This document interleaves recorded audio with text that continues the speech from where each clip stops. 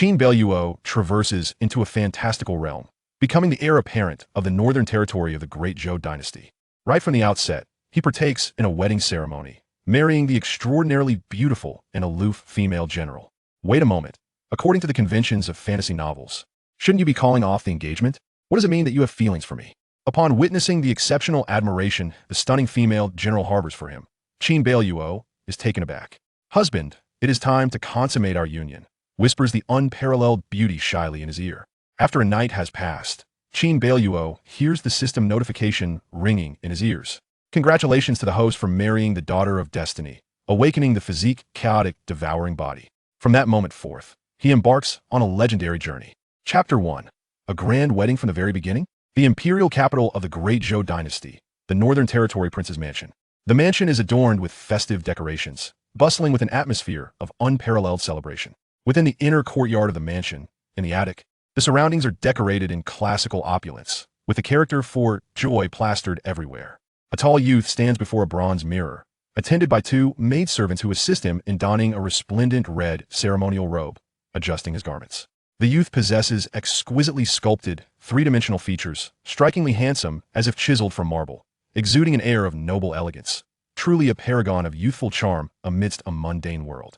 The two maidservants who assist him in dressing cannot help but blush as they steal glances at him. The youth's name is Qin Beiluo, the heir to the Northern Territory Prince. Simultaneously, he is also a time traveler. It has been 3 days since he traversed into this enchanting world. Gradually coming to terms with the reality of his transmigration, Qin Beiluo discovers that not only has he crossed over, but he's also accompanied by a system known as the Ultimate Fortune System. Following his arrival, the system issued its first task, requiring him to marry a daughter of destiny to receive rewards upon completion. What a ridiculous system, urging me to marry right after my arrival, Qin Beiluo silently laments. However, the timing of this task's release is indeed quite fortuitous.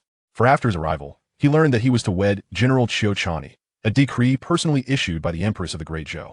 Qiuchani, a name that resonates throughout the Great Zhou. She is a prodigy among the younger generation of the Great Zhou, having reached the divine transformation stage at a tender age, endowed with extraordinary talent. Moreover, she excels in commanding armies, having been dispatched by the Empress to guard the northern city of Xuanwu against the demon tribes. She has achieved numerous remarkable feats, earning the admiration and respect of countless soldiers in the north. Qin Beiluo's rather neglectful father, the Northern Territory Prince, holds Qiuchani in exceedingly high regard, believing that within a decade, the Great Zhou will surely see the rise of a female warrior deity. Host, Qiuchani is indeed the daughter of destiny. Upon marrying her, you shall receive rewards from this system. The system's notification echoes in a standard mechanical female voice. I understand. Qin Beiluo replies dismissively. Today marks the day of his grand wedding with Qiuchani. The 3 letters and 6 rites, the 4 betrothal gifts and 5 golds, the 8 palanquins, the 10 miles of bridal procession, the couple's homage, these intricate and tedious formalities have long been completed, and now he awaits the consummation of their union. Within the royal mansion, a jubilant celebration unfolds, with the outside bustling with an extraordinary liveliness as guests come and go, setting up over 100 banquet tables. Listening to the cacophony from outside, Qin Beiluo inwardly mused, "A grand wedding is acceptable, but I sincerely hope that no cliched scenarios arise, such as an abrupt annulment, or perhaps being looked down upon by the female lead." He continued to grumble, while simultaneously adjusting his attire before the bronze mirror. Gazing into the mirror, he beheld his strikingly handsome features. The body he inhabited after the traverse was indistinguishable from his past life, with even the minutest details perfectly aligned. A remarkable coincidence indeed. Note, this is not a soul transfer. The original self is indeed the protagonist. Host, please strive diligently.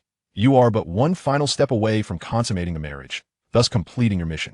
The system's notification echoed in his ears, plunging Qin Beiluo into contemplation. Through his recent days of acclimatization in this new realm, he had come to understand the nature of the world he had entered.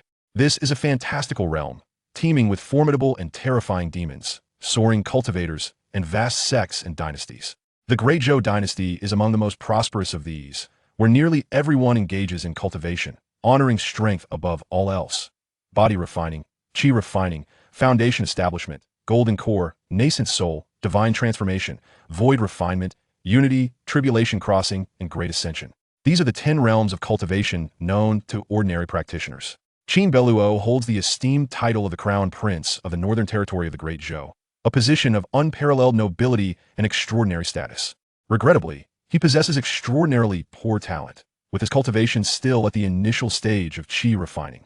It is worth noting that as the crown prince of the Northern Territory, he lacks neither elixirs nor rare treasures, nor various top-tier techniques to aid his cultivation. Yet, no matter how many pills or treasures he consumes, they yield no improvement in his cultivation, progressing at a pace akin to that of a tortoise. He resembles an insatiable abyss, incapable of being filled by those elixirs and rare materials. The Northern Territory king had summoned numerous masters to diagnose Qin Beiluo's condition, including himself, a first-rate expert, yet they were all rendered helpless against his plight. Meanwhile, his contemporaries in cultivation have already reached at least the golden core stage, with some prodigies even advancing to the nascent soul stage. My cultivation talent is abysmally poor. I can only hope for the system's assistance. First, I must find a way to complete the mission and earn the system's rewards, Qin Beiluo contemplated. First, I must fulfill the system's task by marrying Qiu Chani. His goal was clear. The auspicious hour has arrived, Your Highness. The bride awaits your presence. A gentle reminder from a maid sounded from outside the door. Qin Beiluo refocused his thoughts, nodding in acknowledgement. He then turned and stepped forward, departing with the maid in accompaniment. In the serene and elegant bedroom, the flickering candlelight illuminated the space, adorned predominantly in vibrant red, exuding a festive ambience. Before the bed, a woman clad in a fiery red wedding gown lifted her veil, revealing an exquisite visage. Her demeanor was strikingly elegant, with features that seemed to be painted, bright eyes and pearly teeth, framed by a delicate alabaster face with a curvaceous figure, utterly enchanting. Qiu Chani. Her eyes sparkled like stars, filled with anticipation as she gazed toward the door. Why hasn't he arrived yet? Qiu Chani murmured softly, her crimson lips parting slightly. Having waited in the bridal chamber for quite some time, she was beginning to feel a tad bored. Qiu Chani withdrew her gaze, beginning to appraise the room's furnishings. Soon, her attention was drawn to a table adorned with beautifully crafted pastries, and upon spotting a box of osmanthus cakes, her eyes glimmered with delight. With a graceful flick of her jade hand, a piece of osmanthus cake floated languidly into her palm. She opened her mouth slightly, eagerly consuming the osmanthus cake, her manner refined yet rapid, her cheeks puffing as she devoured it, leaving not a crumb behind in the blink of an eye. Qiu Chani gently pressed her crimson lips together, a glimmer of lingering desire flashing in her bright eyes as she prepared to indulge in another piece of osmanthus cake, when suddenly she heard the faint sound of footsteps outside the door. Her heart stirred, and she promptly seated herself beside the bed, her keen gaze quietly directed towards the entrance. The door creaked open, revealing Qin Beiluo, accompanied by a maidservant. Qin Beiluo's gaze fell upon Qiu Chani, and he could not help but be captivated by her beauty. She was indeed a rare and stunning maiden. The maidservant respectfully curtsied and said, "Your Grace, Your Highness, I shall not disturb your rest any further. I will await your call in the hall." With that, she discreetly closed the door and departed. Only Qin Beiluo and Qiu Chani remained in the chamber, and they exchanged glances. Qiu Chani blinked, her eyes lingering on Qin Beiluo. Qin Beiluo likewise scrutinized Qiu Chani, noticing a smudge of food residue at the corner of her rosy lips. Being alone with her feels a bit awkward. Qin Beiluo and Qiu Chani were not well acquainted. They had only seen each other from a distance on a few occasions. Yet, their relationship had unexpectedly transformed into that of husband and wife. At that moment, he heard the system's notification chime in his ear. Detected the fortune's daughter, Qiu Chani. Would you like to view her attributes? View. Qin Beiluo silently affirmed, and before him appeared Qiu Chani's attribute panel. Fortune's daughter name, Qiu Chani. Fortune value, 7129. Maximum value is 10,000. Cultivation level, early stage of divine transformation. Special constitution, innate Great Luo sword body. Hobbies, particularly fond of sweet delicacies. Affection level towards the host, 90. Maximum value is 100. Upon seeing the system information, Qin Beiluo was momentarily taken aback. He could comprehend all the other information, but this affection level. Why was Qiu Chani's affection for him at a staggering 90 points? Qin Beiluo was aware of the system's criteria for assessing affection levels. Typically, an affection level exceeding 60 points was commendable, indicating a favorable sentiment towards oneself deep within the other's heart. Reaching 70 points made it relatively easy to establish a romantic relationship. An affection level of 80 points almost guaranteed unwavering loyalty and devotion from the other party. Yet, Qiu Chani's affection for him astonishingly reached 90 points. What could this possibly signify? Chapter 2. Does she have affection for me? Qin Beiluo felt a twinge of surprise in his heart. Kaya Changi had previously had no interaction with him.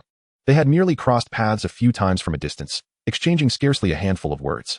The revelation that Kaya Changi harbored a remarkable 90 points of affection for him was evidently unusual. However, amidst his confusion, Qin Beiluo breathed a sigh of relief. Although he was uncertain about the reasons behind Kaya Changi's unexpectedly high regard for him, at the very least, he need not worry about scenarios involving broken engagements, elopements, or 3-year pacts. The completion of the system's mission seemed promising. Kaya Changi gazed at Qin Beiluo, her voice as frigid as a mountain spring. I have met my husband.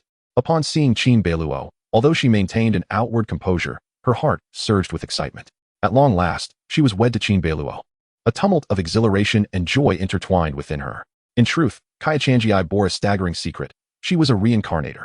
A month prior, she had awakened the memories of her past life. In her previous existence, Kaya Changi had relied on her extraordinary talents to become a preeminent powerhouse in this realm. A revered Valkyrie of the Great Zhou Dynasty. Her relationship with Qin Beiluo was not that of spouses, but rather of close friends. In her recollections, the Qin Beiluo of her past life had initially possessed abysmal cultivation talent, but subsequently awakened a unique constitution, leading to rapid advancement that matched her prowess. Qin Beiluo had inherited the throne of the Northern Kingdom, safeguarding the northern borders of the Great Zhou, and their friendship had flourished. Later, when an ancient emperor's tomb emerged, Kaya Changi and Qin Beiluo had ventured together to explore its depths, navigating through perilous challenges until they reached the innermost sanctum. Yet, in that very place, they encountered a cadre of formidable foes, all of whom bore a grudge against Kaya Changi, having laid an ambush to assassinate her. 10 powerful adversaries had laid a net of death, intent solely on her demise. Kaya Changi found herself ensnared in a dire predicament, a situation from which there seemed no escape.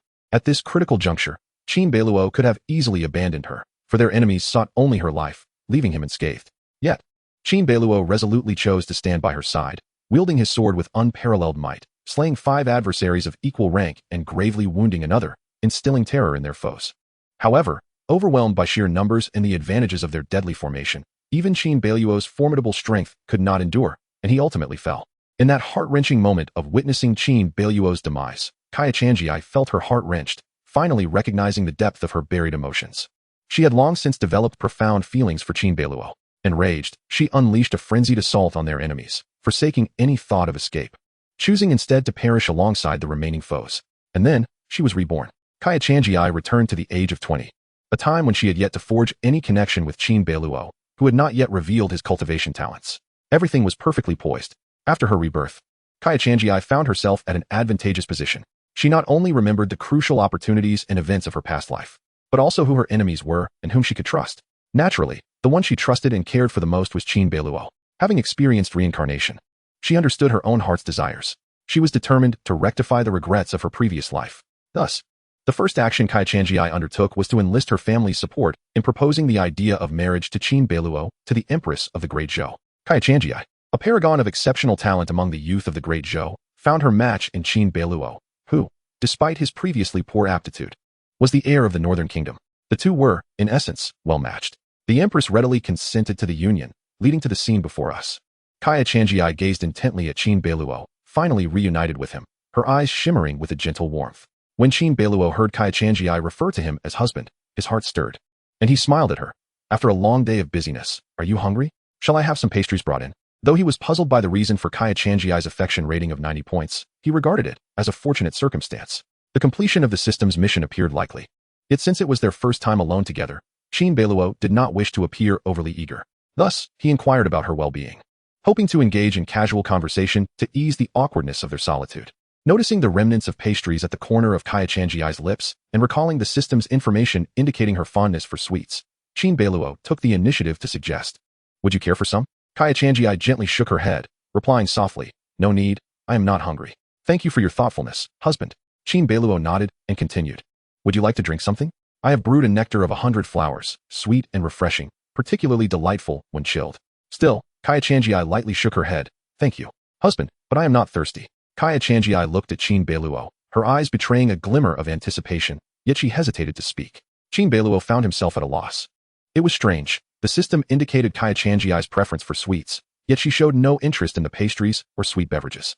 The system's information seemed somewhat unreliable. By the bedside, Kaya Changi bit her lip, maintaining her icy demeanor while feeling a rising urgency within. The room fell silent, an awkward lull enveloping them. Qin Beiluo attempted to initiate conversation. "Kaya Changi, I have heard you are guarding the northern mystic turtle city, slaying countless demons. The northern region must be in disarray, with demons rampant. However, unexpectedly, Kaya Changi furrowed her brow and gently interrupted, "Husband, it is getting late. Perhaps we should rest now and discuss those trivial matters tomorrow?" Kaya Changi's heart raced. Tonight was their wedding night, yet he kept bringing up pastries and beverages, even mentioning the turmoil in the north. Could he not get to the point more directly? Her snow-white complexion flushed with crimson, she lowered her head, avoiding Qin Beiluo's gaze, her intent unmistakable. Qin Beiluo was taken aback. Was she being this direct? Initially, he had intended to chat a bit longer with Kaya Changi to foster familiarity, yet he had not anticipated her assertiveness. Though puzzled by the situation, he certainly did not wish to decline. Indeed, on this night of their marriage, addressing the matter at hand was essential. Very well, Qin Beiluo acquiesced. Kaya Changi responded with a soft The candlelight flickered, illuminating Kaya Changi's exquisite visage, her skin resembling delicate porcelain, her figure graceful and alluring. Even the most discerning eyes would find no flaw within her beauty. A paragon of elegance, she was a vision of unparalleled grace. "Husband, would you extinguish the candlelight?" Of course. Qin Beiluo blew out the flame and approached the bed.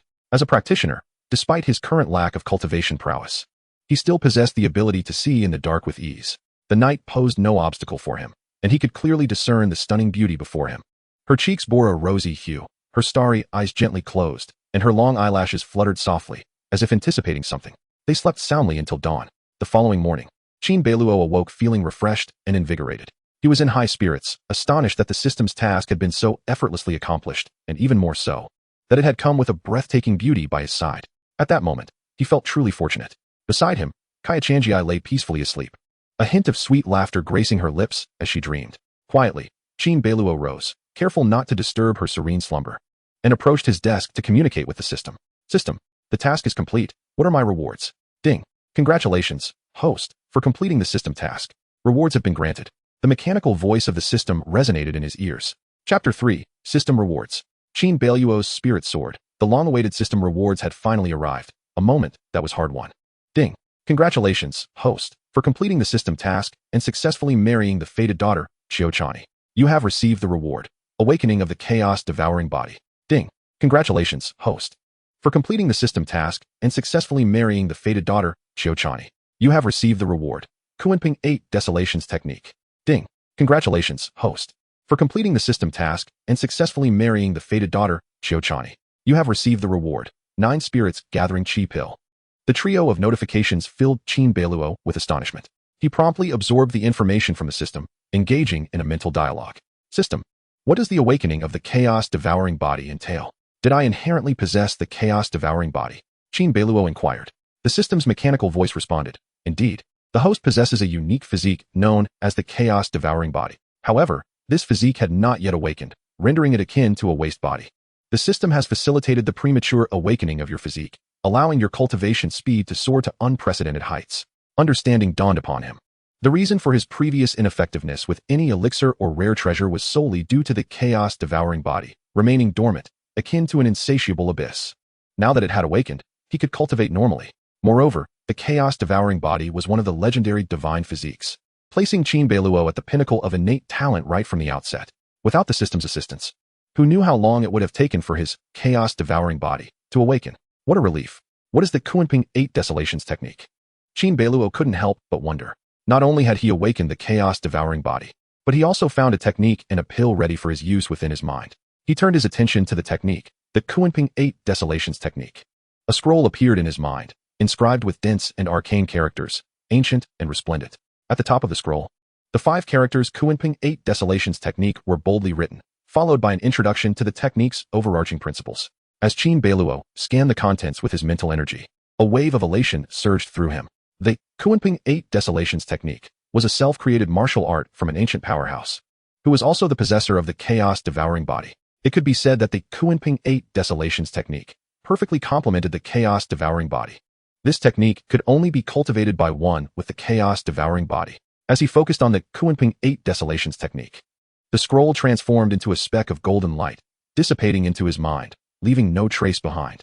Simultaneously, the contents of the Qinping 8 Desolations Technique were indelibly etched into his consciousness, as if it were an innate memory. The essence of the technique unfurled within him.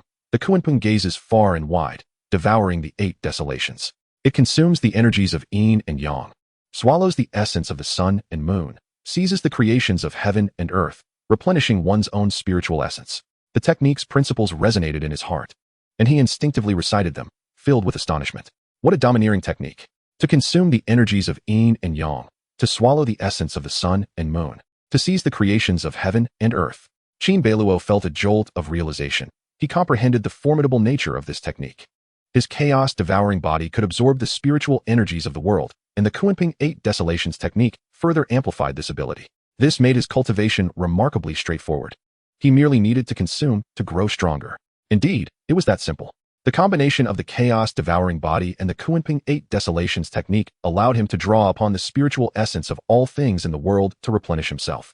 And how could he absorb the spiritual essence of the world?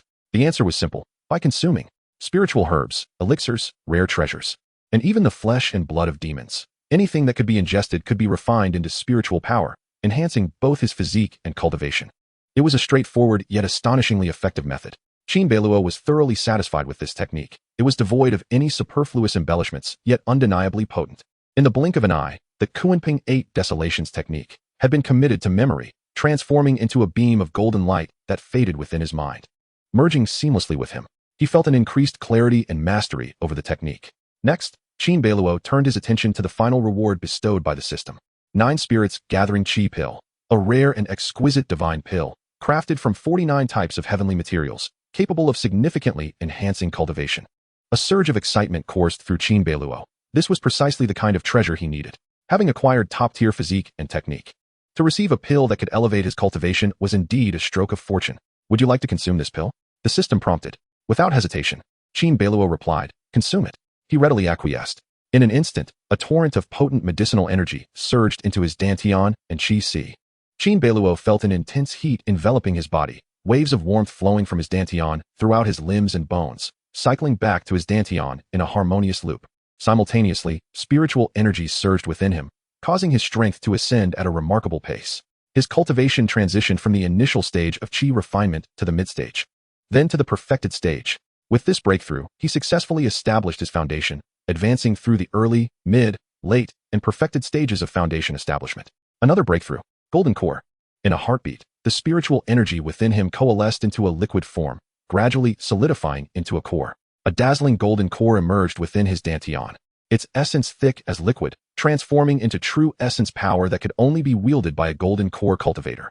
The golden core had been formed. In an instant, Qin Beiluo's strength had surged from the weak initial stage of qi refinement to the early stage of golden core. The speed of this cultivation leap was nothing short of astonishing. Moreover, he felt a surge of vitality coursing through him. His bones felt resilient, and there were no signs of instability in his cultivation. Instead, his foundation felt solid and profound. The 9 Spirits Gathering Qi Pill had facilitated this breakthrough without any adverse effects. Qin Beiluo sensed the flow of spiritual energy transforming into true essence, cleansing his entire being. His strength had undergone a qualitative transformation. In his experience, peers of his age, whether from noble families in the imperial capital or disciples of prestigious sects, were typically at the golden core stage. Only a select few geniuses reached the nascent soul stage. Thus, in just a day, he had caught up with the majority of their cultivation progress. Qin Beiluo mused to himself, feeling quite satisfied, especially with the awakening of the Chaos Devouring Body, which would propel his cultivation to even more terrifying heights. Slowly, Qin Beiluo opened his eyes. A wave of true essence power gradually subsided, returning to his dantian and qi si. "My husband, you." On the bed, Qiu Chani was disturbed by Qin Beiluo's movements. She gazed at him, her delicate brows furrowing slightly, her starry eyes widening in surprise. With her keen perception, she could undoubtedly discern that Qin Beiluo's strength had surged, having broken through to the golden core stage. What could have caused this?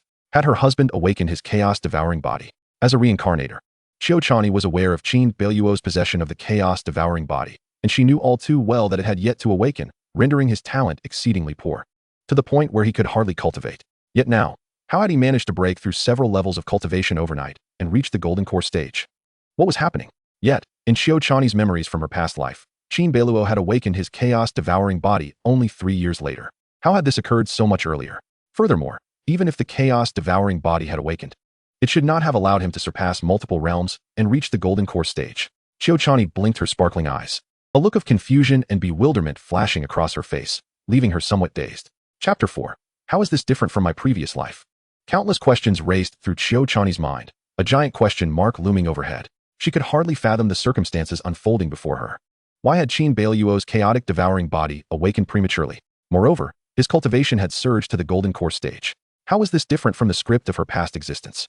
It was utterly incomprehensible. Qin Beiluo calmed the true essence within him and turned his gaze towards Qiu Chani. Chani, you are awake. I thought you would sleep a little longer. After a night of conversation, the bond between Qin Beiluo and Qiu Chani had advanced by leaps and bounds. His eyes lingered on her graceful figure. Her long hair tumbled freely, while her jade-like arms, as pure as snow, gathered her tresses, accentuating her exquisite beauty that was now fully revealed to Qin Beiluo. Compared to the previous night, Qiu Chani radiated an undeniable aura and charm. My dear husband, what has happened? I see your cultivation. It's nothing, just a slight breakthrough in my training. Qin Beiluo shrugged nonchalantly, responding with a smile. His tone was so casual, it seemed as though it were a trivial matter. Qiu Chani pressed her lips together. This guy. To call such a monumental advancement a mere slight breakthrough? He had evidently shattered 2 major realms and 7 minor realms, leaping into the ranks of golden core cultivators. If that was a mere small breakthrough, countless practitioners around the world would surely be left in shame. While Qiu Chani was filled with delight at Qin Beiluo's transformation, she couldn't help but feel suspicious. Could it be that Qin Beiluo, like her, had been reborn? Or had he encountered some fortuitous opportunity? Taking a deep breath, she gazed at him with her beautiful eyes. My husband, your previous cultivation was merely at the initial stage of qi refinement, and I heard you struggled with your training, remaining stagnant at that level for a long time. Qin Beiluo nodded, glossing over the system's matters, and explained, yes, after our wedding night, I awakened a unique constitution known as the chaotic devouring body. Now, not only can I cultivate normally, but I also seized the opportunity to break through to the golden core stage. At the mention of their wedding night, Qiu Chani felt her cheeks flush, as Qin Beiluo skillfully diverted the topic. I see, congratulations on your breakthrough, my husband, she said softly. Qin Beiluo replied, the time has come. Shall we go pay our respects to my father with tea? According to tradition, newlyweds were to present tea to their elders the following day. All right, my husband. Please wait a moment. Qiu Chani rose from the bed and dressed herself. She exchanged the bright red wedding attire for everyday clothing, donning a crescent white long dress. Her hair was elegantly tied into a high ponytail, her figure exuding grace and a cool demeanor. Qin Beiluo's eyes brightened as he caught a glimpse of the battlefield's extraordinary female general reflected in her, imagining how splendidly she would appear in combat. Qiu Chani's smile was gentle, her mood exceptionally bright. The most significant matter since her rebirth had finally been accomplished, and recalling the events of the previous night filled her with a sweet shyness. Suddenly, as if remembering something, Qiu Chani's face turned crimson. She bent down to tidy the bed, swiftly removing the sheets and concealing them within her spatial ring. The spatial ring was a precious storage artifact, accessible only to a select few cultivators.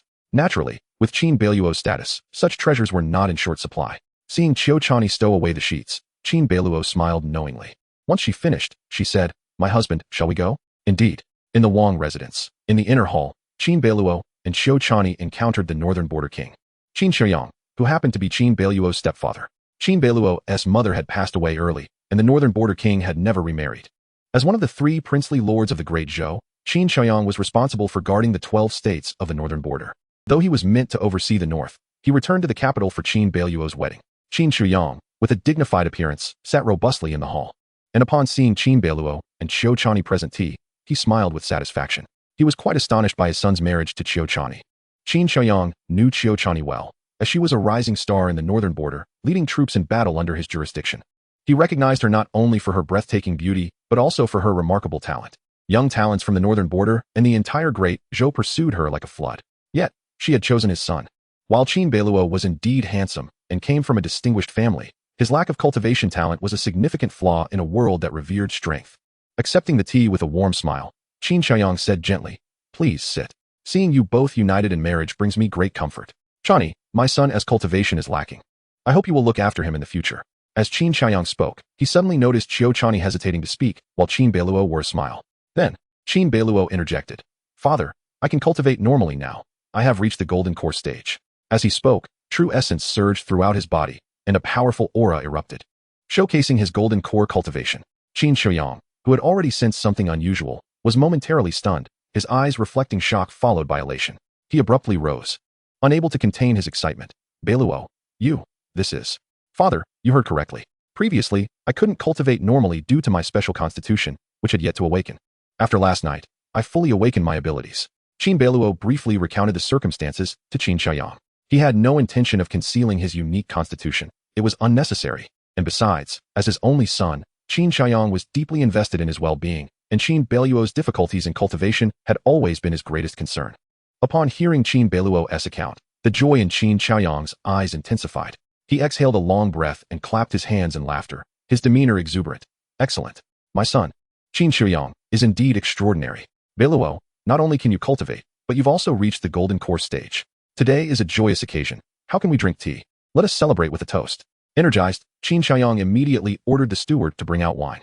Soon, the steward, an elderly man named Wu Hua, who had served Qin Chaoyang loyally for many years, presented 2 jars of fine-aged wine. When Wu Hua learned of Qin Beiluo's news, he too was overwhelmed with joy, exclaiming, "Congratulations, young master. I knew you were destined for greatness. You will surely soar to new heights." Qin Chaoyang drank heartily, and Wu Hua was all smiles. Observing this, Qin Beiluo revealed a smile of his own, feeling quite pleased.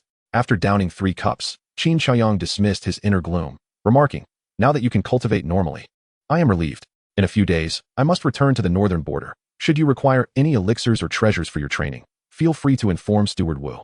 You have full authority over the treasures in the royal treasury." "Thank you, father," Qin Beiluo nodded, a thought crossing his mind. "Why are you so eager to return to the northern border?" The northern border often faces disturbances from demons and monsters. I need to oversee the situation," Qin Chaoyang replied. As a princely lord guarding the borders, commanding a 1,000,000-strong army, his authority was immense. According to the customs of the Great Zhou, as the son of the northern border king, Qin Beiluo was required to remain in the capital for balance. Qin Beiluo nodded in understanding, while Qiu Chani remained silent, knowing that she too would eventually return to the northern border. In this grand wedding, the empress has granted her only a 3-month leave. At this moment, the steward, old Wu, seemed to recall something and smiled. "By the way, in just a few days, the Ziyun Academy will open its doors. The young master is sure to shine brilliantly and rank among the top." The Ziyun Academy, established by the royal family of the Great Zhou, is the highest institution of learning, admitting the most talented young practitioners of the realm for cultivation. Having been founded for over a millennium, it enrolls students every 3 years. In the past, Qin Beiluo had missed the selection process due to his inability to cultivate. Although, given his status, gaining entry into the Ziyun Academy would pose no challenge, it would be devoid of significance. Upon hearing this, Qin Chaoyang once again wore a smile, patting Qin Beiluo on the shoulder. "This time, with the Ziyun Academy opening, your father awaits your good news." Qin Beiluo nodded with a smile. Hearing about the selection process at the Ziyun Academy, Qiu Chani felt a stir in her heart. She recalled that in her previous life, the academy concealed great opportunities. Chapter 5. Is cultivation really this simple? After a brief chat with his father, Qin Chaoyang, and the steward, old Wu, Qin Beiluo returned to the inner courtyard with Qiu Chani. Noticing that Qiu Chani appeared somewhat distracted, he inquired with a smile, "Chani, do you seem to have something on your mind?" Qiu Chani responded, "Husband, I have long yearned for the Ziyun Academy. I have heard that the sword ruins and the unforeseen stone walls within the academy are places of great fortune. I wonder if, when the academy opens, I might accompany you." "Of course, that is no problem," Qin Beiluo assured her. He understood that Qiu Chani hailed from a distinguished lineage of practitioners in the northern region and had never entered the Ziyun Academy for cultivation. Upon receiving his affirmation, Qiu Chani's heart soared with joy. Based on her memories from her previous life, she knew that the Ziyun Academy indeed harbored several significant opportunities. And if both she and Qin Beiluo could seize them, it would be splendid. As they conversed, a knock on the door interrupted them, and a maid's voice inquired whether they wished to partake in breakfast. After Qin Beiluo's consent, a sumptuous spread of delicacies was laid out before them, featuring no fewer than a dozen exquisite dishes. Each dish was crafted from rare heavenly materials or the flesh of extraordinary beasts. For instance, the bowl of congee before Qin Beiluo, made from phoenix blood ganoderma and pearl corn, emanated a rich fragrance. There were also meatballs crafted from the flesh of the 7th-rank demon beast, the purple gold barbarian bull, and a beverage brewed from the nectar of the qiyang flower. The aromas wafted through the air, enchanting all present. Each dish was imbued with abundant spiritual energy, created from various heavenly materials. Even an ordinary individual lacking any talent could, by indulging in these dishes for a year and a half, cleanse their meridians and embark upon the path of cultivation. Qin Beiluo's appetite was insatiable as he savored the array of dishes and pastries. In addition to relishing the culinary delights, he was eager to test the effects of the Kunping 8 desolate arts. This technique allows one to absorb the essence of all things in the universe. Becoming stronger merely through consumption, he wondered what its efficacy would be. As he feasted, the system's notifications echoed in his mind. The host's internal spiritual energy increased. Kunping 8 desolate arts, proficiency level 1, proficiency 11,000. The notifications continued. The host's internal spiritual energy increased. Kunping 8 desolate arts, proficiency level 1, proficiency 21,000. The messages persisted, and Qin Beiluo distinctly felt a warm current surging within him, circulating throughout his body, providing immense comfort. In his dantian, the spiritual energy continuously increased, gradually transforming into the true essence of a cultivator's power. He felt himself growing stronger. Though the change was subtle, it was undeniably swift. Indeed, could it be that I merely need to eat and drink to become stronger? Cultivation is surprisingly simple. Yet, I wonder if the Qin 8 Desolate Arts has a limit to its daily proficiency gains. Qin Beiluo pondered. The progress of cultivation accelerated rapidly, and before long, his proficiency exceeded 10 points, showing no signs of slowing. He continued to devour the food on the table with great fervor. Beside him, Qiu also enjoyed the delicacies. Yet her movements were refined, as she selectively indulged in her favorite sweet dishes. For someone of Qiu's cultivation level, while these delicacies were indeed precious, their benefits were minimal. After all, the higher the cultivation, the more challenging the enhancements became. Observing Qin Beiluo devouring food like a whirlwind, a smile graced her cheeks, revealing shallow dimples. Husband, your appetite seems quite robust today. In her previous life with Qin Beiluo, Qiu had never seen him eat in such a manner. Now, witnessing it, she found it amusing rather than off-putting. Once Qin Beiluo finished his mouthful, he replied, "What can I say? I expended quite a bit last night." Qiu's face flushed, recalling how Qin Beiluo had exerted himself for most of the night, resulting in considerable exhaustion. As Qin Beiluo consumed another piece of red bean pastry, he noticed Qiu had a particular fondness for red bean pastries and Qiang flower nectar. She had eaten nearly half of the plate. A thought crossed Qin Beiluo's mind. Realizing that the system's assessment of Qiu was accurate, she truly had a penchant for sweets. Did last night's urgency in the bridal chamber cause her to neglect her favorite dessert? Contemplating this led Qin Beiluo to a perplexing conclusion. He still did not understand why Qiu held such a high affinity for him, seemingly offering it freely. Could it be due to his striking appearance? Qin Beiluo mused internally. Though he certainly resembled a handsome figure, it seemed exaggerated. By the way, husband, Qiu interjected, since you are now able to cultivate normally, and with about 10 days remaining until the Ziyun Academy opens, why not take this time to cultivate together? Absolutely. I have long heard of your remarkable talent, Qian. I was just hoping to learn from you. Qin Beiluo replied with a smile. Qiu's innate ability and prowess made her a standout among the younger generation of the Great Zhou. Even among the exceptional offspring of the royal family or the esteemed disciples of major sects, few could rival her. In response, Qiu nodded slightly, her tone implying urgency. While the Great Zhou appears prosperous at present, it is, in truth, fraught with peril. Aside from the rampant demons, various sects are also eyeing you closely. As the heir of the Northern Region King, you bear significant responsibilities. It is imperative to enhance your strength swiftly in order to confront the impending changes. A stirring sensation gripped Qin Beiluo's heart. Qiu's tone conveyed a sense of urgency. Yet, she was correct. The Great Zhou, despite its outward prosperity, indeed concealed great risks. Demonic unrest frequently plagued the realm, creating an atmosphere of unease. Although large-scale demonic incursions typically occurred at the borders, smaller groups of demons occasionally wreaked havoc in other regions, intensifying in frequency. The threat of demons served as an external concern, while internal strife loomed from the sections. Before the establishment of the Great Zhou, the founding emperor had allied with the 9 major sects to seize the throne from the previous dynasty. After the establishment of the Great Zhou, the emperor rewarded the 9 sects, co-governing the realm alongside them. Presently, many states within the Great Zhou still seemed under the jurisdiction of the court. However, in reality, they had almost become the domains of the major sections. These sects outwardly feigned respect for the Great Zhou, but inwardly, they accumulated power with grand ambitions in mind. This has led to deep-seated conflicts between the Great Zhou and the sects, though the tensions have yet to erupt. At present, the Great Zhou still appears to flourish. But this is merely a facade, concealing the last shred of its dignity. The perils from within and without are evident to any discerning observer. The demons, the sects, and the Great Zhou. Qin Beiluo recalled the information he had encountered since his arrival in this world, his expression growing serious. He understood all too well that as the heir to the Northern Region King, his identity was irrevocably intertwined with the Great Zhou court. Should the Great Zhou face a crisis, he would find it difficult to remain unscathed. With this realization, a sense of urgency surged within Qin Beiluo. He must elevate his strength without delay. Qin Beiluo reined in his thoughts and smiled. Qian, it seems you possess some insider knowledge? He discerned a hint of urgency in Qiu's tone, as if she earnestly hoped for him to rapidly enhance his abilities. Upon hearing his words, Qiu hesitated momentarily. In her rebirth, the person she trusted most was Qin Beiluo. Should she reveal her greatest secret of reincarnation to him? After some contemplation, she decided against it. The time was not yet ripe. She would disclose this matter to her husband once Qin Beiluo's strength had grown further. With this in mind, Qiu replied, "Indeed. I grew up in the northern lands, where my family has established roots.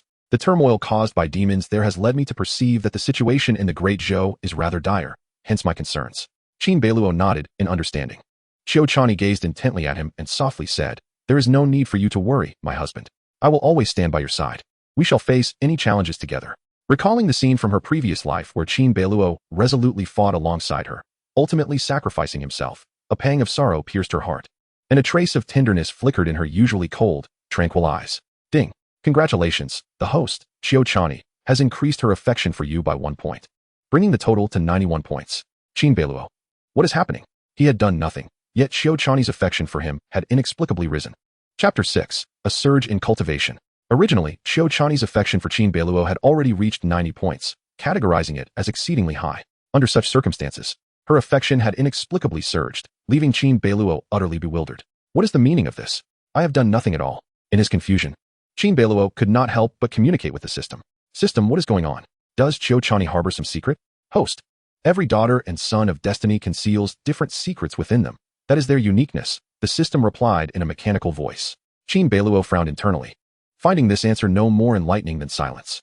Fortunately, his previous life had acquainted him with many web novels, making him somewhat familiar with the tropes, and he had begun to form some conjectures about Xiao Chani's situation. Never mind, I shall focus on my cultivation and find a way to enhance my power. With that thought cast aside, Qin Beiluo commenced his training. Of course, his notion of training was rather simple: eating. In the blink of an eye, Qin Beiluo had devoured a multitude of exquisite dishes from breakfast. Spiritual energy within the host has increased. Qin 8 Desolations Technique, Proficiency, 1, Proficiency, 501-1000. Proficiency has reached 50 points. Not only that, but Qin Beiluo could distinctly feel the richness of the true essence within him. The golden core in his dantian had grown somewhat larger, radiating brilliance. When he first broke through to the golden core stage, that core was merely the size of a fingernail. Now, it had gradually enlarged to the size of a quail egg. It was said that upon reaching the peak of the golden core stage, the core would shine like a golden pearl, growing to the size of an egg, after which it could transform into a primordial infant, achieving the primordial infant stage. Qin Beiluo mused to himself. Given the growth rate of his golden core, he believed he would reach that pinnacle in no time. Xiao Chani observed Qin Beiluo as he relished each delicious morsel, her eyes widening and her mouth agape in astonishment. Noticing her expression, Qin Beiluo chuckled and explained, "My dear, do not be surprised. This is an ancient cultivation method I stumbled upon, which harmonizes perfectly with my chaotic devouring body. By consuming items infused with the spiritual energy of heaven and earth, I can replenish my own spiritual essence." From her past memories, Xiao Chani knew that after Qin Beiluo awakened his chaotic devouring body, his cultivation speed was astonishingly rapid. Yet she had never heard of him possessing such a technique.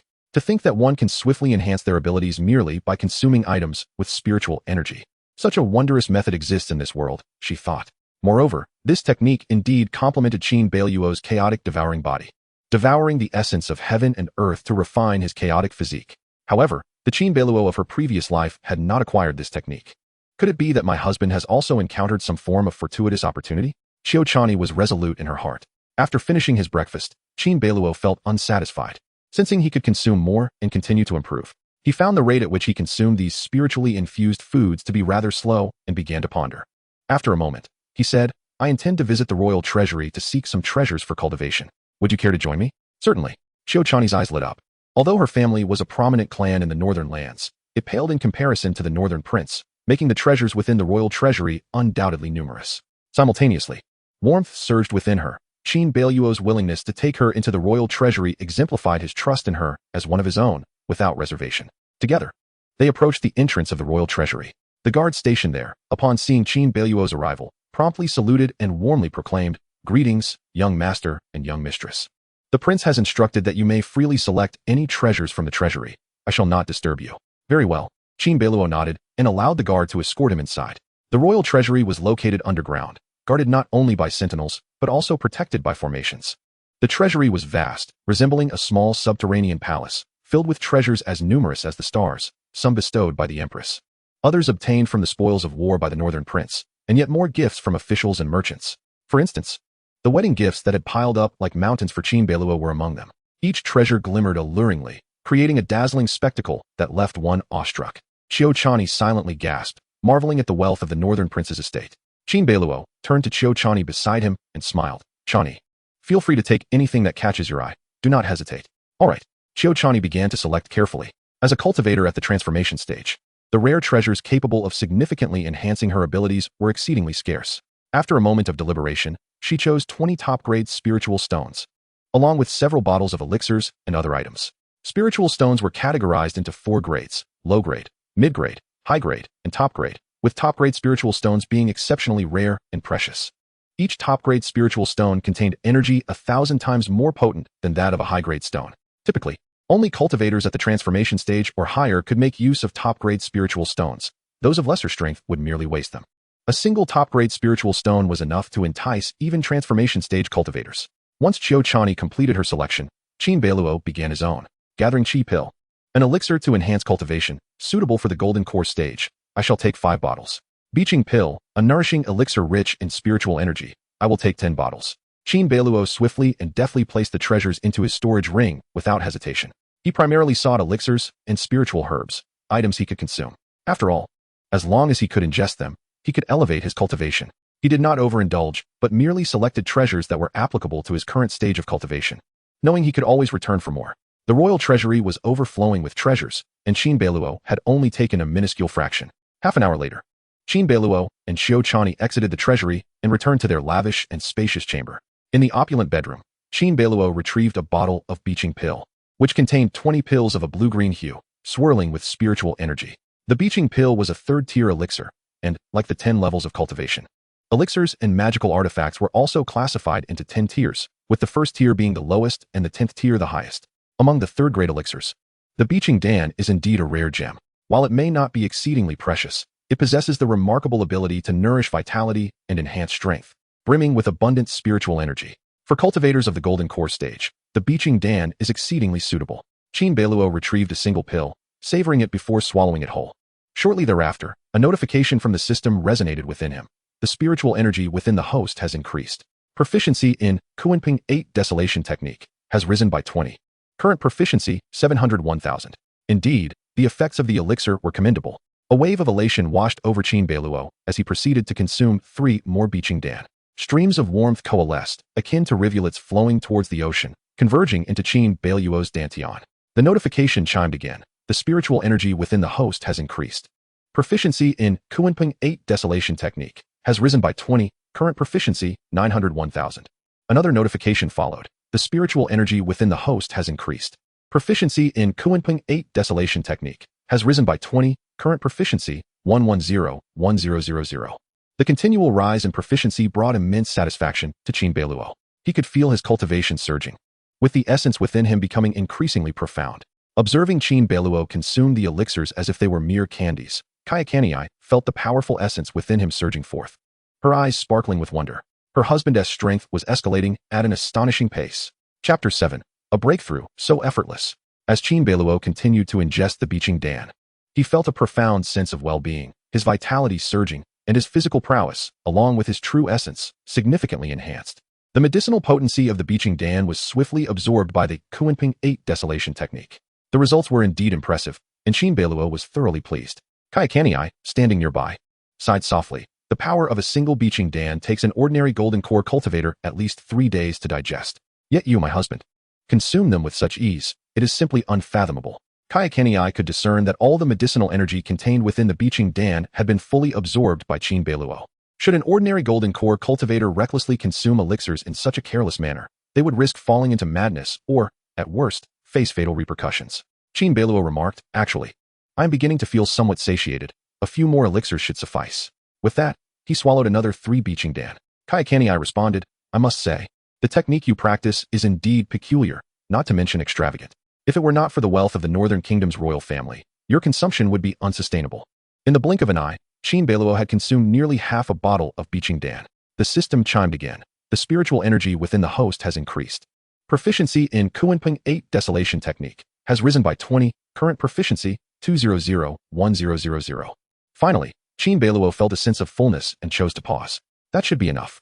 I can gain 200 proficiency in a day. This is not the limit of the Qin 8 Desolation Technique, but rather the extent to which my body can currently endure the spiritual energy of heaven and earth. Qin Beiluo gradually understood the limitations of his daily proficiency growth. He certainly could not continue consuming elixirs indefinitely. The Chaos Devouring Body and the Qin 8 Desolation Technique merely endowed him with the capability to absorb spiritual energy. Not an infinite capacity. He was quite content with the progress he had made. At this rate, It would take him only 5 days to break through to the first level of the Qin 8 desolation technique. Qin Beiluo stored the remaining beaching Dan, stating, "While my cultivation speed is rapid, the resource consumption is indeed extravagant, truly a quintessential pay-to-win technique." Kayakani inquired, "My husband, what does pay-to-win technique mean?" "Oh, it refers to a method that requires substantial financial investment for rapid advancement." Kayakani, still puzzled, murmured, "This pay-to-win concept is new to me." "You are right. This is indeed a pay-to-win technique, and not just any ordinary one. Such a terrifying speed of cultivation appears tailor-made for you. Indeed, as my strength grows, the resources required for this technique will also escalate, and one day, it may very well deplete the royal treasury."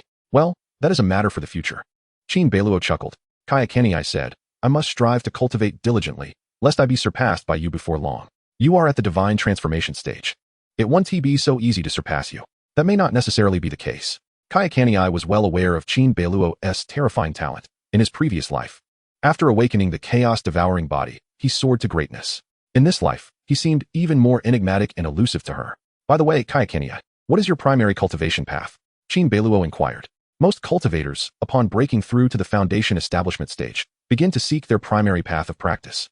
Some focus on body refinement, forging their physical form, walking the path of strength. Others may be sword cultivators, specializing in the art of the sword, or blade cultivators, honing their skills with blades. There are even various practitioners, such as Taoists who specialize in spiritual consciousness, and Buddhists who cultivate virtue and meditation. Some even specialize in dreams, capable of slaying enemies within their slumber. In the northern battlefield, I have slain countless demons, primarily following the path of slaughter. I am proficient with blades, swords, and spears. But my main focus remains the sword path. The system panel had already indicated that Kayakani was a natural Great Luo sword body, confirming her expertise in the sword path. Kayakani was not a delicate damsel. Her accomplishments were forged in the crucible of battle. Having served in the military for 5 years, she had vanquished hundreds of demons, earning significant accolades. Qin Beiluo's eyes sparkled with interest. He held a keen fascination for sword cultivators. Though their techniques may not be flamboyant, their offensive capabilities were undoubtedly top-notch. "I am quite interested in sword cultivation. Might you teach me, Kayakani?" Qin Beiluo asked. "Of course, as long as you are willing." Without further ado, they made their way to the training grounds, outside the royal estate. The training grounds sprawled across hundreds of acres within the Northern Kingdom's royal estate in the imperial capital, with the training grounds situated in the outer courtyard, flat and expansive. Qin Beiluo and Kayakani took their positions in the training grounds. Kayakani had changed into a new outfit, donning a white fitted attire that allowed for ease of movement while accentuating her graceful figure. With a delicate gesture, she summoned a gleaming sword that shimmered with a cold light into her hand. Clad in white and wielding the sword, she exuded an aura of ethereal elegance. "My husband, I shall only use my golden core strength to spar with you, so do be cautious." With a swift movement, Kayakani gracefully approached, charging toward Qin Beiluo. As the sword's light flickered, she truly resembled a beauty akin to jade, with a sword like a rainbow. Qin Beiluo's heart raced. He focused intently, immersing himself fully in the duel. Though he had just broken through to the golden core stage, his mastery of spells and combat techniques was still rudimentary, rendering him somewhat inexperienced in battle. This was precisely why he needed to hone his skills through practical experience. However, he adapted swiftly, bolstered by Kayakani's guidance, allowing him to acclimatize rapidly. Kayakani noted with astonishment that her husband's talent was indeed commendable. Many combat techniques, she explained, simply clicked with him, and he could grasp them with relative ease, even extrapolating upon them. Even more surprising was Qin Beiluo's formidable physique, which surpassed that of many cultivators at the same stage. This was due to the Qin 8 desolation technique, absorbing spiritual essence to nurture his own being, resulting in the strengthening of his blood, bones, and muscles, far exceeding his peers. Not only was his physical strength exceptional, but his mental and spiritual fortitude also surpassed that of his contemporaries. During their spar, it was Qin Beiluo's first foray into real combat at the Golden Core stage, and he quickly found himself at a disadvantage. Yet gradually, he began to muster the strength to counterattack, improving at a remarkable pace.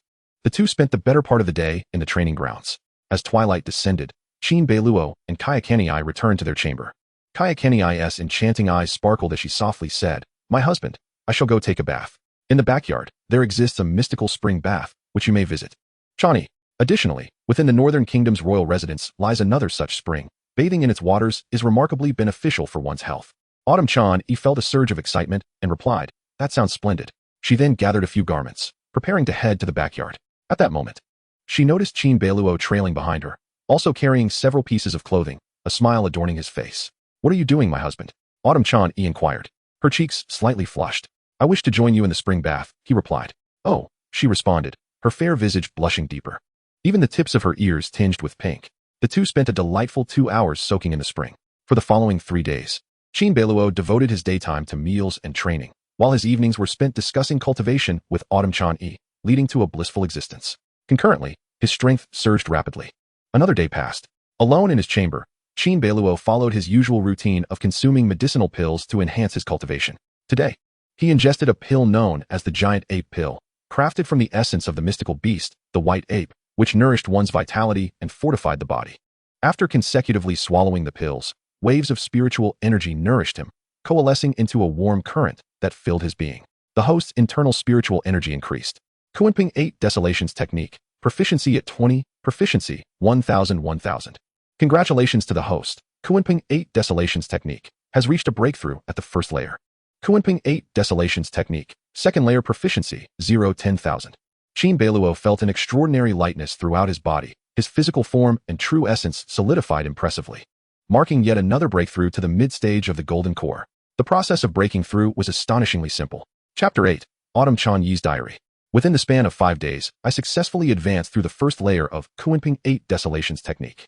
Following this breakthrough, my physique has strengthened, and the power of my true essence has surged, laying an incredibly solid foundation. Qin Beiluo sat cross-legged, attuning himself to the changes within, and then gazed upon the golden core residing in his dantian. In the dantian's energy sea, a golden core, akin to the size of a goose egg, radiated a brilliant golden hue, emitting glimmers of light. The size of the golden core, to a certain extent, symbolized the depth of one's cultivation. My golden core has expanded to such an extent, resembling a goose egg. Even those at the late stage of the golden core, or even at perfection, might not compare to me, Qin Beiluo mused, a mixture of astonishment and joy coursing through him. A golden core of such dimensions typically signifies one at the perfection stage.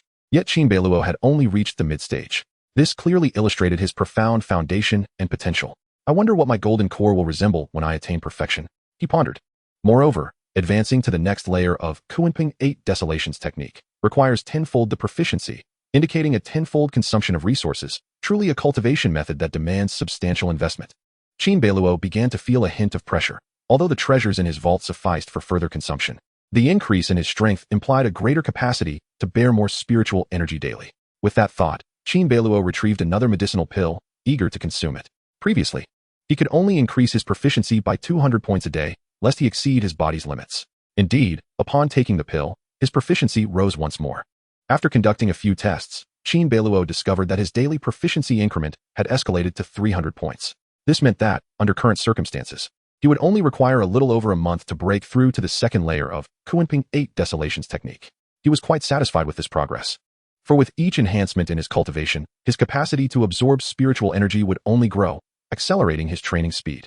Ceasing his cultivation, Qin Beiluo sought out Autumn-chan, who was presently practicing alone in the training grounds. Over the past few days, their joint efforts in swordsmanship had borne swift results. His progress left Autumn-chan astounded, and she eagerly anticipated the opening of the Ziyun Academy, where Qin Beiluo might very well astonish the entire capital. Days passed.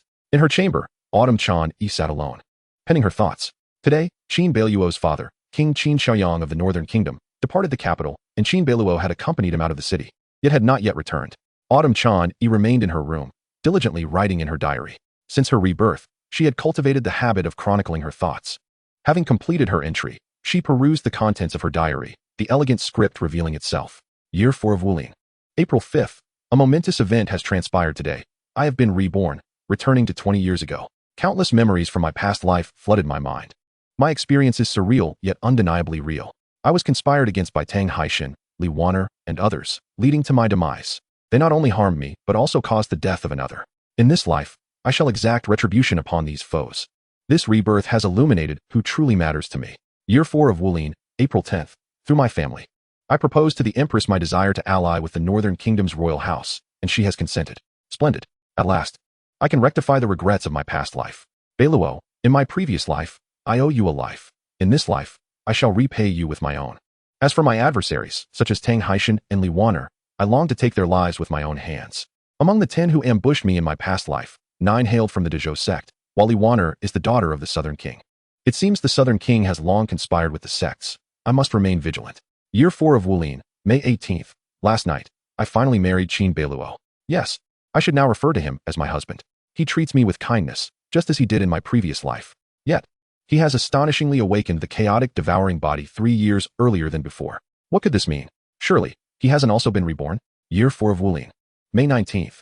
After subtly inquiring, I discovered that my husband has not been reborn.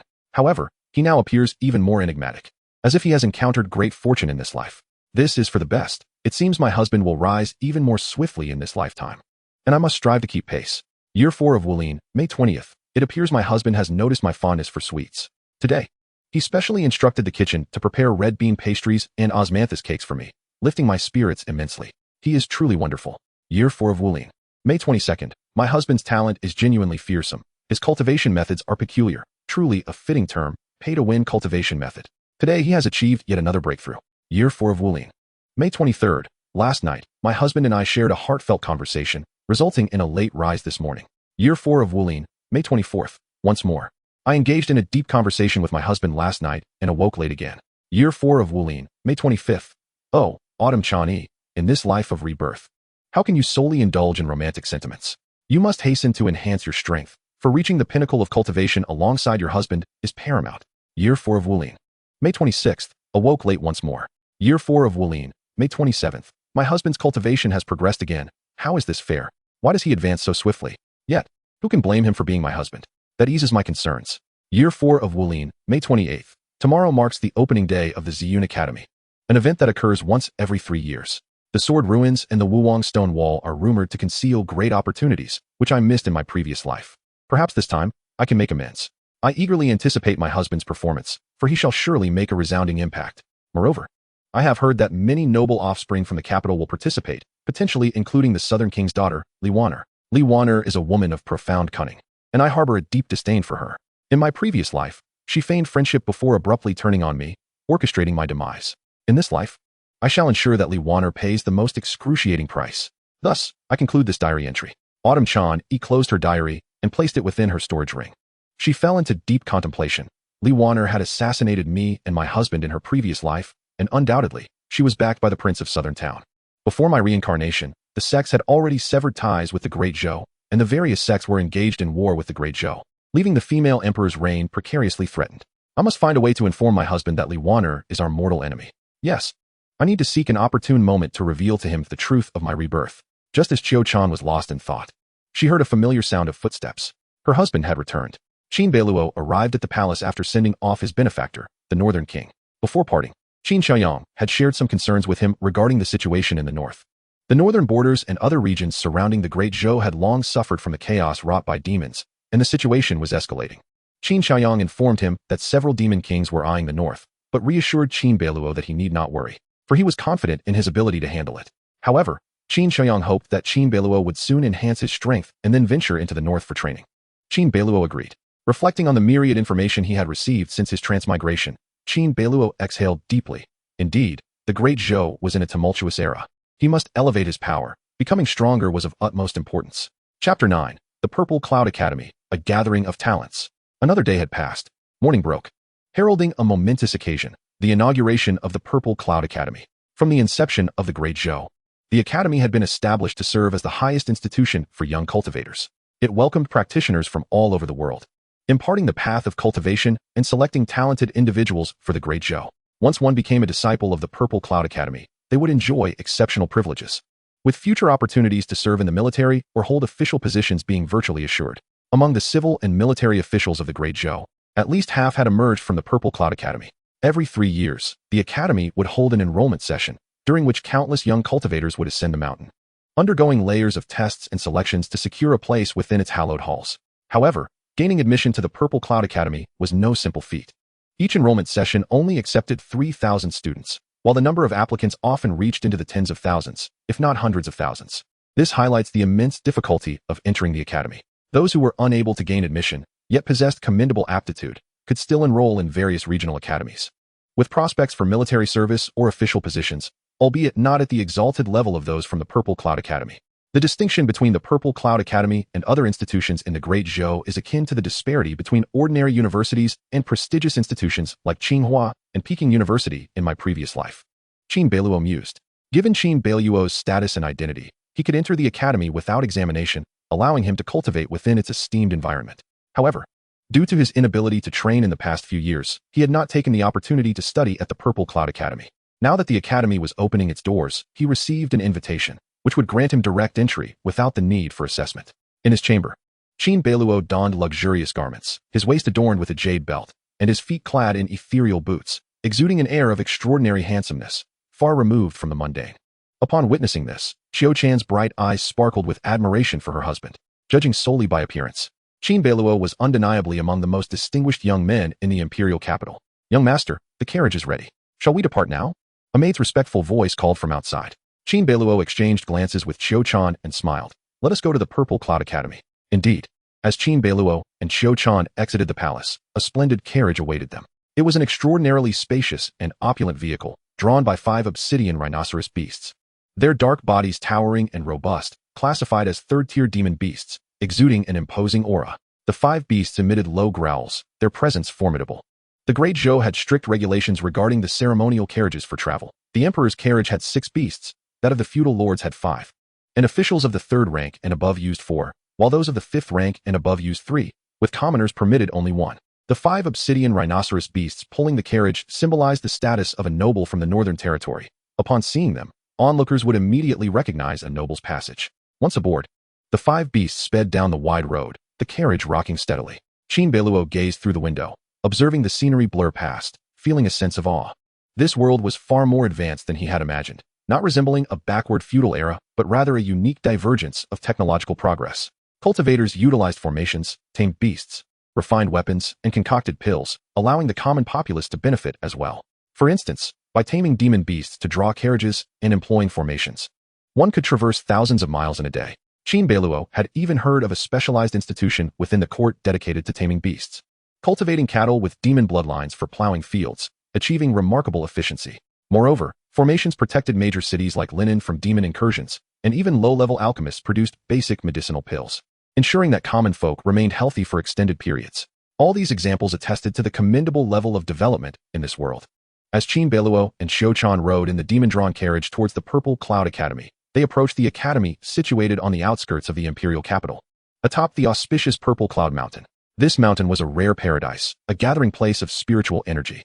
The founder of the Great Zhou had recognized its potential, commissioning the construction of a palace and establishing formations, expending vast resources to create what is now the Purple Cloud Academy.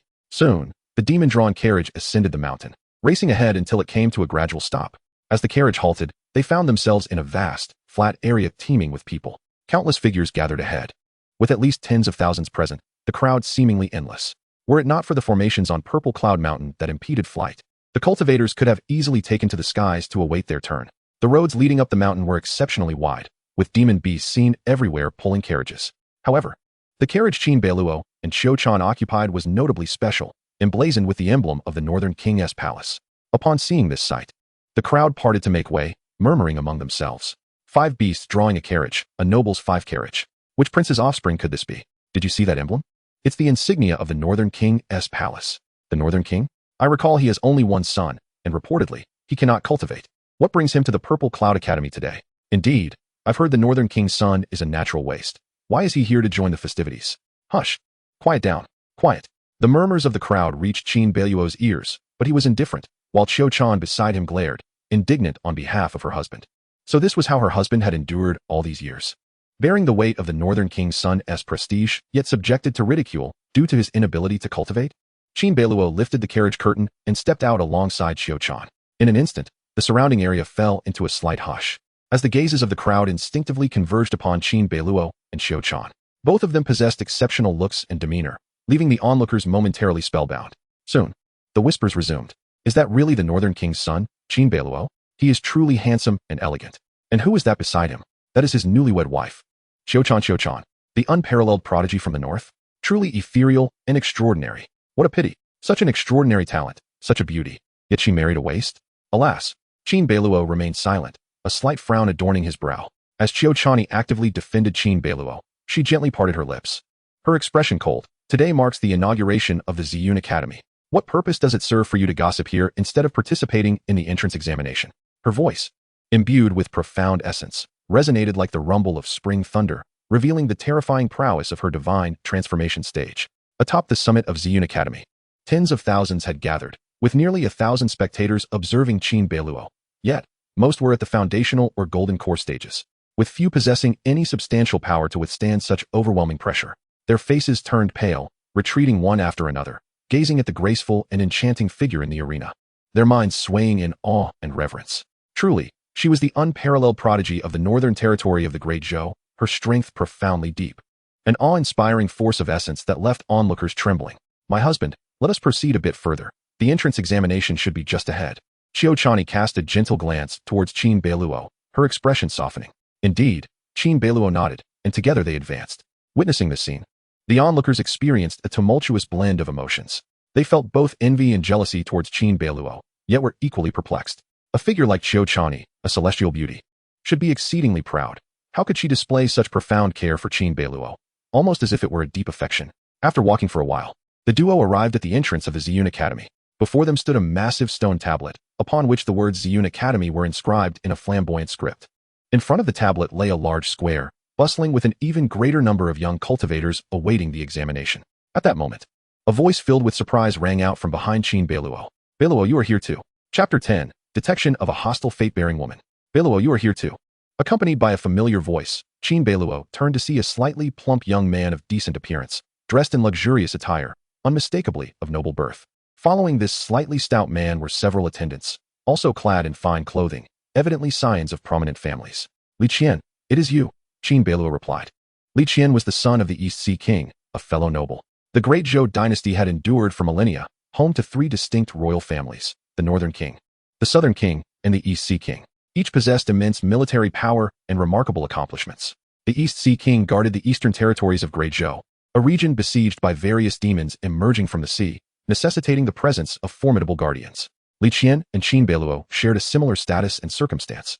They had known each other since childhood, often engaging in mischief together, climbing trees, raiding bird nests, and pitting chickens and insects against each other.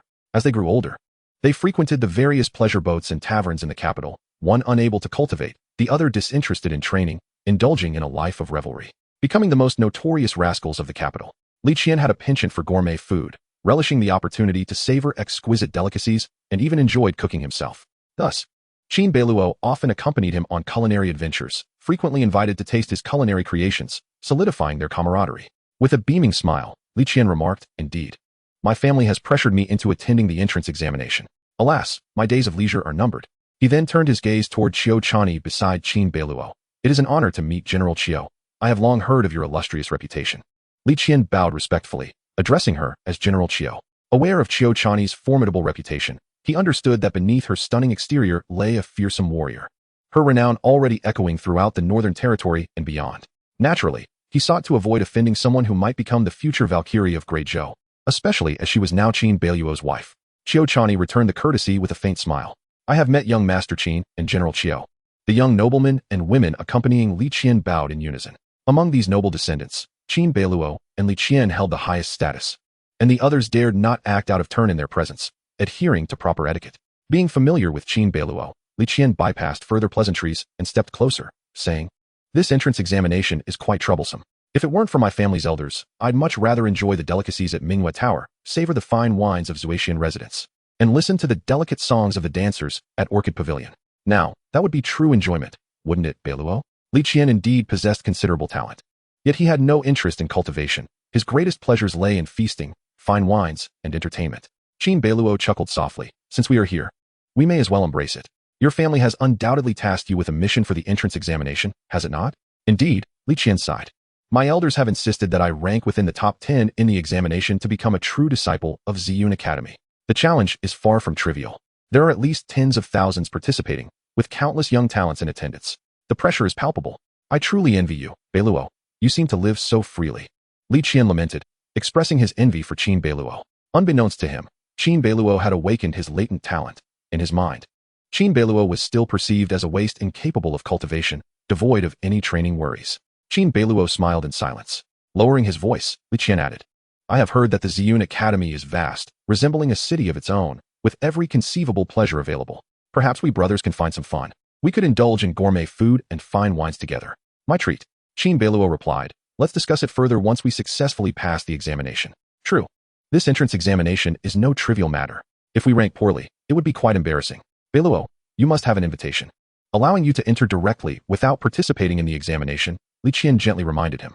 In Li Qian's view, with Qin Beiluo's qi refining stage cultivation, participating in the examination would be akin to self-degradation. He would surely be eliminated in the first round. Those eligible to participate were at least at the foundational stage, with many young cultivators at the golden core or even nascent soul stages.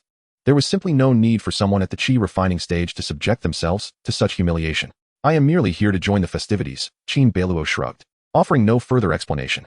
Gazing into the distance, he beheld majestic palace-like structures standing tall, grand and solemn, their eaves cascading in a splendid array. As he looked upon the Ziyun Academy's sign, along with the palace-like buildings, a sense of awe washed over him. In that moment, an epiphany struck him. The Great Zhou court resembled a colossal sect, with all its citizens as disciples of this grand institution. Those who could enter the Ziyun Academy, serving in government or military positions, were akin to the elite disciples of this vast sect. Surveying the bustling crowd, Qin Beiluo noted the throngs gathered in the square before the Ziyun Academy. Soon, an elder clad in a blue robe approached. The exquisite cloud patterns embroidered upon his attire signifying his esteemed position within the academy.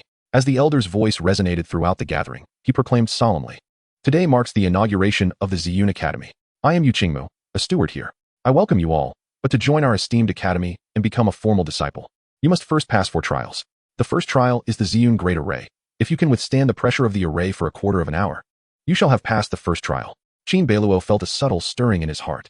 Traditionally, the entrance examination of the Ziyun Academy consists of 4 stages, with the latter 3 frequently subject to change, while the first stage invariably involves the Ziyun Great Array. This array serves as the Academy's protective formation, capable of unleashing immense pressure to thwart adversaries. However, it is worth noting that what Qin Beiluo and his companions faced was merely a diminished version of this formation. As long as they could endure the array's oppressive force for a quarter of an hour, they would successfully pass the first stage. Upon hearing this, many young cultivators adopted serious expressions, cracking their knuckles in anticipation and nodding in agreement. The elder in the azure robe nodded slightly, stroking his beard as he advised, "If any of you find yourselves unable to withstand it, retreat to the stone tablet at the entrance to avoid injury." As he spoke, the elder waved his sleeve and bellowed, "Commence." At the utterance of this command, the elder crushed a formation talisman in his hand, and an overwhelming wave of pressure surged forth, causing everyone to tremble. What an immense force! My legs are quaking.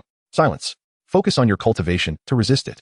In an instant, some young cultivators could not endure the pressure, feeling as if they had plunged into an icy abyss, their limbs turning cold and beads of sweat forming as they instinctively retreated.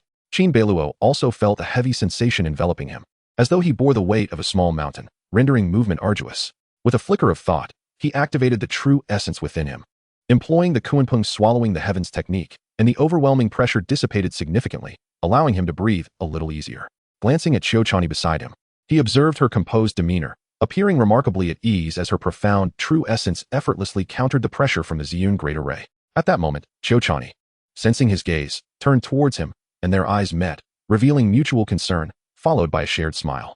Her slightly pursed lips added to her captivating beauty. Suddenly, Qiuchani's attention was drawn to a figure on Qin Beiluo's right, her gaze locking onto it with a hint of concealed animosity.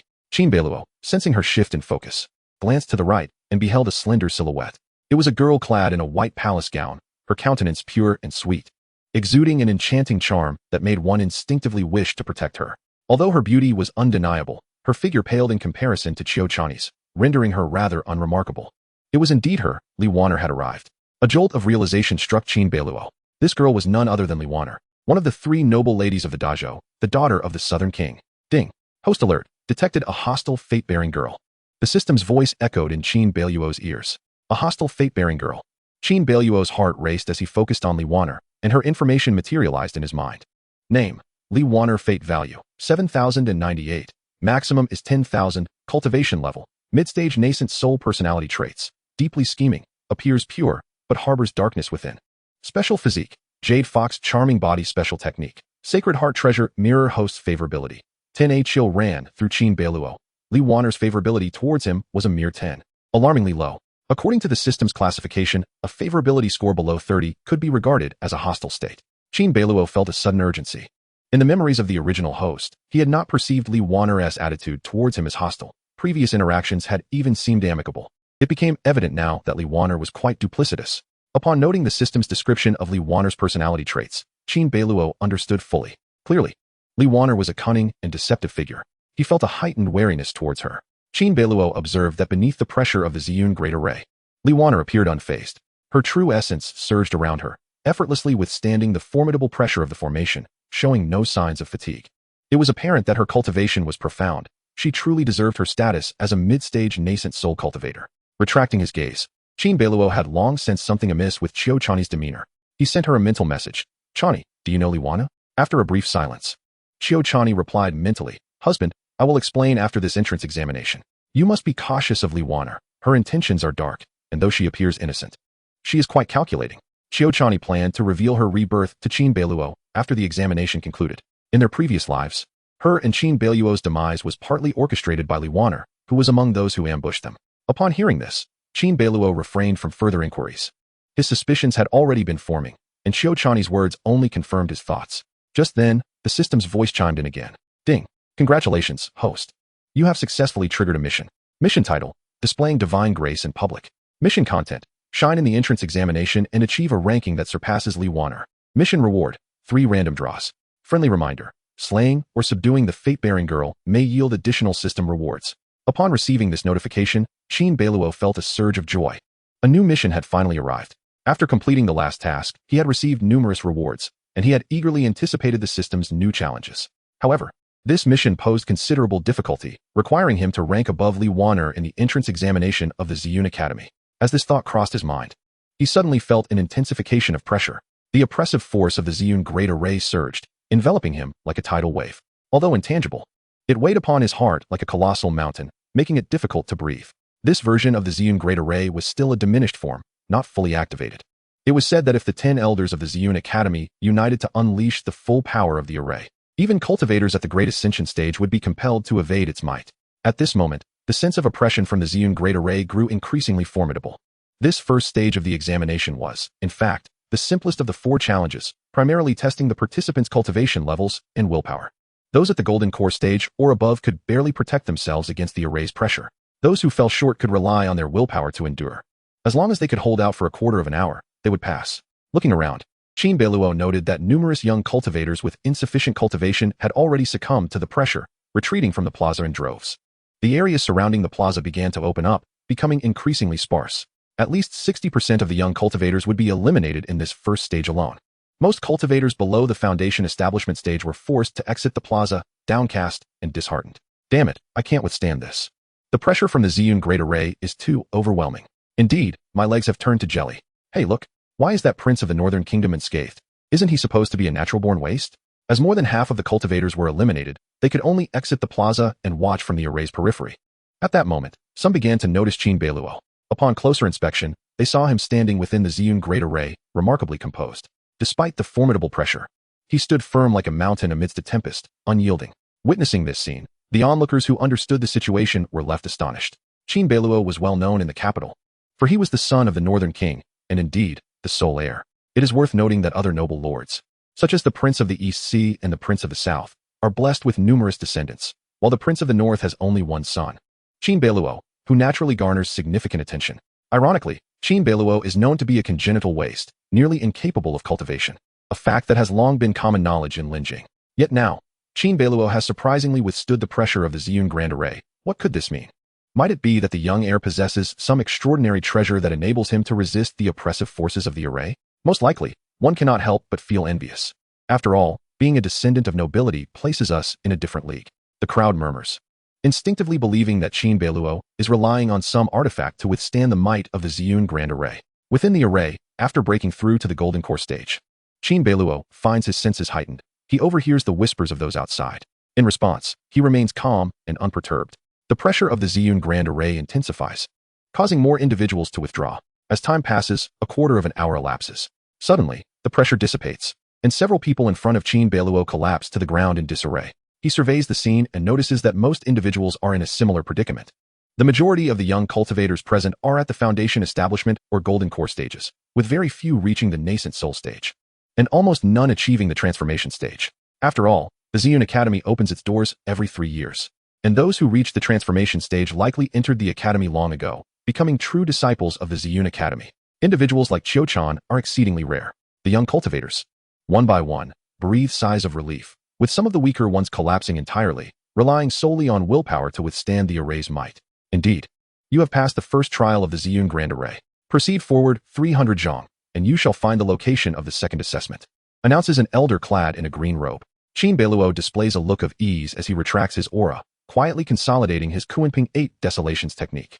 He has come to realize that this technique, bestowed upon him by the system, is indeed a top-tier cultivation method, perfectly complementing his chaotic devouring body, rendering his physical form remarkably solid and his spirit equally robust. The pressure exerted by the Ziyun Grand Array would be overwhelming even for an average golden core cultivator. Yet Qin Beiluo found himself with ample reserves. This is the merit of the Kunping 8 Desolations technique. In terms of physical prowess and spiritual strength, I far surpass peers of the same realm, he muses inwardly. At that moment, a voice filled with astonishment breaks through his thoughts. It is Li Qian, who approaches with a somewhat portly yet agile figure. His face is alight with disbelief as he exclaims, "Brother Beiluo, you have actually passed the trial of the Ziyun Grand Array. You can cultivate normally now?" Li Qian's incredulity is palpable. Having witnessed Qin Beiluo's strength firsthand after the Ziyun Grand Array was activated, Li Qian is certain that Qin Beiluo has relied solely on his own abilities to withstand the array without any external aid. Has this fellow truly regained the ability to cultivate normally? His words attract the attention of those nearby, who instinctively turn to look at Qin Beiluo. Among them, not far ahead, Li Waner casts a sidelong glance, her eyes betraying a hint of intrigue. Chapter 12. Li Qian gapes in disbelief at Qin Beiluo. Behind him, several young scions from Linjing's prominent families exchange astonished glances, their faces awash with shock as they fixate on Qin Beiluo. They are all well aware of Qin Beiluo's status as a congenital waste. Over the years, the Prince of the North has sought out renowned physicians and gathered various rare herbs and treasures in hopes of restoring Qin Beiluo's ability to cultivate, but ultimately to no avail. Despite never losing faith in Qin Beiluo, even the Prince of the North has grown despondent after countless failures. The tale of Qin Beiluo's congenital waste has long become common knowledge among the scions of Linjing. Now, as Qin Beiluo observes the expressions of those around him, he nods at Li Qian. "Indeed, brotherly, I have recently restored my physique and can now cultivate normally. No wonder you were able to withstand the might of the Ziyun Grand Array. Congratulations, brother Beiluo," Li Qian exclaims, overjoyed, raising his fist in excitement. Other young scions also step forward to congratulate Qin Beiluo. He reciprocates their gestures of courtesy. One of the young scions remarks with a sense of nostalgia. "It has been over 10 years, hasn't it? Back when the young heir of the Qin family struggled to make any progress in cultivation. He was diagnosed as having a congenital blockage, and now he has finally returned to normal." Those who share a close rapport with Qin Beiluo, including Li Qian, sigh silently. After a decade of lost time, even if Qin Beiluo can cultivate normally now, what difference does it make? His pace of advancement still lags far behind. Just as Li Qian is about to inquire about Qin Beiluo's progress in cultivation, a graceful figure approaches. It is a young maiden. Her skin is white as snow and her countenance pure and charming. Her eyes resemble a tranquil spring, exuding a gentle demeanor. It is none other than Li Waner, the daughter of the Prince of the South. Li Waner approaches, greeting Qin Beiluo with a soft smile. "Greetings, brother Qin. Congratulations on your recovery and your return to the path of cultivation." Her voice is soft, imbued with the grace of a refined noblewoman, with bright eyes and pearly teeth. She is undoubtedly a beauty, though her figure is somewhat unremarkable, prompting Qin Beiluo to glance at her and then divert his gaze. As Li Waner appears, many around her are captivated by her beauty, their eyes sparkling with admiration. While others are enchanted by Li Waner's allure, Qin Beiluo remains unmoved, harboring a sense of vigilance. Through the hints provided by the system and Qiuchan, he has come to recognize Li Waner as a scheming individual. Qin Beiluo's demeanor remains neutral. "Thank you for your concern, Princess Nanyang." Noticing Qiuchan beside Qin Beiluo, Li Waner's gaze flickers. "This elder sister is truly exquisite. You must be Qiuchan, the renowned beauty from the north. I have heard tales of the extraordinary prodigy emerging from the north, and seeing you today, the stories do not do you justice. Brother Qin is indeed fortunate." Li Waner compliments Qiuchan while remaining wary in her heart. Qiuchan is a celebrated figure in the north, already famed throughout the Great Zhou. That she has come to participate in this assessment at the Ziyun Academy suggests that she may well be Li Waner's greatest rival. Qiuchan's expression remains impassive as she nods coldly, seemingly disinterested in engaging with Li Waner further. Undeterred by the snub, Li Waner smiles lightly. "I shall not take up more of your time, ladies, until we meet again at the next trial." With that, she turns to leave, a handmaiden following closely behind her. As Li Waner departs, Li Qian and the others move forward to proceed with the next assessment. Qin Beiluo and Qiuchan walk side by side, exchanging thoughts through silent communication. Qin Beiluo transmits, "Qiuchan, I sense that you harbor some resentment toward Li Waner." Qiuchan, slightly taken aback, responds, "Husband, am I that transparent?" While not overtly obvious, Qin Beiluo's familiarity with her allows him to discern her feelings. That is good to know. Xiao-chan, this should be your first encounter with Li Waner. Why do you feel such animosity toward her? My husband. The situation is rather intricate and cannot be explained in just a few words. However, please trust me. Li Waner possesses a cunning mind, and she may very well become my enemy, one of life and death, Xiao-chan conveys. Qin Beiluo replies, I understand. If that is the case, then from this moment forth, Li Waner shall also be my adversary. Xiao-chan feels a wave of emotion wash over her, astonished and touched. Husband, do you truly trust me this much? You are my beloved. Whom else would I trust? Qin Beiluo responded with a smile, communicating telepathically. In truth, Qin Beiluo was acutely aware that both the system prompts and Kaya Changiai's condition had led him to harbor certain suspicions. Moreover, Kaya Changiai was not only his beloved but also held a remarkable affinity for him, rated at an impressive 91 points, undoubtedly deserving of his trust. Upon hearing Qin Beiluo's words, Kaya Changiai felt an even deeper sense of gratitude. Ding! Congratulations, host. The affinity of the fated daughter, Kaya Changiai, for you has increased by 1 point, elevating it to 92 points. The affinity has risen once more. Qin Beiluo gazed at Kaya Changiai and noticed that she too was looking back at him, her eyes shimmering with concealed affection. The increase in affinity was rather swift. Achieving over 90 points was already commendable, and now reaching 92 points was exceptionally rapid. After all, the maximum affinity was capped at 100 points, making further increases increasingly challenging. Meanwhile, Li Waner and her devoted maid, Yinping, were making their way to the next stage. Engaged in their own telepathic conversation, Yinping, having accompanied Li Waner for over a decade, shared an exceptionally close bond with her despite their master-servant roles. Princess, how is it that young Master Qin can suddenly cultivate? Wasn't he born a waste? Yinping inquired. Li Waner replied nonchalantly, who knows? Nevertheless, he poses no threat to me. Even if he can cultivate now, he has wasted over a decade. He is still half a cripple. Indeed, the true threat to you, Princess, lies with Kaya Changiai, Yinping hastily added. Precisely. To qualify for the palace's assessment, one must rank in the top 10 to have a chance of becoming a true disciple. If I wish to contend for the top position, Kaya Changiai will undoubtedly be my greatest rival, Li Waner stated. Li Waner remained vigilant towards Kaya Changiai, but dismissed Qin Beiluo entirely. Despite Qin Beiluo's illustrious lineage, she felt no inadequacy. As for the disparity in their strengths and talents, it was even more pronounced. Although she was uncertain why Qin Beiluo had suddenly become capable of cultivation, she did not regard him as a competitor. Qin Beiluo and Kaya Changiai proceeded together, swiftly arriving at the second stage of the palace assessment. The crowd around them grew increasingly dense as more participants arrived in succession. According to customary practice, the first stage of the palace assessment at Ziyun Academy was always the Ziyun Grand Array, a fact well known to all. In contrast, the second, third, and fourth stages of the assessment were not fixed. Thus, Qin Beiluo found himself curious about the content of the upcoming challenges. Peering ahead, he beheld an expansive area where a grand clock tower came into view. Atop the tower rested a colossal bronze bell. This bell towered over 2 people in height. Its surface adorned with ancient, intricate patterns, giving it an air of antiquity, with patches of rust faintly visible on the bell's body. This is the illusion bell, one of Ziyun Academy's treasures, someone exclaimed, having recognized the bell. Indeed, it is the illusion bell. It seems our second challenge is related to this bell. The renowned bronze bell, a priceless artifact of Ziyun Academy, was said to be a relic from ancient times, known as the illusion bell. Qin Beiluo understood that the second stage of the palace assessment would revolve around the illusion bell. Chapter 13, The Illusion Bell. It is said that the illusion bell is a treasure left behind from ancient times, having lost much of its original spirit, yet remaining a valuable item. Beside Qin Beiluo, Kaya Changiai whispered, I've heard that when this bell tolls, it can create mental illusions that directly strike the souls of cultivators. Indeed, it seems so, Qin Beiluo concurred. As they conversed, an elderly woman in black appeared atop the clock tower. She bore an ordinary appearance, but wore a serious expression as she surveyed the multitude of young cultivators, a satisfied look crossing her face. There are indeed quite a few here. It seems this year's palace assessment has some promising candidates. Well done. Young ones, my name is Li Tsangyue, an elder of the academy, and I am responsible for the assessment in this second stage. The young cultivators felt a chill run down their spines. This elderly woman was a true elder of Ziyun Academy. It is important to note that there are not many elders at Ziyun Academy, no more than 50. Each elder possesses formidable strength, ranking among the elite in the Great Zhou.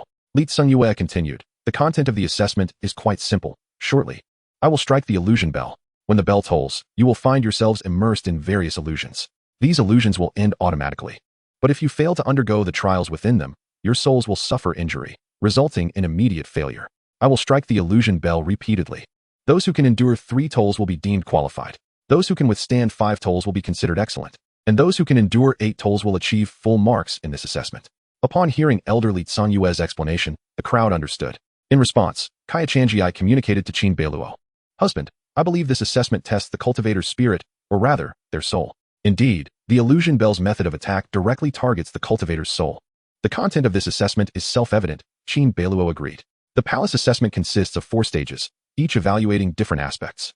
For instance, the first stage, the Ziyun Grand Array, serves as the most fundamental filter, gauging the cultivator's basic strength, requiring at least a solid foundation to have a chance of passing. The second stage, involving the illusion bell, assesses the spiritual resilience of the cultivators through illusions. The soul encompasses the 3 spirits of heaven, earth, and fate. Everyone possesses these 3 souls, with the heaven and earth souls typically manifesting externally, while the fate soul resides within. As cultivators progress in their cultivation, the strength of their souls also increases. The stronger the soul, the greater the mental fortitude. For instance, cultivators at the Yuan Ying and Huashan stages can easily achieve spiritual projection, manipulating objects with their souls and striking from the shadows. Furthermore, those with exceptionally powerful souls can even project their souls into cats, dogs, or even demonic beasts to exert control over them. As one soul reaches a certain level, they can refine their spiritual manifestations, enabling them to traverse the realms even without a physical body, or even seize new lives. Qin Beiluo refocused his thoughts, realizing that this second stage was indeed testing the strength of the cultivator's souls. The importance of the soul in cultivation is self-evident. Generally, the stronger the soul, the greater the potential, leading to smoother progress in the future. Qin Beiluo remained unperturbed. His cultivation technique, the Kunping 8 Desolations, was exceptionally comprehensive, allowing him to absorb the essence of heaven and earth to refine both his body and soul. This had enabled Qin Beiluo's physical and spiritual strength to far exceed that of his peers. Once elderly Tsang Yue concluded her introduction, she declared, "Prepare yourselves. I am about to strike the bell." As she spoke, she waved her hand, gathering a brilliant light in her palm, which surged towards the bronze bell. Bang! In an instant, the bronze bell emitted a deep, resonant sound, its waves of sound enveloping all present. The crowd shuddered, inevitably affected, as their minds swayed. As the tolling of the illusion bell commenced, everyone was instantaneously thrust into a myriad of illusions. Qin Beiluo experienced the same. In an instant, he felt the world spinning. And the next moment, he found himself in a pitch-black, shadowy realm. Is this the illusion? Qin Beiluo pondered, his heart racing with vigilance. He was acutely aware that within an illusion, any scenario could unfold. Some might face assassination in the illusion, others might confront seductive temptations, while some might endure the myriad sufferings of life. The various trials of illusions are all distinct. Only those with unyielding spirits can shatter these illusions and avoid being lost within them. At that moment, 2 ferocious roars erupted from the darkness. And with the sound of their growls, 2 beastly creatures, resembling neither wolf nor tiger, sprang forth from the shadows. These beasts were several times larger than a tiger, stretching 3 to 4 zhang in length, their drool and viscous saliva dripping from their sharp fangs. Their cold, brutal eyes fixated menacingly on Qin Beiluo. Narrowing his gaze, Qin Beiluo realized he was ensnared in a combat illusion. To escape this illusion, he must slay the 2 beasts before him.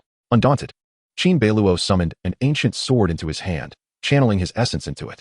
The blade gleamed momentarily before slicing towards the beasts. In an instant, the air crackled with the intent of the sword, accompanied by the clear sound of its ringing, as Qin Beiluo engaged in a fierce battle with the 2 creatures.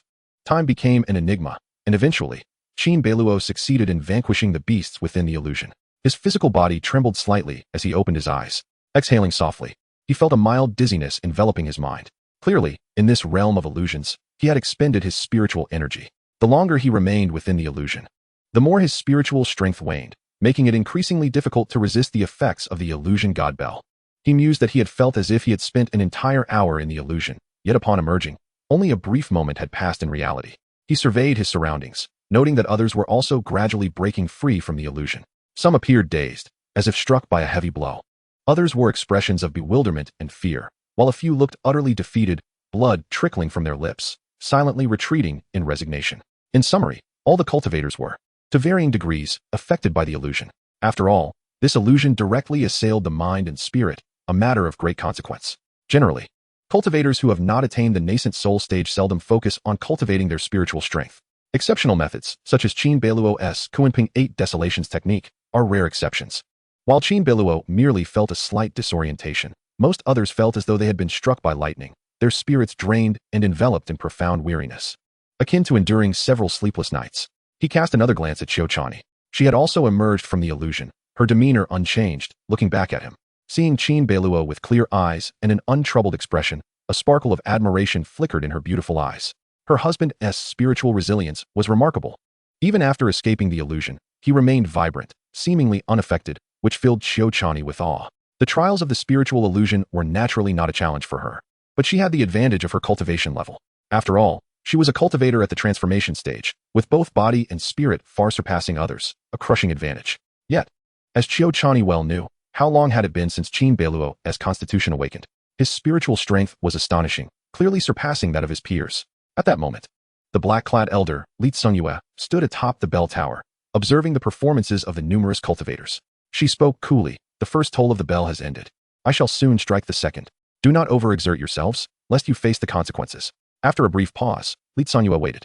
In that moment, many cultivators hesitated before exiting the tower's domain, all of them having suffered spiritual damage from the previous illusion and feeling too weak to continue.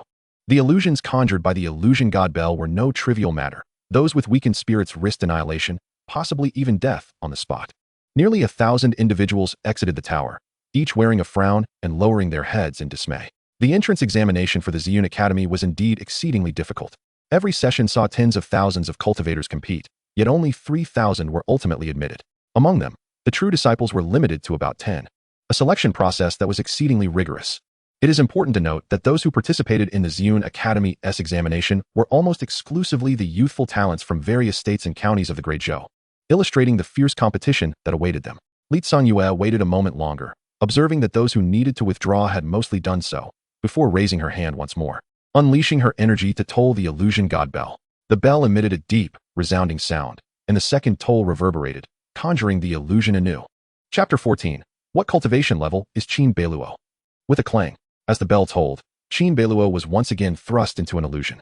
The scenery before him shifted instantaneously, and in the next moment, he felt a rush of wind at his ears. Upon opening his eyes, he was struck with horror, for he was plummeting at high speed from a towering cliff. In this illusion, Qin Beiluo felt a chill of apprehension. The intense sensation of weightlessness and the fierce winds rushing past him heralded imminent danger. Falling from such a height would surely spell his doom. In this life-and-death scenario, a great terror loomed. Should he perish within the illusion, his spirit would suffer grave injury. In that fleeting moment, Qin Beiluo gathered his true essence, unleashing waves of spiritual power that formed a formidable shield around him, akin to a thin yet resilient eggshell protecting his form. Boom.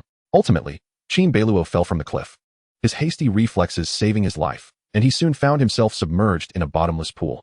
The frigid waters enveloped him, rushing into his lungs, inducing the sensation of drowning, prompting him to struggle against the depths. The fall from the cliff and the sensation of drowning left him shaken. This trial of illusion seemed to center around a hostile natural environment. Indeed, shortly after escaping the water, he inexplicably faced a raging fire. After what felt like an eternity, Qin Beiluo finally broke free from the illusion, opening his eyes once more. This time, he felt an even greater heaviness in his head. However, he was fortunate that his overall spirit remained vibrant. Looking around, he noticed that more cultivators could no longer endure the trials and were withdrawing from the examination. This was only the second toll of the bell, yet it had already eliminated a significant number of participants. Good grief. Experiencing an illusion feels akin to surviving a fierce battle. I'm utterly exhausted, he exclaimed. Indeed, my eyelids are heavy. All I wish for is a good sleep. You all carry on. I can't withstand this any longer and will be taking my leave.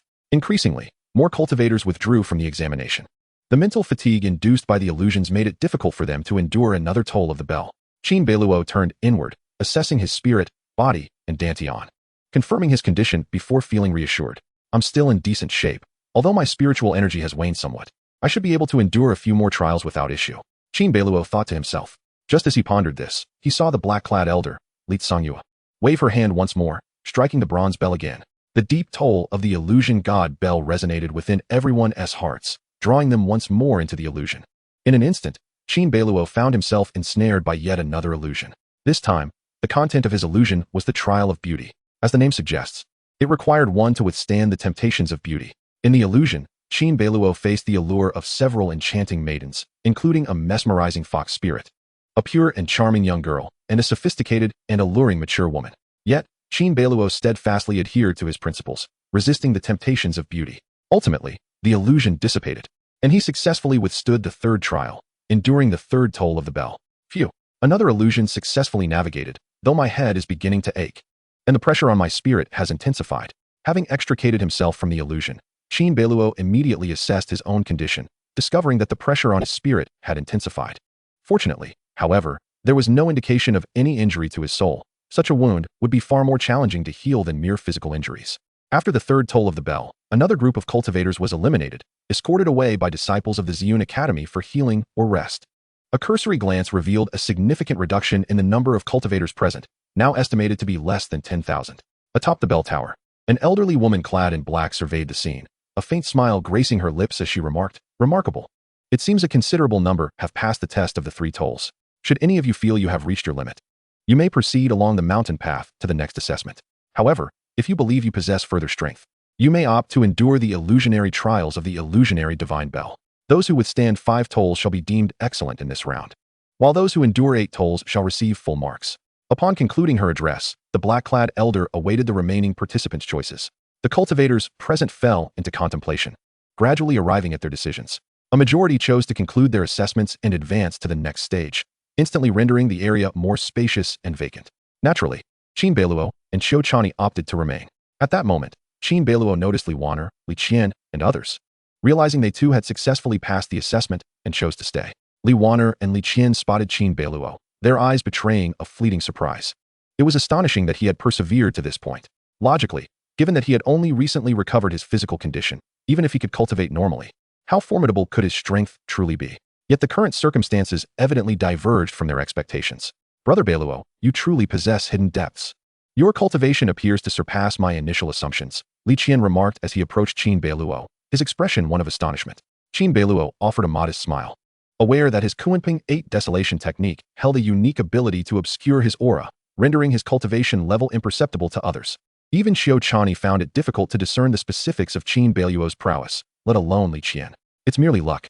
I wanted to test how many tolls I could withstand," Qin Beiluo replied. Li Qian nodded in agreement. "Brother Beiluo, you are too humble. Alas, it seems we have become rivals. My elders have urged me to contend for the true inheritance position at the Ziyun Academy, and I must give my utmost effort.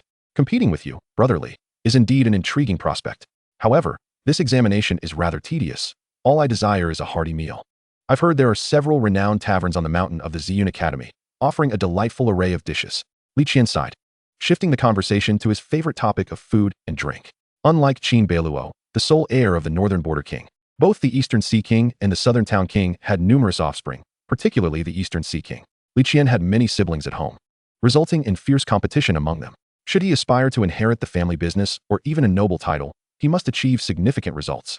Thus, he placed great importance on securing a position among the true disciples of the Ziyun Academy. Every 3 years, the Ziyun Academy opened its doors to new entrants, with only around 10 individuals being accepted as true disciples. This was akin to the difficulty of passing a civil service examination, immensely challenging. However, the benefits of becoming a true disciple of the Ziyun Academy were substantial.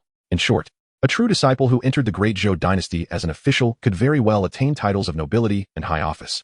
After a brief exchange, Qin Beiluo and Li Qian were interrupted as the black-clad elder, Li Tsangyue, began to toll the bell once more. Dong! Another chime resonated, its sound waves rippling across several miles, stirring an invisible tide of resonance. The remaining cultivators were thrust into another illusion. After a while, the illusion dissipated. Qin Beiluo took a deep breath. His spirit remained resilient, though the sense of confusion in his mind had intensified slightly. Yet, he could still endure. Soon after, the 5th bell tolled. Dong! The illusion descended upon him once more. Moments later, Qin Beiluo broke free from the illusion, having withstood 5 tolls of the bell. At this juncture, the black-clad elder once again inquired whether the young cultivators wished to persist. This time, a significant number chose to withdraw.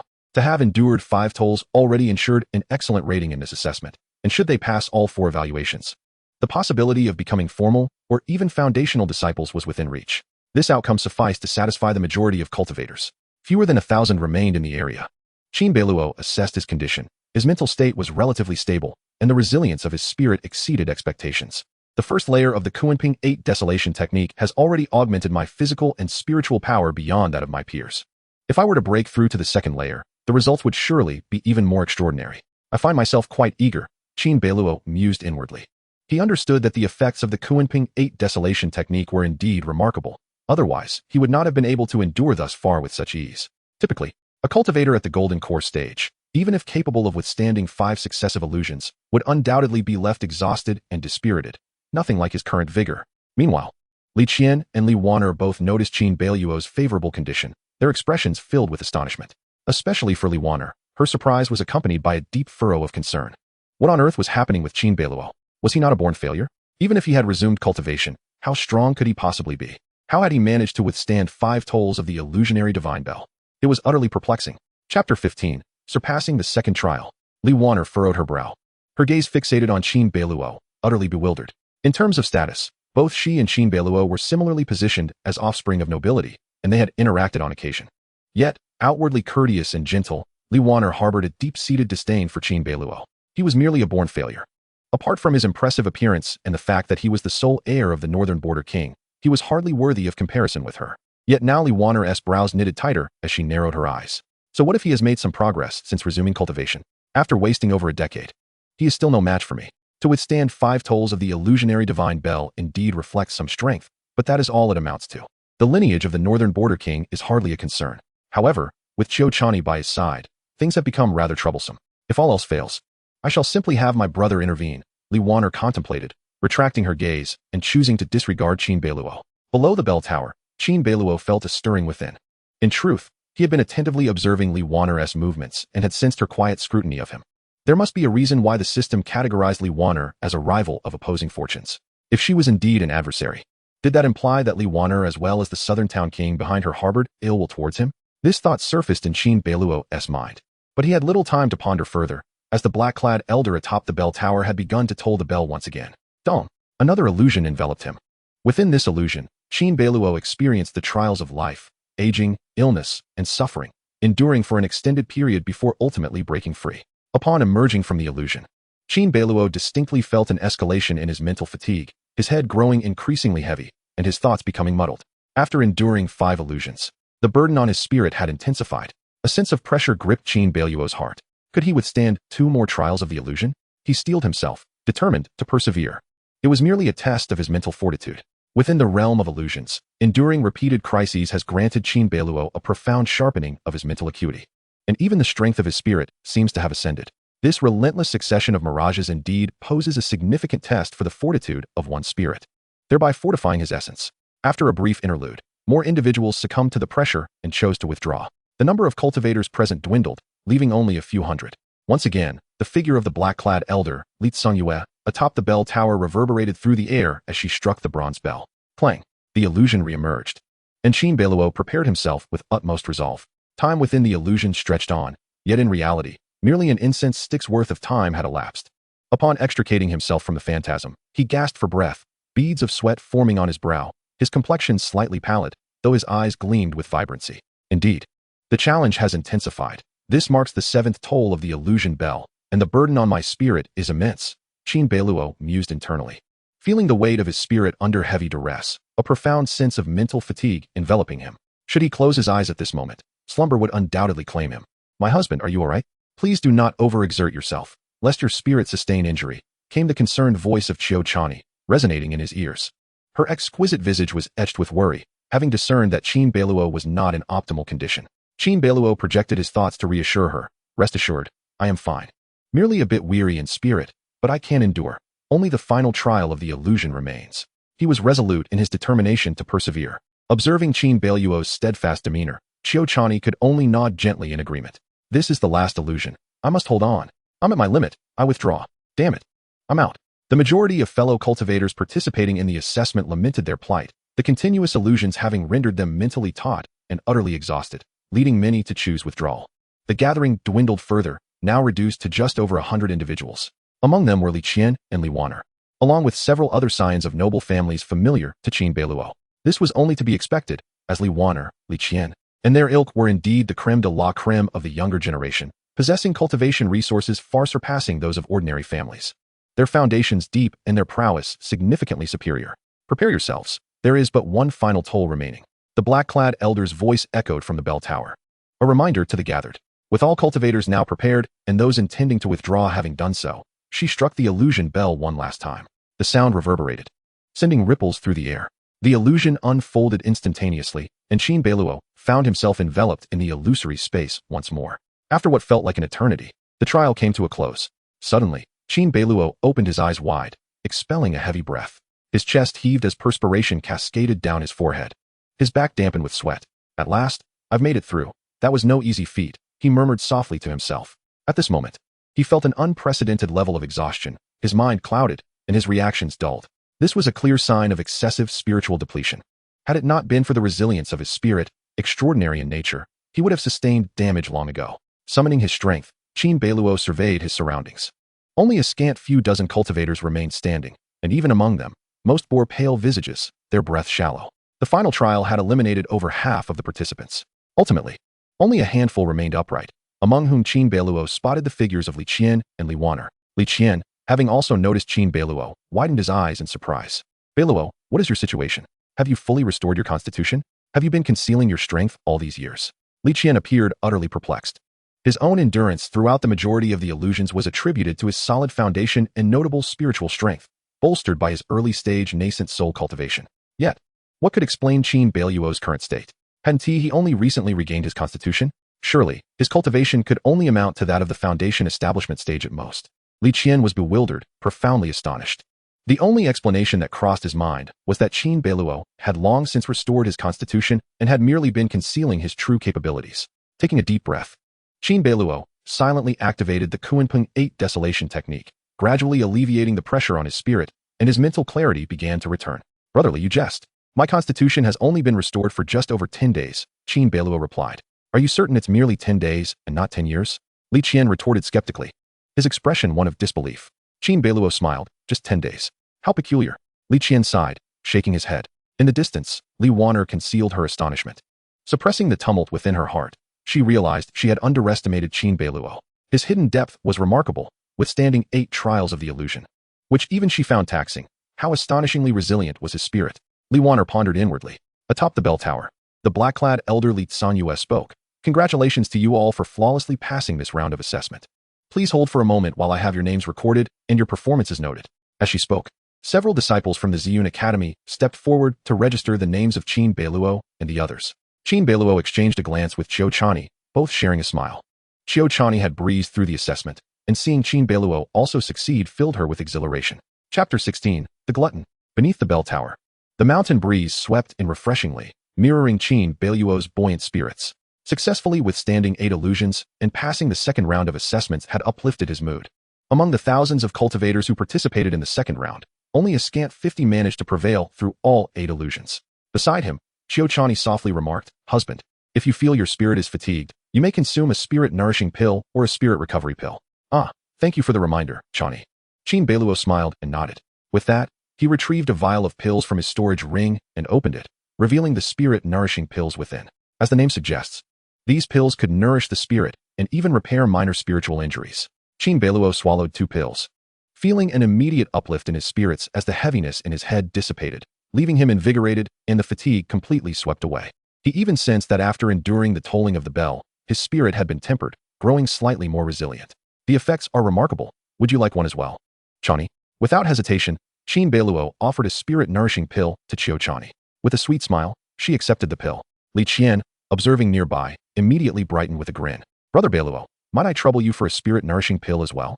Li Qian chuckled, a look of playful greed upon his face. Qin Beiluo shot him a sidelong glance. As the son of the king of the East Sea, do you truly lack for spirit-nourishing pills? Very well, take one. While spirit-nourishing pills were considered precious among elixirs, to Qin Beiluo, they were of little consequence, as he had several dozen vials in his storage ring. Upon receiving the pill, Li Qian consumed it with delight, exclaiming, Of course, I have plenty of spirit-nourishing pills. I simply forgot to bring them this time. Brother Beiluo, I won't take advantage of you. Let me treat you to a meal.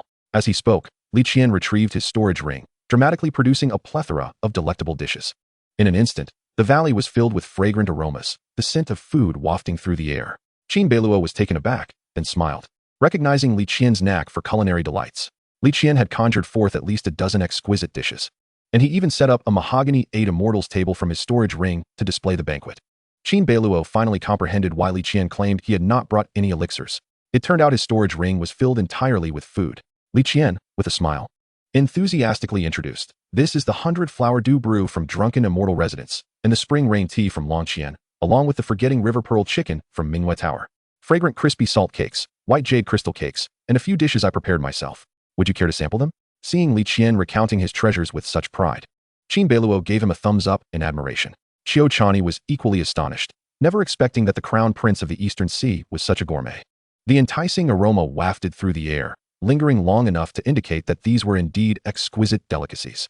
Many cultivators around paused to gaze, and Qin Beiluo could even hear the subtle sounds of saliva swallowing from the crowd. "Come, eat this, it's my roasted chicken leg." Li Qian eagerly handed a golden brown chicken leg to Qin Beiluo. The enticing scent of fruitwood roasting made one's mouth water. Qin Beiluo had great trust in Li Qian's culinary skills. Upon taking a bite of the chicken leg, the flavors exploded in his mouth, the juices filling his palate. And the meat's quality was exceptional, continuously tantalizing his taste buds. As he savored the chicken leg, a system notification echoed in his ears. The host's spiritual energy has increased. Kuanpeng Bahonggong, Proficiency Level 2, Proficiency, 468-10000. Remarkably, even eating a roasted chicken leg could enhance his spiritual energy, indicating that this dish was extraordinary, made with exceptional ingredients. "How is it?" Li Qian inquired with eager anticipation.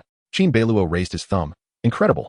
Is this the light feather-precious chicken from Qingli County? Its meat is delicious, rich in juices, and infused with spiritual energy, truly a royal tribute, and you dared to roast it." Li Qian, basking in Qin Beiluo's praise, felt quite satisfied. He, as expected of Brother Beiluo, you recognized it just by tasting it. This is indeed the light feather-precious chicken. His Majesty once bestowed 10 upon my father, and I raised them in the royal residence, and now they have multiplied. Li Qian was a quintessential foodie, not only relishing food himself, but also enjoying creating culinary delights. Unfortunately, few appreciated his culinary talent, and in this regard, Qin Beiluo could be deemed his kindred spirit. Qin Beiluo nodded. Indeed. Li Qian was a prodigy in the realm of gastronomy. "Do you have any desserts or pastries?" Qin Beiluo inquired. "Of course. This is my homemade honey date cake.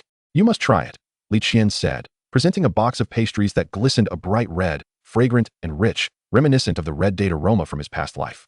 But even more delicate. "Honey date cake? Made from corn dates?" Qin Beiluo accepted it and took a bite.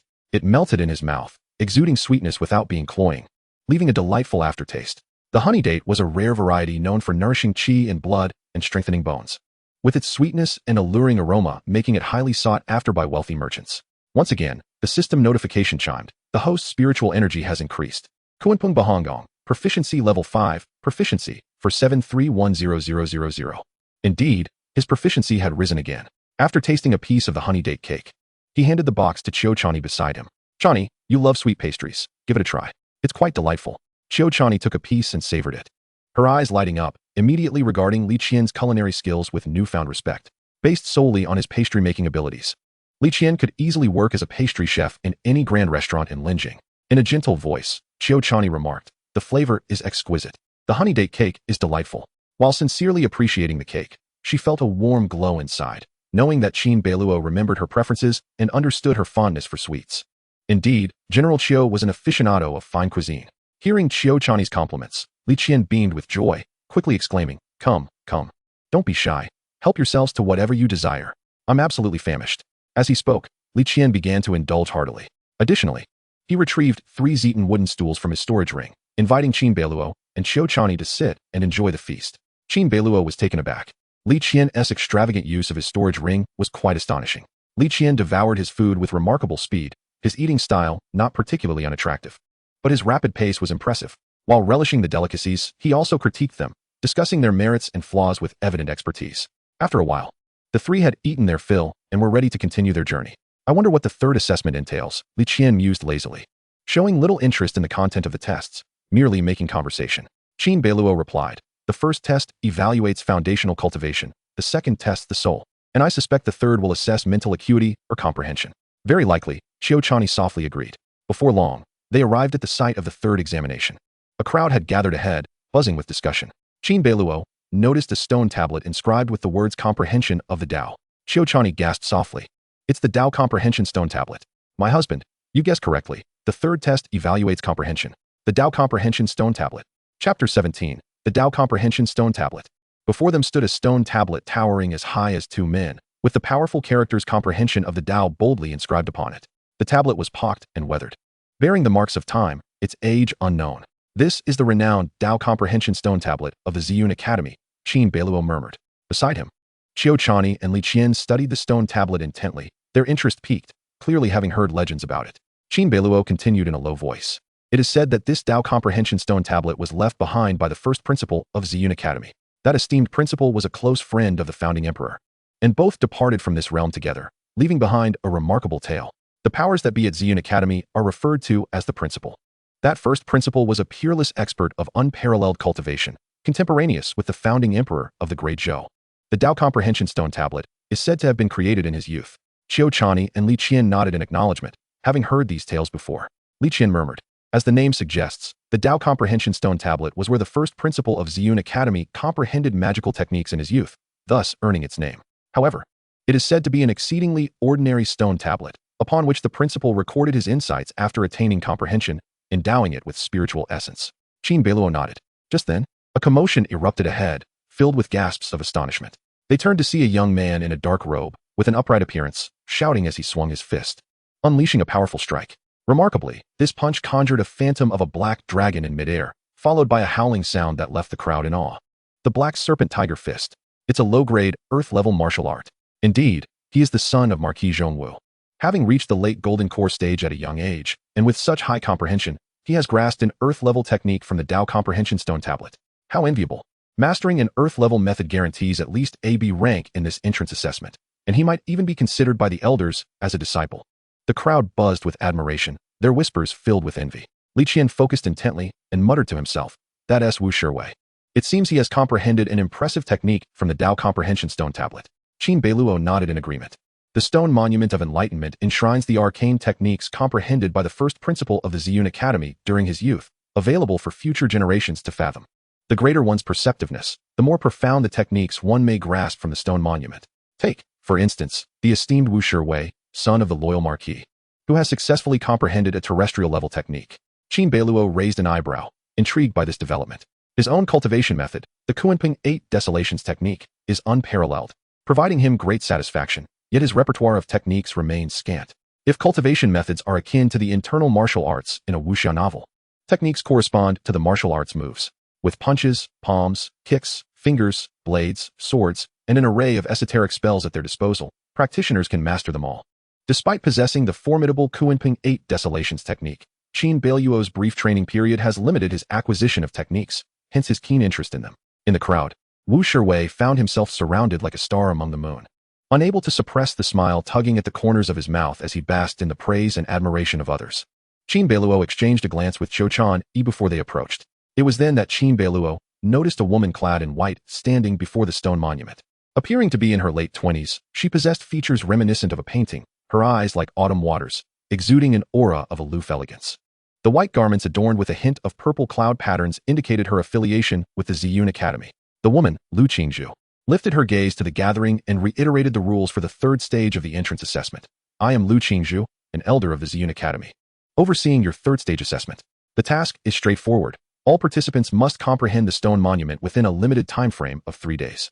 Those who can grasp techniques of the mysterious level or above within this period shall pass. If one comprehends a terrestrial level technique, they will be directly admitted as inner disciples of the Ziyun Academy. Those who can attain a celestial level technique will be recognized as true disciples and receive focused cultivation from the Academy." After this brief explanation, Lu Qingzhu fell silent. Qin Beiluo felt a stir within, instantly grasping the assessment rules, while also taken aback. He was astonished by Lu Qingzhu's youth as an elder of the Ziyun Academy. Though practitioners possess methods to retain their youth, her demeanor suggested she might not be over 30. The name Lu Qingzhu rang a bell. He recalled that she was the youngest elder of the Ziyun Academy, having been the top true disciple in the entrance examination 12 years prior. Subsequently, her cultivation surged, leading to her rapid promotion to the position of elder. Li Qian exclaimed. Qin Beiluo nodded in realization, recalling this illustrious figure. Although he had previously been unacquainted with cultivation, Lu Qingzhu's renown was undeniable, her brilliance resounding. He never anticipated that she would oversee the assessment of the third stage. Draped in garments as white as snow, Lu Qingzhu stood beside the stone monument, drawing an array of astonished gazes from those around her. Many young male practitioners covertly stole glances at her. Qin Beiluo turned away. Engaging in conversation with Qiu Chani, she remarked softly, "So, if one comprehends a terrestrial-level technique from the stone monument, they will directly become an inner disciple of the Ziyun Academy." No wonder the previous individual's achievement evoked such envy. Techniques indeed vary in quality. Categorized into 4 tiers based on their potency: celestial, terrestrial, mysterious, and yellow, with celestial being the highest and yellow the lowest. Qin Beiluo nodded. "So, as long as one's perception is sufficiently high, one can comprehend celestial-level techniques from the stone monument? How intriguing." Li Qian shook his head, sighing. "Brother Beiluo, your words sound simple, but celestial-level techniques are hardly so easily attained. My family possesses countless secret tomes of techniques, yet we only have 2 celestial-level techniques, both of the lower grade. To my knowledge, in the thousands of years since the Ziyun Academy's founding, only a handful of individuals have managed to comprehend celestial-level techniques from this stone monument. Those who achieve such feats are undoubtedly exceptional talents, paragons of their generation. I would be content to merely comprehend a terrestrial-level technique. Li Qian expressed his sentiments, lacking grand ambitions, more enamored with gastronomy, and possessing a realistic self-awareness. Brother Beiluo, General Qiu Chan, allow me to attempt to comprehend the techniques from the stone monument first. Li Qian volunteered, stepping forth to engage with the stone monument. Qin Beiluo and Qiu Chani nodded, permitting him to proceed. Chapter 18, Celestial-Level Techniques. Eagerly, Li Qian approached the stone monument. Despite the throng of practitioners surrounding it, he found a suitable position, pausing to examine the monument closely. In that instant, he entered a state of profound understanding, as if an ethereal figure was guiding him through the techniques. My dear, how long do you think Li Qian will take to comprehend? Qiu Chan inquired with a gentle smile. Earlier, Lu Qingzhu had mentioned the time limit of 3 days, insisting that comprehension must occur within this period. Generally speaking, it is rare for someone to take the full 3 days. Typically, one might achieve understanding within half a day. Practitioners with heightened perceptiveness can even grasp techniques in under 2 hours. Of course, if they find the technique unsatisfactory, they may continue to contemplate until the 3-day limit concludes. Qin Beiluo remarked, do not be deceived by Li Qian's apparent preoccupation with food. In reality, he possesses considerable talent and strong perceptiveness. I estimate he will achieve some understanding in less than an hour. Indeed, let us await the outcome, Qiu Chani replied. The two did not rush forward to engage, but chose to observe from the sidelines. As time passed, more individuals began to awaken their insights and comprehend various techniques. I have comprehended it. A mysterious level intermediate technique, the dream cloud killing technique. Haha, I have passed. I have also comprehended. Damn it, why is it a yellow level technique? The falling leaves finger. No, I must continue to contemplate. Behold my mysterious level superior technique, the dragon capture claw. The atmosphere was lively, with exclamations of disappointment mingling with shouts of joy. Qin Beiluo observed closely, noting that the majority of participants only grasped mysterious and yellow-level techniques, with terrestrial techniques being exceedingly rare, let alone celestial techniques. After waiting for a while longer, he finally noticed 3 individuals had comprehended terrestrial-level techniques, albeit all were of the lower grade. What is taking Li Qian so long? Qin Beiluo muttered to himself, waiting another half hour without seeing any sign of movement from Li Qian. He seemed like a statue, standing still, eyes tightly shut. After a moment, Li Qian suddenly opened his eyes, excitement dancing within them. He called out, and, without hesitation, began to demonstrate the technique. At that moment, the surrounding spiritual energy surged toward him, prompting gasps of astonishment from the crowd as they instinctively turned their attention to Li Qian, realizing he had comprehended a formidable technique. It is Li Qian, son of the East Sea King. What technique has this young prince comprehended? Given the aura, it must surely be of terrestrial level or above. Indeed, the surrounding spiritual energy is converging toward him. The crowd erupted in astonishment as they witnessed Li Qian clench his fists and unleash a powerful punch toward the open ground. The force of his strike sent a chill across a vast radius, causing the temperature to plummet. Beside the stone monument, Lu Qingzhu, who had maintained an impassive demeanor, finally spoke, her lips pursing slightly. Impressive, it is indeed a terrestrial-level superior technique, the Ice Soul Force. The crowd buzzed with excitement, all eyes fixed on Li Qian, filled with envy. The Ice Soul Force, a terrestrial-level superior technique. Is this the most powerful technique comprehended among everyone present? Li Qian was immensely satisfied. For due to the existence of the Ziyun Grand Formation, the potency of techniques unleashed within the Ziyun Academy would be significantly diminished. Nevertheless, this punch still exhibited astonishing might. What a formidable Ice Soul Strike, truly deserving of being classified as a top-tier Earth-level technique. This journey to the Ziyun Academy has left me thoroughly content. Li Qian burst into hearty laughter, his delight evident as he beamed broadly, his eyes squinting with joy. Immediately, congratulations flowed in from all around, a chorus of praises resonating through the air. Li Qian, slightly smug, exchanged knowing glances with Qin Beiluo and Qiu Chani, signaling them to hasten their comprehension. Qin Beiluo and Qiu Chani shared a look, and Qiu Chani smiled gently, saying, "My husband, shall I comprehend it first?" "That would be fine," Qin Beiluo replied. Qiu Chani nodded and was about to approach the stone tablet when she sensed a surge of intense spiritual energy soaring skyward, swirling around them. Everyone turned in confusion to gaze at the scene. The commotion was even more profound than that caused by Li Qian, leaving them all in awe. What could be happening? There, in the center, stood Li Wanner, her garments billowing, her eyes sparkling with profound surprise. She stood like a celestial being, her aura compelling those around her to instinctively step back, their expressions filled with uncertainty as they gazed upon her. Qin Beiluo narrowed his eyes, It seemed Li Wanner had grasped an exceptionally powerful technique. In that moment, Li Wanner extended her delicate hand, her fingers dancing gracefully, forming intricate hand seals. Upon completing her seals, she pointed towards the distant mountains shrouded in mist. Suddenly, the heavens transformed, the clouds collapsed, and a golden light shaped like a lotus blossomed, illuminating the sky with a thunderous roar. Such terrifying might was indeed heart-stopping. Was this some form of seal? It appeared to embody the exquisite intricacies of the Buddhist teachings. Its power utterly fearsome. Could it be a celestial level technique? The crowd fell into a momentary silence, only to erupt into fervent discussions. Some discreetly glanced at Lu Qingzhu, awaiting her judgment. Lu Qingzhu lightly nodded, her beautiful eyes reflecting approval. This is the celestial level lower tier technique, Lotus Treasure Seal. It is a technique comprehended by the first-generation Dean after delving into the essence of Buddhism, possessing boundless power and extraordinary subtleties. Indeed, you possess remarkable talent and an exceptional understanding, worthy of being a true disciple. Lu Qingzhu gazed at Li Wanner, silently lamenting the grace of such a gifted individual. It seemed that during this academy assessment, this young lady not only ranked among the true disciples, but also had the potential to become the foremost. After all, throughout the thousands of years since the establishment of the Ziyun Academy, very few cultivators have managed to comprehend celestial level techniques. Truly a celestial level technique. Upon hearing Lu Qingzhu's words, the chatter among the crowd intensified. The personal attendant beside Li Wanner, Yin Ping, was beaming with joy, exclaiming, "Congratulations, Your Highness. I knew you would surely comprehend a celestial level technique. It is now certain that you will become the premier true disciple." The Ziyun Academy's assessment admits a total of 3,000 disciples, categorized into ordinary disciples, inner disciples, and true disciples. Among them, only a handful are true disciples, the elite of all disciples. The one who ranks first among the true disciples becomes the chief, akin to a top scholar, holding tremendous prestige and receiving significant attention from the Ziyun Academy. To aspire to be the chief disciple requires not only cultivation but also innate talent, intellect, comprehension, physical strength, and spiritual prowess. Each element is indispensable, making the selection exceedingly stringent, a true distinction of excellence. Given Li Wanner's performance, it is indeed highly probable she will be selected as this session's chief. In that moment, Li Wanner's brilliance effortlessly overshadowed Li Qian, drawing the attention of the entire assembly. Li Qian pursed his lips, yet he could not help but concede. Amidst the crowd, Qiu Chani furrowed her brows, feeling discomfort as the spotlight remained fixed on Li Wanner. After all, Li Wanner was one of the culprits responsible for the demise of her and her husband. How could she tolerate Li Wanner stealing the limelight?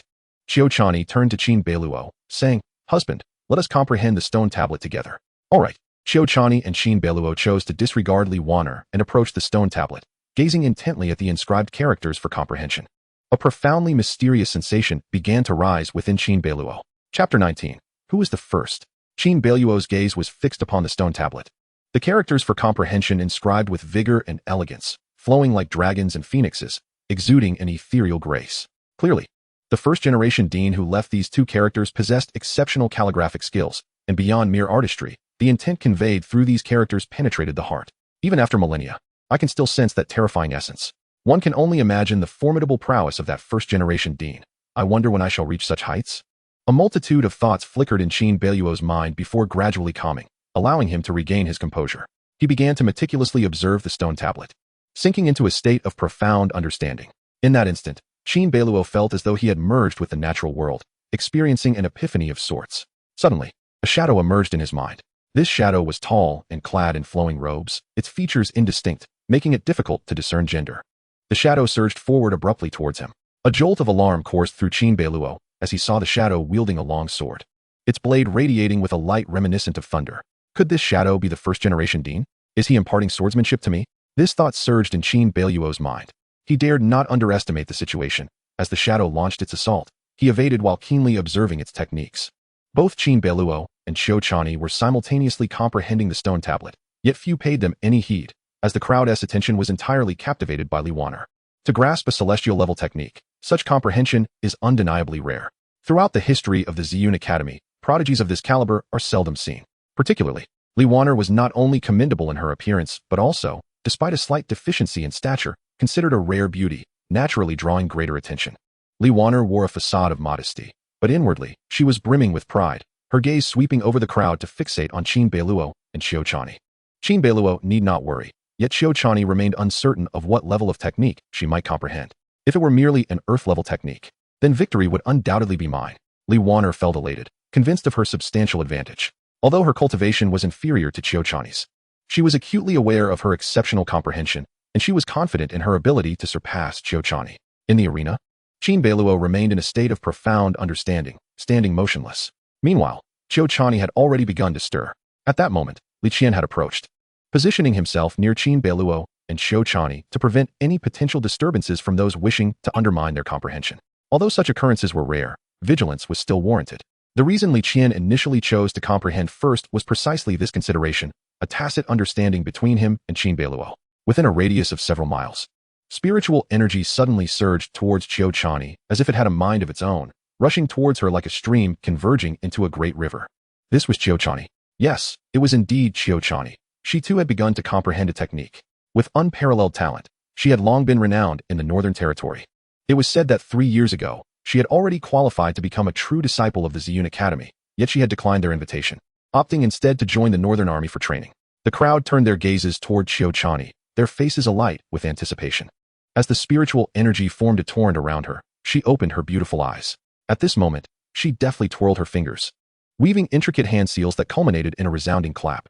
The onlookers gasped in astonishment, for they recognized that the technique bore a striking resemblance to the celestial-level spell that Li Waner had just comprehended. Indeed, Qiuqiani had grasped the very essence of the lotus vase seal. With her fingers dancing like lotus petals unfurling, she gently struck out. A brilliant golden light in the shape of a lotus erupted forth, its ethereal form bursting in midair, sending ripples of spiritual energy that compelled the crowd to instinctively shield their faces and retreat, their hearts gripped by fear. Fortunately, Qiuqiani's strike was directed toward the distant horizon. Had it been aimed at them, the mere thought sent shivers down their spines. Even Li Waner felt her heart race, sensing an ominous premonition. Li Waner's expression darkened as she fixed her gaze intently on Qiuqiani. To her shock, Qiuqiani had also mastered the lotus vase seal. Moreover, the manner in which Qiuqiani executed the technique was astonishingly more adept than her own, its power greater and executed with remarkable ease. In comparison, Li Waner felt overshadowed, her heart plummeting. "Well done," exclaimed Lu Qingzhu beside the stone tablet of enlightenment, nodding in approval, her eyes sparkling. "Though you both have comprehended the lotus vase seal, you have grasped a fragment of its essence. Your form is as clear as glass, your heart is pure as a lotus, untainted and serene. You must be Qiuqiani. I have long heard of your prodigious talents, and you certainly do not disappoint. In this trial, your ranking should surpass that of Li Waner." Lu Qingzhu's praise was rare, indicating her deep admiration for Qiuqiani. With a gentle smile, Qiuqiani replied, "Thank you for your kind words, Elder Lu." In terms of age, Lu Qingzhu was Qiuqiani's senior, and in terms of strength, she was far more formidable. Among the gathered crowd, only Qiuqiani had reached the transformation stage. Her superior power allowed her to sense the formidable presence of Lu Qingzhu. After a brief exchange, Qiuqiani turned her attention to Qin Beiluo, noticing that he was still immersed in contemplation, thus choosing to guard him silently from the sidelines. At that moment, she sensed a gaze upon her, and instinctively understood it to belong to Li Waner. Surely, Li Waner was seething with indignation. Who would have thought they would both comprehend the same spell? It was hardly surprising, as celestial-level spells were not commonplace. Even within the records of the stone tablet of enlightenment, only a handful existed, perhaps just 3 or 4. Therefore, similarities were to be expected. As both Qiuqiani and Li Waner demonstrated the lotus vase seal, the disparity in their execution was glaringly apparent, even to the untrained eye. The unfortunate outcome was clear. One was left embarrassed while the other shone. Li Waner clenched her fists, knuckles whitening, revealing her inner turmoil. Taking a deep breath, she composed herself, allowing a faint smile to grace her lips as she approached Qiuqiani. "Sister Qiu, it seems we have both comprehended the same technique. What a delightful coincidence. We must engage in further discussions and explorations together." With a sweet smile and a sincere demeanor, Li Waner endeared herself to those around her. But Qiuqiani suppressed a cold laugh within, unwilling to expose Li Waner's facade of innocence. She replied coolly, "There's no need. I prefer solitary cultivation." Li Waner was taken aback, not expecting such a blunt refusal from Qiuqiani. Her smile faltered slightly. "Very well, I shall not disturb you further." With that, she turned to leave. As Li Waner walked away, her anger simmered. Throughout her life, she had always been the center of attention, adored like a star. Especially among the males, they would revolve around her. When had she ever faced such neglect? Though she maintained a smile on the surface, her heart was already consumed with envy towards Qiuqiani. Furrowing her brows, Li Waner thought to herself, "Humph, Qiuqiani has merely grasped the same celestial-level spell as I. Even if her execution is stronger by some margin, it is limited. I still hold hope to surpass her in the 4th trial." Just as she contemplated this, she suddenly paused, sensing an unprecedented surge of spiritual energy thrumming from behind her, more intense than before. Initially intending to depart, her body trembled as she turned to look. There, a figure stood. It was Qin Beiluo. Chapter 20. The Divine Sky Sword Technique. Her pupils constricted. Li Wanner's expression became complex. She had never considered Qin Beiluo a rival, yet now, the source of this extraordinary phenomenon was indeed him. Spiritual energy swirled chaotically around him, coalescing like a whirlpool. And within a radius of several miles, the energy flowed toward him as if he were a black hole, absorbing it into his being. At this moment, he remained in a meditative state, yet an undeniable aura emanated from him. Such a profound essence of true energy. Could he be at the Golden Core stage? Li Qian, not far away, stared in astonishment, his mouth agape. No, when I was at the Golden Core stage, I never possessed such dense and formidable true energy. How could this fellow? Li Qian had never anticipated that Qin Beiluo possessed such strength. This level of prowess could only be achieved by someone at the peak of the Golden Core stage. Although Li Qian himself was at the early stage of the nascent soul, he was baffled, for he believed Qin Beiluo had only been cultivating for a mere few days. He had thought Qin Beiluo would barely reach the foundation establishment stage, yet here he was, seemingly at the pinnacle of the Golden Core. In reality, Li Qian was unaware that Qin Beiluo was merely at the mid-Golden Core stage, not fully realized. It was the overwhelming display of true energy that led Li Qian to misjudge his level. Li Wanner fixed her gaze on Qin Beiluo, a mix of shock and anger flickering in her eyes, though she quickly masked it. As the spiritual energy thickened, mirroring the density of mercury, Qin Beiluo finally opened his eyes. At that moment, everyone turned to him, their attention drawn to his tall figure. What remarkable technique had he comprehended? Such an astonishing presence. Could it be another celestial level spell? What was happening? Wasn't it said that since the establishment of the Ziyun Academy, only a handful had ever grasped celestial level spells? How could so many appear at once? Amidst the shock, a sense of absurdity also loomed over them. Yet Qin Beiluo felt an overwhelming sense of clarity, as if awakening from a beautiful dream. In that dream, a shadowy figure had imparted a technique to him. He had lost track of time in that dream, gradually grasping the essence of the spell, and at the moment he comprehended it fully. He felt as though shackles within him had shattered. Then he awoke. Qin Beiluo opened his eyes, both his physical body and spirit reaching their peak state. Turning his gaze, he met the eyes of Qiu Chani, exchanging a fleeting smile. Following this, he reached into his storage ring and retrieved a sword. This sword, resembling jade, shimmered with patterns like rippling water, inscribed with the words Ruo Shui. This Ruo Shui sword was a treasured artifact Qin Beiluo had procured from the royal treasury. With the Ruo Shui sword in hand, the blade glimmering, he wielded it with grace, the sword light dancing as he swung it toward the expanse before him. In the fleeting moment when he unleashed his sword, the very heavens and earth transformed, the clouds above darkening ominously. Almost immediately, amidst this somber atmosphere, thunder erupted. The sword, known as Ruo Shui, was enveloped in a radiant glow of lightning, accompanied by a series of deafening thunderclaps. With a commanding strike, the sword cleaved through the air, lightning dancing around it. The resounding thunder illuminated the entire realm. This singular strike was capable of summoning the wrath of the heavens, its grandeur and brilliance astonishing all present. The spectators felt an overwhelming pressure emanating from the sky, the sheer force of the lightning infused with an aura that commanded reverence. Cultivators, having reached a certain level of strength, must face tribulations, with thunder tribulations being the most formidable. Thus, most cultivators harbor a profound fear of thunder, instilling in them a sense of awe. As the oppressive force surged forth, the crowd instinctively recoiled, distancing themselves from Qin Beiluo. Is this a celestial grade technique? It is undoubtedly a celestial grade technique. What on earth is happening today? Is celestial grade magic free of charge? He is Qin Beiluo, the heir to the Northern Kingdom. Did it not say that this young Master Qin was a born waste? Now, not only has he managed to cultivate, but he has also comprehended a celestial grade technique? Unbelievable. Truly unbelievable. The cultivators murmured amongst themselves. The radiance of the Ruo Shui sword in Qin Beiluo's hand began to diminish. Beside the martial arts steel, the composed Lu Qingzhu fixed her gaze on Qin Beiluo, unable to conceal her excitement. You have actually comprehended the Shunxiao sword technique.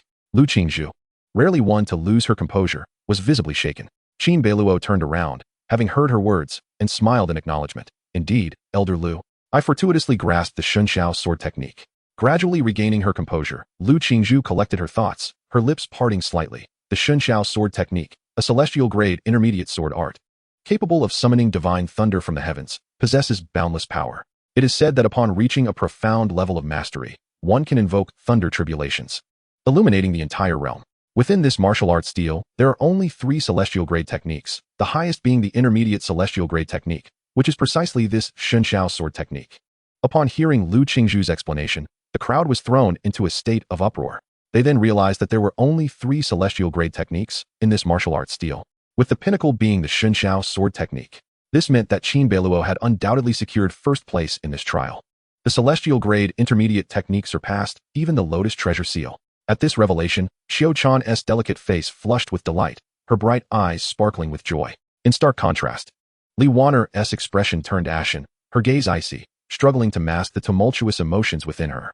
Qin Beiluo's performance shattered her perceptions time and again. First, he recovered his physique, then he resisted the influence of the illusory divine bell, and now he comprehended a celestial grade technique, leaving her feeling utterly eclipsed.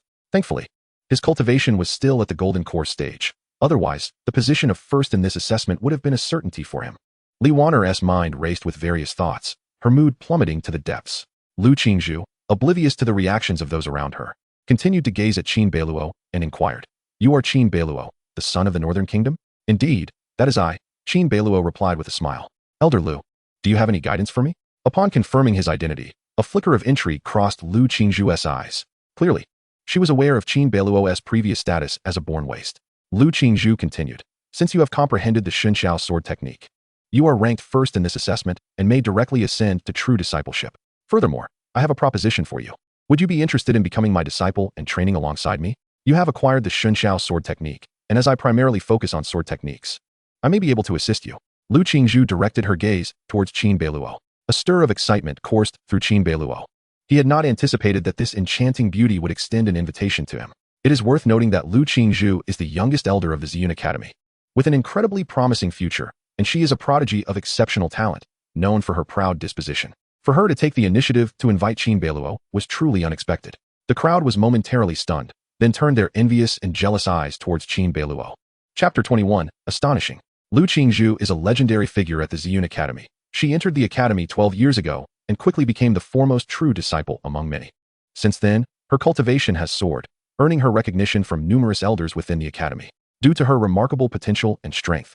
The current dean of the Ziyun Academy made an exception to appoint her as an elder, making her the youngest elder in the academy. It can be said that among the many elders at the Ziyun Academy, her status may not be the highest, nor her cultivation the strongest, but she is undoubtedly the most promising and highly regarded.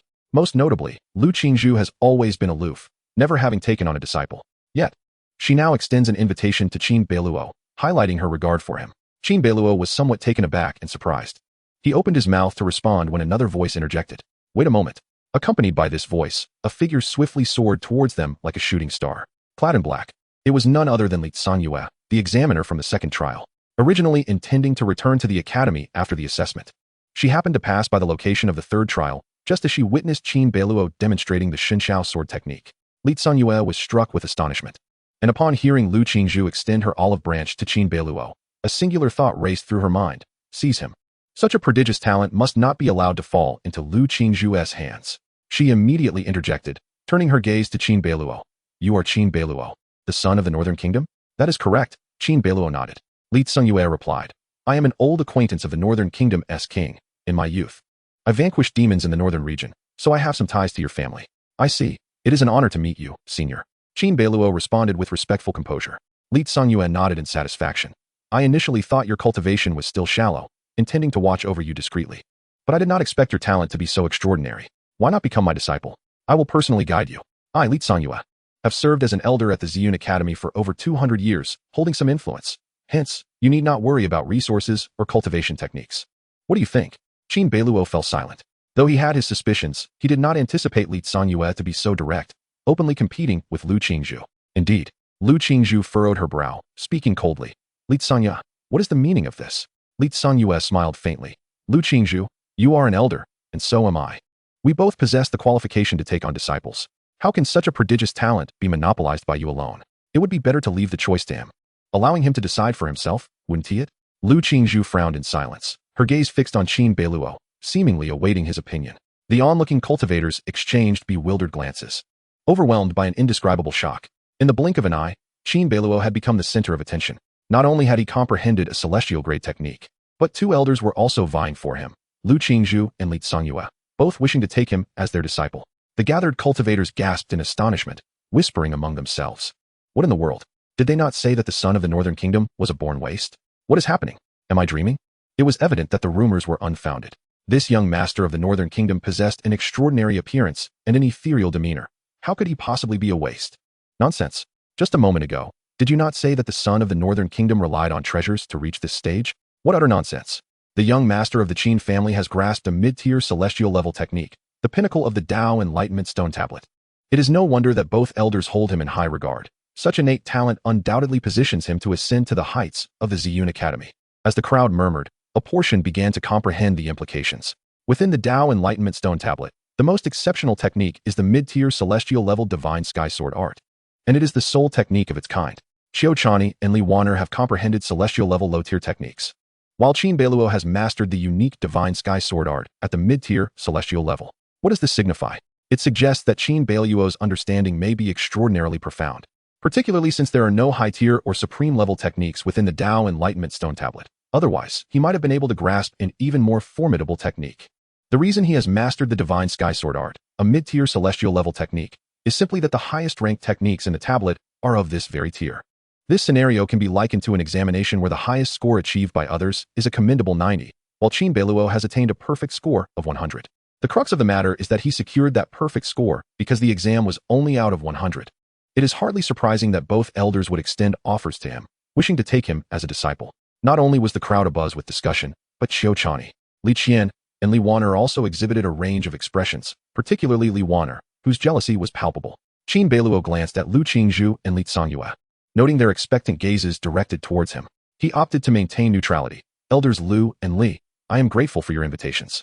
However, as I am new to the Ziyun Academy and still unfamiliar with my surroundings, and considering that the assessment is not yet complete, I believe it prudent to wait until the conclusion of the current evaluation before making my decision. With the assessment still ongoing, Qin Beiluo was in no rush to select an elder for mentorship. Lu Qingzhu and Li Songyue exchanged glances. Lu Qingzhu replied with a hint of resignation, very well. My eagerness was unwarranted. This approach is indeed wise. The fourth stage of the assessment will be presided over by Dean Zhao personally, and we elders will also be present to observe. Qin Beiluo, we shall meet again at that time. Li Songyue nodded in agreement. Their response signified respect for Qin Beiluo's decision. However, both Lu Qingzhu and Li Songyue understood that should Qin Beiluo proceed to the fourth stage and continue to shine, the competition for him would likely extend beyond just the two of them. Alas, such a rare gem is bound to be discovered by others. One cannot hope to conceal it. They could only await the conclusion of the assessments before entering the fray. Both Lu Qingzhu and Li Songyue resolved to take him as a disciple. Li Songyue offered Qin Beiluo a slight nod before vanishing from sight in an instant. Lu Qingzhu maintained her cool demeanor and continued to oversee the assessment. Qin Beiluo exhaled softly, turning to Qiu Chani with a smile. Chani, have you already comprehended a technique? Having just awakened from his state of enlightenment, he was unaware of the events that had transpired. Qiu Chani smiled faintly, moving closer to him, and whispered, indeed. Just a moment ago, she recounted the happenings, including that both she and Li Wan'er had grasped the celestial level low-tier technique, the Lotus Treasure Bottle Seal. Qin Beiluo realized that Qiu Chani had indeed comprehended the same technique as Li Wan'er. Qiu Chani communicated telepathically, I bet Li Wan'er appears calm on the surface, but inside, she must be seething with envy. Your mastery of the Divine Sky Sword art rightfully secures you the top position in this assessment, overshadowing her completely. Her eyes sparkled with pride. A clear expression of my husband is truly remarkable. Chapter 22. Who is the shadowy figure? Seeing Qiu Chani's adorable expression, Qin Beiluo couldn't help but smile. It was unexpected that both she and Li Wan'er had grasped the same technique, and he suddenly found himself curious about Li Wan'er's reaction. Scanning the crowd, he located Li Wan'er, who had her back to him and was hurrying away, seemingly eager to escape the scene. Sensing Qin Beiluo's gaze, Li Wan'er instinctively turned back, and for a fleeting moment, their eyes met. In that instant, Qin Beiluo discerned a flash of anger and embarrassment in her eyes. Quickly regaining her composure, she nodded slightly at Qin Beiluo and then turned to leave. Interestingly, Li Wan'er's personal maid had also passed this stage, closely following her. Qin Beiluo remarked with a smile, Li Wan'er is quite composed, at least on the surface. One cannot easily discern any discontent from her. Given her cunning, she is adept at concealing her emotions. She is likely imagining all sorts of vengeful scenarios against us right now. Qiu Chani communicated in kind. Having been reborn, she had seen through Li Wan'er long ago. Qin Beiluo chuckled. Let her stew in her anger for now. There is still much for her to endure in the final stage. The content of the last assessment remained a mystery. If it were related to cultivation strength, he too could potentially overshadow Li Wan'er. Qiu Chani spoke with confidence. This third stage of the Tao Enlightenment Stone Tablet specifically tests one's comprehension. Talent manifests in various forms. Some possess exceptional bones or unique physiques that allow for rapid cultivation. Others have extraordinary souls, naturally endowed with robust spiritual powers, enabling them to advance through soul-related techniques at a remarkable pace. Then there are those with prodigious insight, able to draw connections and progress rapidly in their studies. These attributes are crucial on the path of cultivation. Prior to this, the Ziyun Academy has already assessed many aspects, such as foundational cultivation and spiritual essence. We can only speculate about the fourth stage. Qin Beiluo raised his thumb in admiration. Truly, my wife is formidable. General Qiu exudes power and grace. Qiu Chani's cheeks flushed slightly as she playfully shot him a reproachful glance. At that moment, Li Qian approached with a sigh, expressing, Brother Beiluo, you have truly astonished me by mastering a celestial-level technique.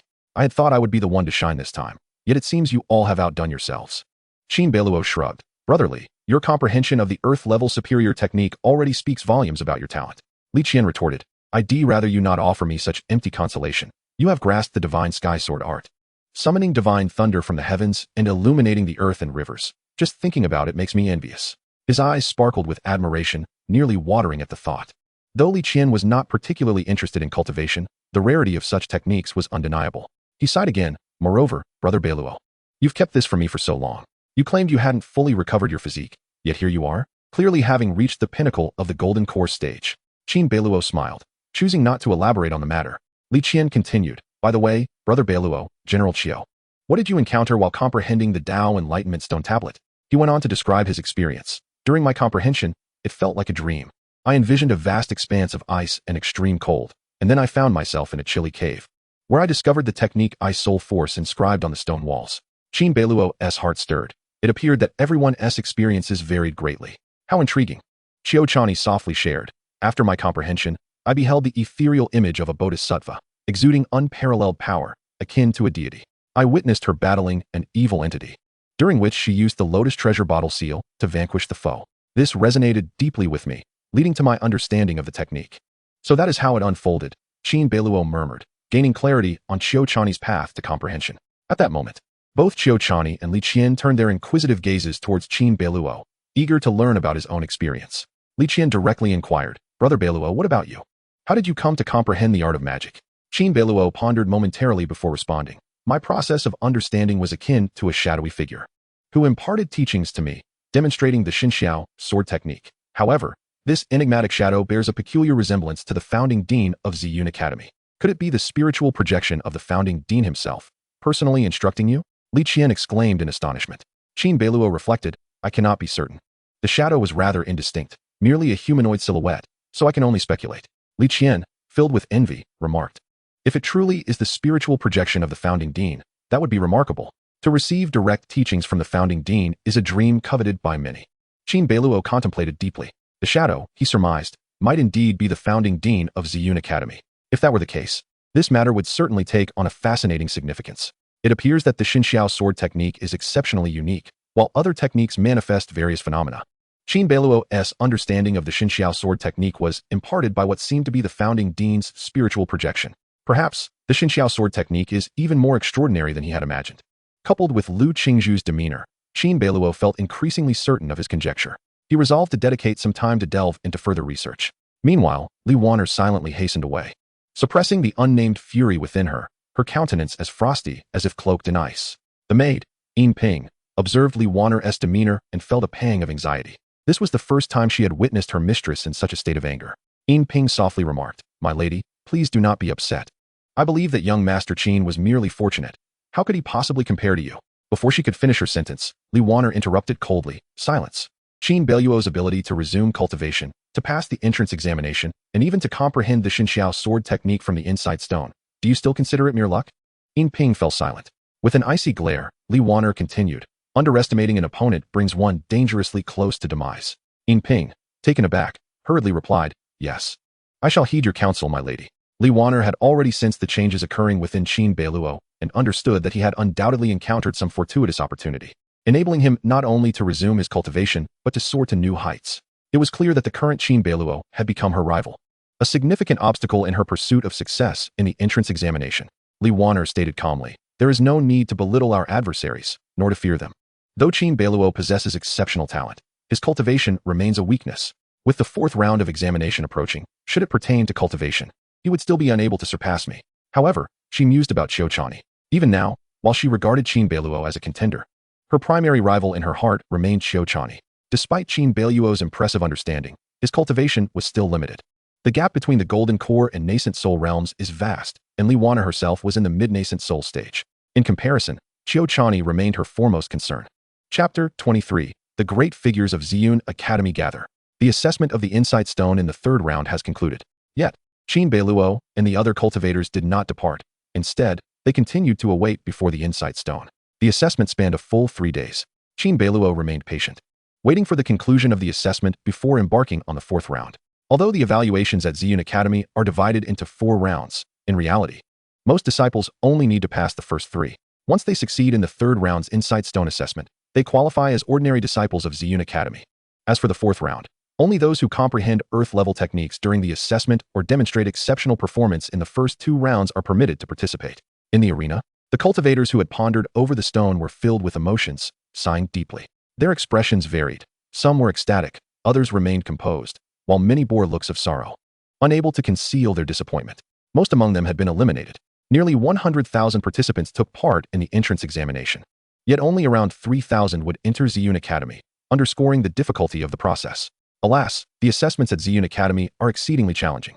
Yes, perhaps I shall return in 3 years. I can still wait. For me, it is impossible. The maximum age to participate in the examination is 20. Alas, I shall have to try my luck at the Prefectural Academy. Voices rose and fell, predominantly filled with lamentations. A group of cultivators departed in despondence. Soon after, disciples from Ziyun Academy began to file in, registering the successful candidates. Those who passed the assessment became ordinary disciples, while those with exceptional performances could participate in the fourth round. Qin Beiluo, Qiu Chani, Li Qian, and others naturally belonged to the latter group. A brief glance revealed that approximately 100 individuals were qualified for the fourth round. What could this fourth round entail? Qin Beiluo felt an increasing curiosity and anticipation for the upcoming examination. Thus, the third round of assessments came to a complete close. Lu Qingzhu gently parted her lips to announce, "Disciples who are qualified for the fourth round, please ascend the mountain to the Ziyun Hall, where the fourth round will be personally overseen by Dean Zhao." As soon as Lu Qingzhu finished speaking, excitement surged among the crowd. Dean Zhao Fenglai of Ziyun Academy is a legendary figure, one of the pinnacle cultivators of the Great Zhou. The fact that he would personally oversee the fourth round reflects the Academy's earnest regard for this examination. "Everyone, please proceed." As Lu Qingzhu's words concluded, she cast a lingering glance in Qin Beiluo's direction before gracefully departing. Qin Beiluo and the other disciples began to disperse. Those who could not participate in the fourth round were led by senior disciples of the Academy to collect their identity tokens, officially becoming disciples of Ziyun Academy. Meanwhile, Qin Beiluo ascended the mountain at a leisurely pace towards the Ziyun Hall.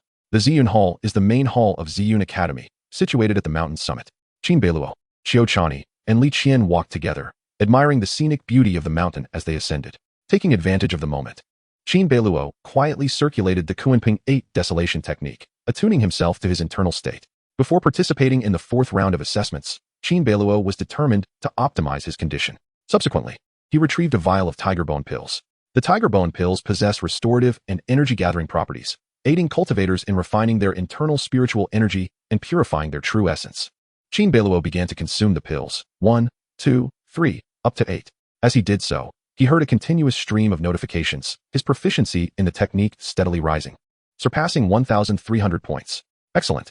Today, as proficiency has reached its peak, through the consumption of medicinal pills and spiritual items, he can replenish a maximum of 300 points of proficiency daily. Now, with over 1,300 points accumulated, he has completed more than 1/10 of the required 10,000 points to reach the second layer of the Kunping 8 desolation technique. At this pace, in just over 20 days, he could achieve a breakthrough. Seeing Qin Beiluo consume the pills, Li Qian was momentarily stunned, his mouth agape, eyes wide with disbelief. "Brother Beiluo, what are you doing? Eating so many pills, aren't you afraid of exploding from it?" Li Qian was taken aback. For ordinary cultivators, consuming even 1 or 2 pills warrants concern over their ability to digest the medicinal power. Yet Qin Beiluo was treating the pills as if they were mere candies. It was utterly outrageous. Li Qian was deeply worried that Qin Beiluo might explode and perish. With a smile, Qin Beiluo waved his hand dismissively, saying, "Brother Li, there is no need to fret over me. My physique is unique. This is simply my way of restoring my body." "Such a unique physique exists?" Li Qian exclaimed in astonishment. "So, your previous displays of weakness were due to this special constitution not yet awakening?" "Indeed," Qin Beiluo nodded. Li Qian was astounded, saying, "Then you must possess an extraordinary constitution, one that is undoubtedly rare." Within, Li Qian recognized the potential terror of Qin Beiluo's unique physique. He was aware of the tiger bone pill, which is quite a commendable elixir for cultivators at the golden core stage. If it were Li Qian, He could manage to consume at most 3 tiger bone pills in succession before needing to digest their effects before taking more. Yet, Qin Beiluo had ingested 8 at once, practically devouring them by the bottle. How extravagant! Qin Beiluo smiled without a word. As they spoke, the group had already ascended the mountain and finally arrived at the entrance of the Xian Hall. Here, mist swirled, and one could occasionally hear the cries of celestial cranes, while white apes climbed the towering trees in the distance. In the forest and ravines, one could even spot spirit deer bounding and rare flora carpeting the ground, resembling a scene from a fairyland. Qin Beiluo distinctly sensed that the spiritual energy in this vicinity was far denser than that outside. Cultivating here would undoubtedly yield rapid progress. Truly, this is a paradise of celestial realms, Qin Beiluo mused. One by one, all the disciples participating in the 4th assessment had arrived, waiting outside the Xian Hall. The grand doors of the hall were tightly shut, and on either side stood hundreds of academy disciples, observing Qin Beiluo and his companions as they awaited the 4th evaluation. After about a quarter of an hour, a sound finally echoed, and the crimson doors of the Xian Hall swung open. A voice, indistinguishable in gender, emanated from within. Director Zhao has arrived. All disciples participating in the 4th assessment, please enter the hall. Hearing this, Qin Beiluo and the others filed in. The interior of the Xian Hall was vast, spacious enough to accommodate hundreds without feeling cramped. Inside, approximately a dozen profound cultivators either stood or sat, scrutinizing Qin Beiluo and the others. These cultivators were all elders of the Xian Academy. Qin Beiluo's quick glance revealed a total of 13. There were dozens of elders within the Xian Academy, but many were often in secluded cultivation, while others roamed the world or protected borders, leaving only a handful present at the academy. The appearance of 13 elders for this assessment indicated its significance. At the forefront stood a refined middle-aged man, with a long beard that imparted an air of celestial grace, smiling as he regarded the assembly. This man was none other than Zhao Fenglai, the highest decision-maker of the Xian Academy, and a prominent figure in the cultivation world of the Great Zhou. Such an assembly could only be described as a congregation of titans. Chapter 24, The Primordial Treasure Mirror. The elders of the Xian Academy, including Director Zhao Fenglai, were observing the over 100 young cultivators before them. These young practitioners might very well represent the future of the Xian Academy. Zhao Fenglai's demeanor was warm and elder-like as he proclaimed, "Congratulations to all of you for reaching this final assessment. Even if your results are not ideal, you will still qualify as inner disciples, so do not feel anxious." His words seemed to possess a comforting power that alleviated the tension among the crowd. Qin Beiluo understood that reaching this final stage meant that even if one's performance was less than stellar, they could still become inner disciples. Should they excel, they would naturally ascend to the rank of true disciples. True disciples of the Xian Academy enjoyed a status of great esteem throughout the Great Zhou. Many officials in the imperial court, as well as generals on the battlefield, had once been true disciples of the Xian Academy. Thus, even Li Qian, the son of the East Sea King, was urged by his elders to become a true disciple of the Xian Academy. Attaining such a status would undoubtedly facilitate a prosperous journey within the Great Zhou. Taking a deep breath, Qin Beiluo's gaze swept over Zhao Fenglai and then to the elders beside him, where he spotted the familiar faces of Lu Qingzhu and Li Cangyue. Zhao Fenglai continued, "To ensure fairness and impartiality in the 4th assessment, I will personally oversee the proceedings, with the observation of the 13 elders." He explained that this 4th assessment was quite straightforward. It would test their comprehensive talents. Comprehensive talents? Qin Beiluo felt a stir in his heart. The others, too, appeared somewhat surprised. They had anticipated various evaluations, including cultivation level and practical combat, but they had not expected a focus on talent. Just what did comprehensive talent entail? While the crowd pondered this, Zhao Fenglai made a gesture, stating, "Our Xian Academy possesses numerous spiritual treasures, among which is a supreme treasure left by the founding director, known as the Primordial Treasure Mirror." The Primordial Treasure Mirror. Qin Beiluo squinted, having certainly heard of this artifact. It was said to be the longest-serving spiritual treasure accompanying the first director, shrouded in mystery and passed down since the establishment of the Xian Academy, safeguarded by successive directors. However, the specific functions and profound mysteries of the Primordial Treasure Mirror remained unknown to others. Upon hearing the name, the audience's curiosity piqued. Their gazes fixed intently on Zhao Fenglai. The other elders, too, exhibited peculiar expressions upon hearing the term. Zhao Fenglai stroked his beard and smiled, waving his hand, revealing an ancient copper mirror in his grasp. This mirror was intricately adorned, every detail meticulously crafted, with a smooth, polished surface that emanated an aura of profundity. A true treasure indeed. Suddenly, a large eye opened on the mirror's surface, round and distinct, radiating a formidable presence that gazed upon the crowd. Everyone was taken aback, feeling an intense wave of pressure wash over them. The Primordial Treasure Mirror actually had an eye? Qin Beiluo was equally astonished. Exchanging a look of surprise with Qiu goodness, "Zhao Fenglai, you old rascal, you finally let me out. I've been suffocating in your spatial pouch." The copper mirror spoke, its large eye displaying an expression of impatience. Zhao Fenglai's smile faltered, and he twitched the corner of his mouth.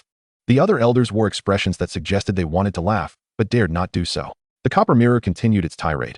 Last time you deceived me, claiming you would nourish me with purple qi, and in the end, I got nothing. Just wait, don't let me catch the chance to run away. Cough, cough, esteemed one. There were reasons for the previous incident. There were some unforeseen circumstances.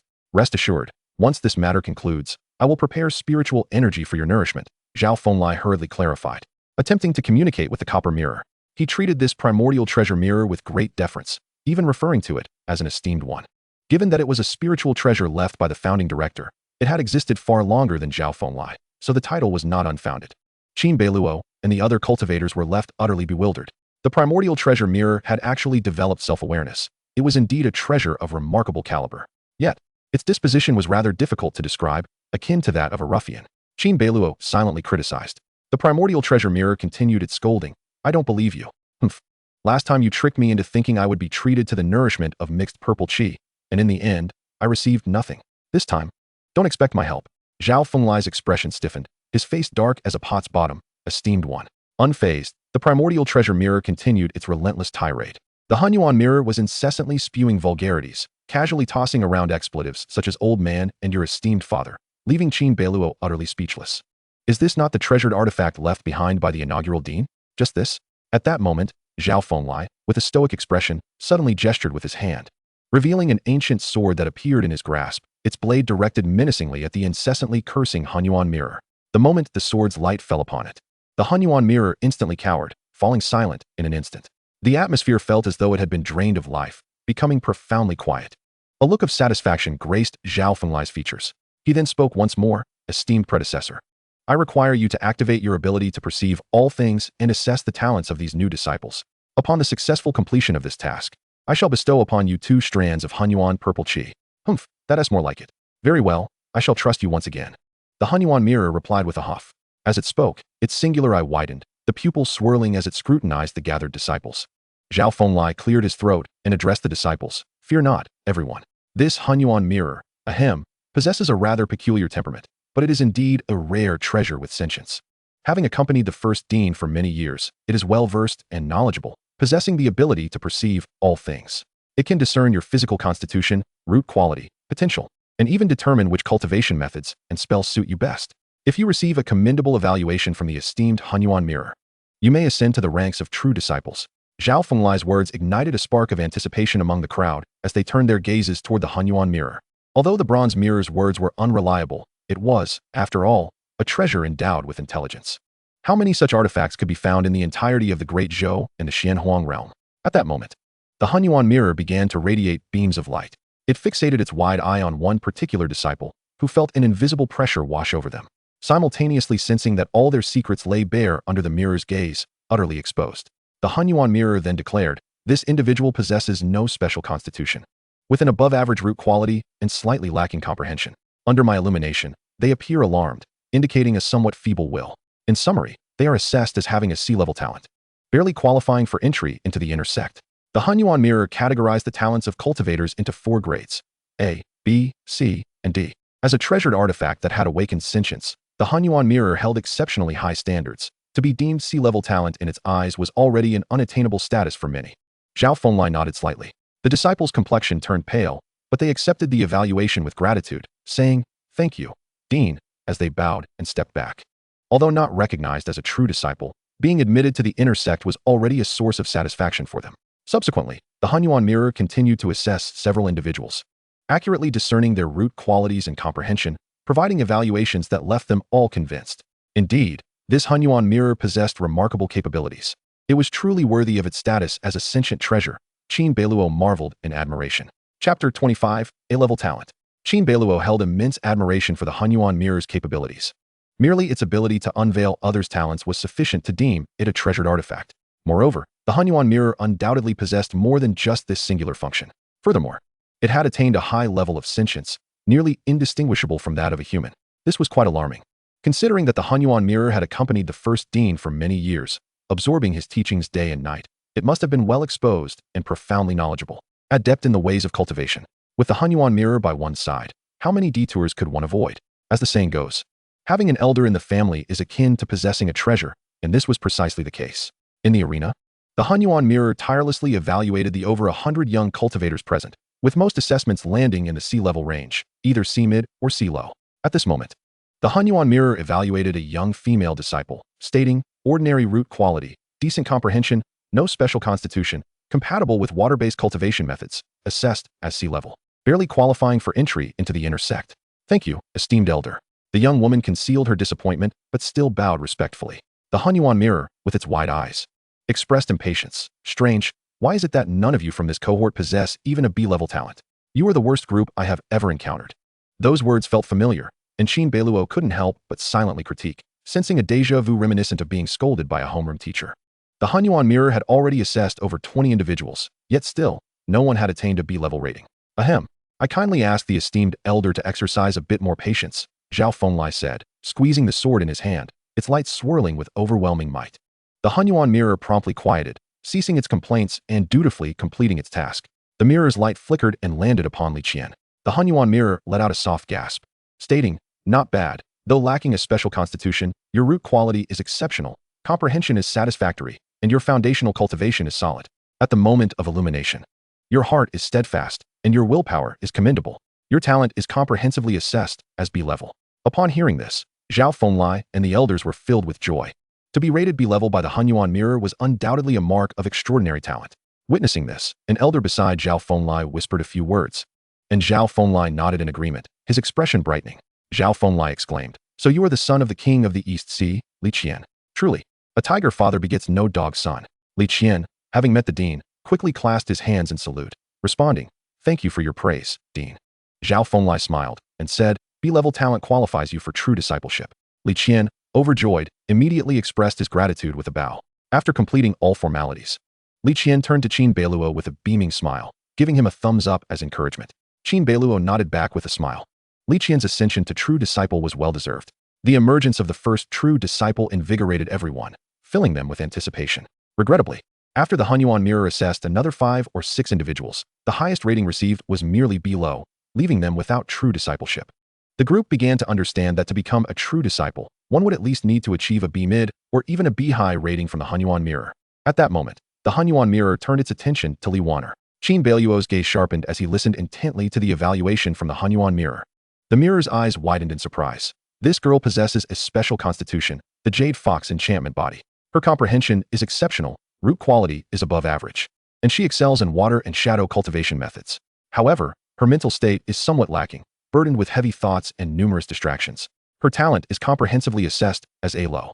An A-level talent. The first A-level rating had emerged. The crowd was taken aback, all eyes fixed upon Li Waner. She appeared calm, though a glimmer of pride flickered in her eyes. An A-level evaluation was exceedingly rare. The Hunyuan mirror had witnessed countless talented cultivators, and to be rated A-level, even as A-low, was a remarkable feat after all. The Hunyuan mirror had previously been in the company of the first dean, gaining vast knowledge and high standards. The crowd was astonished. Even Zhao Fenglai raised his eyebrows, exclaiming, no wonder you are the daughter of the southern town king, truly exceptional talent, rivaling your brother. Zhao Fenglai clearly recognized Li Waner, directly revealing her identity. Li Waner smiled gently, rising to bow, exuding an air of demureness. Her voice was melodious. Thank you for your kind words, Dean. My brother's brilliance is unparalleled. If I could possess even 7 or 8 parts of his talent, I would be immensely satisfied. Zhao Fenglai chuckled, with A-low talent, you are eligible for true discipleship. Thank you, Dean. Li Waner performed an impeccable bow, leaving no room for criticism. Dean, I have a matter to discuss. At this moment, an elder lady beside them spoke up. This elder was a middle-aged woman with a dignified appearance, while not conventionally beautiful.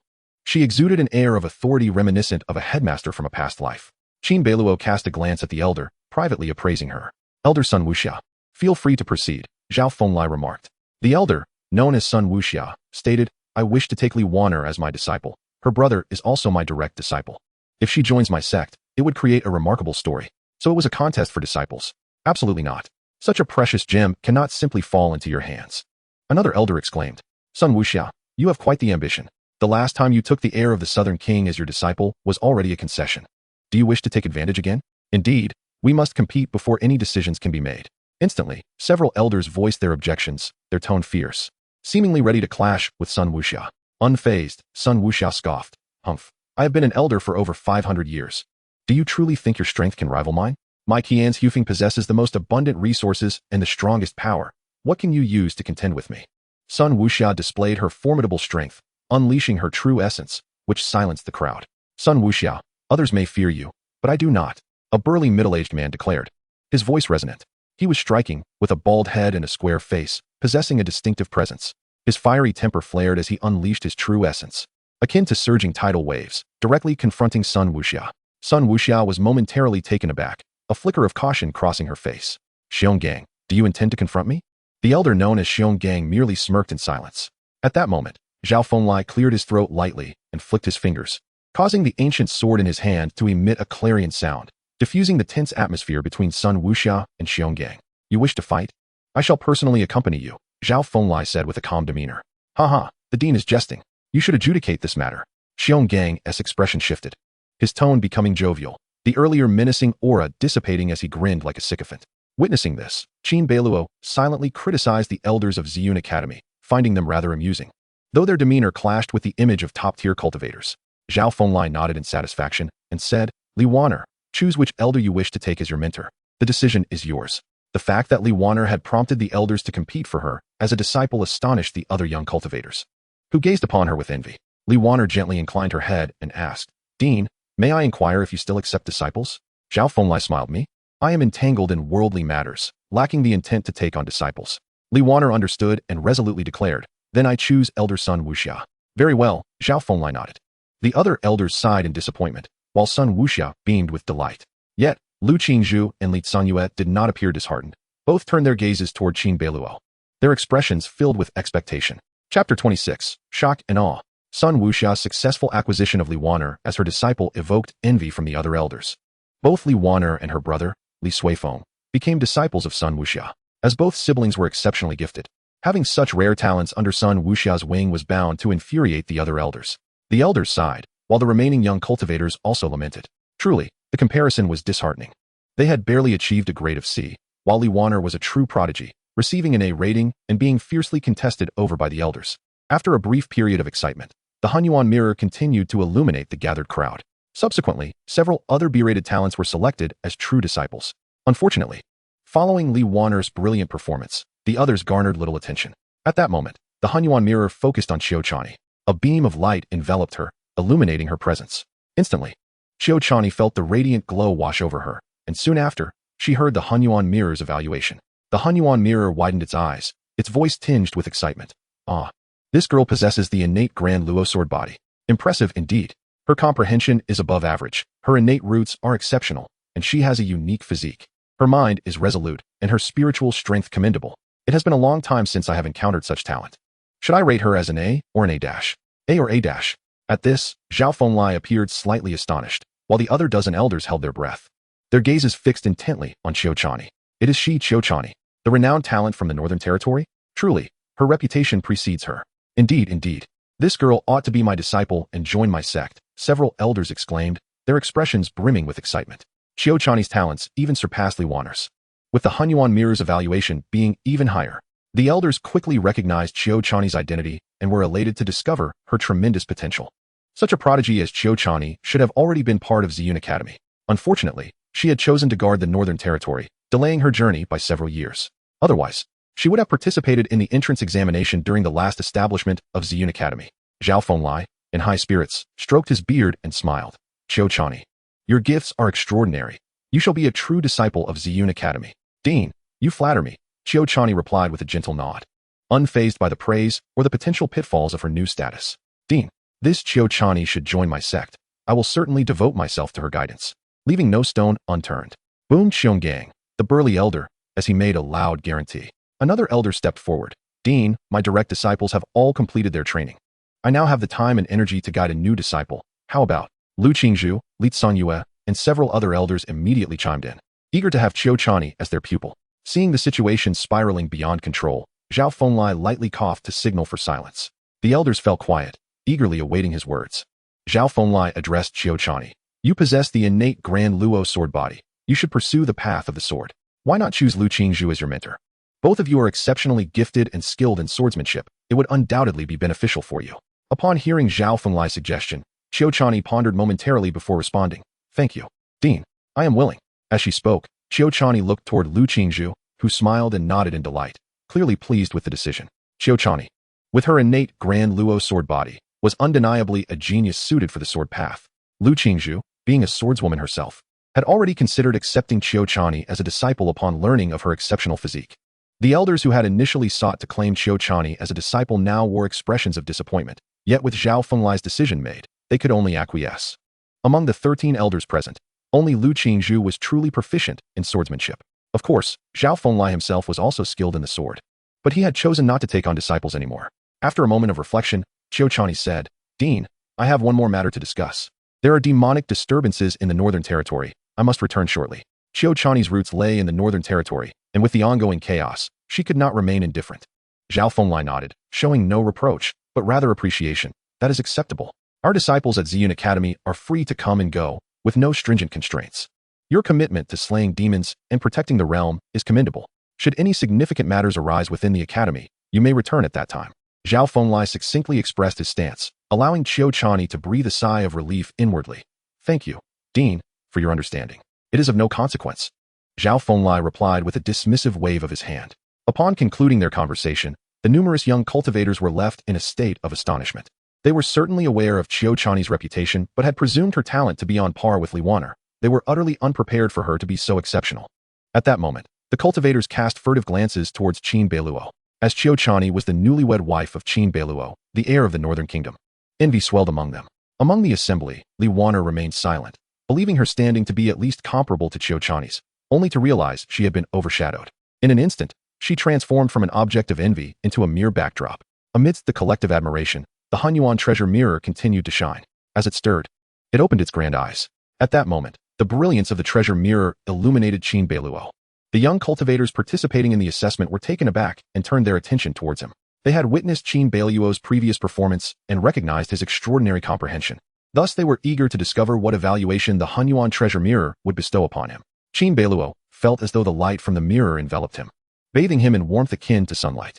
Simultaneously, his mind became tranquil, as if undergoing a form of cleansing. After shining upon Qin Beiluo, the Hunyuan treasure mirror suddenly retracted its glow, exclaiming, "Oh dear, my eyes, my eyes." "Elder?" Zhao Fenglai was momentarily taken aback. This was the first time he had witnessed the mirror in such a state. The other elders looked at one another in confusion. Before them, the bronze mirror tightly shut its eyes, tears streaming down as it rolled about, lamenting, "My eyes." Zhao Fenglai waved his hand, and a torrent of spiritual energy surged into the bronze mirror, nourishing it back to health. "How delightful. Ah, I am well again." The Hunyuan treasure mirror ceased its wailing, swiftly recovering and reopening its eyes. "Elder, what just transpired?" Zhao Fenglai inquired. The mirror did not respond, but instead fixed its gaze upon Qin Beiluo. "Young man, you possess the Chaos Devouring Body. Such a domineering physique. A mere glance nearly blinded me. How will you compensate me?" Just a single glance at Qin Beiluo had drained a considerable amount of spiritual energy from the mirror, nearly leaving it sightless. Qin Beiluo's eyes flickered. The fact that the Hunyuan treasure mirror recognized his Chaos Devouring Body was indeed remarkable. This mirror possessed extraordinary capabilities. Chaos Devouring Body. Zhao Fenglai narrowed his eyes. "Elder, could you elucidate further?" The Hunyuan treasure mirror replied with a huff. "The Chaos Devouring Body, and what is more, it has already awakened. You have stumbled upon a treasure at Ziyun Academy. Those who possess the Chaos Devouring Body exhibit peak innate talent and comprehension. There is no need for further assessment. It's undoubtedly top tier." Chapter 27. Dean Zhao. The talent of young Master Qin is too exceptional. You cannot hope to contain it. The evaluation from the Hunyuan treasure mirror left Zhao Fenglai momentarily stunned, while the other 13 elders were equally astonished and elated. Their gazes fixated upon Qin Beiluo with palpable desire. Top tier. To be rated as such by the Hunyuan treasure mirror underscored the extraordinary nature of his talent. The ability of the Hunyuan treasure mirror was highly regarded. It had accompanied the founding dean, possessing vast knowledge and the power to perceive all, rendering its judgments undeniably authoritative. Zhao Fenglai murmured to himself, pondering, the Chaos Devouring Body? Why have I never heard of such a physique? The names of the Jade Fox Charming Body and the innate Great Luo Sword Body were familiar to him, but the Chaos Devouring Body was an enigma. Such a formidable name, yet he was unaware of its essence. The Hunyuan treasure mirror widened its eyes and spoke calmly. Those who possess the Chaos Devouring Body initially appear as waste bodies, entirely incapable of cultivation. They must rely on rare materials to open their meridians or encounter fortuitous circumstances to awaken their physique. Once awakened, their bodies become akin to an insatiable black hole, capable of devouring all spiritual essence, exceedingly tyrannical. Of course, I have yet to witness the Chaos Devouring Body firsthand. I only heard that old man mention it in passing. Knowing the signs of its awakened state, otherwise, I would not have recognized it. The old man referenced by the mirror was none other than the founding dean. It was then that Zhao Fenglai and the other elders understood. Upon hearing the Hunyuan treasure mirror's explanation and gazing at Qin Beiluo, Zhao Fenglai felt an odd sense of familiarity, prompting him to hesitate. Noticing Zhao Fenglai's scrutiny, Qin Beiluo clasped his hands in respect. I am Qin Beiluo. Honored to meet Dean Zhao. It has been 5 years, and you continue to exude your illustrious presence. Zhao Fenglai was taken aback, suddenly realizing, Qin Beiluo, you are the son of the Northern King. No wonder you seem familiar. 5 years have swiftly passed, so you are not a naturally severed meridian, but rather the Chaos Devouring Body. Zhao Fenglai sighed with astonishment. Indeed, Qin Beiluo had met Zhao Fenglai 5 years prior when the Northern King had sought the renowned Dean's assistance to diagnose Qin Beiluo's innate severed meridian, hoping to enable him to cultivate normally. Naturally, Zhao Fenglai had been at a loss. It was during that encounter that Qin Beiluo had made a fleeting impression on him. Zhao Fenglai marveled at the revelation that Qin Beiluo was not a natural waste body, but rather the Chaos Devouring Body. Now that his physique had awakened, he was destined for meteoric rise. As Zhao Fenglai contemplated this, he clapped his hands in delight, feeling immense satisfaction. What a prodigy. The Northern King's long-held wish is finally realized today. It was revealed that he was the son of the Northern King. How intriguing that the offspring of 3 princes had come to participate in the assessment. Indeed, life as fortunes can change in an instant. The once deemed waste body had transformed into the Chaos Devouring Body. Truly, blessings and misfortunes are intertwined, and destiny is unpredictable. Nearby, the 13 elders whispered among themselves, expressing their astonishment.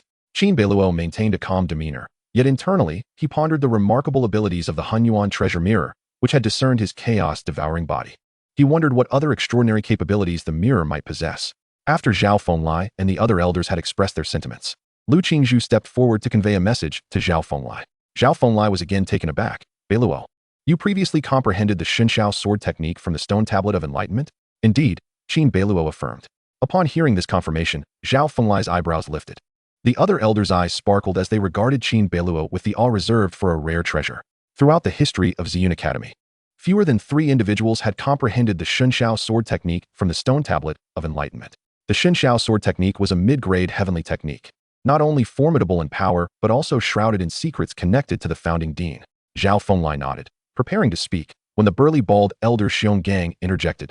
Dean, young Master Qin is undoubtedly a rare gem. Such talent must not be squandered. Let him train with me, and I shall impart all my knowledge without reservation. Xionggang, known for his fiery temperament, could no longer contain himself and spoke up eagerly. Beside him, Lu Qingzhu's expression shifted slightly, her brows knitting together. No.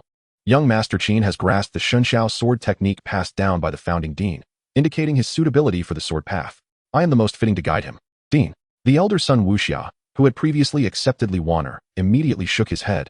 This is not appropriate. Young Master Qin should join my sect. My Qian Bamboo Peak has historically boasted the richest resources and the strongest overall capabilities, making it the ideal environment for him. No way. Allow me. Numerous elders voiced their opinions, and in the face of Qin Beiluo's extraordinary talent, all were captivated. The elders began to vie for the attention of Qin Beiluo, creating an uproar of chaos. The young cultivators below were awestruck. In their minds, these esteemed elders of the Ziyun Academy were paragons of virtue and wisdom. How could they suddenly behave like quarrelsome vendors at a marketplace? It could only be said that Qin Beiluo's prodigious talent was simply too extraordinary for anyone to relinquish. Such a rare gem, how could it be allowed to slip into another's hands? The elders, all of whom had come with the intention of taking on disciples, were now embroiled in fervent disputes, their faces flushed and voices raised. Xionggang, known for his fiery temperament, could no longer contain his agitation and exclaimed, let us settle this with a contest. We shall each showcase our abilities, and whoever triumphs shall take Qin Beiluo as their disciple. Agreed. Let us compete. I fear no one. Many elders echoed his sentiment with enthusiasm. At that moment, Lu Qingzhu, without uttering a word, summoned her celestial sword. Its gleaming light directed at Xionggang. With a low growl, Xionggang radiated a brilliant aura, illuminating his surroundings like a blazing sun. The young cultivators felt an overwhelming pressure, one that made it difficult for them to breathe. Enough. Zhao Fenglai's voice rang out sternly, and with a wave of his hand. The oppressive force intensified, as though 1,000 mountains had descended from the heavens, causing several elders to stagger back and immediately cease their actions, too intimidated to proceed. Silence fell over the elders, who lowered their heads slightly, resembling chastened children. Zhao Fenglai's tone was icy. The Ziyun Hall is a place of solemnity. How dare you behave in such a raucous manner? Where's the dignity expected of those in positions of authority? He continued, as elders of the academy. You share a teacher-student relationship with the disciples. How can you allow personal biases to cloud your judgment? The elders felt a wave of shame as they bowed their heads. Seeing this, Zhao Fenglai nodded in satisfaction and declared, Qin Beiluo possesses unparalleled talent. He is worthy of true discipleship. Clearing his throat, he stroked his beard and articulated with conviction, given Qin Beiluo's exceptional capabilities, it would be a tremendous waste to place him under your tutelage. Thus, it would be most appropriate for me to instruct him personally. The elders were momentarily taken aback, staring blankly at Zhao Fenglai. Particularly, Li Wanner was left speechless. For just moments ago, Zhao Fenglai had expressed his unwillingness to take on any disciples due to pressing matters. It was now evident that it was not a lack of interest, but rather a matter of finding a disciple worthy of his attention. Xionggang, regaining his composure, seethed with rage, shameless old thief, attempting to steal my disciple. As he spoke, he could hardly contain his fury, unleashing all his true essence in a fit of indignation. Chapter 28. Who is the chief? Breakthrough. Shameless old thief, attempting to steal my disciple. Xiongang's voice thundered like a storm, resonating throughout the Ziyun Hall and even across the mountains. His wrath was palpable, and his true essence surged forth, enveloping him in a golden glow. A shadowy figure emerged behind him, the embodiment of his conjured Dharma body. Towering at 6 zhang, the golden figure radiated an intense brilliance, akin to the sun itself, blindingly bright.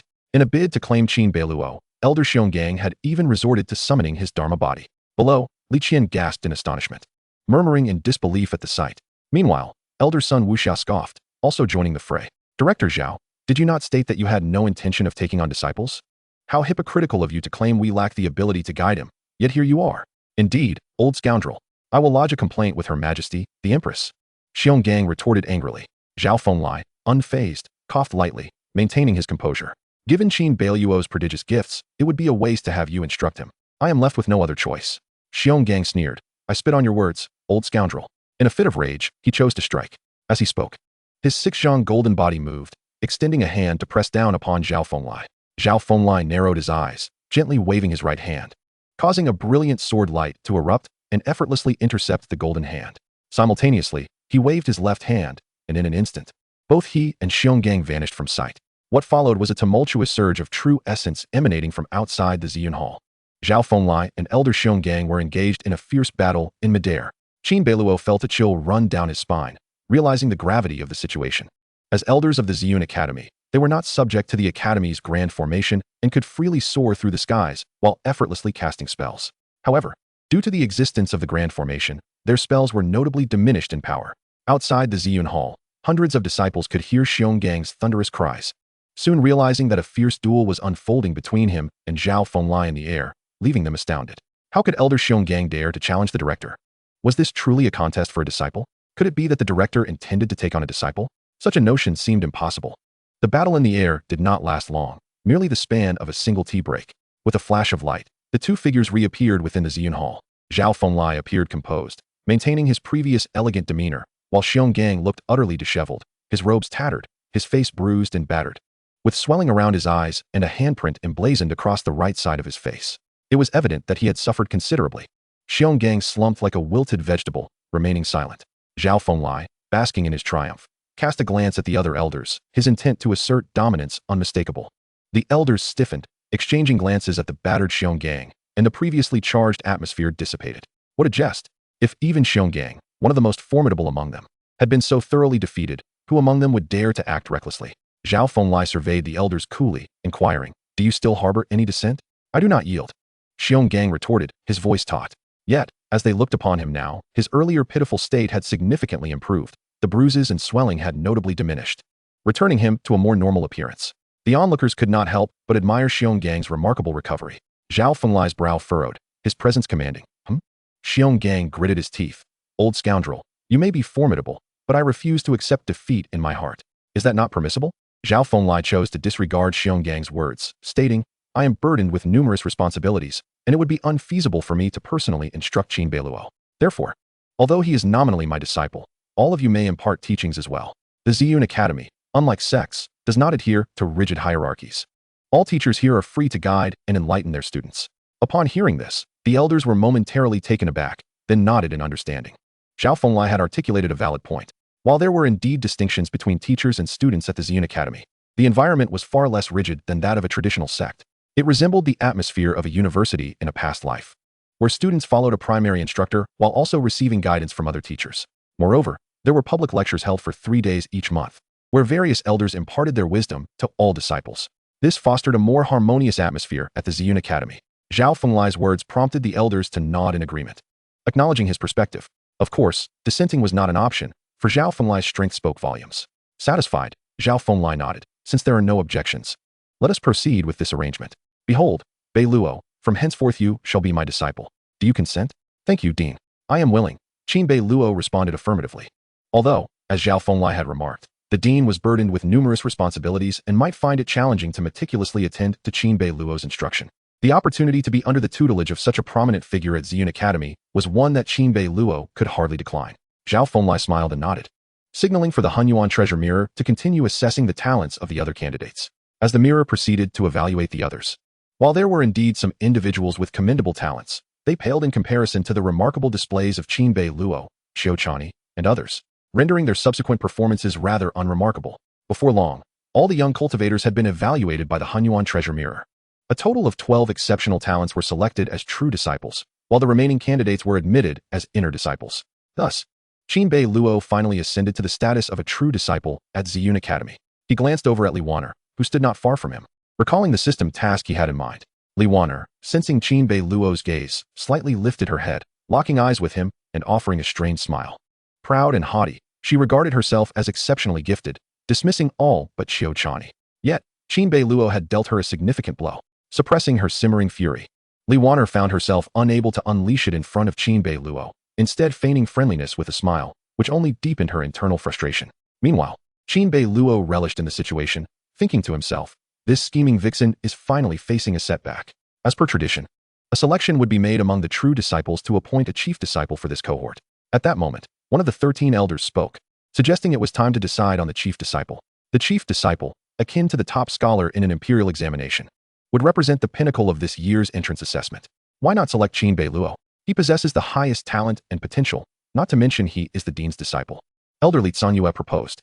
Sun Wuxia shook his head. That is not advisable. Although young Master Qin boasts remarkable talent, he still lacks sufficient cultivation.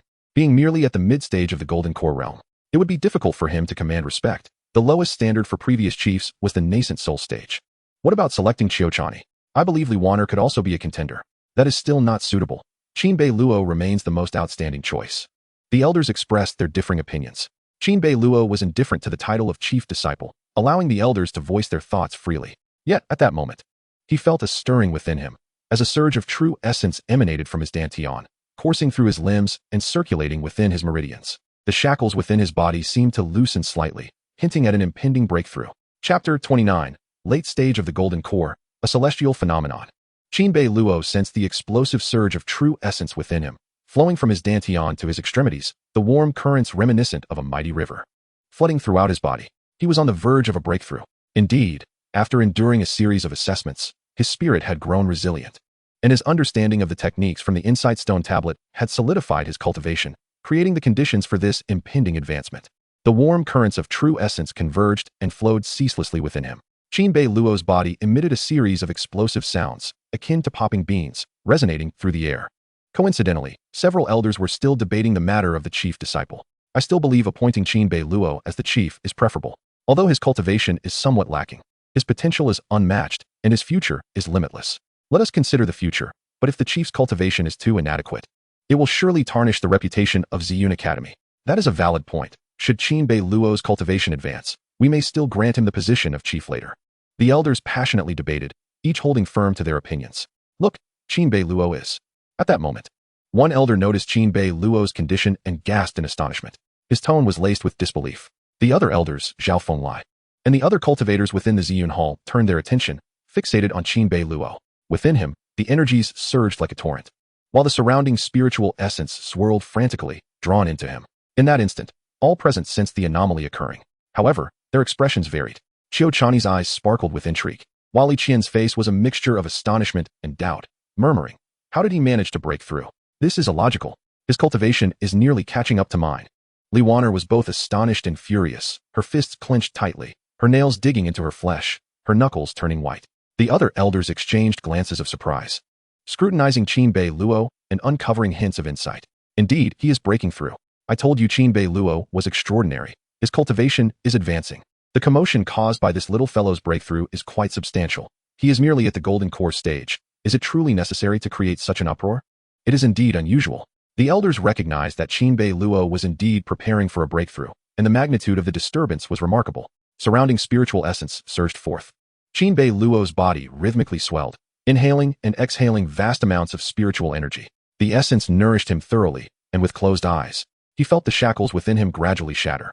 His true essence grew increasingly potent, absorbing ever more spiritual energy. With each breath, he expelled and inhaled vast quantities of surrounding essence. At that moment, the golden core within him expanded, seemingly imbued with sentience, leaping forth from his dantian.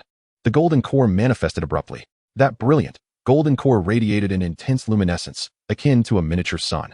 As the golden core emerged, the crowd gasped in astonishment once more. For at that moment, Qin Beiluo's golden core was incredibly solid, having doubled in size from the previous egg-like form, its hue a radiant gold, reminiscent of gilded brilliance. Upon its emergence, the surrounding spiritual energy spiraled around the golden core, as if acknowledging its master. The spiritual energy encircled him, and the heavens resonated. Was this celestial phenomenon merely a result of breaking through the golden core? Qin Beiluo's foundation was unexpectedly profound, far exceeding my expectations. His cultivation was only at the mid-stage of the golden core, and yet, he could create such a considerable uproar upon approaching the late stage. One might mistake it for a breakthrough to the nascent soul. Not to mention the nascent soul. Even my own breakthrough to the transformation stage did not cause such a commotion. How embarrassing, how lamentable. At the moment Qin Beiluo's golden core appeared, a celestial phenomenon was unleashed. Such phenomena typically refer to the extraordinary manifestations during a cultivation breakthrough. Usually, only cultivators with exceptional potential and profound foundations can elicit such celestial signs. Once a celestial phenomenon occurs, it signifies that the cultivator has received the recognition and blessings of the heavens, solidifying their foundation post-breakthrough, which is immensely beneficial. Under normal circumstances, such phenomena are exceedingly rare, occurring only once in a myriad. Yet, Qin Beiluo's advancement to the late stage of the golden core had indeed triggered such an extraordinary occurrence. As Qin Beiluo's golden core spun in midair, spiritual energy surged around it, growing denser and more palpable with the naked eye. His aura was significantly more robust than before, his momentum soaring, as both his physical and spiritual power ascended effortlessly. He had seamlessly crossed a threshold. Late stage of the golden core, breakthrough success. In the crowd, Li Qian's eyes widened, whispering in disbelief. This fellow actually broke through from the mid-stage to the late stage of the golden core? I had thought he had already reached perfection in the golden core realm. With that aura, no one would doubt he was a fully realized golden core cultivator. The others shared similar sentiments. Qin Beiluo's foundation was remarkably deep.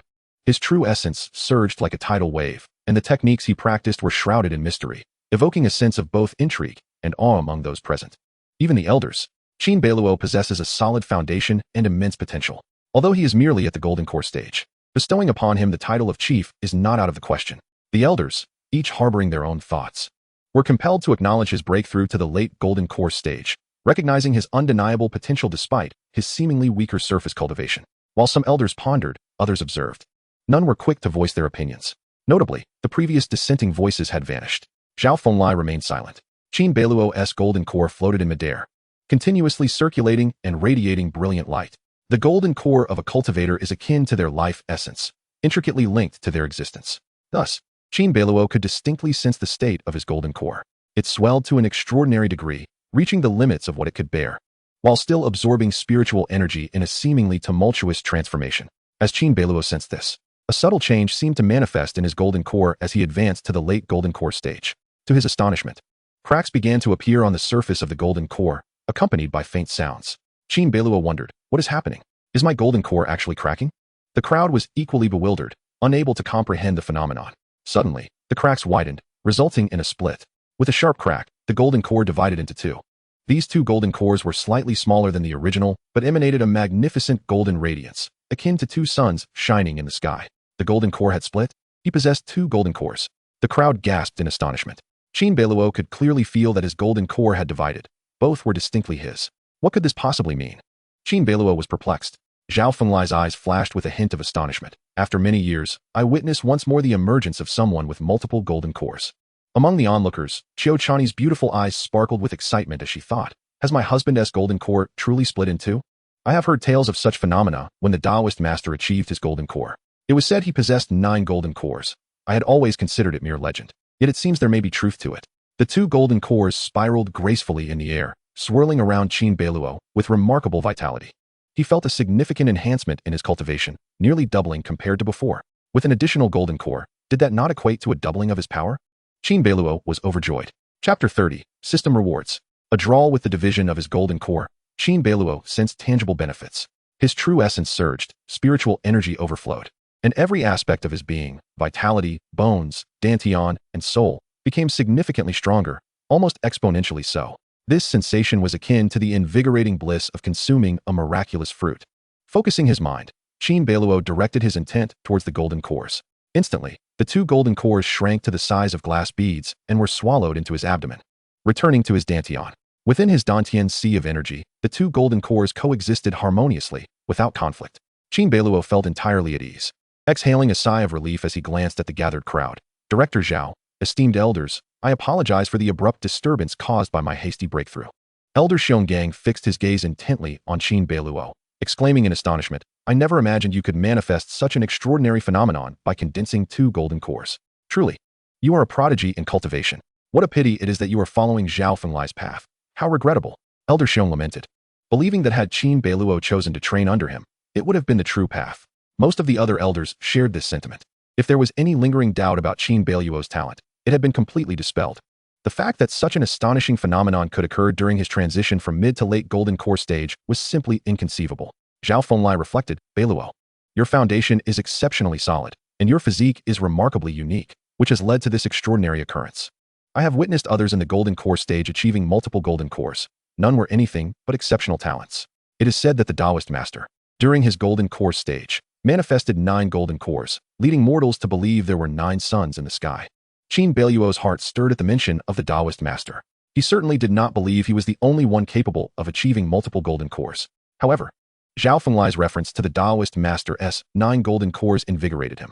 The Taoist master, a legendary figure from ancient times, currently acknowledged as the progenitor of the Tao sect, possessed unparalleled power, standing alongside other great beings such as the Buddha. If the Taoist master had 9 golden cores, did that not imply his strength was 9 times greater? He was indeed invincible at the golden core stage.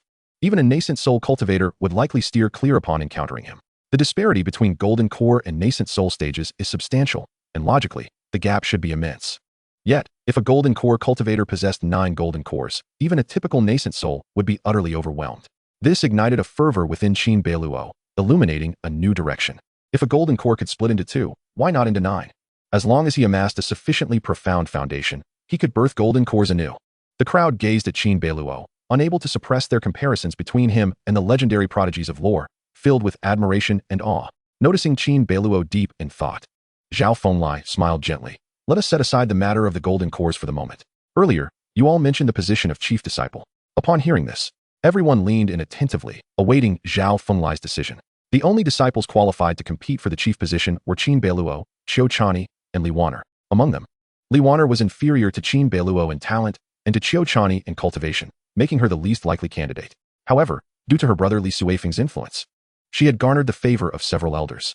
Li Suifeng, the heir of the southern town, had once entered the Ziyun Academy 6 years prior. Recognized as the chief disciple of that year, renowned for his remarkable talents. It was said he had ventured out on a journey to seek opportunities and had yet to return. Because of Li Suifeng's presence, several elders leaned towards supporting Li Waner for the chief disciple position. However, after Qin Beiluo's breakthrough triggered a manifestation of celestial phenomena, these elders fell silent, unable to advocate for Li Waner in light of Qin Beiluo's terrifying display of talent. Thus, all eyes turned to Zhao Fenglai, whose opinion could decisively determine the outcome. Zhao Fenglai stated, the chief disciple is traditionally appointed based on strength, cunning, and potential. Since opinions vary, why not wait for the opening of the Sword Ruins next month? Let the competition within the Sword Ruins determine the chief disciple. What do you all think? Indeed, the opening of the Sword Ruins next month allows all true disciples to enter, making it a fair basis for determining the chief disciple. This is quite reasonable. The Sword Ruins? I have no objections. Excellent, I concur. All the elders expressed their agreement. The Sword Ruins exist as a unique realm. A special paradise filled with various spiritual weapons and artifacts, awaiting those destined to find them. The Sword Ruins open every 3 years, allowing all true disciples to enter and compete for opportunities. Not only the true disciples of Ziyun Academy, but also disciples from other sects have corresponding quotas to enter and seek their fortunes. Upon hearing the term Sword Ruins, Qiu Chani's eyes brightened. having been reborn. She was aware of various opportunities and recognized that one of her purposes for coming to Ziyun Academy was indeed the sword ruins. Zhao Fenglai nodded. Then it is settled. All of you true disciples shall have the opportunity to vie for the position of the chief. In this month, I urge you to exert yourselves diligently. Qin Beiluo and the other true disciples immediately nodded in agreement. Zhao Fenglai continued. Thus it is decided. The assessment has concluded. Sanyue, it is your responsibility to draft the list of all qualified disciples and publicly announce it. Tomorrow, all disciples shall gather before the Ziyun Hall for the initiation ceremony. Additionally, prepare a copy of the true disciple roster for me. I must report to the Empress. This signifies the weight of being a true disciple. Upon becoming a true disciple, one's name is also submitted to the Empress, who will personally inquire about it. Understood, Dean, Li Sanyue replied. Qin Beiluo mused inwardly. At last, it is over. The entrance examination has come to a definitive close. Just then, a notification from the system echoed in Qin Beiluo's ears. Congratulations, host, for successfully completing the task, to shine brilliantly during the entrance examination and ultimately surpass Li Wanner in the rankings. Task reward, 3 random draws. A friendly reminder, Li Wanner's favorability towards you has diminished, deepening the enmity between you. Hearing the system notification, Qin Beiluo narrowed his eyes slightly. The completion of the task and the acquisition of 3 draw rewards were indeed splendid. Yet, the system's notification indicated that Li Wanner's favorability towards him had further declined, intensifying their antagonism. Qin Beiluo glanced at Li Wanner, utilizing the system's probing function. After the inquiry, he discovered that her favorability towards him had plummeted to 6 points. Prior to the assessment, her favorability had stood at 10 points. A favorability of 10 was already quite low, but to find it reduced to merely 6 points was tantamount to a life-and-death feud, establishing an irreconcilable conflict between them. This was enough to raise Qin Beiluo's vigilance and concern. A fleeting glimmer of cold light flashed in Qin Beiluo's eyes as he regarded Li Wanner. The assessment had finally concluded.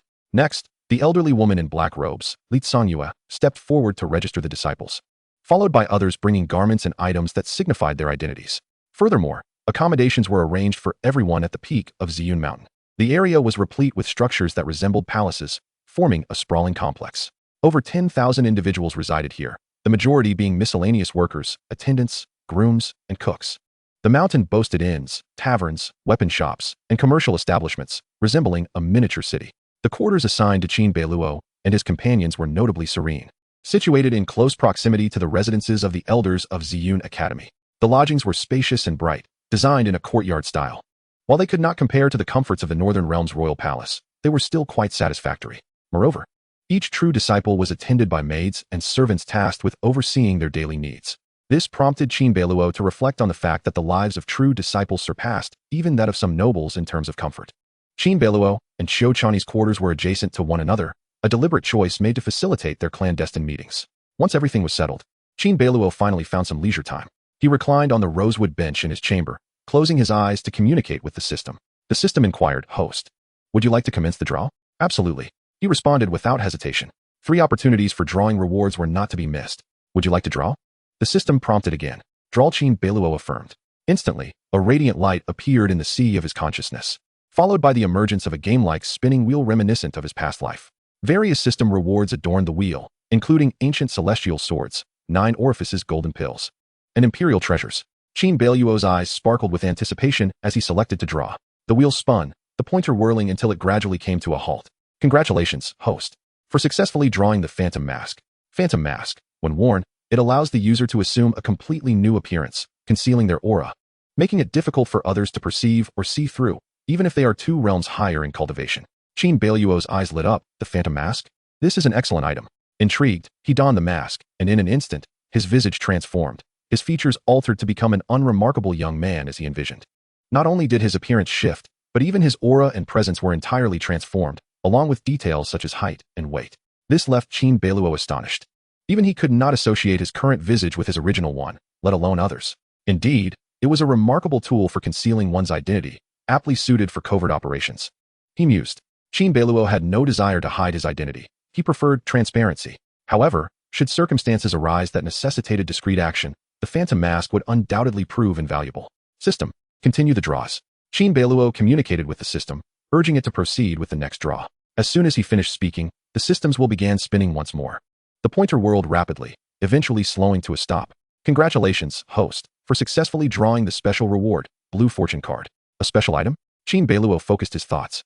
And in the next moment, A delicate light blue card appeared in his palm, exquisitely designed with cloud patterns, exuding an aura of mystery and rarity. Blue Fortune card. Upon usage, it increases the user's fortune value by 500 points. Qin Beiluo examined the Blue Fortune card in his hand with keen interest. Fortune was the most enigmatic and elusive of concepts, yet it held immense significance, especially in a fantastical realm. For instance, some might plunge from a cliff and be shattered, while others might chance upon hidden treasures or divine manuals by sheer luck. Some could be struck by a carriage while others found silver upon leaving their homes. Moreover, some might be pursued by enemies while others basked in friendships and surrounded by beauty. All these occurrences were intricately tied to fortune. Individuals like Qiu Chani and Li Waner, who were blessed with exceptional fortune, were deemed by the system as children of fortune. The tasks assigned to Qin Beiluo by the system were fundamentally linked to these children of fortune. Now, having acquired this fortune card, he noted that according to the system, his fortune value was merely 1,000 points, whereas Qiu Chani and Li Waner boasted around 7,000 points each, 7 times that of his own. No wonder they encountered extraordinary fortunes so frequently. Qin Beiluo promptly utilized the Blue Fortune card. Congratulations, host, for successfully using the Blue Fortune card, increasing fortune by 500 points. A reminder, capturing or slaying children of fortune will also enhance your fortune value. The system's notification echoed in his ears once more. Qin Beiluo's fortune surged by 500 points, elevating it to a total of 1,500 points. Simultaneously, he sensed a peculiar, indescribable sensation enveloping him. This feeling was subtle yet invigorating, leaving him inexplicably at ease. Indeed, my fortune has now reached 1,500 points, a significant increase. If I were to obtain another fortune card or eliminate a child of fortune, wouldn't my fortune continue to grow? At that point, my fortune value might reach a level where I, too, could be considered a child of fortune. The thought flashed through Qin Beiluo's mind. Thus, it implies that he could seize the fortune of other sons and daughters of destiny to augment his own power. Contemplating this, a glint of cold light flashed in Qin Beiluo's eyes. After all, his enmity with Li Waner had reached an irreconcilable point. Should he slay her and seize her fortune, it would be akin to obtaining a potent elixir. The acquisition of such fortune should greatly benefit my cultivation and daily endeavors, its influence being subtle yet profound. Qin Beiluo felt quite satisfied. Having already utilized 2 lottery opportunities, only one remained. He gazed at the spinning wheel, knowing it was time for the final draw. Let the drawing commence. My fortune has increased, and the lottery results should be favorably influenced. This outcome is bound to be superior. As he spoke, Qin Beiluo initiated the draw. The grand will spun rapidly before gradually coming to a halt. Ding! Congratulations to the host for obtaining a Spirit Beast Egg. Spirit Beast Egg. Unhatched an egg of unknown origin. Its quality remains a mystery, nurturing some form of life within. A Spirit Beast Egg? Qin Beiluo observed the sizable egg before him, reaching up to his waist. Its shell gleamed like white jade, radiating a vigorous life force that emanated from within, leaving him curious about the creature that would eventually hatch from it. Spirit beasts are exceedingly rare.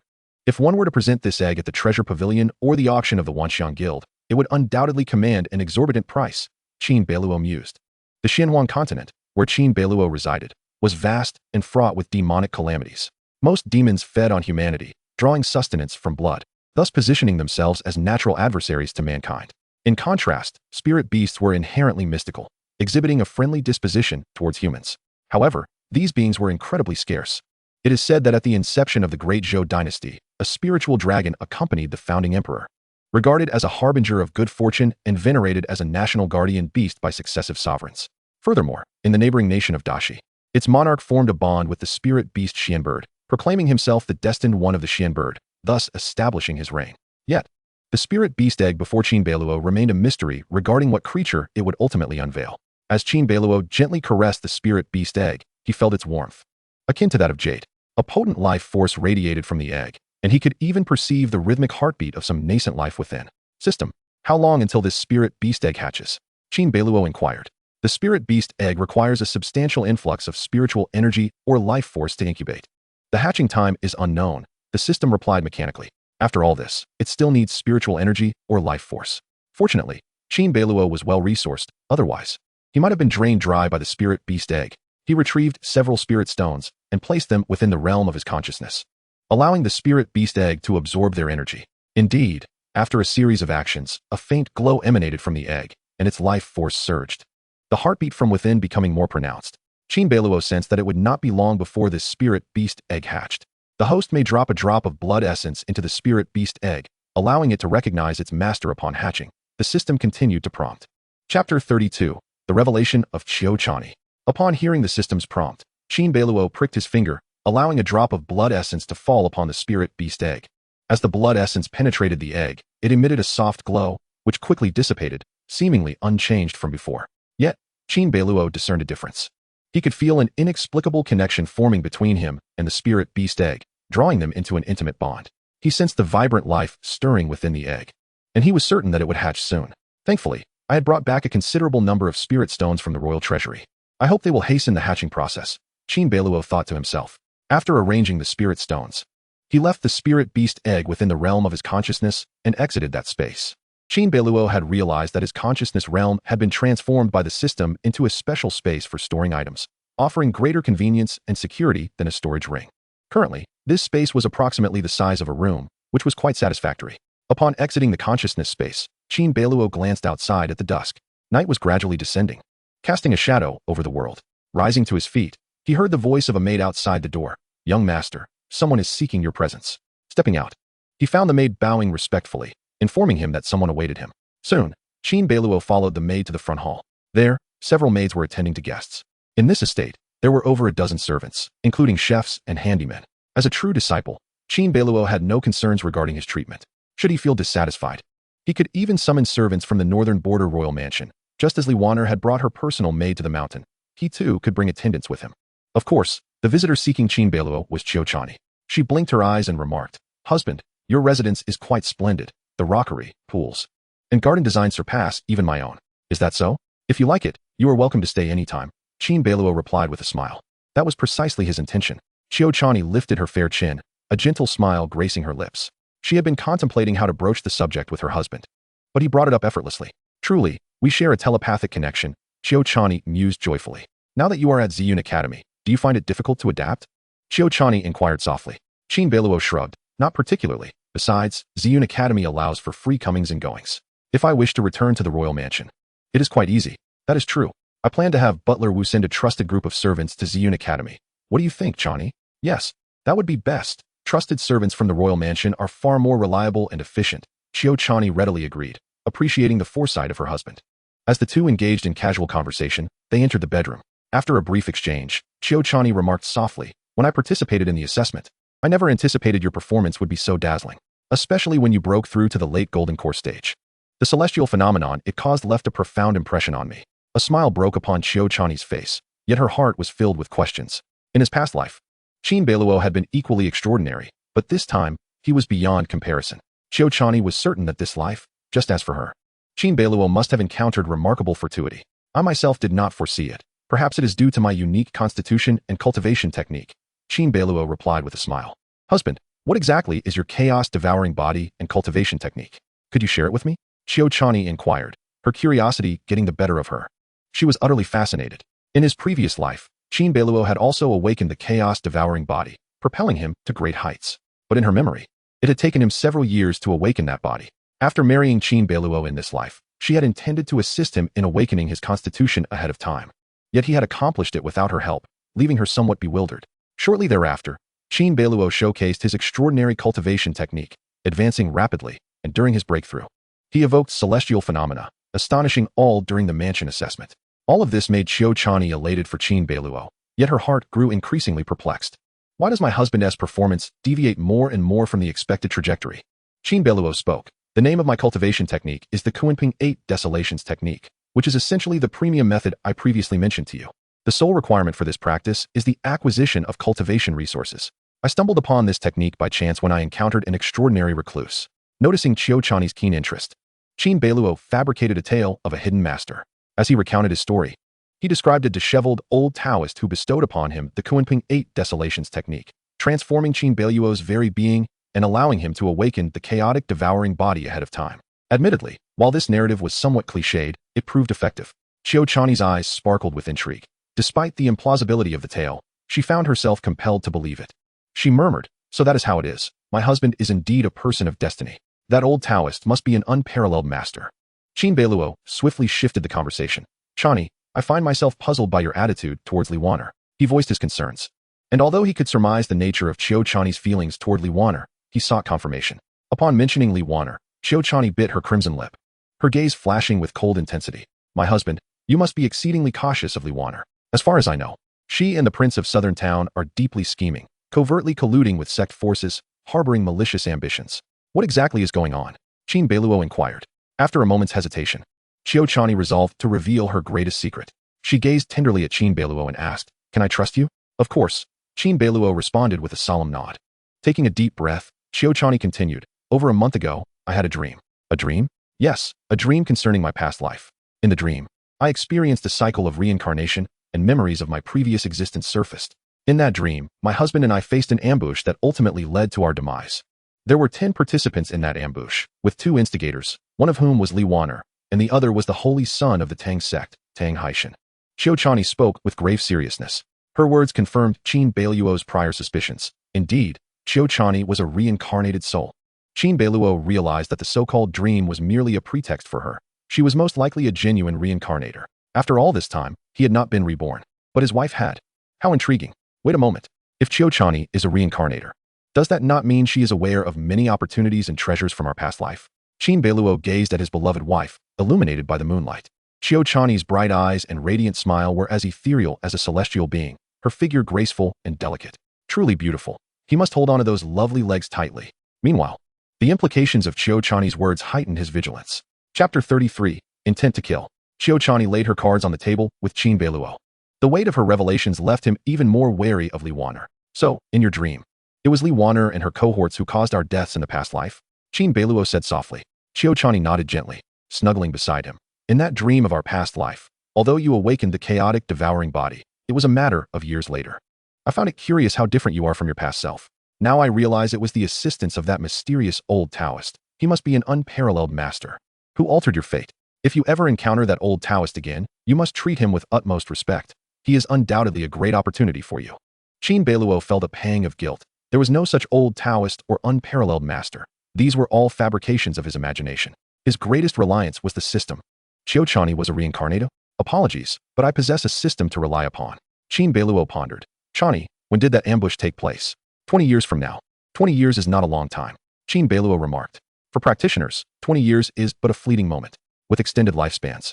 Practitioners can live for over 200 years during the Qi refining stage, and those who reach foundation establishment, golden core, or nascent soul stages can even live for a millennium. There are even longevity elixirs and magical plants that further extend lifespans. In the past life, Li Wan'er conspired with Tang Haishan of the Tang sect to orchestrate our assassination. This implies that the Prince of Southern Town is likely in cahoots with sect forces," Qin Beiluo stated. "Indeed, I have always harbored such suspicions," Qiu Chani affirmed. Qin Beiluo nodded. The conflict between the Great Zhou court and the sects had long been semi-public. Since the founding of the Great Zhou by its first emperor, the co-governance of the Great Zhou and the sects had sown the seeds of discord. Now, the major sects barely heed the Great Zhou court, behaving as a nation within a nation. The holy son of the Tang sect, Tang Haishan? The Tang sect is one of the 9 major sects of the Great Zhou, adept in the arts of poison and hidden weapons. The status of the holy son of the Tang sect carries even more weight than that of a true disciple from the Ziyun Academy. In their past life, Qin Beiluo and Qiu Chani were ambushed and killed by the collusion of Tang Haishan and Li Wan'er, indicating that the Prince of Southern Town had indeed allied with the Tang sect. No wonder Li Wan'er harbored such low favorability towards me. The system has even classified her as an enemy. Qin Beiluo quietly deduced everything. Given that Li Wan'er harbors nefarious intentions, we must strategize early. If the opportunity arises, we should strike preemptively. Qin Beiluo resolved to show no mercy to his adversaries. Upon hearing this, Qiu Chani wholeheartedly agreed. She bore deep resentment towards Li Wan'er. In their past life, she and Li Wan'er had once been close friends. At that time, she had been deceived by Li Wan'er's innocent facade, believing she had found a confidant. Little did she know that she was being ruthlessly schemed against, with her whereabouts leaked by Li Wan'er, leading to her ambush and tragic end. Thus, Qiu Chani had longed to slay Li Wan'er. However, killing Li Wan'er was no simple feat. Qiu Chani spoke softly. After all, Li Wan'er possesses a special status, and she is currently under the protection of elders at the Ziyun Academy. It is nearly impossible for us to act against her. Qin Beiluo contemplated. The sword ruins will open next month. Could that be an opportunity? You mean the sword ruins? Qiu Chani's eyes brightened. The sword ruins exist as a separate realm, a highly unique space. In the Xinhuang continent, there are many such special spaces that function as independent worlds with their own rules, unbound by external constraints, akin to miniature universes. The sword ruins is one of these small worlds. Next month marks the opening of the sword ruins, and all true disciples of the Ziyun Academy are qualified to enter and seek spiritual weapons. During that time, not only the Ziyun Academy but also several surrounding sects will send their direct disciples to participate. Within the sword ruins, the rules differ drastically from the outside world. Moreover, the opening of the sword ruins occasionally leads to disciples clashing and perishing, a reality tacitly accepted by the Ziyun Academy and the major sections. This indeed presents a fine opportunity. Qiu Chani nodded lightly. The opening of the sword ruins is indeed a timely chance. However, my husband, you must still enhance your strength. Although your foundation is profound and your potential unparalleled, further advancement is essential. Yes, I understand. Qin Beiluo was acutely aware that his current strength remained insufficient. The gap between the golden core and nascent soul stages represented a significant divide that was difficult to bridge. Even with 2 golden cores, Qin Beiluo was confident in being invincible among those of the same realm, yet against a nascent soul practitioner 1 major realm above him, victory was not guaranteed. The chasm between the golden core and the nascent soul is insurmountably vast. For outsiders, the notion of a golden core defeating a nascent soul is but a fanciful dream. No matter how extraordinary one's talents may be, such a feat remains virtually impossible. Moreover, Li Wan'er is at the mid-stage of the nascent soul. Qiu Chani is correct. His strength falls short. The sword ruins will not open until next month, and by then, my cultivation techniques should have advanced further, enhancing my power considerably. There is no need for you to worry, Chani, Qin Beiluo asserted confidently. Upon hearing this, Qiu Chani's bright eyes reflected her astonishment. Her husband had just made a breakthrough, and now he claimed he could achieve another before the sword ruins opened? Such a rapid ascent was indeed unfathomable. In less than half a month, Qin Beiluo had transformed from a cultivation waste into a late-stage golden core. All of this was witnessed by Qiu Chani. My husband's progress in cultivation is astonishingly swift. I must strive to keep pace. She felt the pressure weighing upon her. Chani, you are at the transformation stage. When we arrive at the sword ruins, you should be able to easily suppress Li Wan'er. You might even slay her without my assistance. Qin Beiluo shrugged and said with a smile. Qiu Chani gently shook her head. It is not that simple. Li Wan'er practices a unique technique, and based on my past life experience, she possesses a treasured artifact, making her a person of great fortune. We must be thoroughly prepared and ensure that nothing goes awry. Of course, Qin Beiluo nodded, understanding Qiu Chani's words. He recognized that Li Wan'er undoubtedly had hidden cards up her sleeve. It was only natural to think so, as the designated woman of fortune by the system. She could not be as simple as she appeared. Qiu Chani had her secret of reincarnation as her trump card. What could Li Wan'er be? I currently require time above all else. Merely elevating my realm is insufficient. I must also enhance my techniques. Otherwise, I will be unable to fully unleash the power of my cultivation level, Qin Beiluo reflected. His greatest dilemma was the brevity of his cultivation time. Advancements in realm, techniques, physical form, and spirit all necessitated time, especially techniques. Techniques are akin to martial arts moves. When 2 individuals of the same stature engage in combat, one may be well-versed in fighting techniques, while the other knows only rudimentary strikes. The outcome is all too predictable. Another challenge Qin Beiluo faced was that although he had attained a certain level of strength, his techniques remained unrefined. Thus, he needed to master his techniques. For instance, the Xinxiao sword art would serve as his most formidable offensive means at present. Regarding the matter of techniques, I can discuss it with my husband. Moreover, I have heard that every month, the Ziyun Academy hosts public lectures by elders, imparting various cultivation knowledge, including techniques. We can attend those, Qiu Chani said with a light laugh. That would be splendid, Qin Beiluo smiled, glancing out the window where the moonlight poured over the windowsill in a soft, creamy glow. He shifted the conversation. It is getting late. We shall discuss other matters tomorrow. My dear, let us rest. Qiu Chani's face flushed crimson, but she shyly nodded in agreement. The next day, Qin Beiluo awoke amidst the warmth and softness of his beloved. Gazing at the enchanting visage so close at hand, he felt invigorated, a smile gracing his lips. Qiu Chani was still in sweet slumber. After watching her peaceful repose for a moment, he quietly rose. He summoned a maid, instructing her to inform the attendants and coachmen who had accompanied him to Ziyun Academy to convey his status as an official disciple to Butler Wu.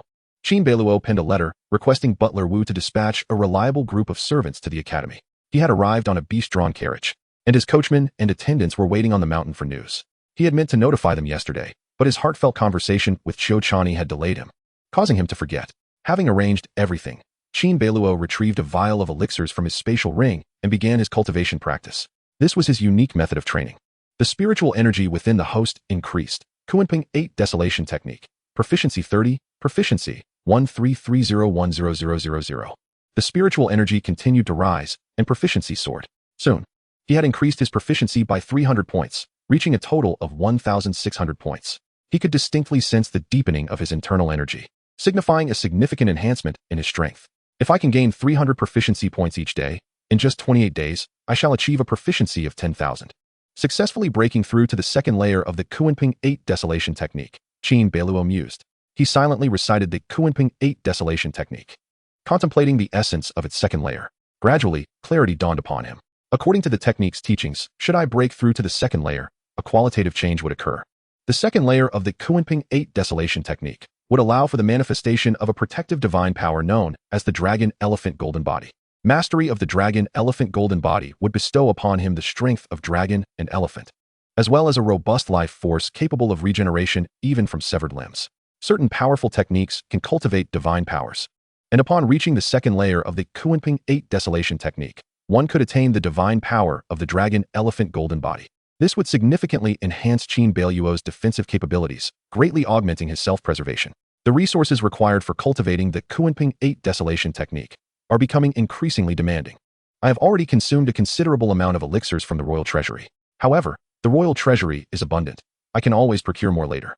Qin Beiluo thought as he glanced at the empty vial in his hand. Just as he pondered, he heard Qiu Chani's gentle voice. "Husband, you are awake so early?" Upon looking, he saw Qiu Chani with her hair elegantly gathered, her fair skin radiant and smooth, resembling a sleeping lotus blossoming quietly. Her cheeks glowed with a rosy hue, reflecting her excellent mood, clearly having enjoyed a restful night. "Indeed, I saw you sleeping so soundly that I did not wish to disturb you," Qin Beiluo replied. Qiu Chani smiled. "Today we officially become disciples, and we will also participate in the grand ceremony of entering the academy. Yes, the time is nearly upon us. Once we are ready, let us proceed to the Ziyun Hall," Qin Beiluo affirmed. As they conversed, the two quickly freshened up and had breakfast before stepping out together. Today marked the grand ceremony of entering the Ziyun Academy. All disciples who had passed the assessments were to partake in the ritual, paying homage to the founding emperor and the various past emperors, as well as to the former deans of the academy. Simultaneously, Qin Beiluo, Qiu Chani, and the other true disciples would formally pay their respects to their masters. Outside the Ziyun Hall, the newly admitted disciples stood in neat rows, with Qin Beiluo, Qiu Chani, and 11 other true disciples at the forefront, followed by inner disciples and then ordinary disciples, clearly delineating their ranks. This time, the true disciples, particularly Qin Beiluo, stood out as the most distinguished. Although Qin Beiluo had not been designated as the chief disciple, his talent had been evaluated as top tier. And being a new disciple of Dean Xiaofeng, he stood first among all true disciples. Following Qin Beiluo was Qiu Chani, and then Li Waner, Li Qian, and others. The arrangement spoke volumes of Qin Beiluo's esteemed position. All newly admitted disciples donned the academy's robes, with Qin Beiluo dressed in a white attire adorned with black cloud patterns, symbolizing his status as a true disciple, exuding an ethereal elegance. Under the auspices of Dean Xiaofeng, the sacrificial rites commenced. The primary focus of the sacrificial rites is to pay homage to the illustrious founder of the Great Zhou Dynasty, as well as to honor the emperors of various dynasties and the successive deans of the Ziyun Academy. Although the ritual is intricate and somewhat cumbersome, the disciples, including Qin Beiluo, merely need to follow the prescribed procedures, rendering it not overly burdensome. Approximately half an hour later, the sacrificial ceremony concludes, leading into the master-apprentice ceremony. This ceremony is presided over by the enigmatic elder, Li Tsiangyue, who announces which esteemed elder each of the true disciples will apprentice under. Li Qian, a true disciple endowed with a talent rated as B, is deemed well-suited for the cultivation of physical divine powers and chooses elder Xiong Gang as his mentor. Li Waner, another true disciple with a talent rated as C, is inclined towards water-based techniques and selects elder Sun Wuxia as her master. Qiu Chani, yet another true disciple, possesses a talent rated as C and is directed towards the path of swordsmanship, opting for elder Lu Qingzhu as her instructor. Lastly, Qin Beiluo, endowed with a talent rated as A, chooses to apprentice under Dean Xiaofeng Lai. Upon Li Tsianyue's announcement of the apprenticeship assignments, a wave of astonishment ripples through the crowd. Undoubtedly, these true disciples are the elite among their peers. Each true disciple is qualified to be taken on as a protege by an elder. The revelation that the minimum talent rating among these true disciples is B evokes envy and admiration among the other disciples. Ultimately, all eyes gravitate towards Qin Beiluo. When Li Tsianyue declares Qin Beiluo's talent as A and his apprenticeship under Dean Xiaofeng Lai, the disciples initially exhibit surprise, followed by a chorus of bewilderment and awe. What is happening? Did I hear incorrectly? Is Qin Beiluo truly rated A, apprenticing under Dean Xiaofeng Lai? Isn't he known for not taking on disciples? Surely, I must be imagining things. Wait, isn't Qin Beiluo the heir of the Northern Kingdom? I heard he was once considered a natural failure, only recently able to cultivate again. How could this be? The discussions among the disciples grow fervent, with all attention fixated on Qin Beiluo. Both his extraordinary talent and his mentorship under Xiaofeng Lai are sufficient to ignite discussions, rendering this the most sensational news within the Ziyun Academy. After all, it has been many years since Xiaofeng Lai took on a disciple, and this marks an unprecedented exception. Furthermore, to be classified as having an A-rated talent is a rarity in the annals of Ziyun Academy's history. Coupled with Qin Beiluo's background and his previous status as a natural failure, the intrigue surrounding him intensifies, compelling everyone to gaze in his direction. Standing at the forefront, Qin Beiluo is tall and handsome, exuding an air of nobility that is anything but ordinary. In an instant, the female disciples below find themselves captivated, their hearts fluttering. How could such a paragon of virtue in this tumultuous world not evoke admiration? What was once thought to be the decline of the Northern Kingdom has now given rise to a formidable dragon. Indeed, from this day forth, the name Qin Beiluo shall resound throughout the imperial capital once more. With his unparalleled demeanor and exceptional talent, he is truly a prodigy of his generation. As the crowd murmurs, they are acutely aware that from this moment on, Qin Beiluo will ascend to prominence within the imperial capital. The once stigmatizing label of being a cultivation failure will be obliterated, replaced by the illustrious title of a true prodigy, Qin Beiluo. Chapter 35, The Empress. Without a doubt, Qin Beiluo has become the focal point of public discourse, the center of attention in everyone's conversations. He has truly made a name for himself. Unlike the universally acknowledged failure of the past, he is now a true disciple of Ziyun Academy, rated A in talent, and has made the unprecedented move of being accepted as a disciple by Dean Zhao Fenglai. This alone is enough to catapult Qin Beiluo into the spotlight of the imperial capital. The surrounding disciples are filled with envy and astonishment. The discussions continue unabated, and even after the apprenticeship ceremony concludes, Qin Beiluo remains the center of attention. Once the ceremony wraps up, several true disciples are retained by the elders for private discussions. Qin Beiluo, however, is summoned by Zhao Fenglai to his exclusive study for a private conversation. Following closely beside Zhao Fenglai, Qin Beiluo greets him with a respectful gesture, saying, "Master." Zhao Fenglai nods with satisfaction, saying, "Beiluo, I have known your father, the Northern King, for quite some time. There is no need for you to feel overly constrained. I trust your stay last night was comfortable?" "It was quite comfortable. The abundant spiritual energy within Ziyun Academy greatly benefits my cultivation," Qin Beiluo replies with a smile. Ziyun Academy is a rare sanctuary, and the spiritual energy atop Ziyun Mountain is several times denser than that of the outside world, indeed aiding in cultivation. Your physique is remarkably unique. To be honest, even I find it challenging to provide you with specific guidance, and you will need to explore this path on your own. Prior to this, I did not possess extensive knowledge of the Chaos Devouring Body, Zhao Fenglai remarks with a gentle sigh. Despite Zhao Fenglai's vast knowledge, even he knows little of the Chaos Devouring Body. Moreover, Zhao Fenglai perceives that Qin Beiluo's foundational cultivation is profound, with both his physical and spiritual essence being extraordinarily robust, far surpassing his peers. This serves as a testament that Qin Beiluo's current cultivation method is indeed suitable for him. Qin Beiluo chuckles, "I understand, Master, rest assured. I shall not be negligent in my cultivation. However, what?" Zhao Fenglai inquires, intrigued. "My cultivation method is somewhat peculiar. It requires the ability to devour the spiritual essences of all things, thereby nourishing itself. As such, I will need a considerable amount of spiritual herbs and precious plants for my practice," Qin Beiluo candidly explains, glancing at Zhao Fenglai. The essence of his statement is clear. "Dean, funds, please." Qin Beiluo is well aware that due to his unique physique and existing cultivation method, even Zhao Fenglai would not be able to instruct him extensively. However, as the highest decision-maker of Ziyun Academy, Zhao Fenglai possesses an abundance of cultivation resources. Would it not be splendid to have him provide such resources? Zhao Fenglai chuckles softly. "You little rascal, your intentions are as clear as day. Very well. Since I have taken you as my disciple, I cannot be too miserly. I would not want your father to think ill of me." As he speaks, Zhao Fenglai gestures lightly, producing a token crafted from a rare metal that gleams with a faint silver light, inscribed with the characters of his name, emanating a subtle yet palpable aura of authority. Undoubtedly, this token symbolizes Zhao Fenglai's status, infused with a trace of his essence. Zhao Fenglai hands the token to Qin Beiluo, saying, "Beiluo, with this token, you may visit the herbal gardens and mineral veins of Ziyun Academy to exchange for a supply of precious plants and spiritual stones, once each month. Consider this a gift for your apprenticeship." Qin Beiluo's eyes light up as he hastily accepts the token, exclaiming, "Thank you, Master." The sincerity in calling him Master resonates more profoundly now. Zhao Fenglai chuckles in jest. Qin Beiluo grins, not bothering to argue, and continues, "Master, I wish to enhance my strength as swiftly as possible.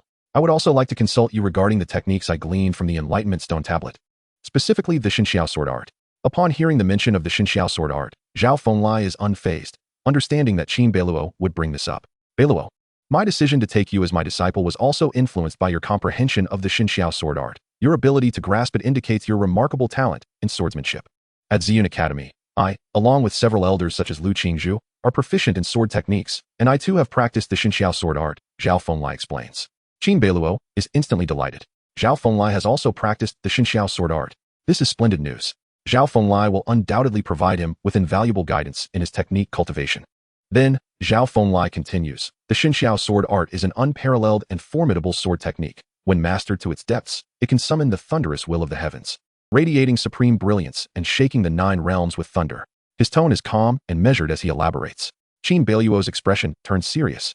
His ears perked up in attentive focus, fully engaged. It must be said that although Zhao Fenlai has never taken a disciple before, he is indeed an excellent mentor. In the eyes of Qin Beiluo, Zhao Fenlai's discourse was remarkably exquisite, penetrating to the core of the subject matter. Each utterance imparted to him a sense of enlightenment. After approximately the duration of an incense stick, Zhao Fenlai paused momentarily and inquired, "So, do you comprehend?" "Yes, I have a general understanding," Qin Beiluo replied. Having grasped the essential points Zhao Fenlai elucidated. This response momentarily startled Zhao Fenlai, who, upon noticing the clarity in Qin Beiluo's eyes and the authenticity in his demeanor, felt a wave of relief and satisfaction wash over him. With a smile, Zhao Fenlai remarked, "It appears that we indeed share a destined connection as master and disciple." This statement left Qin Beiluo somewhat puzzled. Unbeknownst to him, Zhao Fenlai had refrained from taking on disciples for a significant reason over the years. Possessing extraordinary talent, he was an unequivocal genius. Should he accept a disciple, the knowledge imparted would likely be exceedingly profound, rendering it incomprehensible to an ordinary student. Such instances had occurred previously, where Zhao Fenlai had delivered public lectures, yet only a handful could truly grasp his teachings, with even his most esteemed disciples left in bewilderment.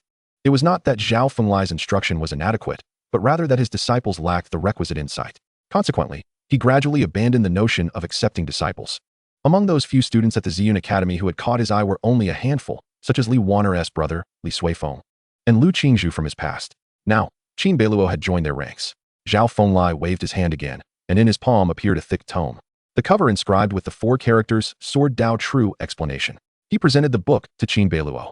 "This is a compilation of my insights on the Sword Dao over the years. Consider it a gift for your personal study. Should you require assistance, feel free to seek me out at any time," Zhao Fenlai stated casually.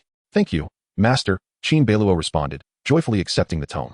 Once again, he had successfully reaped the benefits. It must be said that Zhao Fenlai treated him rather well.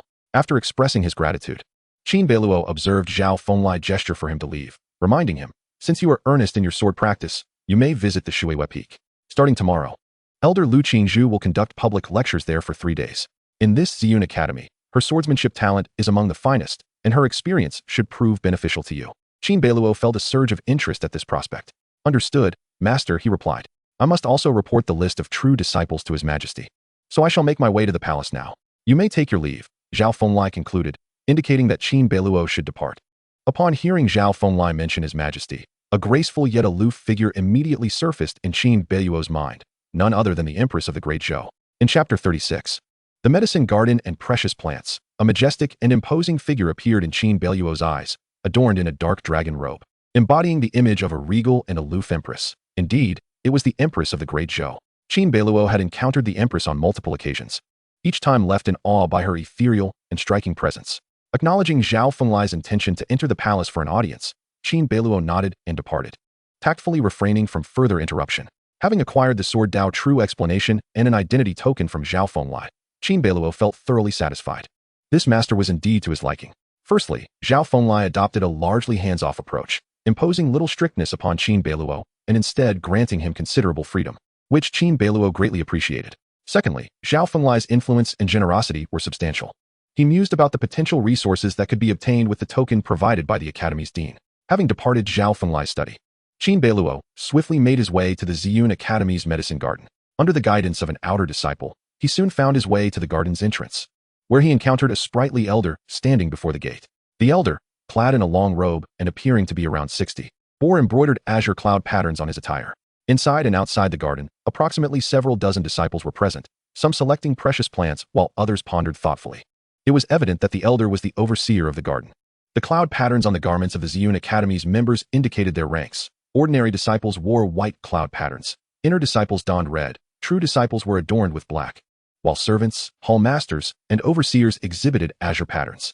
Elders and deans flaunted purple. Upon noticing the elder's azure cloud patterns, Qin Beiluo smiled and cupped his hands in greeting. "Greetings, esteemed overseer. I have come to collect precious plants." The elder scrutinized Qin Beiluo from head to toe and, observing his impressive demeanor and the black cloud insignia, symbolizing a true disciple, was taken aback. "This true disciple greets you. I am Songze, the overseer of the medicine garden. Having never met Qin Beiluo, Songze surmised he was a newly appointed true disciple. Well informed, he had heard that the recent entrance examination had yielded 12 new true disciples, among whom it was rumored that Dean Zhao Fenlai had personally accepted one. With a smile, Qin Beiluo responded, "Ah, it is Elder Song. I am Qin Beiluo. This is the token given to me by the dean, indicating I can exchange it for a portion of cultivation resources in the garden." He produced the token, which emanated a faint aura of authority, and the engraved characters Zhao Fenlai left Songze utterly astonished. His eyes widened, and his voice involuntarily rose. You are the true disciple accepted by the esteemed dean?" His exclamation drew the attention of those around them, disciples from both inside and outside the garden, who were also selecting precious plants. Turned to gaze at Qin Beiluo in astonishment. "Greetings, true disciple. Greetings, senior brother." They all bowed to Qin Beiluo while quietly scrutinizing him. The disciples were abuzz with curiosity, pondering how the dean could have accepted a disciple, particularly one as dashing and graceful as the young man before them. Qin Beiluo nodded with a smile. "Elder Song. With this token, am I able to claim a portion of cultivation resources?" "Ah, of course. This is a token of the elder level, allowing you to claim 10 precious plants and 10 top-grade spirit stones each month." "True disciple Qin, please follow me," Songze beamed, promptly leading Qin Beiluo into the medicine garden. Within the garden, Qin Beiluo sensed an overwhelming concentration of spiritual energy, accompanied by the fragrant aroma of precious plants. The area was lush and verdant, spanning an extensive expanse. A glance revealed that it encompassed at least thousands of acres, featuring towering trees as well as low shrubs. Fruit trees laden with bountiful produce, inconspicuous spiritual herbs, and peculiar aquatic plants by the pond. Numerous ordinary disciples were diligently tending to the spiritual springs, fertilizing and weeding, creating a scene of thriving vitality. Qin Beiluo gazed in admiration at the flourishing landscape. "True disciple Qin, please take a look. There are numerous precious plants in this section of the garden. You may freely select any 10 that catch your eye," Songze indicated. Qin Beiluo raised an eyebrow. "Elder Song, does this imply that there are other areas within the garden?" "Indeed. The precious plants here are categorized as ordinary. Higher-tier rare plants must be exchanged for with merit," Songze replied with a smile. Aware that Qin Beiluo was newly inducted into the Ziyun Academy and unfamiliar with the specific regulations, he patiently elaborated, "True disciple Qin. Rare precious plants within the Ziyun Academy require merit to obtain, regardless of whether one is a true disciple or an elder. Completing tasks within the academy, vanquishing nearby demons, or submitting rare treasures can all earn you merit. Achievements vary in magnitude. Even 100 minor contributions can be exchanged for a single significant one. One notable achievement can typically be traded for a rare treasure plant." Songze elaborated on this concept, and with newfound understanding, Qin Jinchuan expressed his gratitude. "You are too kind," he replied. Songze smiled warmly. "With your elder level token, you are entitled to select 10 ordinary treasure plants and receive 10 exquisite spirit stones each month. I recommend you choose according to your needs. Among the better treasure plants in this medicinal garden are the fire-attributed fire ginseng fruit and the water-attributed water spirit pear, among others." Songze enthusiastically detailed the options. After listening, Qin Beiluo had already made his decision. Most cultivation methods in this world subtly align with the 5 elements of metal, wood, water, fire, and earth. However, the Kunping 8 Desolations technique he practiced does not conform to these classifications. Rather, it can accommodate spiritual entities of any attribute, absorbing spiritual energy to nourish itself. Hence, the treasure plants Qin Beiluo sought merely needed to be abundant in spiritual energy. "I desire the Kunlun green jade vine and the blood dragon fruit, which are rich in spiritual energy," he specified, selecting the plants with the most abundant spiritual essence. "Not a problem. Please hold on, Qin Jinchuan," Songze replied with diligence, promptly instructing his staff to harvest the plants. He then secured them using a special method to prevent the leakage of spiritual energy before presenting them to Qin Beiluo. Qin Beiluo nodded with a smile as he accepted the treasure plants, placing them into his storage ring. "Thank you, Manager Song." All 10 plants were of exceptional quality, and even through Qin Beiluo's discerning eyes, they were undoubtedly premium specimens. He estimated that each plant could replenish approximately 100 proficiency points. Thus, 10 plants would equate to a total of 1,000 proficiency points, leaving him quite satisfied. Moreover, the ability to acquire these treasure plants monthly would significantly reduce his resource consumption. Yet, these were merely the ordinary treasure plants of the medicinal garden. To obtain rarer specimens, he would need to amass greater achievements. Qin Beiluo mused quietly to himself. He had grasped the internal regulations of the Ziyun Academy. Overall, it remained a fair and orderly institution. Even elders and the esteemed Dean Zhao required significant contributions to exchange for rare treasures. Of course, with the strength of the elders and Zhao Fenlai, acquiring such achievements was far more accessible than for ordinary disciples. "You are too polite, Qin Jinchuan. If you trust me, why not hand over your token? I can assist you in making the exchange for the spirit stones, Song Zhe suggested with a warm smile. Being recognized as a disciple by Qin Zhao, Qin Beiluo was undoubtedly the most promising among the true disciples. Cultivating a good relationship with him could yield boundless benefits in the future. Upon hearing this, Qin Beiluo did not hesitate to agree. Then I shall entrust this to you, Manager Song. Very well, a trivial matter, Song Zhe replied as he took the token from Qin Beiluo and hurried away. In less than 15 minutes, he returned with a small bag of spirit stones, presenting them with great respect to Qin Beiluo. After expressing his gratitude, Qin Beiluo parted ways with Song Zhe and returned to his residence. In his spacious and well-lit bedroom, Qiu He had been eagerly awaiting his return. Chapter 37. Breakthrough in Technique. Mastering the entry in one night. Dressed in her everyday attire, Qiu He had clearly put in effort into her appearance. Her skin was fair and delicate, resembling the finest white jade, without a single blemish. Her rosy lips were invitingly lush, causing Qin Beiluo's eyes to gleam. Husband, I have prepared some food and brewed a pot of jade spring tea. Would you like to try it? Qiu He smiled gently. Of course, Qin Beiluo replied as he took a seat at the table, savoring the delicacies while engaging in light conversation with Qiu He. It was during this exchange that Qiu He learned of his visit to the medicinal garden. As expected of Qin Zhao, he truly is generous, she remarked with a playful twinkle in her eyes. Having become a disciple of Lu Qingzhu, a newly appointed elder who required ample resources for her own cultivation, Qiu He did not enjoy such privileges. You needn't worry about your cultivation resources. As a true disciple, you are entitled to receive a portion of cultivation resources each month. Additionally, I have arranged for Butler Wu to retrieve some rare materials from the royal treasury. Sufficient for your training needs, Qin Beiluo reassured her, holding her delicate hand gently. You are so kind, husband, Qiu He replied with a soft smile. We are one as husband and wife. Words are unnecessary, he replied. Qiu He then added with a light laugh, tomorrow, my master will hold public lessons at Shueyue Peak for 3 days. I heard it will concern the path of the sword. Shall we attend together? Indeed. I had already planned to, he affirmed. Qin Zhao has provided me with a book titled True Understanding of the Sword Path, which contains his insights and experiences regarding swordsmanship. We can delve into it together. Qin Beiluo produced the tome. Qiu He, a practitioner of the sword path herself and possessing the innate sword body of the Great Luo, had a profound understanding of swordsmanship. This book would greatly benefit her.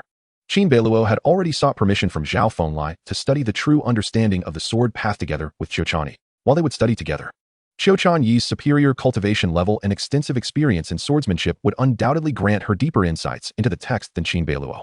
Thus, her sharing of insights would expedite their collective understanding far more than if he were to study alone. As Qiu Yi picked up the true understanding of the sword path, her interest piqued, and she began to peruse it carefully. Joy sparkled in her eyes as she recognized the value of Qin Zhao's interpretations and annotations within the book. Her face radiated delight, and she couldn't help but cherish the tome. Looking up to meet Qin Beiluo's gaze, she said, Husband, I will examine this book first. Please call for me later tonight. Very well, Qin Beiluo replied, understanding her enthusiasm and refraining from interrupting her.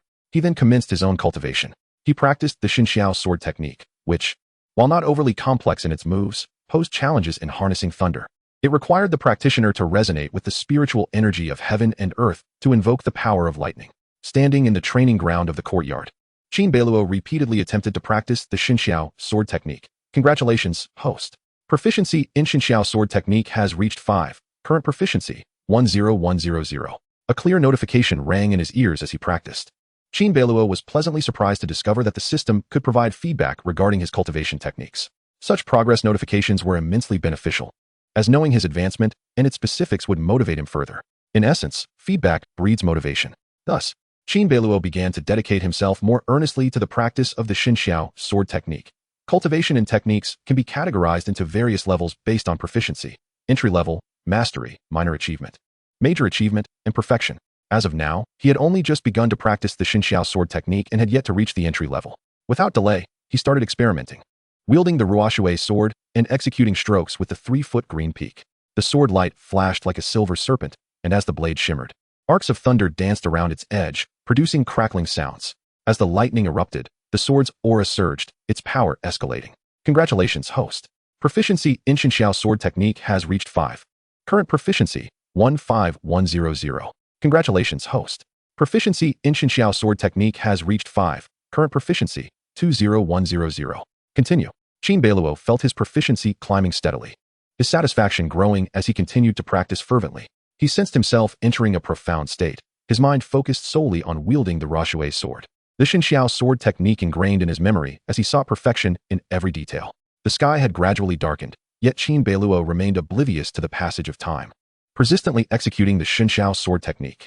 He had long lost count of how many times he had performed it. His internal true essence surged forth, and with a flick of his sword, he summoned the power of thunder. Brilliant bolts of lightning illuminated the surroundings, erupting in the air with a deafening roar. Qin Beiluo could distinctly feel the terrifying force of the thunder, recognizing his progress. Once more, he thought, undeterred and utterly focused, as he continued to practice. His proficiency had grown increasingly adept, as if the technique had become an instinctive response. As he practiced, his true essence rapidly depleted, prompting him to replenish his energy with spirit stones and medicinal pills, resolutely continuing his training. Finally, deep into the night, while wielding the wuxianovel sword, he suddenly felt a lightness enveloping his body, as if he had entered a profound state of enlightenment. Accompanied by the vivid flashes of lightning, a fierce surge of thunder erupted, and the might of this strike was astonishing. Congratulations, host. Proficiency in Xinxiao sword technique has reached level 5, current proficiency 100,100. Congratulations, host. You have successfully grasped the fundamentals of Xinxiao sword technique. A notification echoed in his ears. Qin Beiluo withdrew his true essence and took a deep breath. A wave of indescribable accomplishment washing over him. He had mastered the basics of the Xinxiao sword technique. How exhilarating. With this breakthrough, he felt a profound sense of satisfaction. After sheathing the wuxianovel sword and calming the true essence within his dantian, he glanced upward, realizing it was indeed late at night. Thankfully, the courtyard was surrounded by soundproofing formations, rendering it nearly impossible for anyone outside to discern the activities within. Otherwise, his late-night training would undoubtedly disturb the peace. At such an hour, was Chan Yi still engrossed in her study of the sword path truth? It was only then that Qin Beiluo remembered to summon Qiu Chani and hurriedly made his way to the bedroom. Upon entering, he found the lights still aglow, revealing Qiu Chani immersed in the sword path truth, her expression serious, brows furrowed at times and relaxed at others, clearly delving into the essence of the text. Perhaps sensing his footsteps, she looked up, and their eyes met with shared smiles. My husband, she remarked, a few hours ago. I sought you out and found you diligently practicing the Xinxiao sword technique, so I refrained from interrupting. It seems you have made considerable progress tonight. Yes. I have barely managed to grasp the fundamentals of the Xinxiao sword technique, Qin Beiluo replied with a smile. Qiu Chani's beautiful eyes widened slightly. You've already grasped it? To achieve this in a single night, my husband is truly a prodigy. Chapter 38, a challenge? Even though she was aware of Qin Beiluo's exceptional talent, Qiu Chani was still astounded. In the span of a single night, he had mastered the Xinxiao sword technique. This was a mid-tier heavenly technique, the difficulty of which was self-evident. While mastering a technique is not inherently difficult, the speed at which Qin Beiluo accomplished this was utterly astonishing, even exceeding Qiu Chani's comprehension. Once a technique is mastered, its power escalates significantly. With a gentle sigh, Qiu Chani marveled at Qin Beiluo's innate gifts. He reached out, caressing her cheek, finding it exquisitely smooth, akin to the texture of jelly. She allowed his playful gesture, though her eyes glinted with mock reproach. My dear, have you gleaned any insights from the sword path truth? He inquired. Qiu Chani nodded slightly. I have gained substantial insights. As a swordswoman, I resonate deeply with this sword path truth. I have a premonition that if I can fully comprehend this text, my sword intent will soon ascend to the realm of true essence. That would be splendid. You already possess profound cultivation. This will only enhance your abilities. My husband, do you encounter any confusions while practicing the Xinxiao sword technique? We could discuss them together. Indeed, there are a few points of confusion. Thus, Qin Beiluo began to share the challenges he faced while mastering the Xinxiao sword technique, and the two engaged in a fruitful exchange. Given Qiu Chani's superior cultivation and her experiences from 2 lifetimes, guiding Qin Beiluo was no challenge for her. She meticulously conveyed her insights from the sword path truth, and Qin Beiluo found himself enriched by her wisdom. This indulgence was utterly delightful. Truly, a woman older by 3 years brings fortune and prosperity. As the night deepened, Qin Beiluo and Qiu Chani embraced one another in slumber. The following day, upon awakening, Qin Beiluo resumed his efforts to increase his proficiency. He retrieved a precious plant from the medicinal garden, 3 scarlet blood dragon fruits. These fruits, the size of a fist, emitted an enticing aroma, surrounded by a faint red glow. The scarlet blood dragon fruit is known for its ability to enhance physical strength and is rich in spiritual energy. Due to their mild medicinal properties and delightful flavor, they are highly favored among the disciples of the Ziyun Academy. When the disciples claim precious plants, the scarlet blood dragon fruit often ranks among the top choices. Taking a bite, Qin Beiluo was immediately enveloped in a burst of flavor, sweet and delightful, reminiscent of watermelon, but even more fragrant and sugary without being cloying. With 1 scarlet blood dragon fruit, his proficiency increased by 150 points. To his astonishment, 1 fruit boosted his proficiency by 150 points, exceeding his expectations. Qin Beiluo felt a surge of joy. He had assumed these precious plants would only enhance his proficiency by around 100 points, yet they surpassed his expectations. Without hesitation, he consumed another scarlet blood dragon fruit, bringing his total proficiency to 300 points. Feeling thoroughly satisfied with his 300-point increase in proficiency, he noticed that Xiao Chani had finished grooming herself and was ready to accompany him. Together, they made their way to Shuiwa Peak, where today, Lu Qingzhu was set to hold a public lecture, an event not to be missed. Upon reaching Shuiwa Peak, they were greeted by a breathtaking sight, clouds and mist swirling around steep cliffs that pierced the heavens, creating a perilous landscape. Atop the summit lay an expansive dojo, capable of accommodating thousands. The vast space was already filled with eager disciples, adorned in colorful robes embroidered with various cloud patterns, all waiting to witness Lu Qingzhu's brilliance. Lu Qingzhu, once the chief disciple and now an elder, was a figure of legendary status. Though she frequently held lectures, they were typically reserved for inner disciples or those of true lineage, with no fixed schedule. This public lecture was open to all disciples and would span 3 consecutive days, generating immense excitement. As Qin Beiluo and Xiao Chani made their entrance, their striking appearances drew a flurry of gazes. Both possessed exceptional grace and beauty, clad in robes adorned with black cloud patterns, signifying their prestigious status. This commanded profound respect from the other disciples. They soon encountered a familiar face, Li Qian, who was heartily devouring a large chicken leg in one hand while holding a jug of wine in the other. Qin Beiluo chuckled to himself, recognizing that this fellow truly embodied the reputation of a foodie. After exchanging pleasantries, they waited a moment before a collective gasp erupted. Elder Lu has arrived. Amidst the exclamations, a radiant beam of sword light streaked across the sky like a meteor. Lu Qingzhu soared gracefully on her sword, her robes billowing, resembling a celestial being. The Ziyun Academy had established a grand formation that prohibited outsiders from flying, yet it was evident that Lu Qingzhu was exempt from this rule. Soon, Lu Qingzhu's enchanting figure descended gracefully to the center of the arena. Without wasting words, she commenced her lecture. Gazing over the gathered crowd, she spoke plainly. Today, I will discuss the way of weapons. As you all are aware, I have devoted myself to the path of swordsmanship. However, the principles of weaponry ultimately converge. I believe that for practitioners seeking mastery over a specific weapon, whether it be the saber, sword, or spear, they must first cultivate themselves. One must begin by honing their hands, fists, and footwork to adapt to the fundamentals before progressing to the weapon itself. A weapon serves as an extension of one's limbs. The concept of unifying man and weapon entails perceiving the weapon as an integral part of oneself, wielded as naturally as one's own arms. Responding to the will of the mind, Lu Qingzhu eloquently expounded upon his insights, captivating the audience who listened intently, each feeling a spark of enlightenment. Qin Beiluo also found himself enriched by the discourse. Yet, beside him, Li Qian gnawed indifferently at a chicken leg, seemingly unconcerned. Lu Qingzhu spoke for a full quarter of an hour. After concluding, he cleared his throat and remarked, "Excessive words bear little fruit. I have always championed practical combat. How about this? Who among you wishes to step forward for a sparring match? I shall personally offer guidance." As his words resonated, the disciples hesitated momentarily before one stepped forward. He was an inner sect disciple, exuding a robust aura, tall in stature, and possessing a rather handsome countenance. This disciple clasped his fists and introduced himself. "I am Zhou Jingxiong. It is an honor to meet you, Elder Lu." Another inner sect disciple followed suit. "I am Wu Quan. Also honored to meet you, Elder Lu." Lu Qingzhu nodded. "Since you two have volunteered, let us commence." Thus, Zhou Jingxiong engaged Wu Quan in fierce combat. It was evident that Zhou Jingxiong was formidable. He was at the perfected golden core stage, a mere step away from the nascent soul realm. In contrast, Wu Quan paled in comparison, possessing only mid-golden core strength. The battle unfolded with Zhou Jingxiong wielding a spear, his strikes swift and fierce, accompanied by the resonant roar of a dragon. Behind him loomed a shadowy black dragon, exuding an impressive presence. Impressive indeed. Qin Beiluo mused inwardly as he observed Zhou Jingxiong's prowess. "No wonder his name sounds familiar," Li Qian murmured. "Brotherly, do you know this person?" Qin Beiluo inquired. Intrigued, Li Qian, taking a sip of his drink, replied contentedly, "Indeed, his father is a noble from the southern king's estate. I've heard he has followed the southern princess heir, Li Suifeng, for many years, and there are rumors of his unrequited love for Li Wan'er. Zhou Jingxiong entered the academy 3 years ago, a year above us." "Ah, I see." Qin Beiluo's heart stirred, pondering the coincidence of Zhou Jingxiong's connection to Li Wan'er. As he regarded Zhou Jingxiong again, a sense of curiosity arose within him.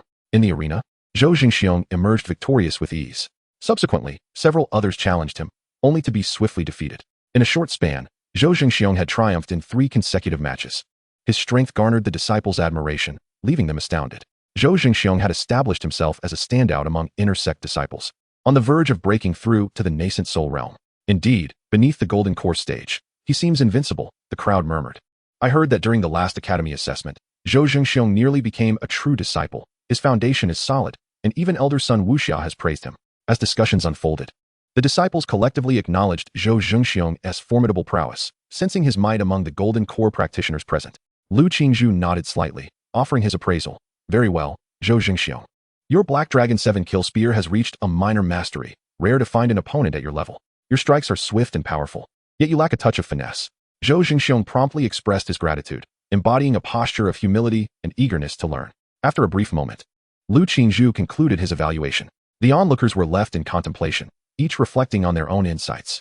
All right, you may step down, Lu Qingzhu addressed Zhou Zhengxiong. At that moment, Zhou Zhengxiong's gaze swept across the crowd, landing on Qin Beiluo. With a respectful fist clasp, he said, Elder Lu, I wish to request one more thing. I have heard that Qin Beiluo possesses extraordinary talent, recognized by Director Zhao as a disciple. Such a prodigy inspires my utmost admiration. Today, I dare to ask Qin Jinchuan for a sparring match, if it pleases you. Chapter 39. Who is truly invincible in the Golden Core realm? Zhou Zhengxiong turned his earnest gaze towards Qin Beiluo. Qin Jinchuan, I have long admired your esteemed name. May I request your guidance? Qin Beiluo's eyes flickered, his mind already weighing the implications. Clearly, Zhou Zhengxiong had set his sights on him. Having gleaned from Li Qian's words, Qin Beiluo understood Zhou Zhengxiong's affiliations. As a member of the Southern King's faction, he suspected that Zhou Zhengxiong was sent by Li Wan to assess his capabilities.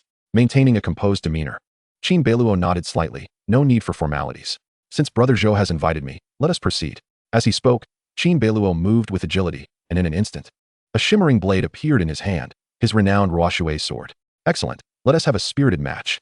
Zhou Zhengxiong laughed heartily, brandishing his spear and positioning it defensively, stirring up gusts of wind. Towering and robust, he resembled a valiant general from ancient battlefields, his presence imposing. The surrounding disciples were drawn into a fervor of excitement, their gazes fixed upon the two combatants. Is that Qin Beiluo, the disciple of Director Zhao? They whispered. I've heard he is the heir of the Northern King, once considered a failure, only to suddenly soar to greatness. It is said he could very well be this year's top true disciple. Top disciple? But his cultivation is merely at the Golden Core stage. How could he possibly claim such a title? It seems the quality of this year's disciples is rather lacking. It's quite farcical to have a Golden Core disciple as the top. Whispers filled the air as disciples exchanged opinions. Only a few of the current cohort were present. Most were from previous years. The Ziyun Academy opens its doors once every 3 years, considered as a single cohort. Disciples may train for up to 9 years, spanning 3 cohorts. Those who excel need only 1 or 2 cohorts to graduate and serve in the military or various departments of the court. Among the audience, while some had heard of Qin Beiluo, their understanding of his strength remained vague. The disciples regarded him with curiosity and skepticism, some even harboring doubt. In contrast, Zhou Zhengxiong had long been renowned among the disciples, a formidable figure beneath the nascent soul stage. It was evident to all that Qin Beiluo's strength rested at the Golden Core stage. Given this, the consensus was that he would likely struggle against Zhou Zhengxiong. The anticipation among the disciples grew, eager for this unfolding spectacle. Zhou Zhengxiong had initiated the challenge against Qin Beiluo, and due to the former's age and earlier entrance into the academy, there was an undeniable sense of a larger figure preying upon a smaller one. Nevertheless, Qin Beiluo bore the title of true disciple, even having been taken under Zhao Fenglai's wing. Should Qin Beiluo falter, it would only serve to further cast doubt upon his status. Qiu Chan's delicate brows furrowed, a glint of coldness flashing through her eyes as she discerned Zhou Zhengxiong's intentions, her heart brimming with indignation. Zhou Zhengxiong sought to test Qin Beiluo's capabilities, likely at the behest of Li Wan. Should Zhou Zhengxiong best Qin Beiluo, it would undoubtedly tarnish Qin Beiluo's reputation, a boon for Zhou Zhengxiong. As Qin Beiluo and Zhou Zhengxiong took their positions in the arena, Zhou Zhengxiong erupted into a hearty laugh, gesturing with an air of invitation, though to Qin Beiluo, it reeked of insincerity. Qin Jinchuan, it is an honor to spar with a prodigy such as yourself. I hope you will forgive my impertinence. Qin Beiluo's expression was inscrutable as he flicked his finger against the Ruoshui sword, which emitted a resounding roar. The chilling sword light bursting forth as if it were an expression of its master's inner coldness. Lu Qingzhu stood in the arena and spoke softly. I have set up a formation. Your powers will be diminished to prevent collateral damage to others. Let us proceed with restraint. Begin. Both Qin Beiluo and Zhou Zhengxiong nodded in agreement. With a low growl, Zhou Zhengxiong made the first move. He swept his silver spear, conjuring a wave of air. The spear resembling a dragon as it surged forward, reaching Qin Beiluo in the blink of an eye, its speed akin to a flash of lightning.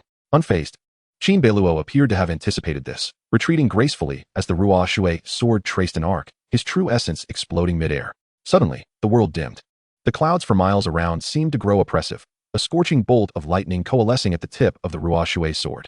With a thunderous crack, the lightning surged toward Zhou Jingxiong. His expression shifted, teeth gritted as he roared, channeling his true essence to its fullest to empower his silver spear. At that moment, a phantom of a black dragon appeared behind him, an imposing and majestic specter, exuding an aura as unyielding as a mountain. The dragon's sharp claws glinted ominously, its beastly eyes cold and profound, its scales standing on end, mouth agape as if to devour Qin Beiluo whole. Zhou Jingxiong excelled in spear techniques, his Black Dragon 7-kill spear being a high-grade Earth-level technique, which he had mastered to a minor degree. This dragon-like aura was profound and terrifying, unmatched in its dominance. The force of the spear swept through the air like a hurricane, colliding with the thunder Qin Beiluo had summoned. The sound was deafening, causing even those protected by Lu Qingzhu's formation to feel a chill of fear, retreating hastily. Good heavens, Zhou Jingxiong hadn't even unleashed his full strength earlier. His spear techniques are truly formidable.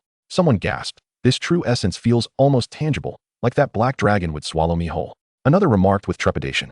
And this Qin Beiluo is incredibly powerful. What technique is he employing that can summon thunder? The Divine Sky Sword Technique. It's the Divine Sky Sword Technique.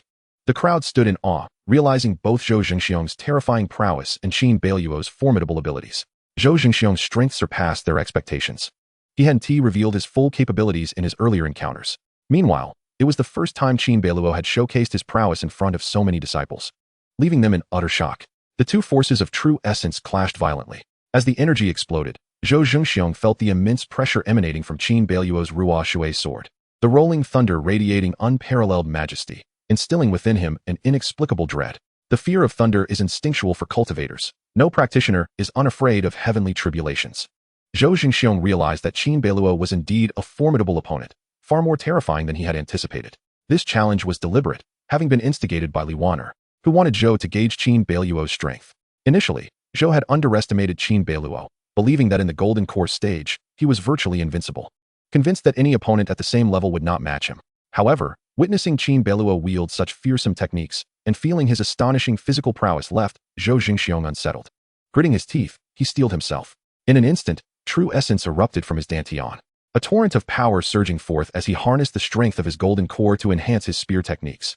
His true essence cascaded like a waterfall, the brilliance of his Golden Core manifesting its might, as Zhou Jingxiong sought to gain the upper hand. His true essence blazed like the sun, the power of his Golden Core astonishingly potent. This bolstered his confidence. He believed his foundation was profound, his Golden Core as large as a goose egg, and not a typical round shape, but resembling a small figure. As he harnessed the power of his Golden Core, the spectators caught a fleeting glimpse of its shadow within him, its presence barely perceptible yet indicative of Zhou Jingxiong's condition. His Golden Core resembled that of an infant, suggesting he was but a step away from the nascent soul stage. Impressive indeed, truly the pinnacle of the Golden Core. The onlookers thought as they beheld the shadow of Zhou Jingxiong's Golden Core. Yet, Qin Beiluo remained unperturbed. With a mere thought, his own true essence erupted, revealing the shadow of his Golden Core, radiant as the blazing sun, impossible to gaze upon directly. The scene ignited with fervor. Chapter 40, a shock to the audience. The shadow of Qin Beiluo's Golden Core materialized, sending the crowd into a frenzy, gasps echoing all around. To their astonishment, Qin Beiluo possessed 2 Golden Cores. These 2 cores were even larger than Zhou Jingxiong's, radiating an overwhelming brilliance, eclipsing Zhou Jingxiong entirely. Zhou Jingxiong felt his body momentarily freeze, nearly halting his breath. His pupils constricted, limbs cold as if he were trapped in an icy chamber. In truth, prior to their duel, he had been informed by Li Wan'er of Qin Beiluo's dual Golden Cores, so he was somewhat prepared. After all, he was a perfected Golden Core practitioner, having brushed against the threshold of the nascent soul stage. Even with Qin Beiluo's possession of 2 Golden Cores, he believed they might not confer substantial strength. However, upon witnessing the splendor of Qin Beiluo's Golden Cores and feeling the immense pressure they exerted, he realized how ludicrous his previous assumptions had been. Boom! Zhou Jingxiong's Golden Core dimmed in an instant, overshadowed by Qin Beiluo's might. With the protection of his Golden Cores, Qin Beiluo's fighting capacity surged, completely overwhelming Zhou Jingxiong's presence. Zhou Jingxiong's complexion turned pale, nearly unable to maintain his stance. Meanwhile, the Ruoshui sword blazed with renewed vigor, arcs of lightning converging, unleashing a brilliant radiance that enveloped Zhou Jingxiong. The black dragon phantom behind him shattered violently, and a startling crack appeared on the silver spear in his grasp. Zhou Jingxiong coughed up a mouthful of blood, his expression waning. With a swift motion, Qin Beiluo positioned the Ruoshui sword at Zhou Jingxiong's throat. Zzz. The The sword's tip crackled with arcs of electricity, the thunder not yet dissipating, still emanating pressure. Zhou Jingxiong found himself unable to mount any resistance, his breath faltering, his face ashen. For a moment, the arena fell into a profound silence, the sound of a pin dropping palpable. No one had anticipated Zhou Jingxiong's defeat, let alone such a swift one. As Qin Beiluo retracted his true essence, the oppressive atmosphere vanished, allowing the many disciples to exhale in relief. Exchanging glances, the disciples struggled to conceal their astonishment. Zhou Jingxiong's defeat was utterly catastrophic. Was this truly the strength of this year's true successor?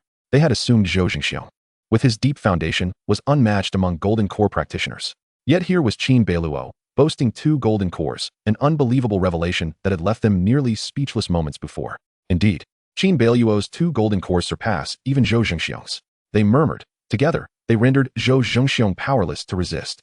His techniques are formidable, summoning thunder and resonating with booming roars, a truly unforgettable spectacle. The crowd gradually came to their senses, realizing this was an overwhelming display of power. Just moments ago, Zhou Jingxiong had triumphed in 3 consecutive matches, effortlessly conquering his Golden Core peers, leaving a profound impression that he was invincible among them. Now, as Qin Beiluo faced off against Zhou Jingxiong, it was a complete rout. The spectators were profoundly shaken, and their gazes towards Qin Beiluo were imbued with a newfound reverence. Qin Beiluo refrained from delivering a fatal blow, adhering to the prohibition against mutual slaughter within the confines of Ziyun Academy. He sheathed the Ruoshui sword.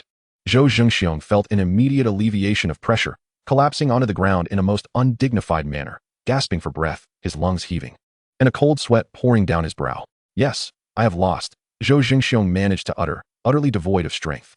He could not even bring himself to meet Qin Beiluo's gaze, for the shadow cast by this battle would likely linger for a long time. Lu Qingzhu's voice, cold and clear, pierced the air. In this duel, Qin Beiluo emerges victorious. Zhou Jingxiong, although your Black Flood 7 killing spear has reached a minor level of proficiency, it still lacks spiritual essence. Even with a solid foundation, you are rendered helpless when faced with someone whose foundation surpasses yours. Lu Qingzhu's demeanor remained impassive, being astute. She discerned that Zhou Jingxiong had intentionally challenged Qin Beiluo, thus offering him no favor. Even when Qin Beiluo injured Zhou Jingxiong, she made no move to intervene. After a pause, Lu Qingzhu turned her attention to Qin Beiluo. As for you, Qin Beiluo, your Divine Sky Sword technique is executed with remarkable fluidity and power. Have you already grasped the fundamentals? Indeed, Elder Lu, Qin Beiluo replied with a smile. Last night, while I was practicing the Divine Sky Sword technique, I fortuitously gained some insights and have successfully entered the preliminary stage. Lu Qingzhu, being well versed in the sword arts, immediately recognized Qin Beiluo's advancement. After a brief moment, she sighed lightly. Had I known it would come to this, I should have fought tooth and nail with the dean to take you as my disciple. To grasp the Divine Sky Sword technique in a single night exceeds even my expectations regarding your talent in swordsmanship. Perhaps it will not be long before you comprehend the essence. Lu Qingzhu's commendation left the gathered disciples in astonishment. Elder Lu was known for her strictness. To receive such high praise from her for Qin Beiluo was remarkable. Truly, he was a prodigy worthy of Elder Zhao's attention. Given time, he would undoubtedly become another Li Suifeng. When Li Suifeng was at the Golden Core stage, he may not have been as formidable. The disciples conversed among themselves. Deeply impressed, Qin Beiluo smiled modestly. Elder Lu, you flatter me. I was greatly inspired by your discussion on weaponry. This was no empty praise. He genuinely felt enlightened. Lu Qingzhu nodded, her gaze sweeping over Zhou Jingxiong. You all may take your leave to rest. Qin Beiluo clasped his fists in farewell. He did not cast another glance at Zhou Jingxiong, for he had never been his target. Zhou Jingxiong, on the other hand, retrieved a vial of healing pills and, after swallowing 2, felt a faint flush return to his pallid face. Struggling to stand, he hunched his back, utterly stripped of the earlier bravado, completely deflated. He dared not look at anyone, especially not at Qin Beiluo. Hastily retreating from the crowd, Zhou Jingxiong stumbled down the mountain. Shadows loomed in his heart. He had never endured such a crushing blow, leaving him utterly disoriented. At the Shueiyue Peak training grounds, amidst swirling mists, Lu Qingzhu continued to direct her disciples in combat practice. After an hour, she resumed her teachings. Her voice, imbued with true essence, resonated clearly throughout the arena. Every cultivator may attain an understanding of intent. The sword has its sword intent, the knife its knife intent, and the spear its spear intent. Once one comprehends this intent, the power of weapons and techniques will be greatly enhanced. To grasp the power of intent, one must have a profound understanding of the paths of swordsmanship, knife techniques, and so forth. Sword intent can be viewed as an extension of one's mastery over the sword. Once sword intent is formed, with merely a thought, sword energy can be unleashed, capable of vanquishing foes. Listening to Lu Qingzhu's discourse, Qin Beiluo was intensely focused. Qiu Chani, however, harbored different thoughts. As a powerful cultivator at the transformation stage who had reincarnated and rebuilt her strength, she had already comprehended sword intent. Thus, she discreetly allowed her mind to wander, admiring the striking profile of Qin Beiluo, recalling his effortless dominance over Zhou Jingxiong, her heart swelling with admiration. That Zhou Jingxiong, though competent with a solid foundation at the Golden Core stage, was bested by Qin Beiluo with overwhelming force. He was truly deserving of being her man. Chapter 41. The Emergence of Sword Intent. Lu Qingzhu lectured in the training grounds, her voice as chilling as a winter wind. Qin Beiluo listened attentively, reaping substantial insights. Each elder at Ziyun Academy possessed unique strengths. For instance, Elder Lu Qingzhu excelled in swordsmanship, while Elder Xionggang was reputed for body refining. Elder Sun Wuxia for various esoteric techniques, and Elder Li Tsangyue for the path of the soul. Qin Beiluo inwardly sighed. His mind flooded with the profiles of the Academy's elders. Deciding to extract the essence from each, he aimed to grow in the shortest time possible. Lu Qingzhu's voice rang out. Disciples, if you wish to master sword intent, you must integrate your thoughts into the sword, condensing the sword energy into a singular point. Envisioning the sword intent as an extension of your own body. The sword moves with your heart, akin to the extension of your limbs. When sword intent manifests, it can summon the spiritual energy of the heavens and earth. Even at 100 paces away, it can slay your enemies. If the sword intent reaches a tangible realm, it can even strike from several dozen miles away, or even 100, with just a thought, claiming the heads of your foes. Lu Qingzhu elaborated on the matter of sword intent. Words alone may not suffice for you to grasp this. I shall demonstrate sword intent. You all may step back. Upon hearing this, the disciples retreated in unison. They all moved back 100 paces, creating space for Lu Qingzhu. While this distance seemed insufficient, the formation S suppression along with Lu Qingzhu's deliberate restraint allowed her to execute her display adequately. With a single thought, Lu Qingzhu emanated an aura that enveloped the area, and a shadow of sword intent materialized in midair. It was the ethereal image of an ancient, unparalleled sword, exuding an oppressive force akin to reality. The phantom sword spanned over 3 yards, with faint golden dragons emerging, signifying its extraordinary nature. This was the sword intent that Lu Qingzhu had condensed. The onlookers were left speechless, drenched in cold sweat, some even turning pale, their legs trembling, unable to stand firm. Even those with deep cultivation and strong will felt a searing pain in their eyes, utterly unable to confront that sword intent directly. Qin Beiluo also felt a burning sensation in his eyes, a slight sting. He activated his true essence, circulating the Kunping 8 Desolate technique, to withstand the overwhelming sword intent. What a domineering sword intent! Merely a glance at it left the disciples feeling as if their hearts had been crushed, terrified beyond belief. How horrifying would it be in actual combat? Qin Beiluo was thoroughly impressed, his heart stirred. Lu Qingzhu's sword intent left an indelible mark upon him.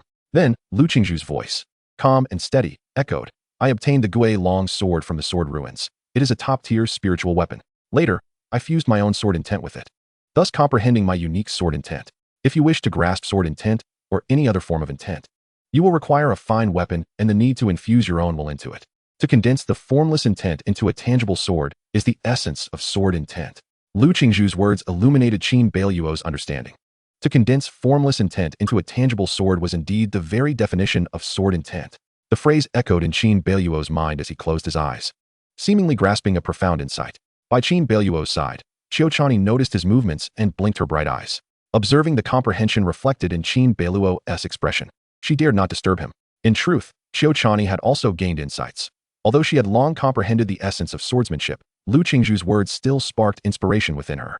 Only Li Qian remained in a state of bewilderment, his chicken leg reduced to mere bones, consumed entirely. Seeing both Qin Beiluo and Qiuchani deep in understanding, he could only sigh, alas, Brother Beiluo has changed. In the past, when his talent had yet to awaken, he would indulge in merriment with me.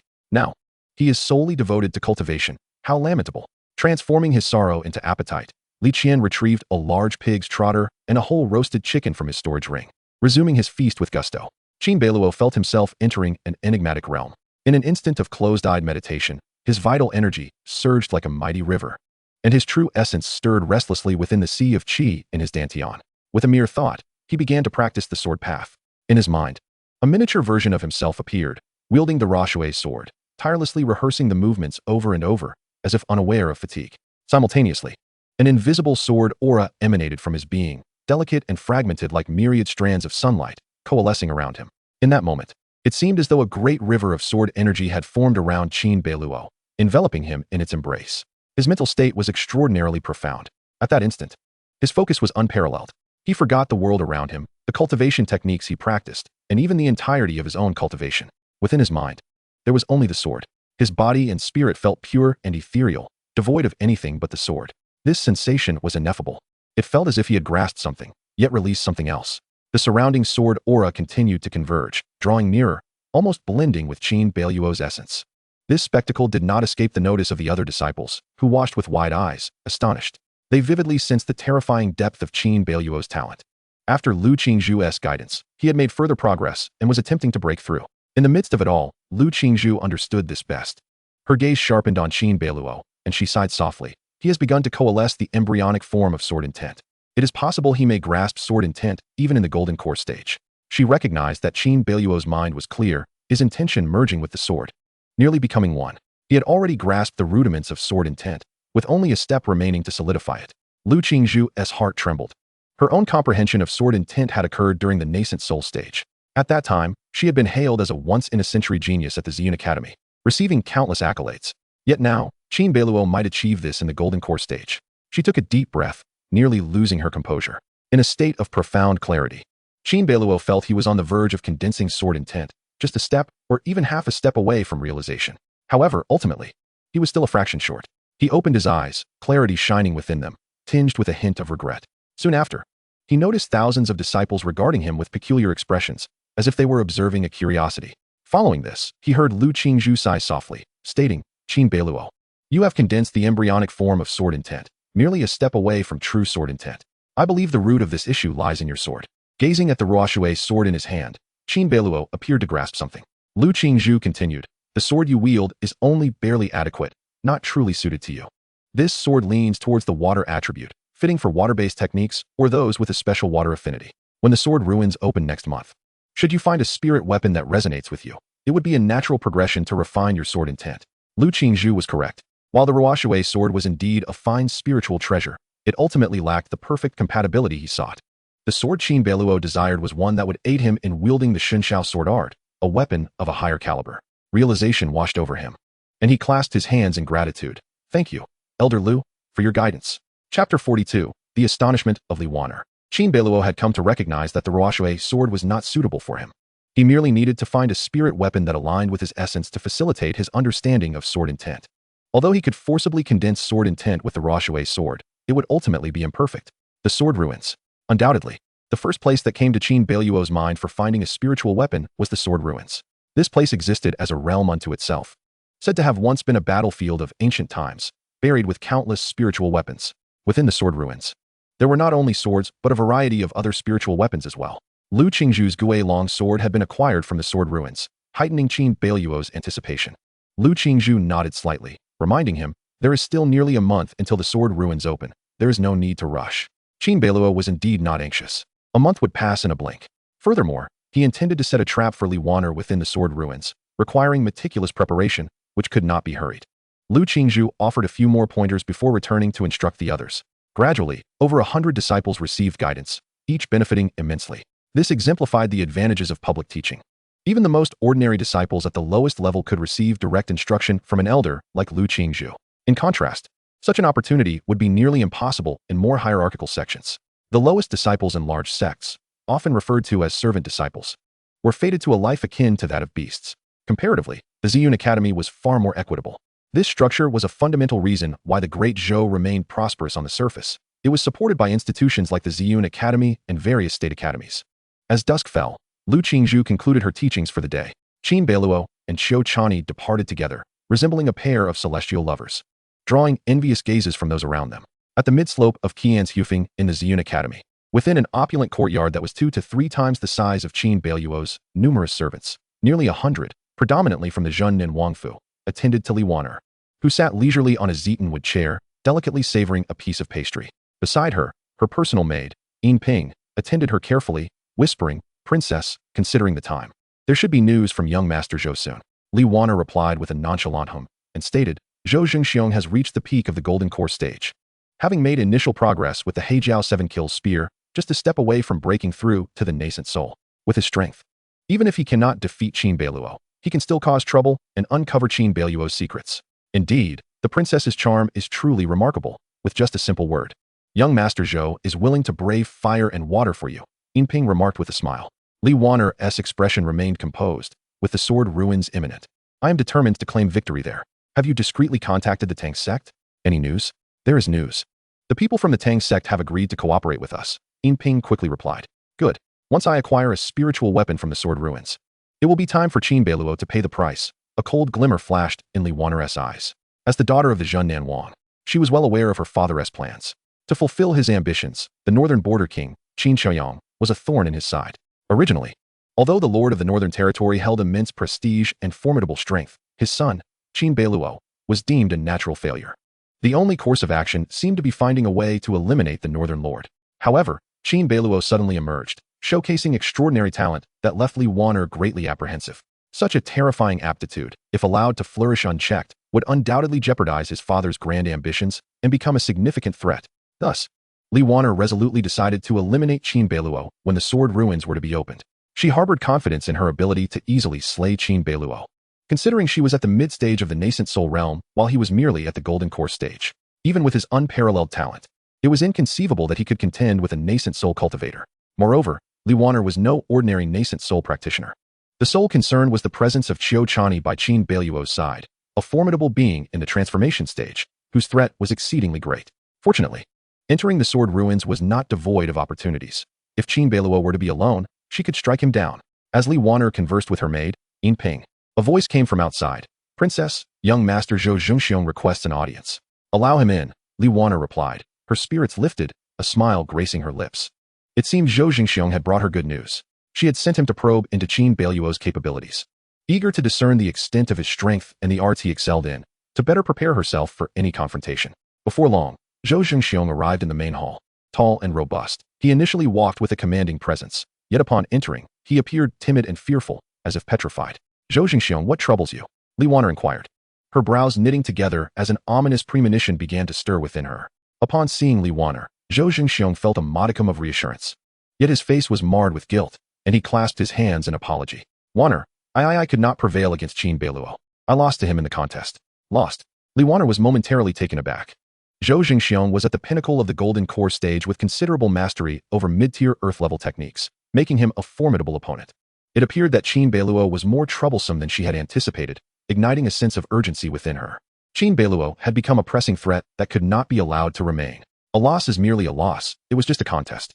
There is no need for such despondency, Li Wanner remarked coolly, her tone laced with indifference and disappointment. In truth, she had considered the possibility of Zhou Zhengxiong's defeat. After all, she had witnessed Qin Beiluo's 2 golden cores after his breakthrough. Zhou Zhengxiong's loss was inconsequential as long as he could ascertain Qin Beiluo's true capabilities. Hearing Li Wanner's words, Zhou Zhengxiong nodded, though bitterness lingered in his heart. Reporting his dismal defeat to the one he admired was undeniably humiliating. He sensed a hint of disdain emanating from Li Wanner. Indeed, you are right, Wanner, he replied, his tone laden with regret.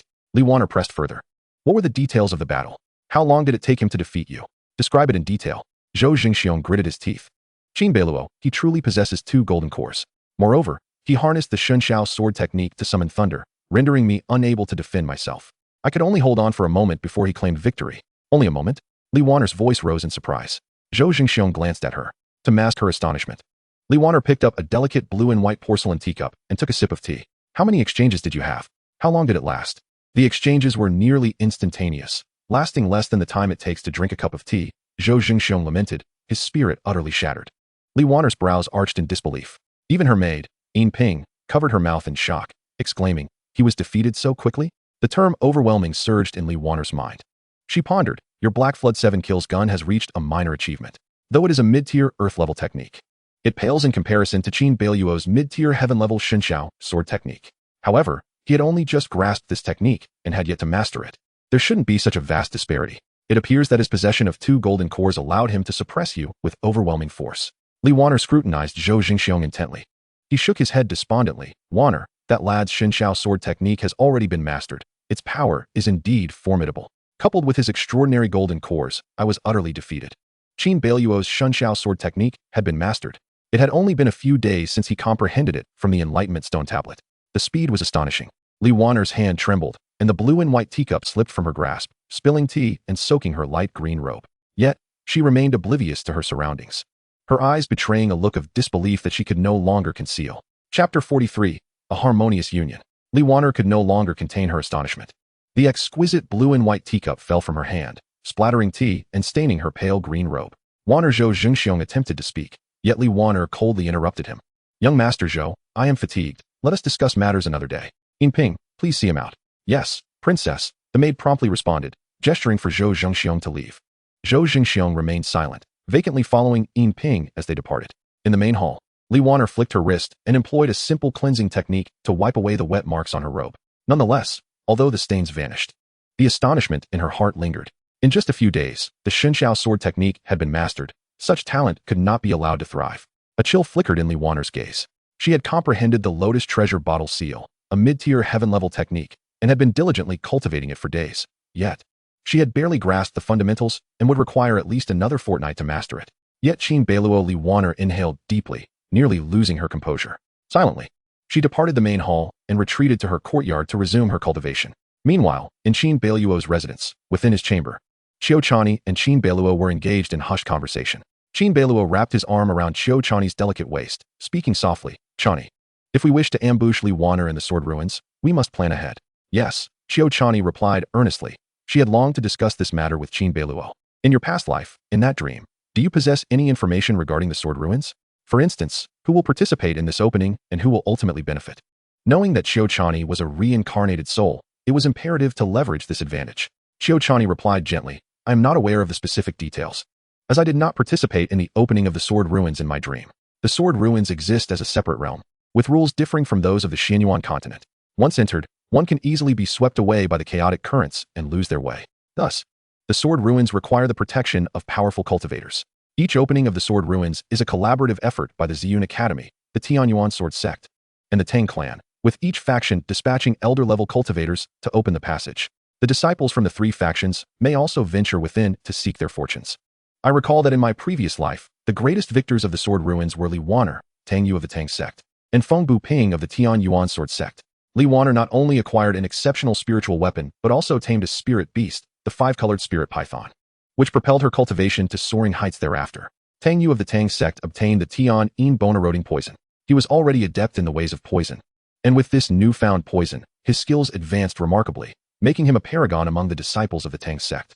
As for Feng Bu Ping from the Tianyuan Sword Sect, he acquired a fearsome spiritual sword, reputed to be an artifact from ancient times, and after obtaining it, his swordsmanship progressed at an astonishing rate.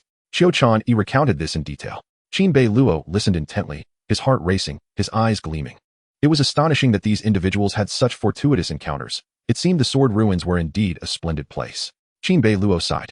Qiu Chani nodded, indeed. The sword ruins are replete with treasures, yet they are equally fraught with peril.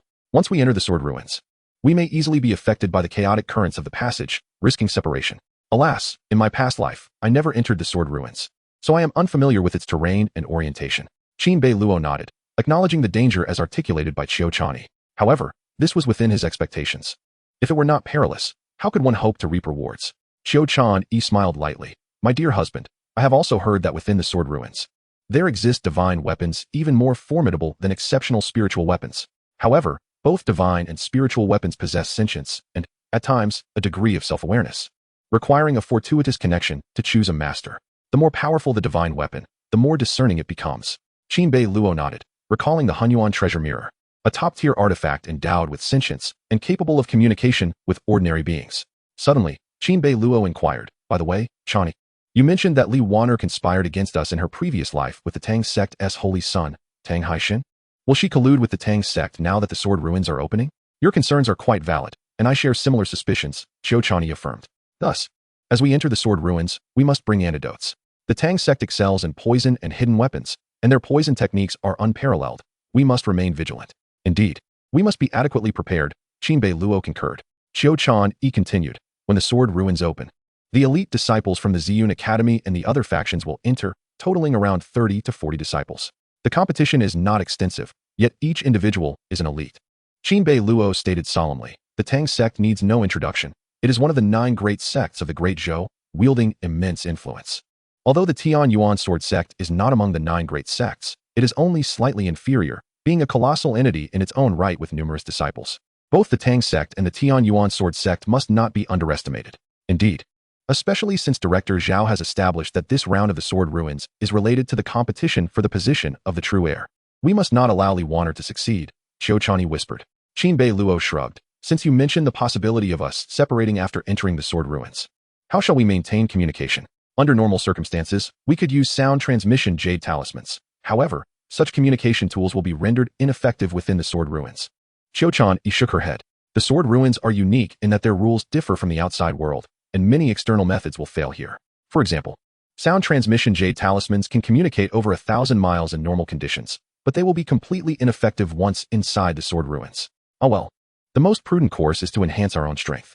You speak wisely. Improving our own strength is indeed the right path. With your innate talent, my dear husband, you will surely break through in no time. If you can achieve the nascent soul stage before entering the Sword Ruins, I believe that no matter what schemes Li Waner employs, she will find it difficult to prevail before you, Qiu Chani said, her eyes sparkling. Qin Beiluo chuckled. Do you have such unwavering confidence in me? What else could I do when you are my husband? A wife must follow her husband's lead, Qiu Chani replied, her bright eyes twinkling as she feigned a pitiful demeanor. Qin Beiluo shook his head with a smile. I believe if you were to confront Li Waner, it would be effortless for you to avenge our past grievances. Allow me to cling to your leg, dear wife. How delightful that would be. Qiu Chani covered her mouth and laughed, radiant and enchanting. You are quite right, my husband. I hope so too. Qin Beiluo shrugged. Yet we must not underestimate the situation. Enhancing our strength is vital. Speaking of which, Chani, you are well versed. Do you know of any straightforward and rudimentary cultivation techniques that require only 2 practitioners, such as the Yin-Yang Harmony technique, Jade Maiden Heart Sutra, or Su Nu Scripture? Qin Beiluo's face lit up as he turned to Qiu Chani. Qiu Chani's cheeks flushed. The techniques Qin Beiluo mentioned sounded rather dubious and unorthodox. Why is my husband so familiar with these? Actually, such techniques do exist, Qiu Chani murmured softly. Qin Beiluo's eyes brightened. Really? Chapter 44, The Third Golden Dan. Seeing her husband's bright eyes, Qiu Chani couldn't help but smile, playfully chiding. What on earth are you thinking about all day long, truly? Qin Beiluo replied earnestly, the yin and yang of heaven and earth, the natural way, these are the truths of the great path. What is wrong with my pursuit? With that, he gently pinched Qiu Chani's cheek, finding it as smooth as silk, akin to a peeled egg, delicate and tender. There is nothing wrong with that. Qiu Chani's cheeks flushed slightly, not refusing his affectionate gesture, her heart swelling with sweetness. She continued, in truth, the dual cultivation techniques you seek do exist, but they are quite rare.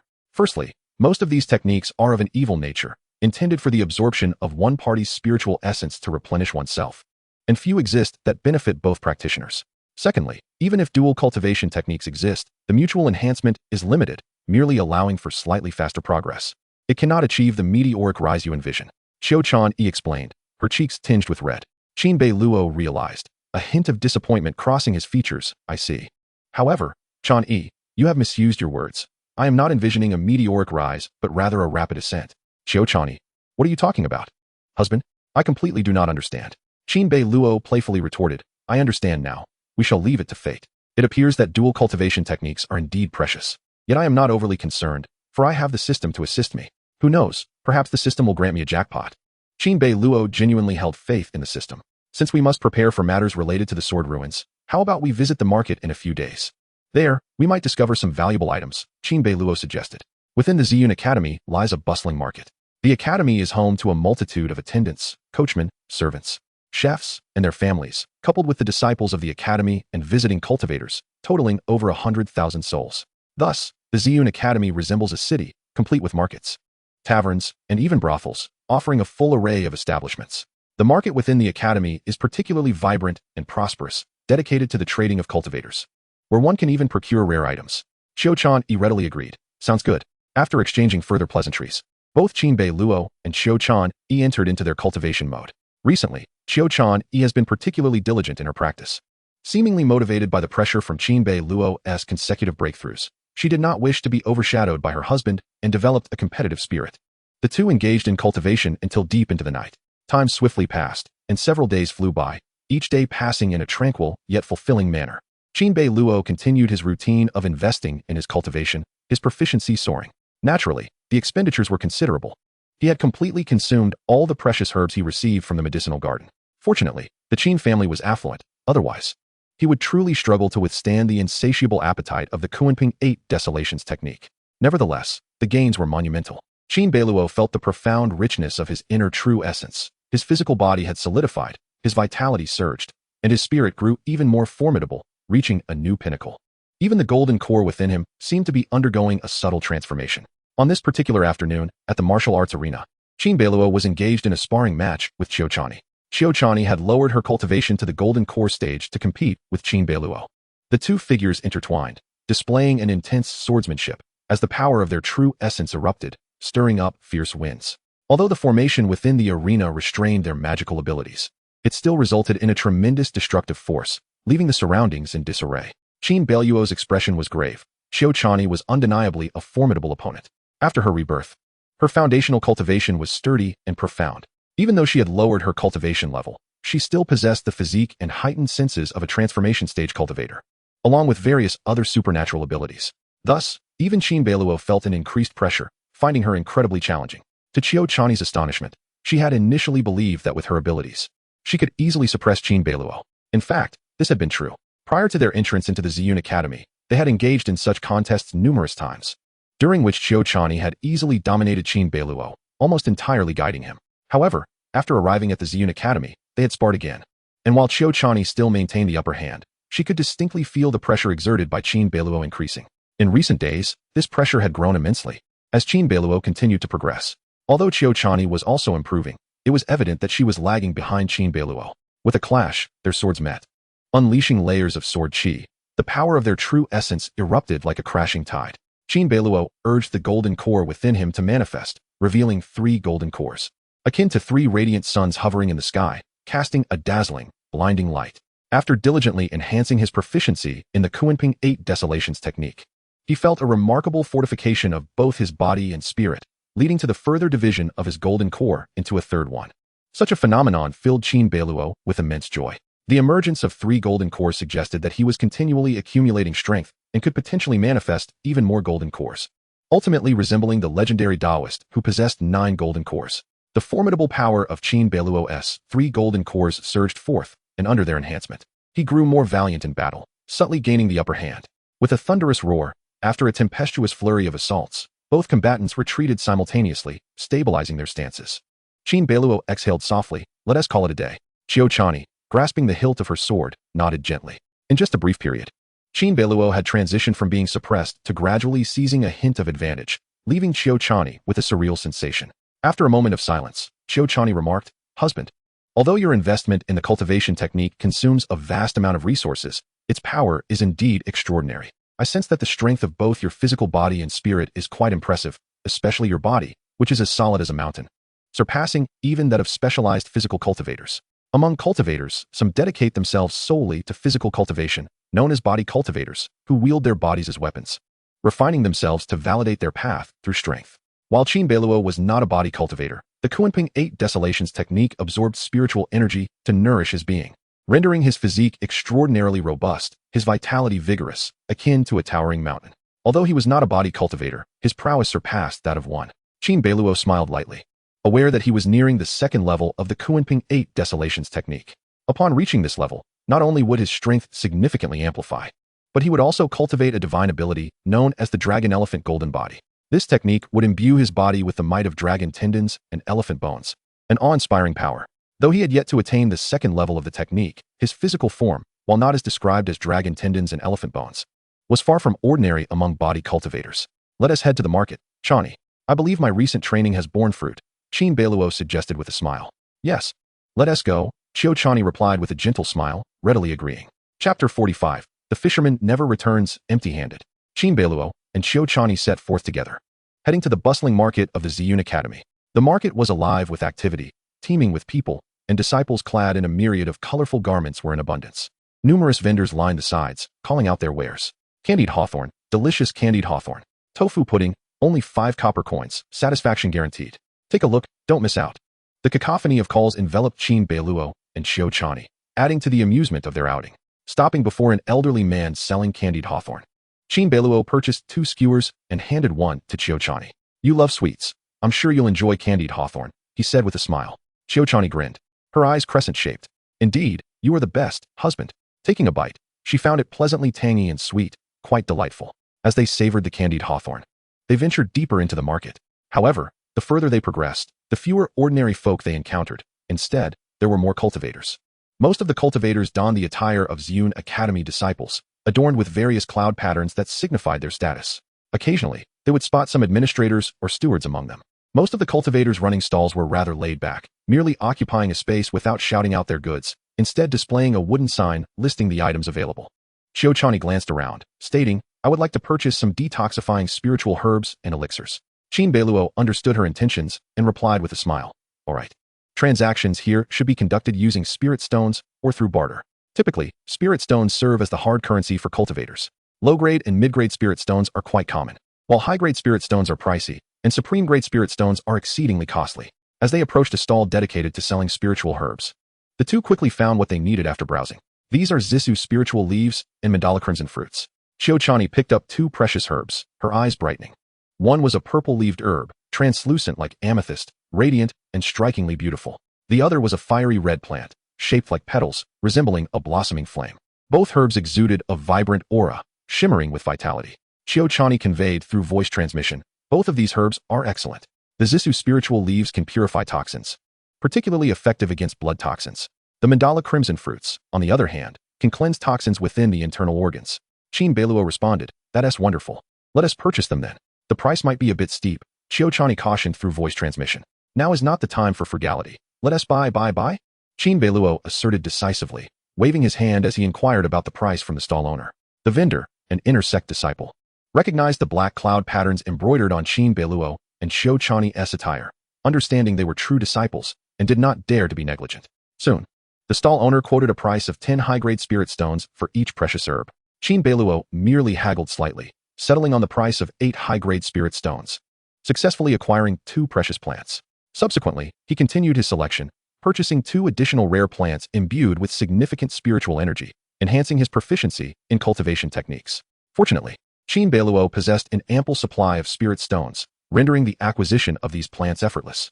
His spatial ring contained over 100 top-tier spirit stones and several hundred high-grade spirit stones, all procured from the royal treasury. Satisfied with his acquisitions, Qin Beiluo was about to explore further with Qiuchani when he noticed a throng of people gathered at a distance. The crowd was murmuring in awe, exclaiming words like impressive and extraordinary. Curiosity piqued. Both Qin Beiluo and Qiuchani scanned the crowd, spotting 2 figures ahead. One of them was familiar to Qin Beiluo. It was the burly elder Xiong, his muscular physique accentuated by his bald head. The other figure was a man appearing to be in his 30s, clad in white robes adorned with purple cloud patterns, who was also an elder, though his features were handsome. Dark circles under his eyes suggested fatigue and a lack of vitality, giving him an air of weakness. Is this man truly an elder? He looks rather feeble, reminiscent of the kidney-deficient young master from the tale of Journey to the West. Qin Beiluo had never encountered this elder before, but immediately drew a connection upon seeing his appearance. However, what truly captured Qin Beiluo's attention was the enormous fish basket slung over Elder Xiong's back, containing a sizable blue fish. This fish weighed at least several dozen pounds. While it was an ordinary species, its sheer size was remarkable. The dark, glistening scales reflected shards of light under the sun, with water droplets cascading from the basket as the fish's gills opened and closed rhythmically. The onlookers were marveling at the fish's impressive size, estimating it to weigh no less than 50 or 60 pounds. "My goodness, Elder Xiong has truly caught a big one today," they exclaimed, praising his fishing prowess. "But why does Elder Wu Shengshu's basket contain not a single fish? Did he come back empty-handed again?" The crowd buzzed with conversation, predominantly praising Elder Xiong, while a few expressed confusion regarding Elder Wu Shengshu's empty basket. Hearing the chatter, the expressions of Elder Xiong and Elder Wu varied. Elder Xiong wore a smug grin, moving slowly as if relishing the attention, eager to bask in the compliments about his fishing skills. Meanwhile, Elder Wu, with an empty basket, felt the weight of the curious gazes upon him, his face twitching in embarrassment. Qin Beiluo couldn't help but chuckle at the scene. It seemed that Elder Wu's fishing skills were quite lacking, as he appeared to be perpetually empty-handed. Cough, cough. Everyone disperse. What are you staring at? I'm merely experiencing a streak of bad luck today. I will catch a large fish someday to show you all. Elder Wu huffed, attempting to maintain a facade of bravado, though a hint of insecurity lingered. Elder Xiong burst into laughter, unrelentingly teasing. "Elder Wu, you haven't caught a fish in half a month. Stop boasting. Today, you're treating us to a fish feast." "Humph. What do you know? If I were to fish, I would aim for the largest fish in the river. It's akin to taking on disciples. I would rather not accept any than settle for mediocrity. Only those with exceptional talent are worthy of being my disciples." Elder Wu retorted, his demeanor cold. "Oh, so that's why you still have no disciples?" Elder Xiong interjected, only to notice his old friend staring intently ahead. Elder Wu's gaze was fixed on Qin Beiluo's position, his expression shifting to one of excitement. Your vitality burns like smoke, and your bones are as strong as a dragon's. You are a natural body cultivator, Elder Wu exclaimed, his eyes gleaming with anticipation. Young man, your talent is remarkable. Would you be willing to become my disciple? Qin Beiluo, caught off guard, was taken aback by the elder's intense scrutiny. Elder, are you jesting? He inquired, perplexed. I assure you, I am not jesting. I am Elder Wu Xingxiu of the Ziyun Academy. I see your vitality burning brightly, and your constitution is exceptional, truly the makings of a natural body cultivator. I possess a technique that would suit you perfectly, Elder Wu replied earnestly. Qin Beiluo felt a sense of incongruity. Qiu Chani observed the exchange, her brow furrowing in confusion. She recognized Qin Beiluo's robust physique and outstanding roots, but Elder Wu's frail appearance and the deep-set shadows under his eyes gave him a sickly, lethargic demeanor. Could he truly be a body cultivator? Qin Beiluo shared her doubts. This Elder Wu seemed rather unfit. Despite being an elder of the Ziyun Academy, he appeared unreliable. Nevertheless, Elder Wu's interest in him was palpable, as he continued, Young man, do you have a master? Even if you do, as long as you are willing to switch to me, I will impart to you the finest techniques. I have been an elder for over 500 years and have never taken a disciple. I can make an exception for you.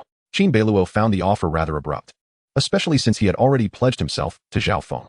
He was preparing to decline politely. Cough, cough. At that moment, Elder Xiong interjected. Stepping forward, he placed a hand on Elder Wu's shoulder and said, Brother Wu, you ought to abandon this notion. He will not become your disciple. Humph, why not? I can offer him everything other elders can. Elder Wu retorted, visibly displeased. Despite his seemingly laid-back demeanor among the elders, he had achieved remarkable feats and belonged to the most seasoned ranks. Elder Xiong sighed. To be frank, Brother Wu, this young man is named Qin Beiluo. He recently passed the entrance examination and became a true disciple. I had hoped to take him as my apprentice, but alas, I was a moment too late. And someone else claimed him. Oh, who would dare compete with you for a disciple? Elder Wu asked, intrigued, knowing of Elder Xiong's notorious temper. Who would have the audacity to vie for a disciple with Elder Xiong? Could it be Sun Wuxia? Xiong Gang's face was a canvas of rage and regret as he exclaimed, It is none other than that old scoundrel Zhao Fenglai. What? Zhao Fenglai? He is the very master who accepted this disciple? Wu Xingxiu scrutinized Qin Beiluo, and though taken aback, he found it quite reasonable. Upon mentioning the matter, Xiong Gang's fury boiled over. Indeed, this young lad has been appraised by the Hunyuan Baojing as possessing heavenly talent, prompting that old scoundrel Zhao Fenglai to seize him. Heavenly talent as per the Hunyuan Baojing. Wu Xingxiu realized, instantly comprehending the situation. Consequently, an expression of indignation adorned his face. How dare Zhao Fenglai act so shamelessly? Attempting to poach my disciple. Indeed, that old scoundrel Zhao Fenglai shows no regard for decency. The two elders, Wu Xingxiu and Xiong Gang, exchanged various derogatory terms for Zhao Fenglai, leaving the onlookers astounded. Were these two elders truly so audacious? Qin Beiluo shook his head discreetly, acknowledging that Wu Xingxiu and Xiong Gang were indeed two lively characters. He clasped his hands and addressed Wu Xingxiu, Esteemed Elder Wu. I have indeed become a disciple of Director Zhao. I shall not intrude upon your enjoyment any longer. I take my leave. With that, Qin Beiluo turned to depart alongside Qiu Chani. Young man, wait. Wu Xingxiu's voice halted Qin Beiluo. Turning back with curiosity, Qin Beiluo inquired, What is it? Wu Xingxiu replied, This is not the place for conversation. Follow me. I have matters to discuss with you. Gesturing for Qin Beiluo to accompany him, Wu Xingxiu led the way. Qin Beiluo and Qiu Chani exchanged glances before following suit. As elders of the academy, Wu Xingxiu and Xiong Gang were indeed trustworthy. Observing Qin Beiluo's retreating figure alongside Wu Xingxiu, the surrounding crowd was filled with envy.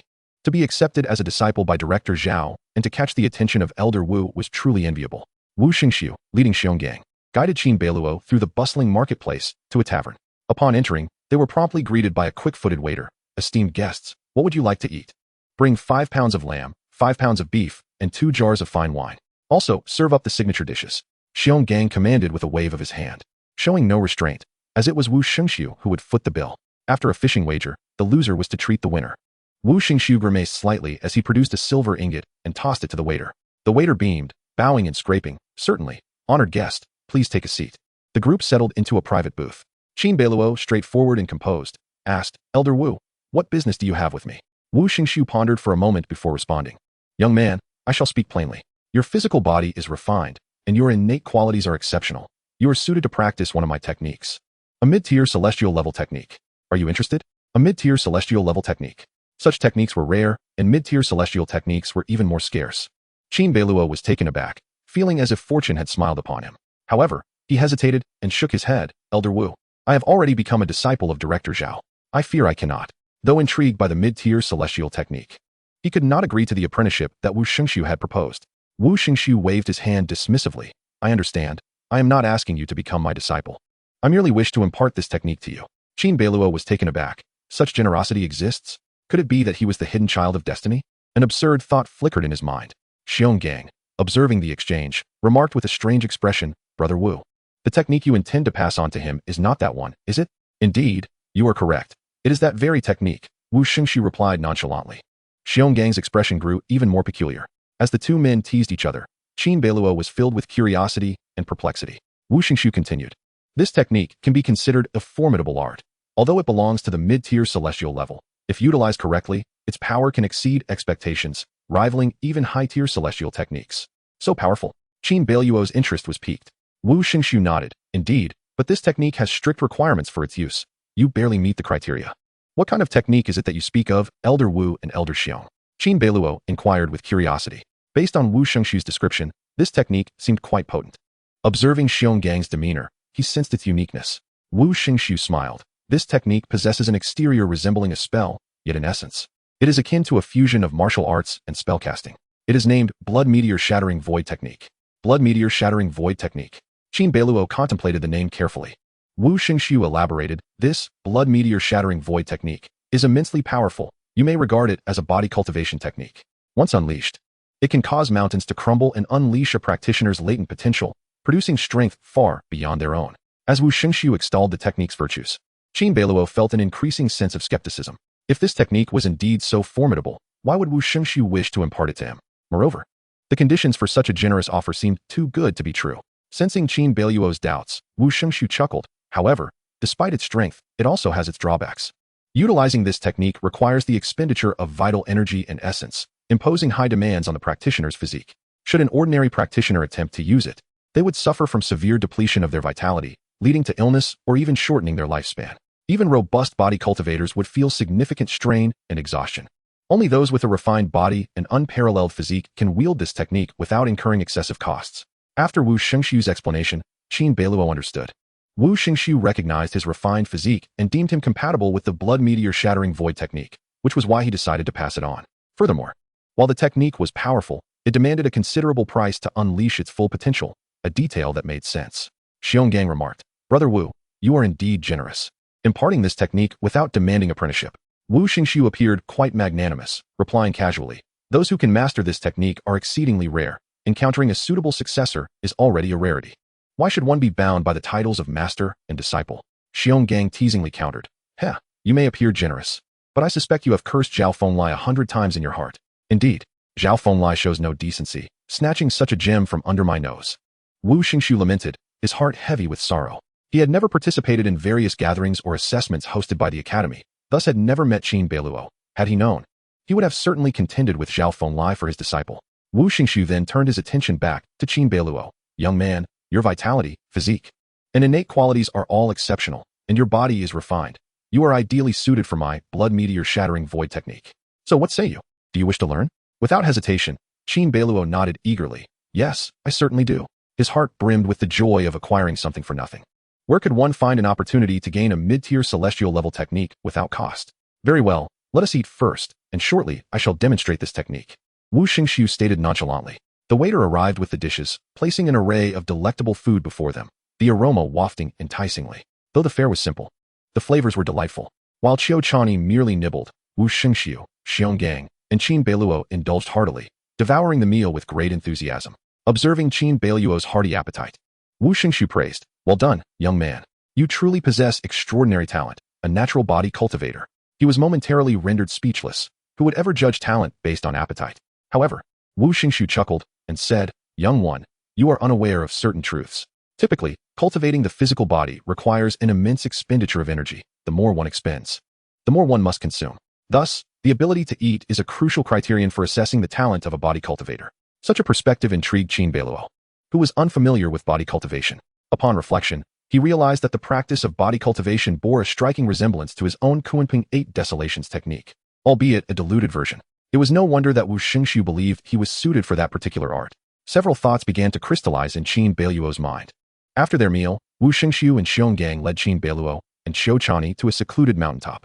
The elevation of the terrain made it an ideal location for demonstrating techniques. Standing at the forefront, Wu Xingxiu was buffeted by the brisk mountain winds, which caused his robes to flutter dramatically. He turned to Qin Beiluo and said with a composed demeanor, "Young one, pay close attention. I shall demonstrate only once." As he spoke, Wu Xingxiu's entire aura transformed, becoming fiercely imposing, as if he were a towering mountain that commanded reverence. With a sudden eruption of true essence, an overwhelming presence coalesced around him. Qin Beiluo felt the uncontrollable influx of spiritual energy surging towards him, while Wu Xingxiu's vitality and essence were visibly depleting, his true essence taking on a deep crimson hue.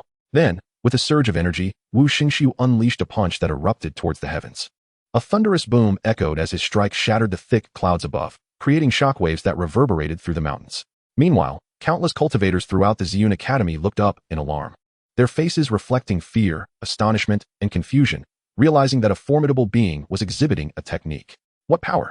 Qin Beiluo mused, instinctively comparing Wu Xingxiu to Xionggang.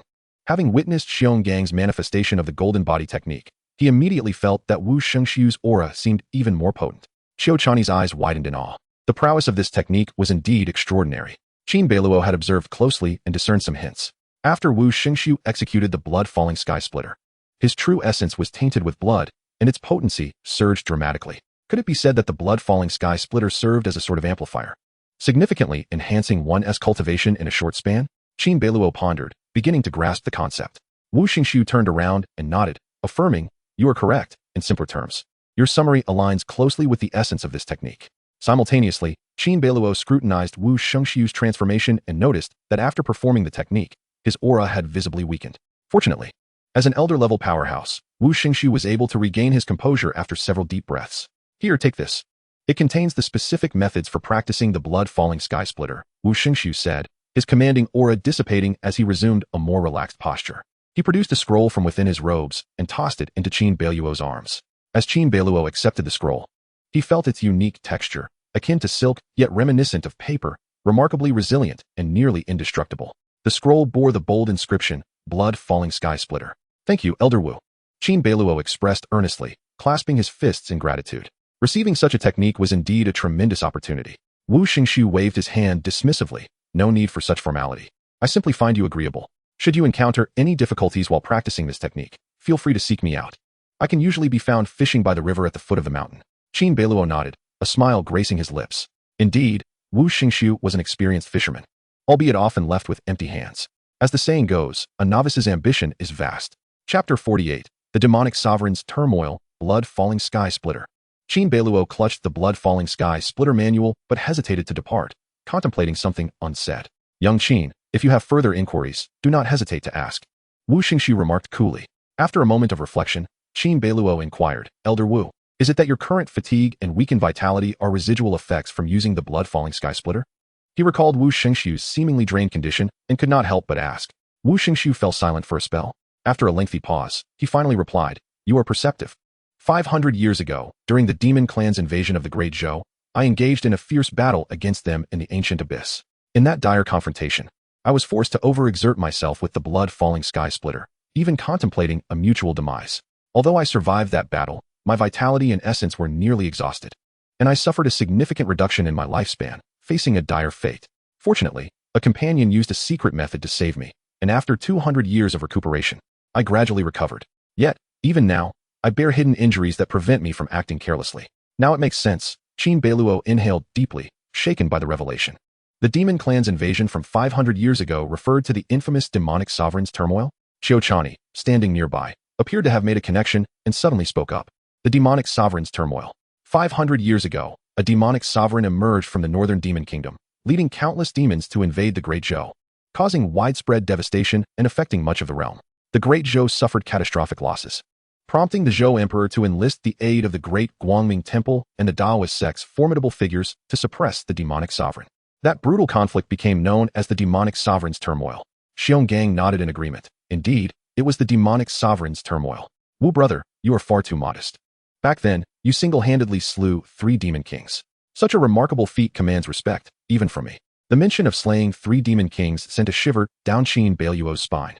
The demon kings of the northern demon kingdom held positions equivalent to that of princes in the Great Zhou, their status immensely revered. The fact that Wu Xingxiu could slay 3 of them spoke volumes about his strength. Wu Xingxiu remarked. My ability to slay those 3 demon kings was partly due to the blood-falling sky splitter. However, this technique carries great risks. If misused, it can exact a heavy toll on the user. You must exercise caution. Qin Beiluo nodded.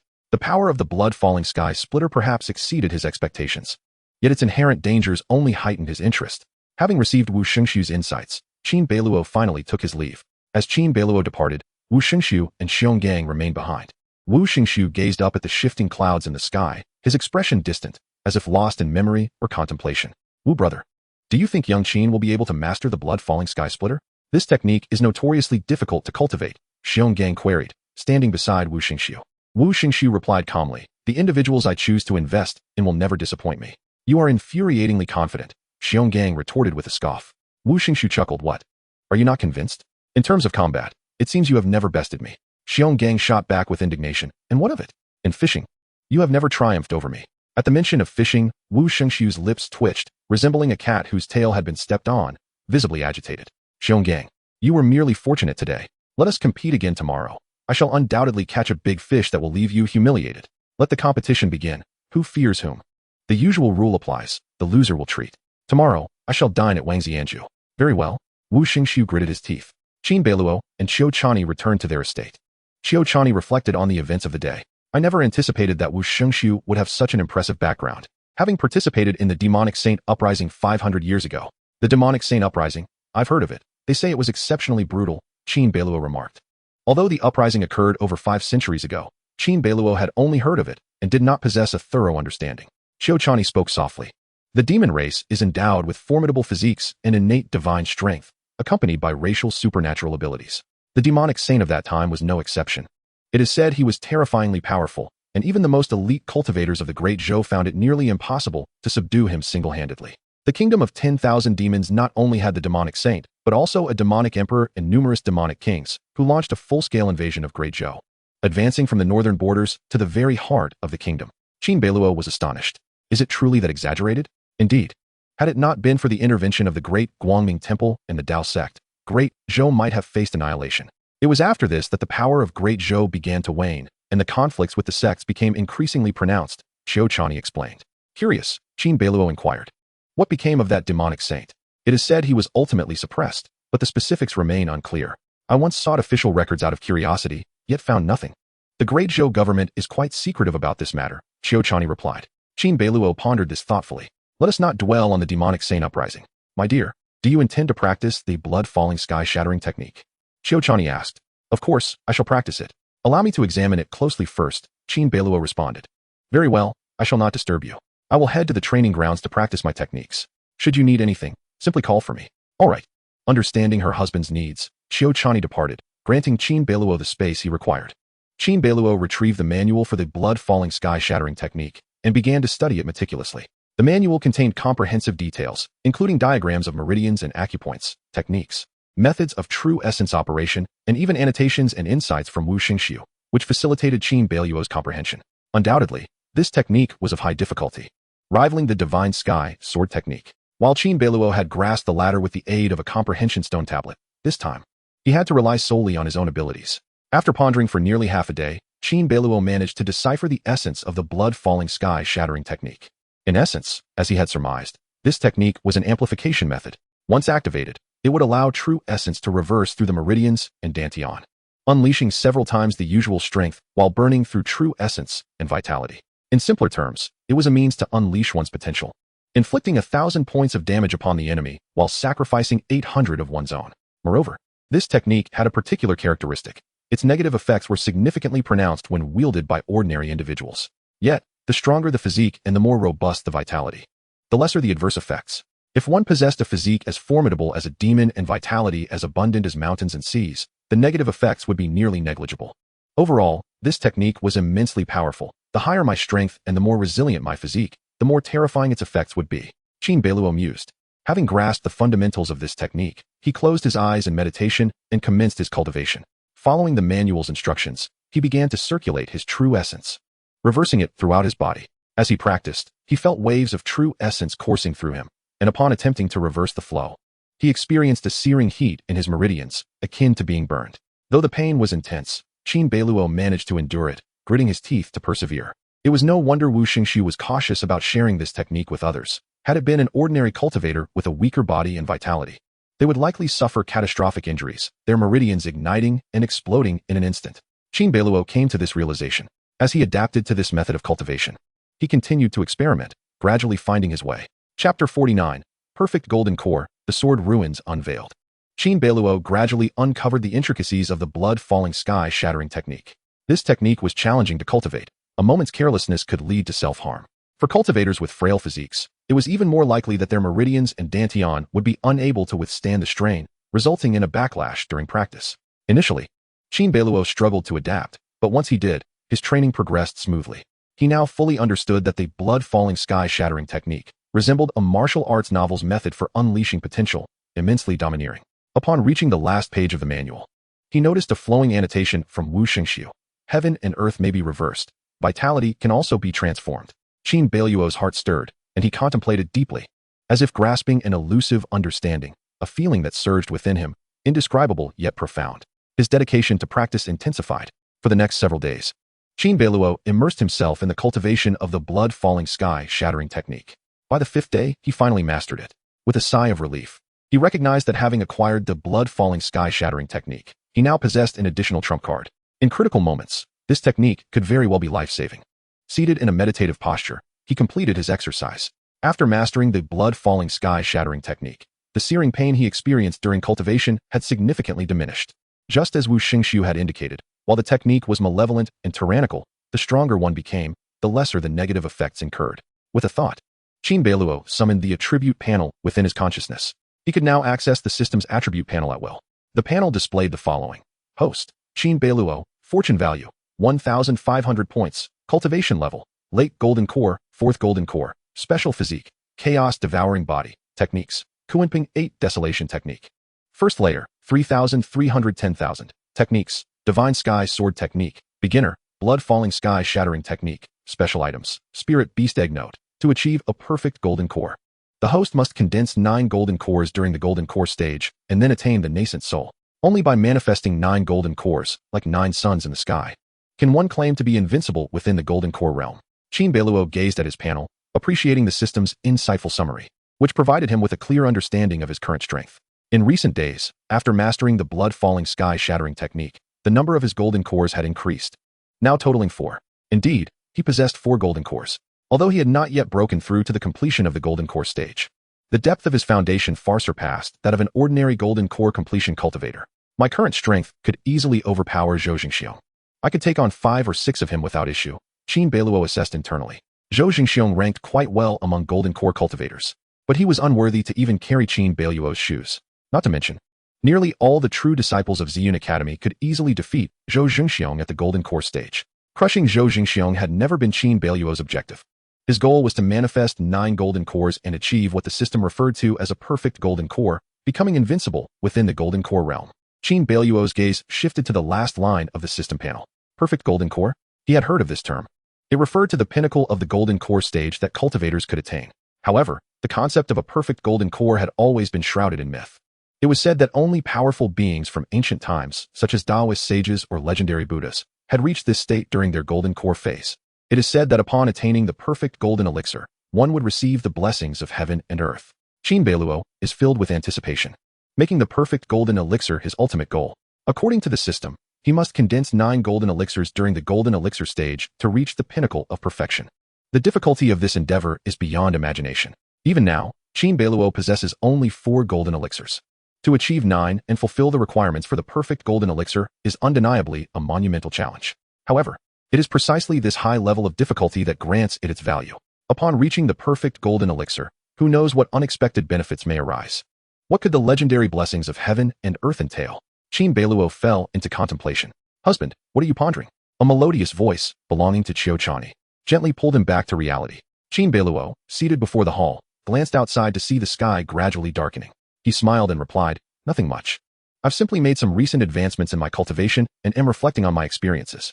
There's no need to overexert yourself, dear husband. I've noticed you've been diligently practicing, staying up late for your training, Qiu Chani said softly. At her words, Qin Beiluo blinked and chuckled. You're right. My dear, I shall refrain from practicing tonight to prevent you from becoming a neglected wife. Qiao Chani's cheeks flushed crimson as she playfully retorted, neglected wife? I am certainly not. Is that so? Then shall I continue my training tonight? Qin Beiluo teased. Absolutely not. Qiao Chani responded without a moment's hesitation. Qin Beiluo was taken aback by her resoluteness. It's getting late, dear husband. Let us retreat inside to rest, Qiao Chani whispered, her cheeks aglow. A wave of warmth brushed against Qin Beiluo's ear, igniting a flutter within his heart. He swept Qiao Chani into a princess carry, cradling her with ease as their eyes met, both understanding each other's sentiments. With a smile, Qin Beiluo carried Qiao Chani into their chamber. Time swiftly passed, and another 10 days elapsed. Elder Wu from the Northern Kingdom's royal residence dispatched dozens of reliable attendants, including maids, guards, and stable hands, to assist Qin Beiluo, along with a bounty of rare resources for cultivation. This alleviated Qin Beiluo's concerns regarding training supplies for the foreseeable future. During these days, Qin Beiluo adhered to a disciplined routine, diligently practicing daily, engaging in discussions on techniques with Qiao Chani, and sparring, resulting in significant gains. In his leisure time, he would venture to the banks of the Xiangshui River to fish with elders Wu Shengxiu and Xionggang. It was rather amusing to note that Wu Shengxiu's fishing skills were abysmally poor, yet he seemed to have an insatiable appetite for the activity, having caught not a single fish in all these days. Throughout this period, Qin Beiluo kept a watchful eye on Li Wanner's movements, but she remained elusive, rarely making public appearances, and he was unable to gather any information about her. This only heightened Qin Beiluo's vigilance. The barking dog seldom bites, the biting dog seldom barks. It was likely that Li Wanner was secretly plotting something. As time trickled by, the eve of the Sword Ruin's opening finally arrived. On this day, a servant came to report that Zhao Feng had summoned all true disciples to the Ziyun Hall for a gathering. Qin Beiluo and Qiao Chani exchanged knowing glances, aware that the moment they had been waiting for had arrived. They promptly made their way to the Ziyun Hall. Inside the Ziyun Hall, Zhao Feng sat at the head, with elders such as Xionggang, Sun Wuxia, and Lu Qingzhu seated on either side, totaling over 15 elders in attendance. Qin Beiluo scanned the room but did not spot Wu Shengxiu, who evidently preferred to remain out of the public eye. The 12 true disciples, including Qin Beiluo, Qiao Chani, Li Wanner, and Li Qian, were all present. Once everyone had gathered, Zhao Feng nodded and began. Tomorrow at the hour of Chun, the sword ruin shall open. Before you enter, I have a few words to impart. The disciples perked up, their attention keenly focused. Qin Beiluo, in particular, was filled with anticipation. Chapter 50. What a grand occasion. Zhao Feng's gaze was calm and composed as it swept across each true disciple. Standing casually with his hands clasped behind him, he spoke. The Sword Ruin is a unique mystical realm, which you may perceive as a small world governed by its own rules. It was once a battlefield during ancient times, where countless powerful beings met their demise, leaving behind various spiritual weapons and treasures. The opening of the Sword Ruin relies on specific formations and the right timing. It can only be accessed once every 3 years. For hundreds of years, the Sword Ruin has been jointly overseen by our Ziyun Academy, the Tang sect, and the Tianyuan Sword sect, and it can only be opened under the witness of these 3 factions. Within the Sword Ruin, most of the relics have been explored, yet unknown dangers still lurk. Once you enter, you may find yourselves disoriented, so it is imperative to prioritize your safety. Zhao Feng elaborated on the Sword Ruin's details. Qin Beiluo had prior knowledge of this, yet he listened intently. After a brief overview, Zhao Feng continued, I must caution you that during the opening of the Sword Ruin, elite disciples from Ziyun Academy, Tang sect, and Tianyuan Sword sect will all enter simultaneously. Conflicts and disputes are inevitable. Additionally, to encourage competition among the disciples, our academy has established a point system. Within the Sword Ruin, there exists a special mineral known as Wujin Xiantai, which is exceptionally durable and possesses spiritual properties, making it an excellent material for forging ordinary spiritual weapons. Upon entering the Sword Ruin, you may collect Wujin Xiantai, and upon your return, you can exchange it for rewards. Each pound of Wujin Xiantai counts as 1 point. The highest scorer will receive 5 rare resources, 1 special spiritual artifact, and 3 merit points. The second highest will receive 3 rare resources and 1 merit point. The third will receive 1 rare resource and 1 merit point. Upon hearing Zhao Feng's address, the eyes of the true disciples sparkled with excitement. They had not anticipated that entering the Sword Ruin would not only present the opportunity to seek spiritual weapons, but also yield additional rewards from the academy. The rewards were incredibly generous. Even Qin Beiluo felt his heart stir. Among the true disciples, Li Wanner's eyes gleamed brightly, her fists clenched tightly, exuding an air of determination.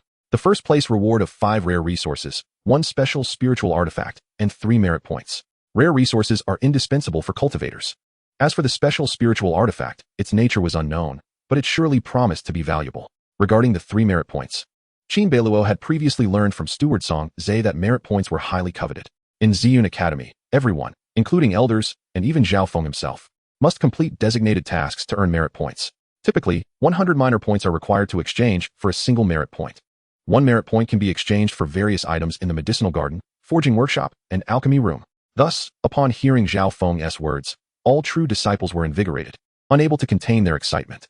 To be a true disciple, one must possess exceptional talent and character, not merely cultivation level. In terms of cultivation, Qin Beiluo was likely the lowest among them. However, in the sword ruin, strength would reign supreme. After Zhao Feng announced the details, a servant promptly distributed a map of the sword ruin and a booklet detailing the precautions to each true disciple. Soon after, Zhao Fenglai addressed all disciples, stating, "Today, you shall remain within the Ziyun Hall.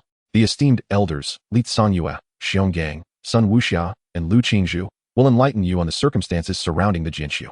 Tomorrow at the hour of the rabbit, we shall set forth to the Jinshu." "Yes, Dean," the disciples replied, a mixture of exhilaration and trepidation evident on their faces. Subsequently, the elders began to elaborate on the specifics of the Jinshu, with everyone listening intently, eager not to miss any detail. The Jinshu opens for a duration of 7 days. After this period, one must locate the teleportation array to return. Within the Jinshu, most areas are not perilous, with threats above the nascent soul stage being exceedingly rare. The elders took special care to caution the disciples about potential risks. Li Canyue, Xiong Gang, and the other elders patiently elucidated the dangers, while Qin Beiluo and the others listened attentively, occasionally posing questions. Time passed gradually. Qin Beiluo and Xiao Chani gleaned much from the discussions, gaining a clearer understanding of the Jinshu. Unbeknownst to them, the second day had arrived. At the hour of the rabbit, the morning light was gently breaking. The eastern horizon revealed a hint of white, while the mountains were shrouded in a thick mist, with dewdrops adorning the grass and foliage. The appointed time had come. Outside the Ziyun Hall, Zhao Fenglai stood with his hands clasped behind him, his voice resonating in the ears of the gathered disciples like a morning bell. "Esteemed disciples, follow me." Qin Beiluo exchanged glances with Qiao Chani, both rising to follow Zhao Fenglai. The true disciples followed suit, with the elders also joining Zhao Fenglai's side. Outside the hall, Zhao Fenglai flicked his broad sleeves, and a flash of light appeared before Qin Beiluo and the others, revealing a model of a warship. Approximately 3 feet long, gleaming with a soft azure glow. Remarkably, the model began to enlarge, transforming from 3 feet to 30 feet, then to 50, and ultimately to a magnificent vessel of over 100 feet, a colossal ship that dwarfed even the aircraft carriers of the past. The disciples stood in awe. This aerial battleship, resplendent and imposing, was clearly a rare flying treasure. The elders, unfazed, observed the disciples' expressions of astonishment and envy. This treasure is named the Shunfeng Divine Ship. Capable of traversing 100,000 miles in a single day, accommodating nearly 10,000 passengers, Zhao Fenglai explained nonchalantly. Upon hearing the name Shunfeng, Qin Beiluo could not help but feel exasperated, muttering to himself, "How much did Shunfeng pay? I would offer 3 times that." As the disciples boarded the Shunfeng Divine Ship, Zhao Fenglai activated the treasure. In an instant, the ship soared into the sky, leaving Qin Beiluo with the sensation of flying through the air without experiencing even the slightest turbulence. It was both swift and stable, astonishing him greatly. This mode of transport was far smoother than any aircraft from his previous life, offering unparalleled comfort. The Shunfeng Divine Ship transformed into a streak of light, vanishing into the horizon, weaving effortlessly through the clouds. In the blink of an eye, the Ziyun Academy diminished in size beneath them, revealing the ethereal peaks of the mountains below. There was no sound of wind, no turbulence, yet the speed was unmatched. Such a transportation artifact offered conveniences that rivaled even those of his past life. Though this was only true for the strong, Qin Beiluo mused. He was aware that certain magical tools allowed for easy flight, and some even rode upon demonic beasts as means of transportation. In the conflict between the Great Zhou and the demon clans, flying vessels had become quite common. Yet, hearing of it was one thing. Witnessing it firsthand was entirely different.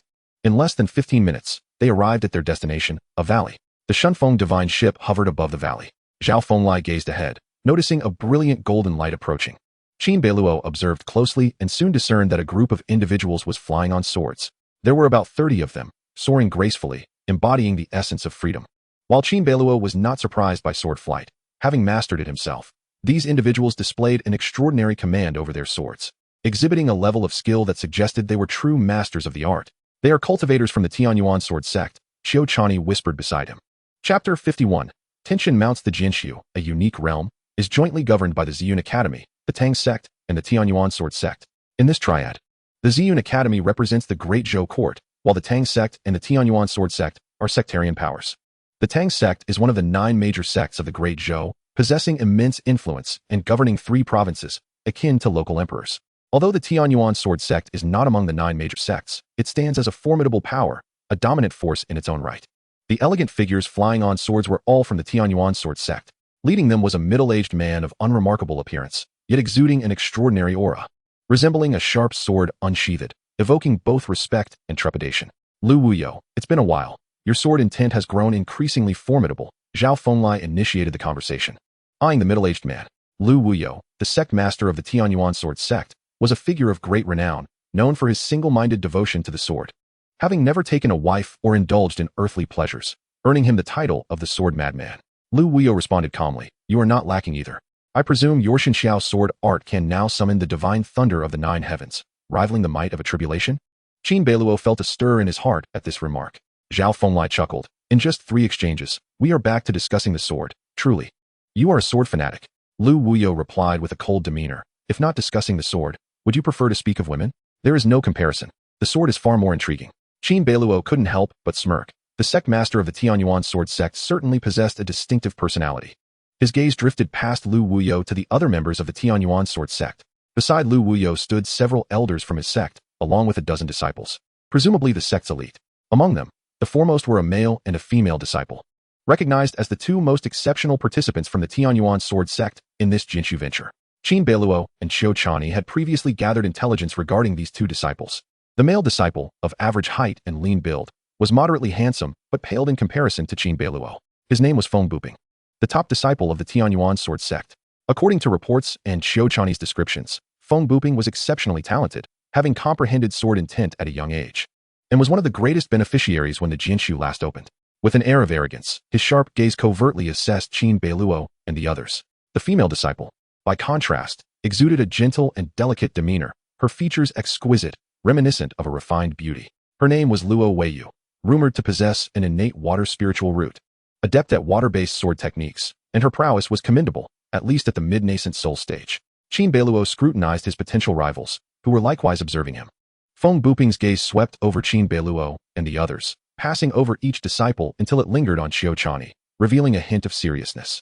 It was clear that apart from Qiu Chani, the remaining true disciples from the Ziyun Academy had failed to capture Feng Buping's interest.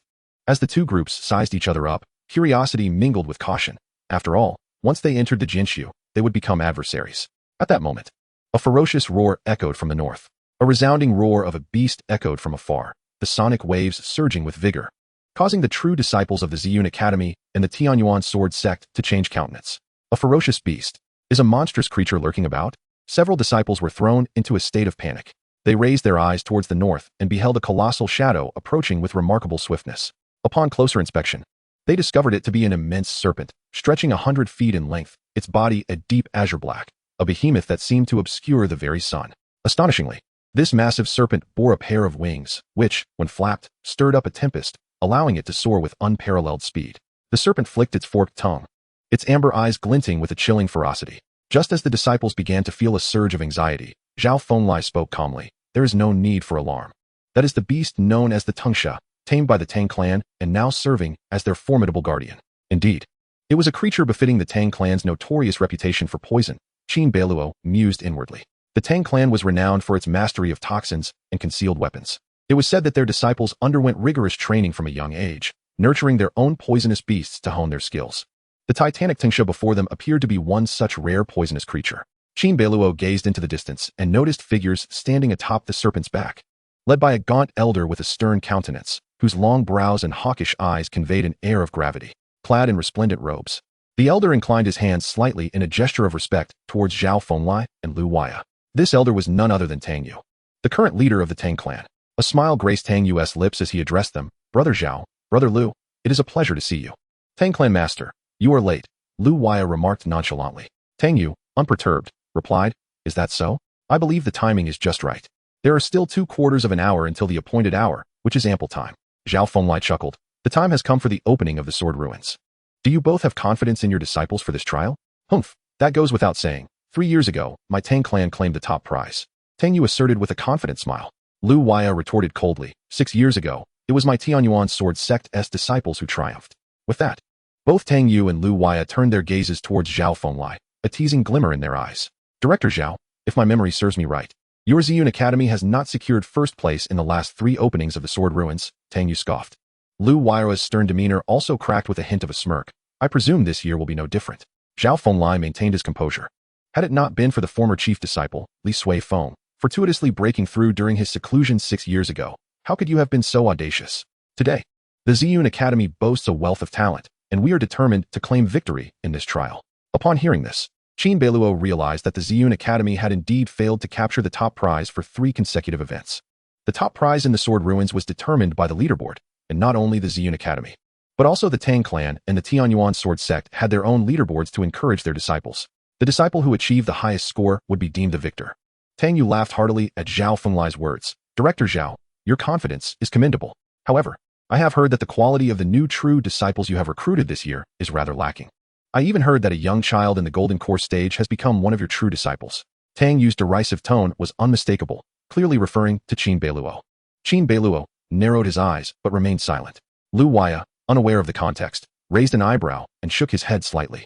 The Ziyun Academy had apparently stooped so low as to accept Golden Core disciples as true disciples. This was indeed quite a disgrace. It seemed that the Ziyun Academy had been struggling in recent years. Zhao Fenglai responded nonchalantly, "Oh, it appears that the clan master of the Tang clan is quite well informed. Even aware that we have accepted a Golden Core true disciple." Tang Yu erupted into laughter, seemingly in high spirits. "This time, my Tang clan has 15 true disciples, all at least in the mid-Yuaning stage. My personal disciple, Tang Yu, is particularly exceptional. You are bound to lose." "Is that so? We shall see," Zhao Fenglai replied, his expression unfazed. Though the 3 factions, Ziyun Academy, Tang clan, and Tianyuan sword sect, had not engaged in open conflict, the palpable tension of competition was unmistakable. Among the crowd, someone exclaimed, "It's almost time." With this declaration, the atmosphere shifted to one of heightened anticipation. The hour of Chun was approaching, and the sword ruins were about to be unveiled. As the hour drew near, a blinding ray of sunlight pierced through the thick clouds, illuminating the east. Golden sunlight bathed the valley, transforming the lush forests into a verdant sea, rippling with life. Zhao Fenglai, Tang Yu, and Lu Waya all adopted serious expressions. Tang Yu turned around and surveyed the disciples of the Tang clan behind him, his voice booming. "Listen well. After the trial in the Sword Ruins, if any disciple from our clan emerges victorious, I shall bestow an additional reward of a heavenly level technique." The disciples of the Tang clan were momentarily taken aback, then erupted into jubilant cheers. The participants in the Sword Ruins trial from the Tang clan were all elite practitioners, each brimming with excitement and eagerness. Among them, a male disciple stepped forward, clasping his fists and declaring, "Rest assured, Master, I shall strive to secure victory in the Sword Ruins trial, taking the esteemed Tang Haishan as my inspiration." This disciple, with a slightly darker complexion and an austere visage, possessed an air of unshakable confidence. This was Tang Yu, the most outstanding among the Tang clan disciples participating in the Sword Ruins trial. It was said that Tang Yu had remarkable talent in poison techniques, which led Tang Yu to take him under his wing at an early age. The Tang clan revered the surname Tang. Disciples entering the Tang clan often bore different surnames, but those who distinguished themselves could be granted the honor of the Tang name. Tang Yu was among those fortunate few. With an air of confidence, Tang Yu raised his chin defiantly, casting a challenging glance towards the true disciples of the Ziyun Academy and the Tianyuan sword sect. It was then that Qin Beiluo noticed the oversized robe Tang Yu wore, from the sleeves of which a blood-colored centipede could be discerned, coiled around his right wrist like a sinister bracelet. This centipede, approximately a foot long, had a segmented body and several pairs of short, stout legs, exuding a menacing aura. Most alarming was the potent toxin it emitted, a corrosive venom that Tang Yu seemed completely unaffected by. "That is a bloodwing centipede," came the whispered warning from Qiu Chani. "This rare breed of poisonous creature is exceptionally lethal and possesses formidable strength. It can alter its size at will, making it a truly fearsome beast. This centipede is surely Tang Yu's contracted poisonous beast." Meeting Qiu Chani's gaze, Qin Beiluo nodded in understanding as she continued to caution him through their mental connection. "Husband, should you encounter this individual alone in the Sword Ruins, exercise utmost caution, particularly with regard to that centipede." "Understood," Qin Beiluo responded through their shared thoughts. The other disciples, upon spotting Tang Yu and the bloodwing centipede peeking from his sleeve, exchanged uncertain glances. Li Qian, standing not far from Qin Beiluo, was gnawing on a fragrant roasted goose leg, the succulent meat releasing an enticing aroma. Munching away, he muttered in discontent, "Damn it, a bloodwing centipede. That is precisely why I detest Tang clan disciples. They only know how to toy with poison. How utterly revolting." Li Qian's brow furrowed in distaste. He found creatures like the bloodwing centipede repugnant, their mere presence diminishing his appetite, nearly causing him to lose his desire for the goose leg. Qin Beiluo nodded in sympathetic agreement. On the other side, Tang Yu reveled in the astonished and apprehensive gazes of the disciples from Ziyun Academy and the Tianyuan sword sect. With a beaming smile and an air of arrogance, he proclaimed, "Fear not, my only ambition is to claim the top spot on the leaderboard. As long as you do not vie with me for opportunities, I can assure you that I shall not take the initiative to strike against any of you. The trials at the Sword Ruins do not prohibit lethal combat, and each year, 1 or 2 disciples meet untimely fates, thus the danger remains palpable." Yet, Tang Yu's words were exceedingly presumptuous, as he positioned himself in the role of the victor. "Is that so? Brother Tang, in your quest for supremacy at the Sword Ruins, you would do well to consult the sword in my possession," retorted Feng Buping of the Tianyuan sword sect, his demeanor exuding a haughty defiance, showing no sign of trepidation. Tang Yu raised an eyebrow, revealing a cold smirk. As the hour approached, the atmosphere grew increasingly tense, charged with an impending sense of confrontation. At this juncture, Lu Wuyo, the leader of the Tianyuan sword sect, spoke up. "All disciples of the Tianyuan sword sect, after the trials at the Sword Ruins, the disciple who claims the top rank on the leaderboard shall be rewarded with a week of enlightenment at the Broken Sword Cliff." Instantly, the disciples of the Tianyuan sword sect erupted in exclamations, their spirits ignited as if they had been injected with fervor. The Broken Sword Cliff is a revered site for the Tianyuan sword sect, where generations of sect leaders and elders have sought enlightenment. Lu Wuyo's proclamation stirred the disciples into a frenzy, their morale soaring. Witnessing this, Qin Beiluo, Xiu Chan, Li Qian, and the other esteemed disciples turned their gazes toward Zhao Fenglai.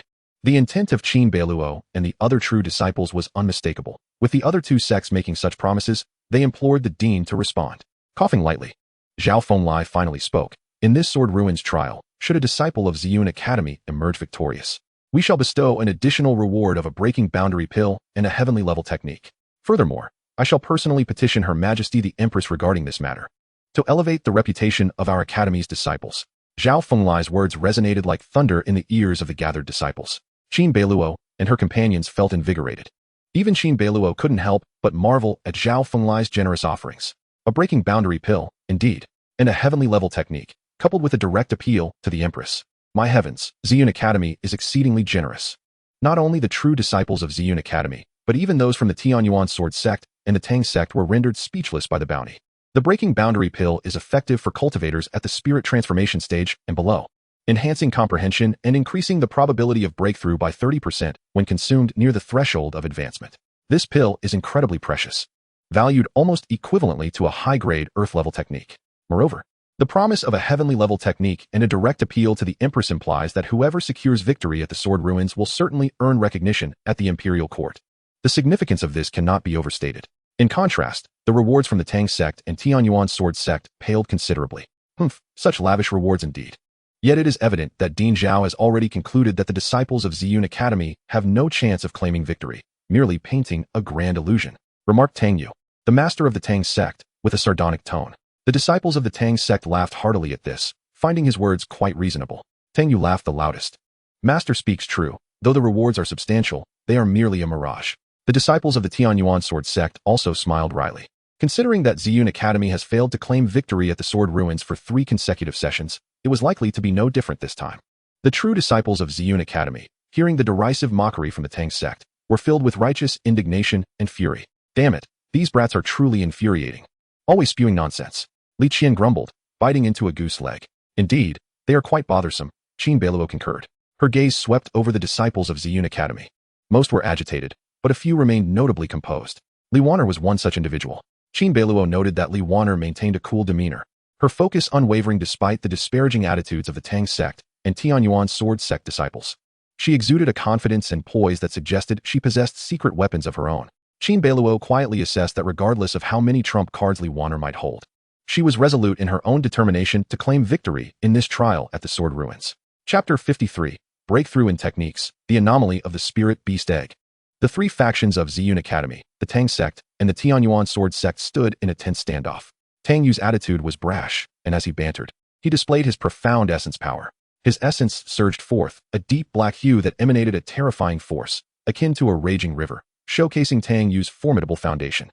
With an air of arrogance, he was clearly demonstrating his prowess to the disciples of Ziyun Academy and the Tianyuan sword sect. Indeed, Tang Yu's strength was remarkable, his essence, due to his training in poison techniques, manifested in that strange black hue, unsettling even Qin Beiluo, who couldn't help but frown. This black essence likely possessed corrosive and toxic properties, far exceeding that of ordinary essence, Qin Beiluo mused. Disciples from the Tianyuan sword sect, including Feng Buping and Luo Weiyu, furrowed their brows and retreated, harboring both apprehension and disdain toward Tang Yu. The members of the Tang sect were undeniably formidable adversaries. Observing the wary and somewhat repulsed expressions of the other two factions, Tang Yu felt no dismay. Instead, his inner satisfaction swelled. The appointed time had arrived. Zhao Fenglai's voice broke through the tension. The hour is upon us. The atmosphere shifted as all three factions straightened their postures. Zhao Fenglai turned his gaze toward Lu Wuyo and Tang Yu, stating, "Shall we begin?" Both Lu Wuyo and Tang Yu nodded in agreement. Exchanging glances before their figures shimmered and ascended above the entire valley. "Everyone, join me in breaking the ceiling formation," Zhao Fenglai commanded. Instantly, the elders and higher-ups from Ziyun Academy, Tianyuan Sword Sect, and the Tang Sect unleashed their essence power in unison. The surging essence resonated like majestic mountains and rolling tides. Qin Beiluo beheld Elder Xionggang manifesting his golden body avatar, witnessed Lu Qingzhu wielding her Gui-long sword like a celestial sword maiden, and saw Li Tsangyue in a black robe, staff in hand, essence flowing fiercely. As the elders of the three factions infused their essence into the air, golden light manifested above the valley, sprawling across hundreds of miles like an ethereal dawn, enveloping the mountains in a dreamlike glow. At the center of this golden radiance lay the valley below, the very heart of the Sword Ruins ceiling formation. Once the formation was breached, they would gain entry into the Sword Ruins. 5 elements, yin and yang, heaven and earth, heed my command, break. At that moment, Zhao Fenglai, Lu Wuyo, and Tang Yu simultaneously shouted. Accompanied by their voices, the golden light erupted. Within the valley, a golden door began to reveal itself, measuring 5 zhang in width and height, ample enough to allow dozens to pass through simultaneously. This golden portal was the gateway to the Sword Ruins. As the golden portal opened, a glimpse of the Sword Ruins world emerged, immersing the onlookers in a vision of the past. Qin Beiluo beheld the remnants of an ancient battlefield, majestic mountains stretching endlessly, countless skeletal remains, and an abundance of rare treasures and spiritual artifacts. The Sword Ruins have been unleashed, charge forth. The spiritual weapons are mine, all mine. Stand aside. I shall go first. As the golden gate swung open, disciples could no longer contain their excitement, rushing forward at once. Such a display of crudeness and impatience. Qin Beiluo remained unperturbed. He exchanged a glance with Zhou Chan, and together they advanced side by side, resembling a pair of celestial lovers, slowly making their way towards the golden teleportation portal. Others, too, exhibited a calm demeanor, such as Li Qian. Having finished devouring a roasted goose leg, he seized a gourd of fine wine, guzzling it down vigorously while muttering to himself, "I intend to stay in the Sword Ruins for 7 days. I should have enough provisions, right? I wonder if there are any unique demonic beasts or exotic herbs in the Sword Ruins to craft into delightful dishes." Not far behind Li Qian, Li Waner also maintained her composure, casting a discreet glance in the direction of the Tang sect disciples before stepping into the golden teleportation portal. Gradually, the disciples entered the golden gateway one after another. Upon stepping through, Qin Beiluo felt a momentary blur, and the scenery before him transformed instantaneously. After several breaths, he found himself enveloped by a dense forest, surrounded by lush greenery, the melodious chirping of birds, and a fragrant atmosphere. Truly a breathtaking environment. He immediately surveyed his surroundings with vigilance, sensing that apart from insects and birds, there were no other creatures present. Indeed, the spiritual energy in the Sword Ruins was extraordinarily rich, surpassing even that of the Ziyun Academy's mountaintop. It was evident that this Sword Ruins was an exceptional paradise. The location to which the portal transported was entirely random, meaning he and Shou-chan had temporarily separated. However, this posed no issue, as their ultimate goal was the central area of the Sword Ruins, where they would inevitably cross paths again. Before that, he needed to focus on his own breakthrough. Upon entering the Sword Ruins, Qin Beiluo prepared for another matter, the breakthrough of the Kunping 8 Desolations technique. Just yesterday, his proficiency in the second layer of the technique had reached the maximum value of 10,000 points. Whenever he wished, he could ascend to the third layer. Yet, Qin Beiluo had been cautious. He refrained from breaking through before entering the Sword Ruins, opting instead to wait until he was within. Even with his mastery of concealing his presence, there remained a possibility of being detected by others, especially given the multitude of experts at the Ziyun Academy. His goal was to shroud his strength, rendering it imperceptible to anyone, most notably to Li Waner. Now, however, he could proceed with confidence. With a shift of thought, Qin Beiluo manifested his status panel. Kunping 8 Desolations technique, second layer, proficiency, 10,000, eligible for upgrade. Upon upgrading, he would comprehend the divine ability of the Dragon Elephant Golden Body. Qin Beiluo silently invoked the upgrade. In an instant, a torrent of potent energy surged throughout his body. Erupting from his Dantian Qi, this force swept over him like a tidal wave, causing the Kunping 8 Desolations technique to operate autonomously. The surrounding spiritual energy, akin to iron filings drawn to a colossal magnet, surged into Qin Beiluo's body, flooding his dantian and meridians. It was utterly overwhelming. He could distinctly feel himself growing stronger. His skin, bones, meridians, vitality, and spirit were all undergoing a transformation. His vitality surged like smoke signals, and his bones felt as solid as a dragon or elephant. This phrase encapsulated his current state perfectly. His vitality had condensed and solidified, and the life force within him was abundant. Furthermore, his bones and meridians were continually enhancing in resilience and hardiness through introspection. He could see that his bones gleamed like white jade, flawless and immaculate. His meridians had become remarkably resilient, at least several times more than before. Consequently, a faint golden glow enveloped Qin Beiluo's skin, bathing him in a radiant light that formed a golden body. Behind him, a spectral image of a golden celestial dragon subtly emerged, its claws poised and its gaze surveying the skies, exuding an overwhelming majesty. Alongside it was an imposing silver giant elephant, its presence akin to a mountain, with powerful limbs and a long, formidable trunk that looked down upon all. The celestial dragon and divine elephant images intertwined, merging into one. This was the dragon elephant golden body. Since ancient times, the celestial dragon and the divine elephant have been legendary beasts, endowed with innate divine strength and boundless power. Now, as he coalesced his golden body, the ethereal images of the dragon and elephant added an air of mystery, further accentuating his extraordinary nature. Congratulations, host. Qin 8 Desolations Technique has broken through to the third layer. Proficiency 11000100000. Congratulations, host. You have cultivated the dragon elephant golden body, with boundless life force, extending your lifespan by 1,000 years. Qin Beiluo felt an overwhelming surge of vitality coursing through him, his strength reaching unprecedented heights. He was elated.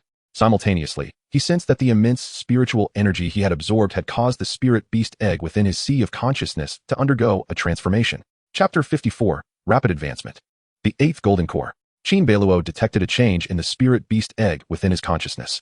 While he absorbed the spiritual energy, the egg also partook in the nourishment, continuously drawing in heavenly spiritual energy. Within his sea of consciousness, the egg gleamed even more, resembling a lustrous pearl. Cracks began to appear on its surface, spreading like a spider's web. Is the spirit beast egg about to hatch? Qin Beiluo felt a surge of excitement. He had not anticipated that his breakthrough would yield such a delightful change in the spirit beast egg. He sensed that hatching was imminent. The egg was now riddled with cracks, and the little spirit beast inside could break free at any moment. It seemed he would have to wait a bit longer, but within a few days, it should successfully hatch. This meant that during the trial in the sword ruins, the spirit beast egg could potentially hatch. Qin Beiluo mused, filled with anticipation. What kind of spirit beast would emerge? Surely, any creature worthy of being called a spirit beast would be a rare and extraordinary species. With his thoughts gathered, Qin Beiluo momentarily set aside the spirit beast egg and focused on comprehending the changes in his own strength. The dragon elephant golden body was complete, and his lifespan had increased by 1,000 years. Qin Beiluo felt the most tangible benefits. Firstly, his vitality surged abundantly within him, his bones gleamed like jade, and his blood flowed robustly like mighty rivers. His skin underwent a transformation as well. The small scars and blemishes that once marred it had vanished, leaving it as tender as that of a newborn. Beneath the surface, however, lay a reservoir of explosive power. Moreover, his physical body had refined itself, merging spirit and flesh into one, resulting in a physique of perfect proportions, akin to the golden ratio. Qin Beiluo could feel that his current strength was at least tenfold greater than before. This was the boon conferred by the breakthrough of the Qin 8 Desolations technique. Additionally, with the dragon elephant golden body as a divine ability, once invoked, he could momentarily harness the power of the celestial dragon and the divine elephant, solidifying his golden body for combat. Even if he sustained severe injuries, such as broken limbs or shattered bones, he could regenerate. The dragon elephant golden body was a divine ability typically attainable only by cultivators at the god transformation stage or above. For a Yuaniing stage cultivator to manifest a divine ability would be extraordinary, but here he was, achieving it while still at the golden core stage. Indeed, a remarkable feat. Qin Beiluo chuckled inwardly. Of course, the most crucial aspect remained the extension of his lifespan by 1,000 years. What is the most precious treasure for a cultivator? It is, without a doubt, their lifespan. Lifespan is an exceedingly precious commodity, and the celestial treasures that can extend it are exceedingly rare and exorbitantly priced. Remarkably, the recent breakthrough in the Qin 8 Desolation skill rewarded him with a millennium of additional lifespan. What might the next breakthrough yield? 2,000 years? 3,000 years? Should he master the Qin 8 Desolation skill to its fullest, eternal life would no longer be a mere dream. Within his body, the golden core of Qin Beiluo had also revealed an astonishing discovery, a revelation that filled him with both surprise and joy. Following the breakthrough in the Qin 8 Desolation skill, his golden core underwent a transformation. Within the Dantian's Qi Sea, 8 golden cores radiated a resplendent golden light, coalescing within him. With a mere thought, the 8 golden cores manifested behind him, suspended in midair. The brilliance of the golden cores pulsed, each one exuding unparalleled power and a formidable aura, surpassing even that of a perfected golden core cultivator. United, the 8 golden cores emanated threads of overwhelming pressure. Astonishingly, he now possessed 8 golden cores, merely one short of the fabled perfect golden core realm. After a moment of introspection, Qin Beiluo felt his true essence surge, his realm advancing to the perfected golden core stage. In truth, with Qin Beiluo's current foundation, he could effortlessly break into the nascent soul stage at any moment if he so desired. Yet, he felt it was of greater significance to achieve the perfect golden core, thereby establishing an unparalleled foundation. On the path of cultivation, slow and steady often leads to swifter progress. Only with a solid foundation can one aspire to the grand Tao. Should Qin Beiluo attain 9 golden cores, reaching the legendary perfect golden core realm, he would possess a foundation rivaling that of legendary figures such as Dao Zun or Buddha. Naturally, he did not wish to miss this opportunity. With a mere thought, all the golden cores vanished, and his true essence settled. With my current strength, I could easily contend with any golden core cultivator, yet I wonder if I could triumph over a nascent soul cultivator? Indeed, the disparity among nascent soul cultivators can be vast, and my target remains Liwaner, Qin Beiluo mused. He could not help but compare his strength against that of the nascent soul cultivators. Previously, Qin Beiluo had observed that all the cultivators entering this Sword Ruins trial were at least at the nascent soul stage, while he alone was at the golden core stage. On the surface, he appeared to be the weakest. Furthermore, he had not forgotten that his objective for this journey was Liwaner. Yet, having just entered the Sword Ruins, he felt no urgency. The immediate priority was to reach the central region of the Sword Ruins to rendezvous with Chan Yi. Qin Beiluo glanced at the Sword Ruins map in his hand, contemplating. He had made an agreement with Qiu Chan Yi to meet at the center of the Sword Ruins. At that moment, he retrieved a spiritual treasure, a wish-granting artifact. Upon activating it with his true essence, it rapidly expanded, reaching a size of 4 to 5 zhang. This was a flying treasure, known as the Flying Rui, specifically brought by Butler Wu from the Royal Treasury. Flying treasures are generally quite rare. Those like Zhao Feng's Swift Wind Divine Ship, capable of carrying thousands, are particularly exceptional. Qin Beiluo's flying treasure could accommodate up to 10 individuals. Though its speed paled in comparison to the Swift Wind Divine Ship, but it sufficed for his needs. Ascending upon the Flying Rui, Qin Beiluo soared into the sky at a rapid pace. After traveling a distance of several dozen li, he sensed unusual fluctuations emanating from the foot of a nearby mountain, where he spotted a colossal beast. This beast, engulfed in flames, bore a striking resemblance to a black bear, towering 5 to 6 zhang in height.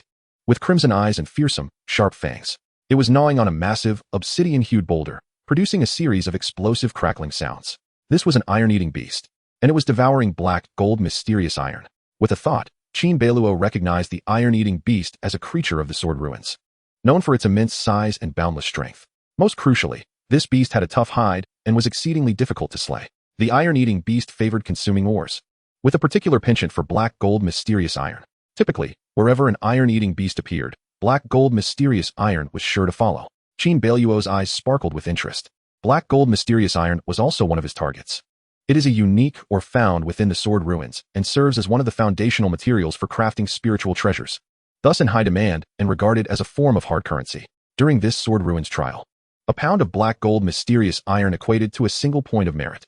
To seize victory in the trial, one must acquire sufficient black gold mysterious iron. With a mental command, the Ruoshui sword appeared in his hand. The iron-eating beast, sensing something, let out a thunderous roar, its crimson eyes fixed intently on Qin Beiluo. The beast bellowed repeatedly, causing the birds in the forest to scatter in fright, prompting Qin Beiluo to furrow his brow. The iron-eating beast instinctively sensed the threat and charged toward Qin Beiluo, its massive paws, thick and solid, swiping down with tremendous force, stirring up a tempest that felled nearby trees. Qin Beiluo wielded the Ruoshui sword, its blade flashing with brilliance. A resounding clash echoed. When the iron-eating beast's colossal paw struck with immense force, it unexpectedly halted the Ruoshui sword. What a formidable creature! This beast possesses an incredibly tough body, yet it moves with surprising agility. I must increase my strength, Qin Beiluo thought. Below, the clash between the iron-eating beast's massive paw and the Ruoshui sword sent shockwaves through the air, momentarily startling the beast itself. Its crimson eyes reflected a flicker of human-like astonishment. As beasts of considerable might reach a certain level, their intelligence becomes quite high. It could recognize the prowess of the individual before it. With a furious roar, the iron-eating beast unleashed a thunderous cry, then struck again at Qin Beiluo. The Ruoshui sword in Qin Beiluo's hand gleamed fiercely as he struck down in retaliation. Boom! The wuxianovel sword resonated with a deafening sound. Roar. Boom. Qin Beiluo intensified his force. Roar. Boom. With a sudden flash of lightning, Qin Beiluo employed the divine xia sword technique, illuminating the surroundings with electric brilliance. After a brief span of time, Qin Beiluo acquired 20 pounds of black gold mysterious iron. Beside him, the iron-eating beast lay with its paws over its head, displaying a mixture of fear and submission, exposing its large belly as a sign of capitulation, its massive form billowing with black smoke, having been thoroughly struck by lightning. Chapter 55. Is this what you call a minor breakthrough? Qin Beiluo effortlessly vanquished the iron-eating beast, obtaining 20 pounds of black gold mysterious iron, equating to 20 points of merit. What fortuitous timing to encounter the iron-eating beast consuming black gold mysterious iron, Qin Beiluo mused. The iron-eating beast's preferred food is indeed black gold mysterious iron. By consuming it, the beast can absorb its essence and strengthen itself. This is why the iron-eating beast exhibits such tough skin and flesh, making it exceedingly challenging to slay, even for nascent soul cultivators. Before Qin Beiluo, the iron-eating beast lay with its paws over its head, emitting pitiful whimpers. Its earlier ferocity completely vanished, replaced by a demeanor of submission. Do you have any more black gold mysterious iron? Qin Beiluo inquired, gently tapping the beast's rounded belly with the wuxianovel sword. The iron-eating beast let out a low whine, retreating slightly from the wuxianovel sword, then vigorously shook its head. The iron-eating beast could comprehend Qin Beiluo's words, indicating a considerable level of intelligence. Are there any other locations nearby with black gold mysterious iron? Or perhaps a mine of black gold mysterious iron? Qin Beiluo asked. The iron-eating beast shook its head, hesitated for a moment, then extended its large claw to point northward, indicating that there was black gold mysterious iron to the north. Conveniently, Qin Beiluo's destination was indeed northward. Traveling northward would lead him to the center of the sword ruins. As one approaches the center of the sword ruins, the abundance of celestial treasures and cultivation resources increases exponentially. Similarly, it is also increasingly perilous. The iron-eating beast before him appeared to be merely at the brink of adulthood. Its strength not to be underestimated, roughly equivalent to a cultivator at the late stage of the Golden Core realm. Of course, due to the beast's exceptionally tough exterior and its unique racial hardening ability, it proved to be quite a formidable opponent. Even a nascent soul cultivator would find it challenging to slay such a creature. In summary, while defeating it may be feasible, killing it would be an arduous task. I shall spare your life. Qin Beiluo certainly possessed the means to vanquish the iron-eating beast, yet it would require considerable effort. Observing the creature's complete submission, he decided to forego the confrontation. Qin Beiluo squinted, storing the black gold mysterious iron into his storage ring. 20 pounds of this precious material was indeed a commendable haul. He had taken the liberty to investigate the circumstances of previous Sword Ruins trials, and it was noted that the top disciples from the Ziyun Academy in earlier competitions had generally scored over 1,000 points. This implied that they had acquired at least 1,000 pounds of black gold mysterious iron. The ore deposits must be located in the heart of the Sword Ruins. Yes. I shall venture northward to explore. Qin Beiluo mused aloud, and as he spoke, he transformed into a streak of light, piloting his flying artifact, vanishing from the spot. Upon witnessing Qin Beiluo's departure, the iron-eating beast let out a howl, flipping over and gazing longingly after him. Once it confirmed that Qin Beiluo had indeed left, it dashed off in the opposite direction, fearing his return.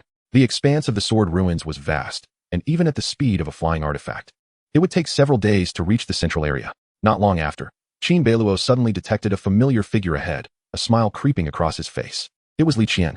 From a distance, he observed Li Qian seated upon a tree stump, setting up a barbecue grill, and astonishingly, he was engaged in roasting meat. Beside him lay the carcass of a slain beast, reminiscent of both a horse and a deer, measuring over 3 zhang in length, with blood pooling around it. Li Qian was deftly carving the flesh of the creature, preparing it for grilling. Witnessing this scene, Qin Beiluo couldn't suppress a chuckle. Here was Li Qian, leisurely roasting beast meat, truly remarkable. Such is the power of a foodie. Brotherly. Qin Beiluo's voice resonated with infused essence, and as he called out, his figure transformed into a streak of light, soaring to stand before Li Qian in an instant. Li Qian, instinctively alert, relaxed upon recognizing Qin Beiluo, bursting into laughter. Ah, it is you, Brother Beiluo. Your timing is impeccable. I have just slain a Golden Core Realm Horned Flame Horse. Come, sample my culinary skills. Li Qian generously offered several skewers of roasted meat to Qin Beiluo. The skewers were crafted from the flesh of the nearby Horned Flame Horse, which indeed resembled a magnificent steed, with antlers atop its head and a body ablaze with a fiery red hue. The name Horned Flame Horse was quite fitting. Thank you. Qin Beiluo accepted the skewers without hesitation, taking a hearty bite, the juices bursting forth, succulent and fragrant. The meat was delectable, though slightly tough and fibrous. How is it? Li Qian inquired eagerly. Quite good, brotherly. Your skills have improved. Haha, indeed. This beast's meat is quite tough, and it carries a hint of sourness. I added a considerable amount of spices to mask the acidity, Li Qian chattered on. Qin Beiluo gave a thumbs up. It was remarkable that Li Qian had even brought spices into the sword ruins. After some casual banter, Li Qian asked, Brother Beiluo, have you encountered any beasts? I came across an iron-eating beast. The iron-eating beast? Li Qian's eyes brightened. Did you manage to obtain any black gold mysterious iron? Prior to their departure, the elders had briefed the true disciples on the details of the sword ruins, and Li Qian knew that areas frequented by iron-eating beasts often harbored black gold mysterious iron. Qin Beiluo nodded. I acquired a small amount, only 20 pounds. 20 pounds? That translates to 20 points. Li Qian shook his head. Indeed. I surmise we are currently situated at the periphery of the sword ruins. We must venture into the central region to find a substantial quantity of black gold mysterious iron. Qin Beiluo replied. Li Qian concurred. In that case, shall we travel together? Sounds good. Qin Beiluo had no objections and nodded in agreement. At this moment, Li Qian suddenly scrutinized Qin Beiluo closely, having not noticed it before. Now, as he gazed at Qin Beiluo, he found that he could not perceive his cultivation level, which gave him an impression of unfathomable depth.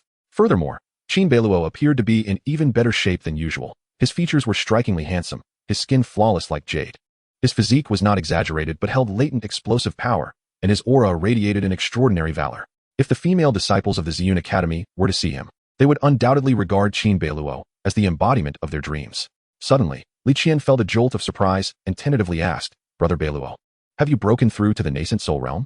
Not at all, merely a minor breakthrough, Qin Beiluo replied. A minor breakthrough? Although Li Qian was puzzled, he nodded in acknowledgement. After sharing roasted meat, Li Qian produced a fine wine and offered it to Qin Beiluo. Qin Beiluo couldn't help but sigh inwardly. Traveling with Li Qian meant he need not worry about food and drink. Speaking of sustenance, Qin Beiluo suddenly recalled that after breaking through to the third layer of the Qin 8 Desolations technique, he still needed to consume heavenly materials, earthly treasures, and pills to enhance his proficiency. The breakthrough from the third to the fourth layer of the Qin 8 Desolations technique required an astounding 100,000 points of proficiency, a tenfold increase, which was indeed terrifying. However, Qin Beiluo speculated that with his enhanced physique post-breakthrough, his daily limit for absorbing spiritual energy should also have increased. It would be worth trying. With that thought, Qin Beiluo retrieved a pill. It was the 6-aperture gathering yuan pill, containing several times the spiritual energy of previous pills. Qin Beiluo swallowed it down.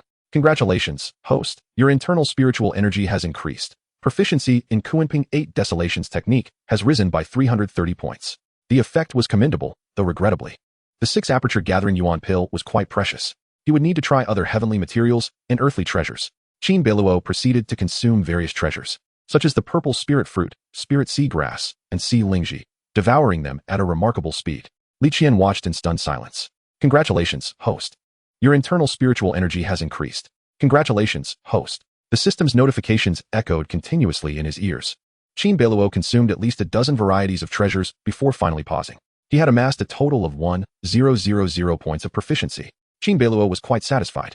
This indicated that he could increase his proficiency by 1,000 points daily, allowing him to break through to the fourth layer of the Qin 8 Desolations technique in just 100 days.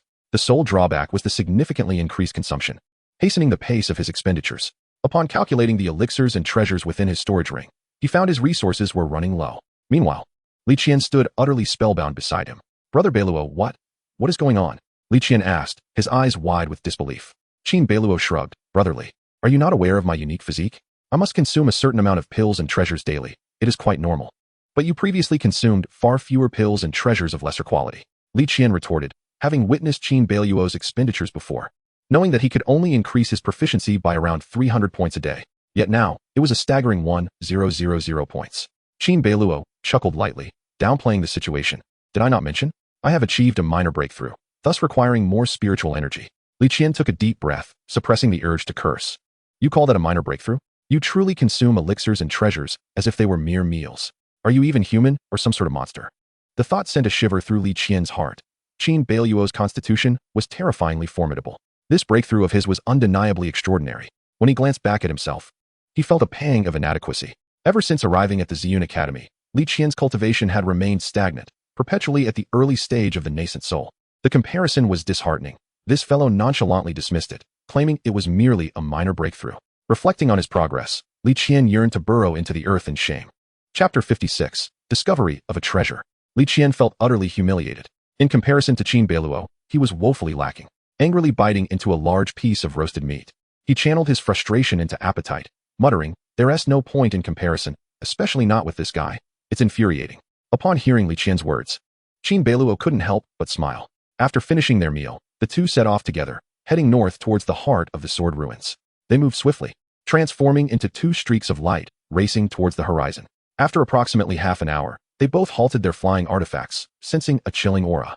Qin Beiluo gazed into the distance, keenly perceiving the movements within several dozen miles, every detail crystal clear. He spotted a dark fog enveloping an area about 10 miles to the northeast, emanating a dense, sinister energy, the lingering aura of the deceased. It appeared they were approaching an ancient battlefield, a site where powerful beings had once fallen, Qin Beiluo remarked. Li Qian's expression grew solemn. He felt a mix of wariness and excitement. Indeed, the elders had specifically warned us that any area shrouded in sinister energy signifies an ancient battlefield. There's a high chance that spiritual weapons remain, but dangers lurk as well. Let us go take a look.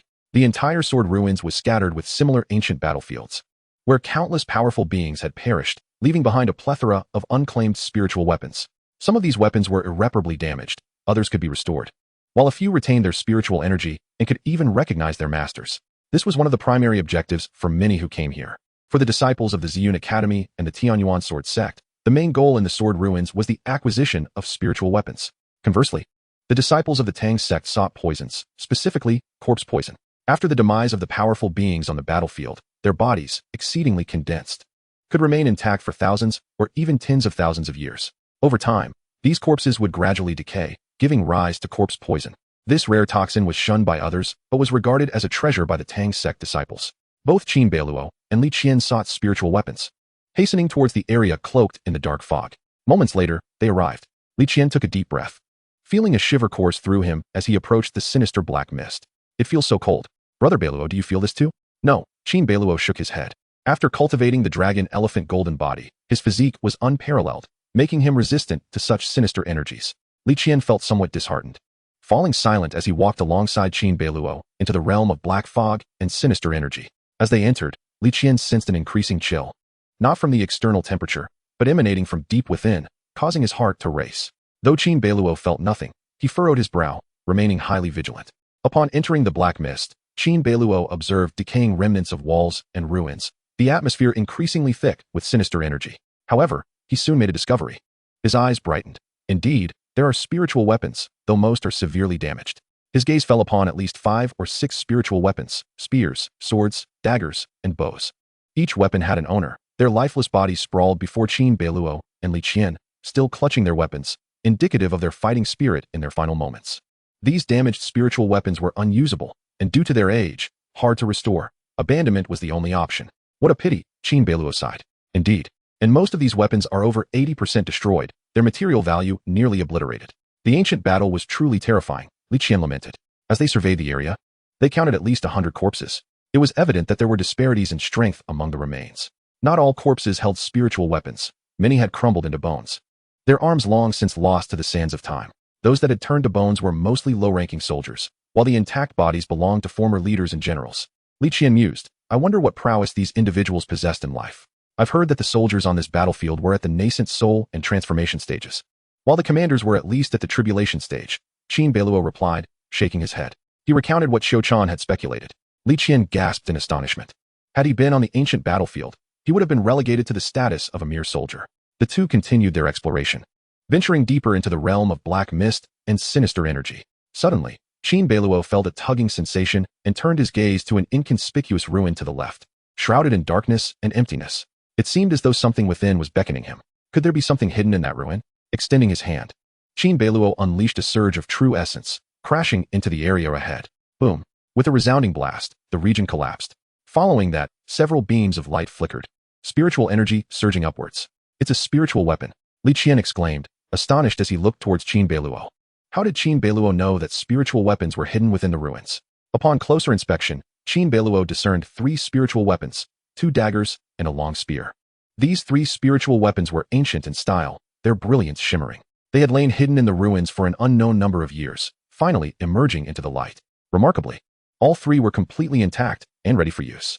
Qin Beiluo gathered the 3 spiritual weapons with a sweep of his true essence. "What a shame, none are swords," he remarked, shaking his head. He practiced the sword, and to cultivate sword intent, he required sword-type spiritual weapons. Although these 3 weapons were excellent, he had no use for them. Li Qian, filled with envy, understood that these were Qin Beiluo's discoveries and thus rightfully belonged to him. Clearing his throat, he said, "Brother Beiluo, I intend to refine my knife intent and happen to lack a dagger-type spiritual weapon. How about you sell one to me? I assure you, my offer will be fair." "All right, choose one. You can trade with pills or treasures," Qin Beiluo agreed. To him, these 3 spiritual weapons were akin to a windfall, and selling one to Li Qian in exchange for pills or treasures was a lucrative deal. Delighted, Li Qian examined the 2 daggers and selected one. The chosen spiritual dagger was entirely crimson, radiating a faint red glow, captivating him utterly.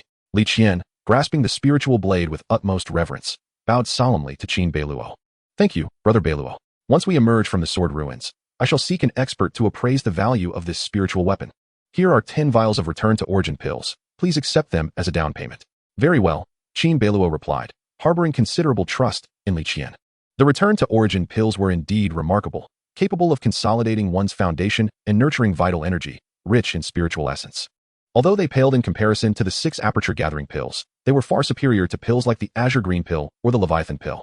Qin Beiluo stored the return to origin pills in his ring, his gaze drifting thoughtfully towards the ruins. Although they appeared utterly desolate, an unshakable feeling lingered within him, as though a voice from the void was beckoning him. "Brother Beiluo, is something the matter?" Li Qian inquired. "There seems to be something below," Qin Beiluo replied, as he summoned the Ruoshui sword, unleashing a surge of sword energy that surged towards the ruins.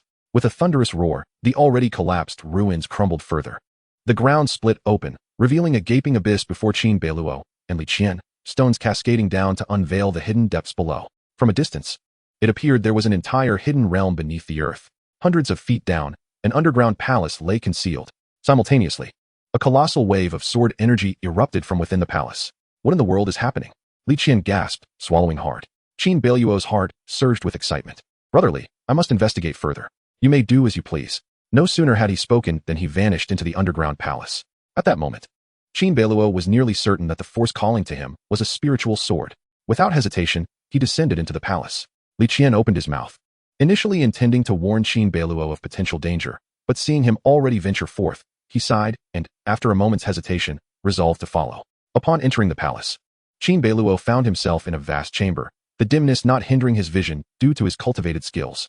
However, a sudden shock gripped him as he surveyed his surroundings. The palace was littered with skeletal remains, at least thousands, possibly tens of thousands of them. The oppressive aura of death was overwhelming, compelling even Qin Beiluo to employ the Kunping 8 Desolations technique to ward off the malevolent energy. In an instant, his true essence circulated, dispelling the sinister presence. How could there be so many corpses? My heavens, this palace conceals profound secrets. Could this have been the main battlefield of that ancient war? Li Qian, having arrived in the palace, was taken aback, his tone tinged with anxiety. "Indeed, it is highly probable," Qin Beiluo replied.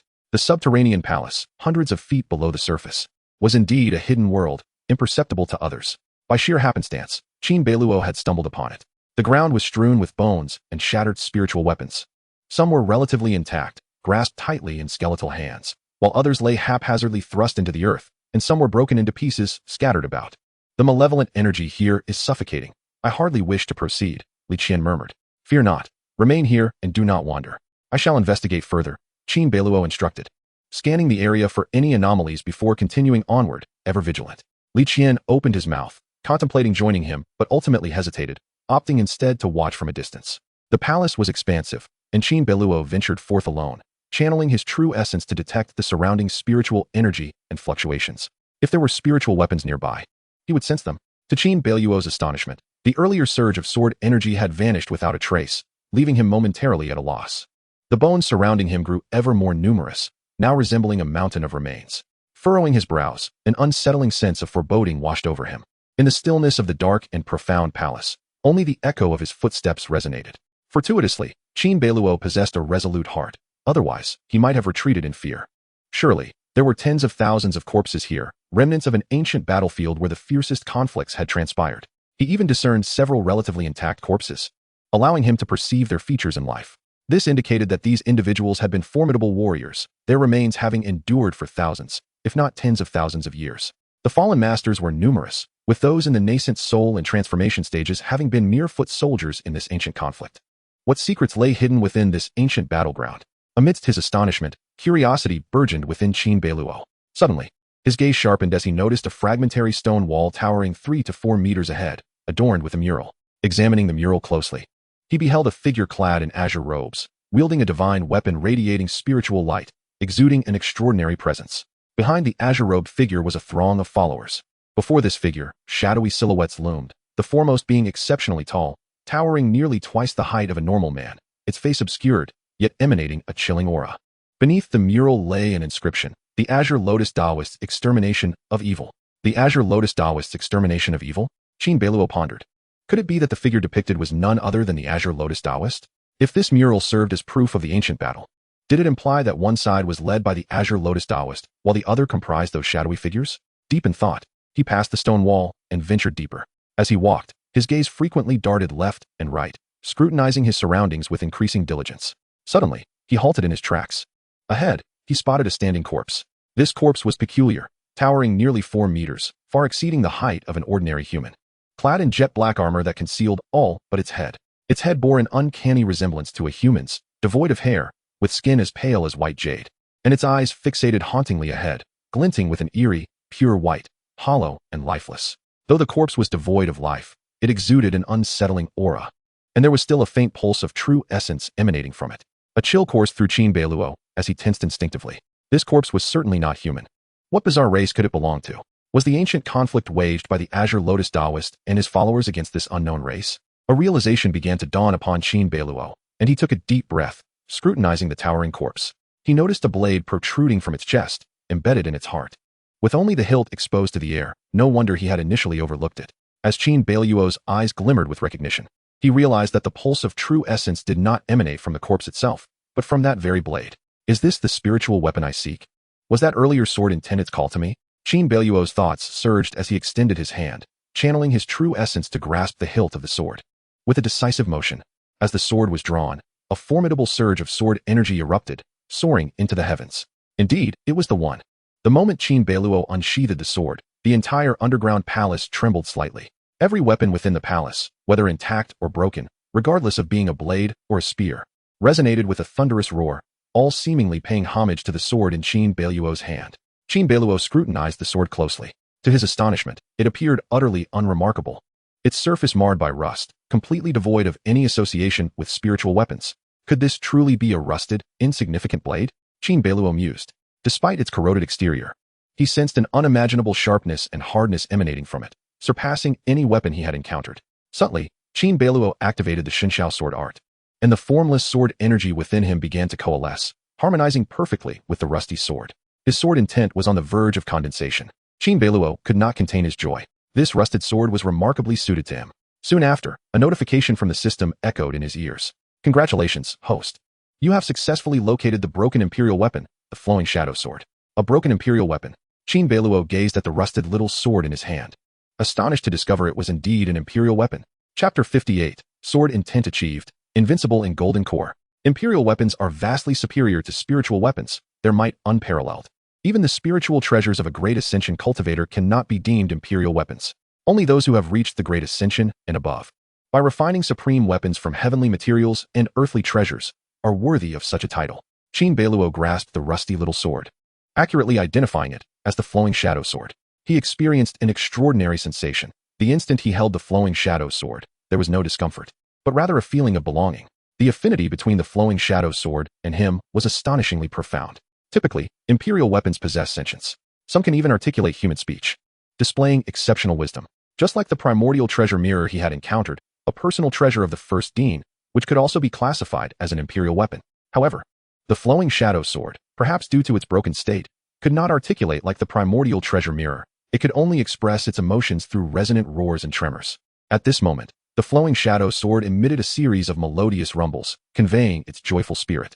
Upon releasing the flowing shadow sword, it transformed into a swirl of luminous energy, circling around Qin Beiluo. Intrigued, Qin Beiluo blinked.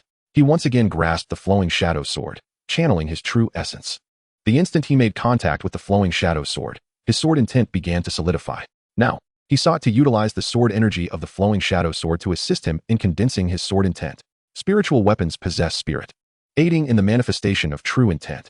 This is precisely why disciples of the Ziyun Academy and the Tianyuan sword sect seek spiritual weapons. Qin Beiluo's compatibility with the flowing shadow sword was remarkable, perfectly leveraging its spirit to aid in his sword intent condensation. Previously, Qin Beiluo was merely a step away from condensing his sword intent. Now, it was a natural progression. The flowing shadow sword seemed to sense Qin Beiluo's intentions, displaying evident excitement as it emitted a clear, ringing sound. Waves of sword energy surged into the sky, instantly filling the entire underground palace with a magnificent sword aura. Qin Beiluo activated the Shenshao sword art, closing his eyes to perceive the surrounding sword energy. Though formless and invisible at this moment, he could distinctly sense the presence of the sword energy. In the next instant, countless streams of sword energy swirled around Qin Beiluo, the formless energy continuously converging, compressing, and refining. He felt the sword energy swell, taking on a palpable essence. Boom! Qin Beiluo abruptly opened his eyes. The formless sword energy in the world coalesced into a tangible blade in that fleeting moment. Sword intent. He had succeeded. Congratulations, host, for successfully condensing the illusory level sword intent. The system notification chimed in. With a mere thought, Qin Beiluo unleashed a formidable surge of sword intent. The sword intent extended at least 3 zhong, solid yet fluid. Moving as he willed, the sword intent surged forth, and with a mere thought, he could strike at foes from 100 zhong away. Now, if Qin Beiluo were to encounter a golden core cultivator, like the one he had previously battled, Zhou Jingxiong, he would not even need to draw his sword. A mere thought would suffice to slay Zhou Jingxiong with his sword intent. The might was truly astounding. This was the terrifying nature of intent. There are gradations of sword intent. The one he wielded was illusory level sword intent, with true illusion level and myriad level sword intents lying above it. He wondered what level of sword intent Ding Zhao possessed. At this moment, Qin Beiluo finally exhaled in relief. His cultivation had advanced further, and he had acquired a broken imperial weapon, the flowing shadow sword. It could be said that the rewards from this endeavor had far exceeded Qin Beiluo's expectations, filling him with delight. Holding the flowing shadow sword, he turned his gaze toward the massive corpse that had been pierced by it, standing at a height of 4 meters. Clad in black armor, the armor had been ravaged by time and was now in tatters. Lacking hair, its skin was as pale as a white wall, and its eyes appeared eerily white. What manner of creature is this? Qin Beiluo pondered. Upon looking around, he discovered several similar colossal corpses and skeletal remains, clearly not of normal human origin. He harbored a vague suspicion about the ancient battles that had transpired in this sword ruin. It is unwise to linger here. I must depart. Qin Beiluo's figure moved, intending to return. Just then, a sound echoed nearby, and he focused his gaze to meet Li Qian's eyes. Brotherly, what brings you here? Did you not say you were reluctant to proceed? Qin Beiluo inquired. Li Qian sighed. I was worried for your safety. I sensed the terrifying sword intent earlier and thought you might be embroiled in conflict, so I rushed over. Qin Beiluo smiled lightly. Your concern is appreciated. But that sword intent was not the result of a battle. Oh, what was it then? I comprehended sword intent. Oh, then all is well. Li Qian sighed in relief, but suddenly halted, exclaiming, what did you say? You comprehended sword intent. Li Qian marveled, his gaze fixed intently upon Qin Beiluo. Qin Beiluo nodded, indeed. As he spoke, he casually waved the flowing shadow sword in his hand. I just found a spiritual weapon that resonated deeply with me, and by a stroke of fortune, I comprehended sword intent. That, Li Qian was left speechless. He shook his head repeatedly, sighing, feeling both happy for Qin Beiluo and a tinge of bitterness. I am truly in awe of you. You comprehended sword intent so effortlessly? I would need at least 3 months with the spiritual weapon you gifted me to grasp knife intent. Li Qian profoundly felt the disparity between himself and Qin Beiluo. How could Qin Beiluo so easily comprehend sword intent? He was merely at the golden core stage. Throughout the entire history of the Ziyun Academy, how many could claim to have comprehended intent at the golden core stage? Sword intent possesses immense lethality, serving as a formidable offensive technique.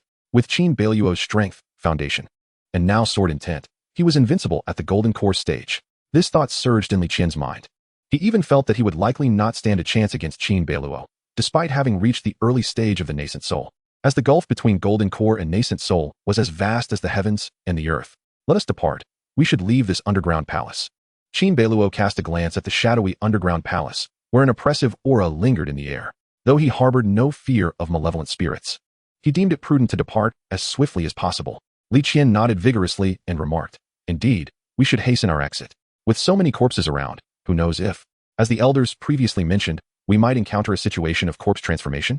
No sooner had Li Qian spoken than the oppressive atmosphere seemed to thicken. In the eerie silence of the underground palace, a sudden sound echoed, crack, crack, crack. Li Qian's body stiffened as he turned his head rigidly toward the source of the noise. There, a corpse slowly rose to its feet, grotesquely decayed to the point that its features were indistinguishable, rendering its gender unrecognizable. Its eyes glowed with a ghastly green light, and its jaw, which had rotted away, opened and closed as it uttered indistinct words. Kill, kill. As this corpse stood, others around it began to rise as well. 1, 2, 3, and soon a dozen corpses. Each one, without exception, moved stiffly toward Qin Beiluo and Li Qian. Ultimately, nearly 100 corpses stood before them. Their movements awkward and sluggish, yet they exuded waves of malevolence, gradually encircling Qin Beiluo and Li Qian. This was a transformation of the dead, a tide of corpses.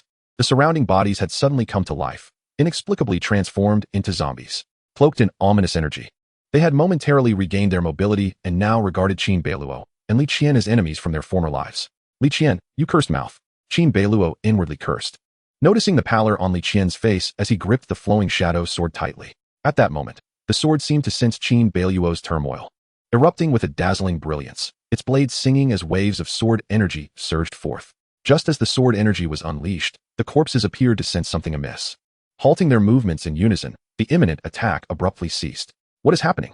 Li Qian's palms grew sweaty with anxiety, his gaze fixated on the surrounding undead, his voice trembling slightly. Chapter 59, A Profitable Turn of Events. Within the underground palace, hundreds of corpses had transformed, rising to encircle Qin Beiluo and Li Qian. Most of these corpses were in a state of advanced decay. Some were nothing more than bare bones, presenting a rather ghastly sight. While some bodies were in a zombie-like state, others were mere remnants of bones. It was uncertain how much of their former strength remained, but their eye sockets glowed with an eerie green light, and they were enveloped in a chilling aura that sent shivers down one's spine. Just as Li Qian was about to take action, the flowing shadow sword emitted beams of sword light, its energy radiating outward. The sword let out a series of sharp cries, and amidst the cacophony of sword energy, the corpses seemed to receive a call to halt, abandoning their aggressive stance. Li Qian was momentarily stunned, unable to comprehend the situation. However, the next scene would be etched in his memory forever. The zombies and skeletal remains all bowed simultaneously, some even kneeling on one knee, paying homage to Qin Beiluo. The undead, with mouths opening and closing, collectively proclaimed, "We greet the celestial lotus Tao head." Though their voices were strained, the words were unmistakable. These zombies and skeletal remains were bowing in reverence, submitting to Qin Beiluo. Li Qian took a deep breath, his heart racing as if it might leap from his chest. He was awash with astonishment and disbelief. What on earth was happening? Meanwhile, Qin Beiluo appeared somewhat bewildered. It dawned on him that these zombies and bones likely mistook him for the celestial lotus Tao head depicted in the mural. If that were the case, did this mean the celestial lotus Tao head was the former master of the flowing shadow sword? He pondered the fate of that Tao head. Was he still alive? A flurry of thoughts surged through Qin Beiluo's mind as he witnessed the multitude of zombies and skeletal remains bowing before him in reverence. However, he swiftly regained his composure, recognizing the necessity of concealing his true identity. In a calm tone, he declared, "No need for formalities. Yes, we thank you, celestial lotus Tao head." Upon hearing Qin Beiluo's words, the skeletal remains and zombies stood upright, having retained a flicker of their former consciousness. Li Qian was utterly flabbergasted. The spectacle of hundreds of undead bowing to Qin Beiluo was nothing short of magnificent, an image that would remain ingrained in his mind. Qin Beiluo exhaled in relief. The undead had not discovered his masquerade as the celestial lotus Tao head, which was a stroke of fortune. "Tao head, have you successfully slain the demon lord?" One zombie slowly stepped forward, its voice fragmented, yet its eyes glimmered with a deep green light. This particular zombie was unique, nearly intact, and showing little sign of decay, indicating that it must have possessed extraordinary strength and life, allowing it to withstand the ravages of time. This zombie resembled a middle-aged man, dignified in appearance. Had it not been for the surrounding malevolent aura, it would surely exude an air of ethereal grace. The formidable presence of this zombie was palpable, its aura of darkness overwhelming. Qin Beiluo felt a shiver run down his spine as he replied gravely, "Indeed, the demon lord is dead. Splendid. We've triumphed. We've triumphed." The zombies and skeletal remains erupted in excited murmurs upon hearing Qin Beiluo's affirmation. As he scrutinized them closely, he noted that their heights were comparable to ordinary humans, confirming that they were indeed remnants of the celestial lotus Tao head's faction, distinct from the demon lord they spoke of. Qin Beiluo's mind raced with understanding. It appeared that the ancient battle at the sword ruins was between the celestial lotus Tao head's faction and the demon lord. Ultimately, the celestial lotus Tao head's side had triumphed, though it was a Pyrrhic victory, as evidenced by the countless corpses scattered about.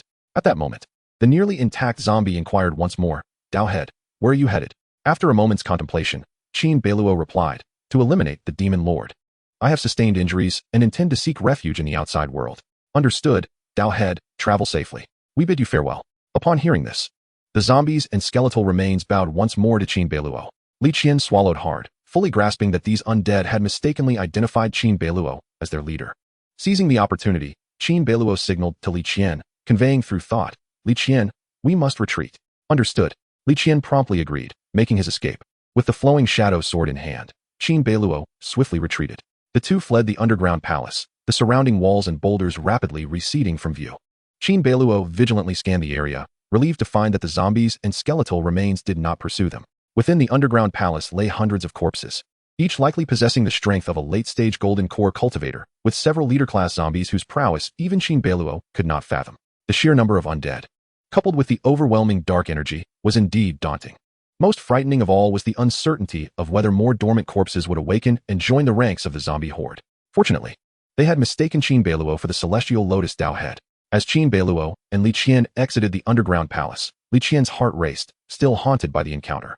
The two navigated their flying artifact with fervor, swiftly departing from the oppressive, shadowy realm enveloped in malevolence. In this realm shrouded in ominous black mist, there remain numerous areas yet to be explored. However, under the present circumstances, there is no time for such considerations.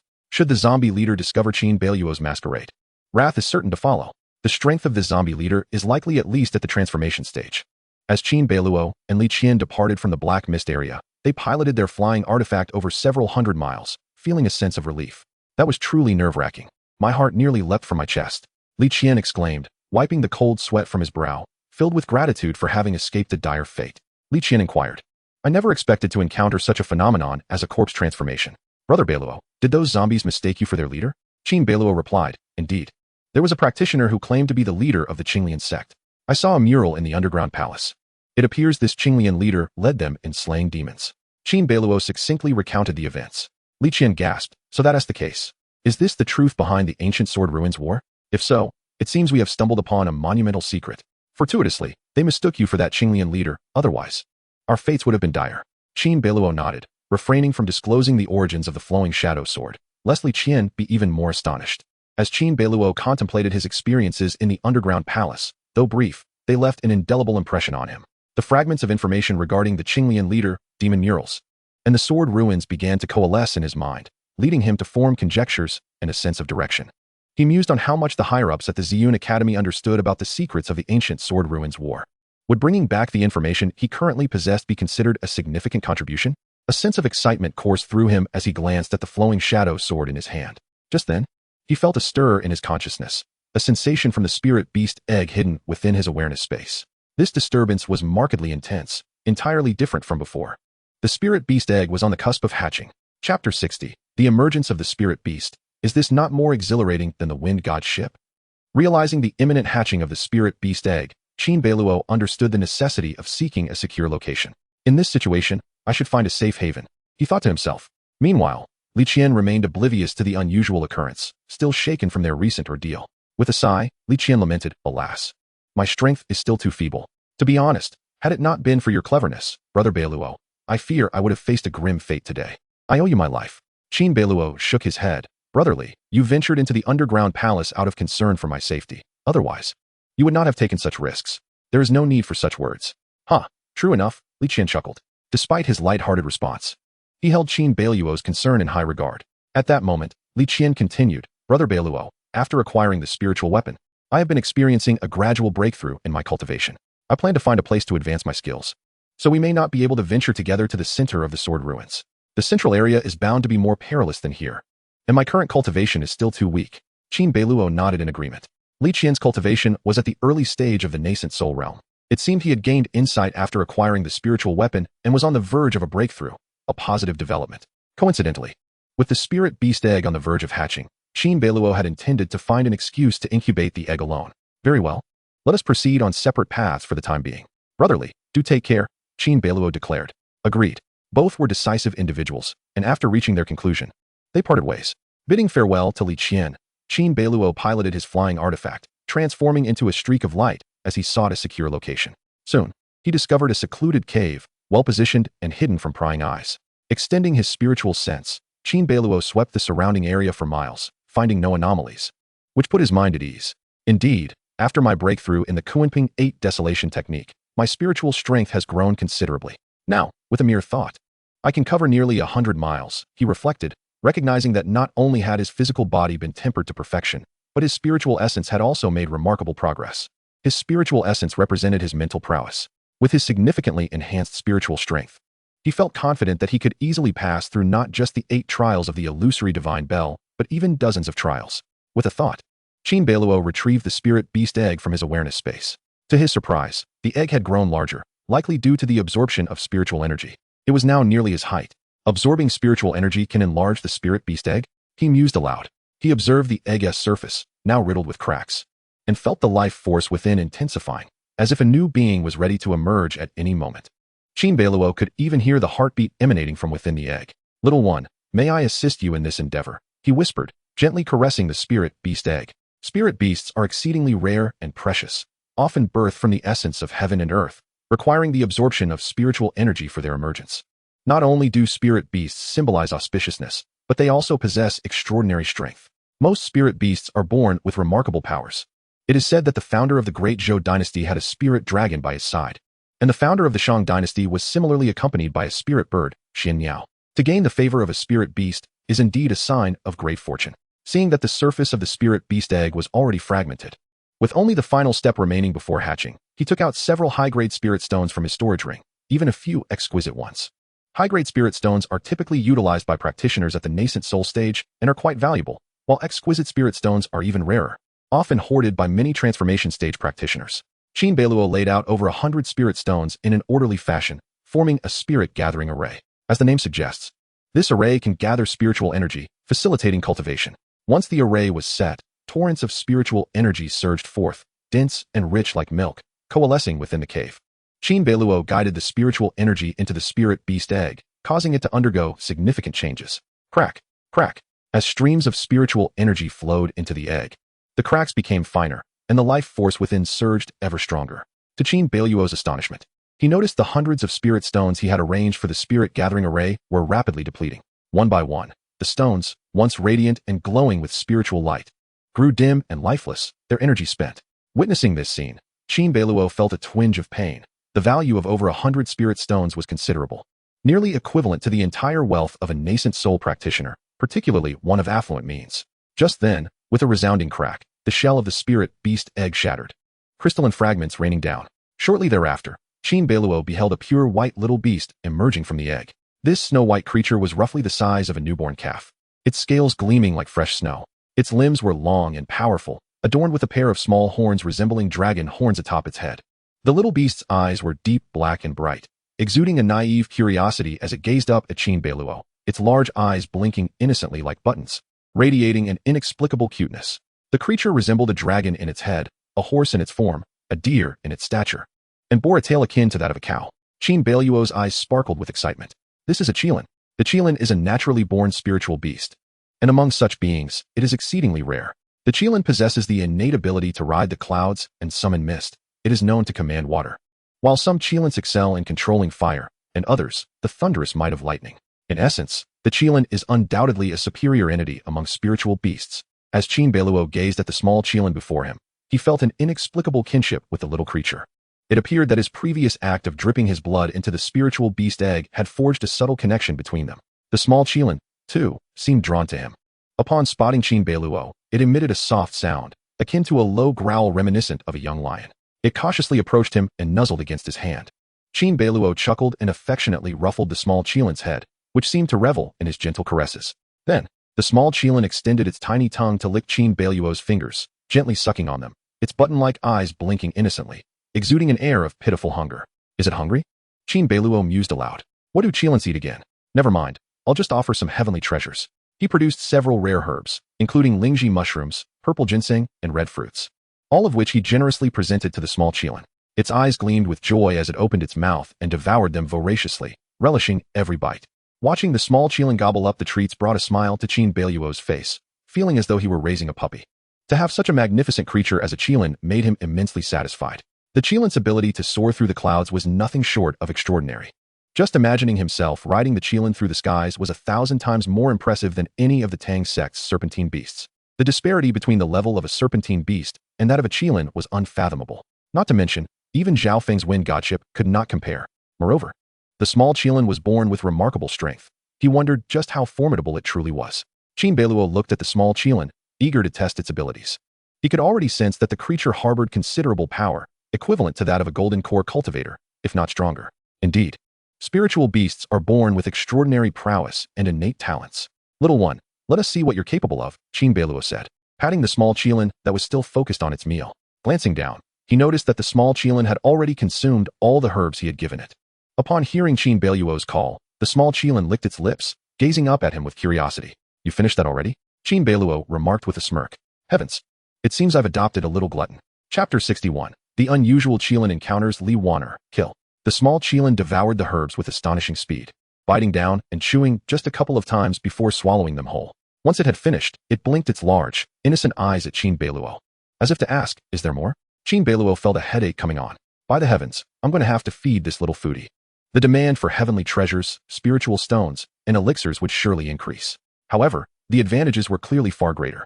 Qin Beiluo patted the small Qilin's head and said, let's first see what abilities you possess before we discuss your appetite. Show me what you've got. The small Qilin seemed to comprehend his words. As it was born with intelligence, raising its head, it opened its mouth and, in an instant, a crackling sound erupted as a massive lightning sphere, nearly 10 feet in diameter, coalesced before it. The small Qilin directed the lightning sphere, launching it towards the forest outside the cave. Boom! A deafening roar echoed, sending dust swirling and trees toppling. Qin Beiluo's eyes lit up with astonishment. The small Qilin's ability was to manipulate lightning. Could it be a thunder Qilin? Qin Beiluo pondered. Wait, why not just ask the system? He decided to communicate directly with the system. I say, system, what is the origin of this little Qilin?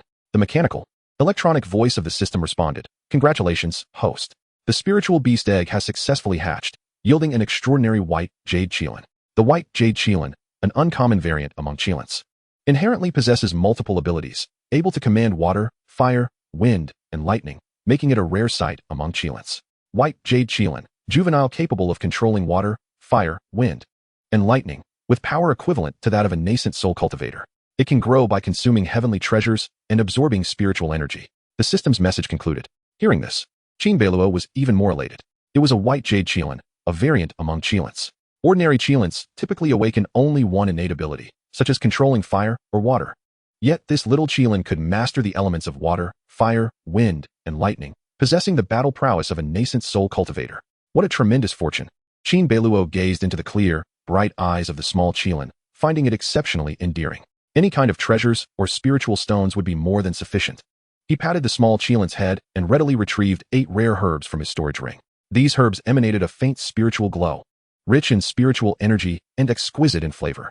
Feast upon these, Qin Beiluo said, presenting the herbs to the small Qilin. Its eyes sparkled with delight as it affectionately nuzzled Qin Beiluo's arm before unceremoniously devouring them. Delicious, the small Qilin exclaimed, licking its lips as it swiftly consumed 3 herbs at once, and then polished off the rest, finally appearing satisfied. Now, let me give you some spiritual liquid to drink. Qin Beiluo produced a gourd, opened it, and poured some into the small Qilin's mouth. This was Qi Yang flower nectar, sweet and delightful, a splendid spiritual liquid. At first, the small Qilin took a tentative sip, but upon tasting the nectar's refreshing sweetness, it gulped it down eagerly. In no time, the small Qilin had drained the gourd dry. Qin Beiluo could only stare in astonishment. This was no ordinary white jade Qilin. It was akin to a beast that devours gold. Fortunately, he had a substantial fortune. Before arriving at the sword ruins, he had even sent a letter to Butler Wu to retrieve a variety of treasures and spiritual stones from the royal treasury. Otherwise, the heavenly treasures, spiritual stones, and elixirs he had brought to Ziyun Academy would have long since run out. Having eaten and drunk to its heart's content, the small Qilin's confidence grew. Its playful and lively nature had it bounding around Qin Beiluo, darting back and forth like an exuberant puppy. Qin Beiluo patted the small Qilin's head and said, Little one, demonstrate your other abilities for me once more. The small Qilin seemed to understand Qin Beiluo's request, nodding vigorously as it complied. In an instant, it showcased its fire-controlling power. Flames danced and swirled in the sky, fierce and consuming, as if capable of incinerating all in their path.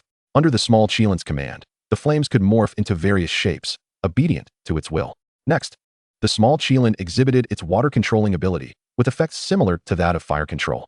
However, with its mastery over water, the small Qilin could traverse rivers and lakes, reigning as a sovereign of the waters. Should Qin Beiluo ever need to venture into the depths, the small Qilin would be an invaluable ally. Afterward, the small Qilin demonstrated its wind-controlling prowess. With a low growl, it raised its scales, and suddenly, fierce winds swept across a radius of several dozen miles, darkening the sky with thick clouds. The gusts of wind, under the small Qilin's command, formed a tempest, uprooting trees in its wake. Impressive. Qin Beiluo exclaimed, his admiration unwavering. At the same time, Qin Beiluo astutely discerned that the wind-controlling abilities of the little Qilin were remarkably compatible with his Shunxiao sword technique. The essence of the Shunxiao sword technique lies in harnessing the power of heavenly thunder, which requires the assistance of celestial phenomena. While it is possible to conjure thunderous might under clear skies, it is significantly more formidable when shrouded by dark clouds amidst the tempest. If the little Qilin could summon tumultuous winds and dark clouds, he would then have the perfect opportunity to unleash the Shunxiao sword technique, thereby amplifying its power exponentially. What a flawless synergy! With this thought, Qin Beiluo's spirit soared. He promptly instructed the little Qilin to execute its wind-controlling technique. In an instant, the sky darkened, obscuring the sun, as ferocious winds howled. Between the layers of clouds, flashes of lightning could be discerned.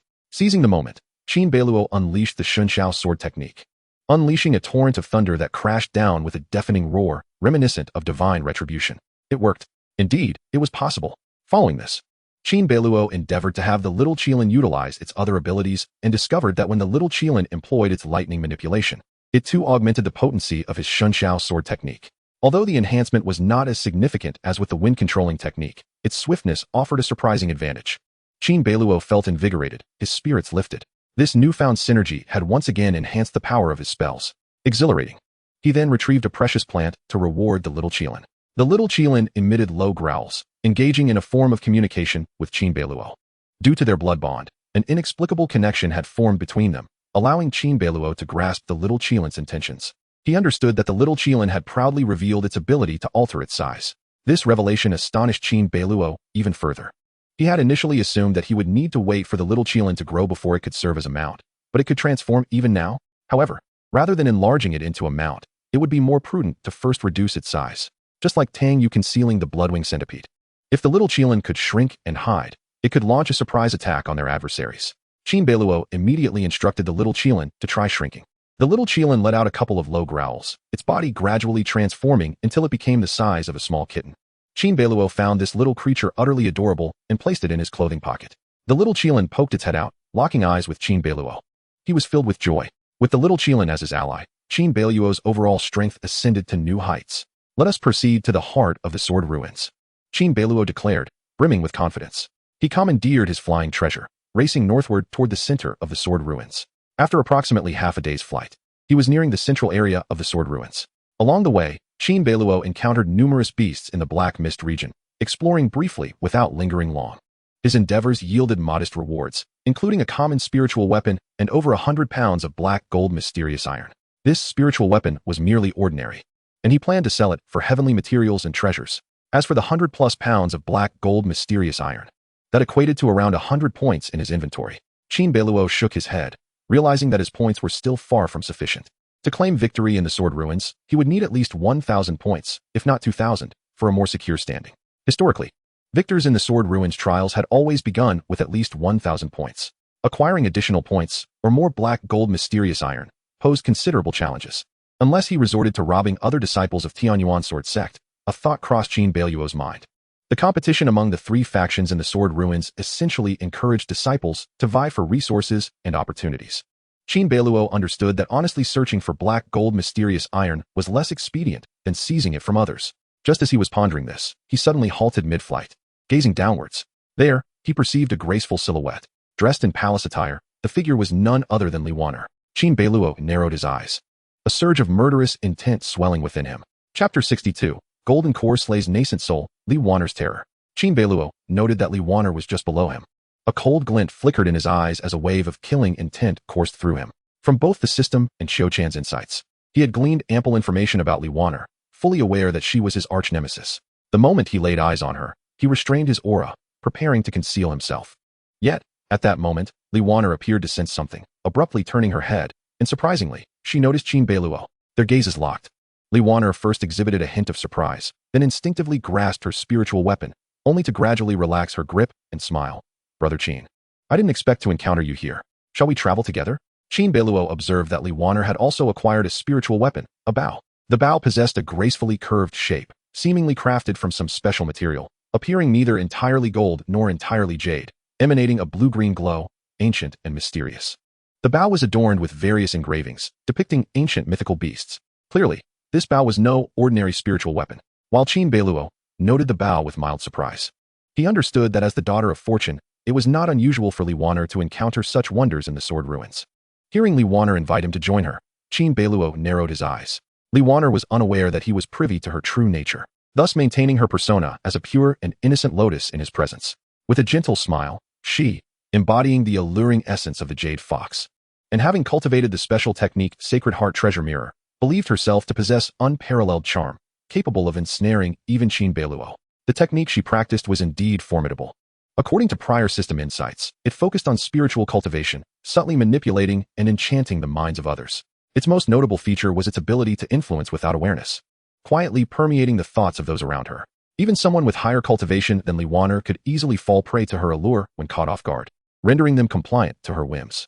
Thus, Qin Beiluo remained exceedingly vigilant as he gradually approached Li Waner. Should an opportunity for ambush arise, he was prepared. As Qin Beiluo swiftly closed the gap, the distance between them dwindled to less than 100 paces. Simultaneously, he expanded his spiritual awareness, keenly observing the surroundings for any signs of movement.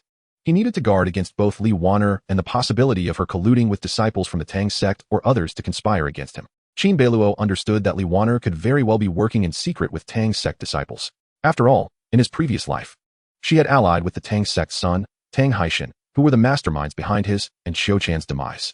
However, at present, it seemed that Li Waner was also alone, presenting a favorable opportunity.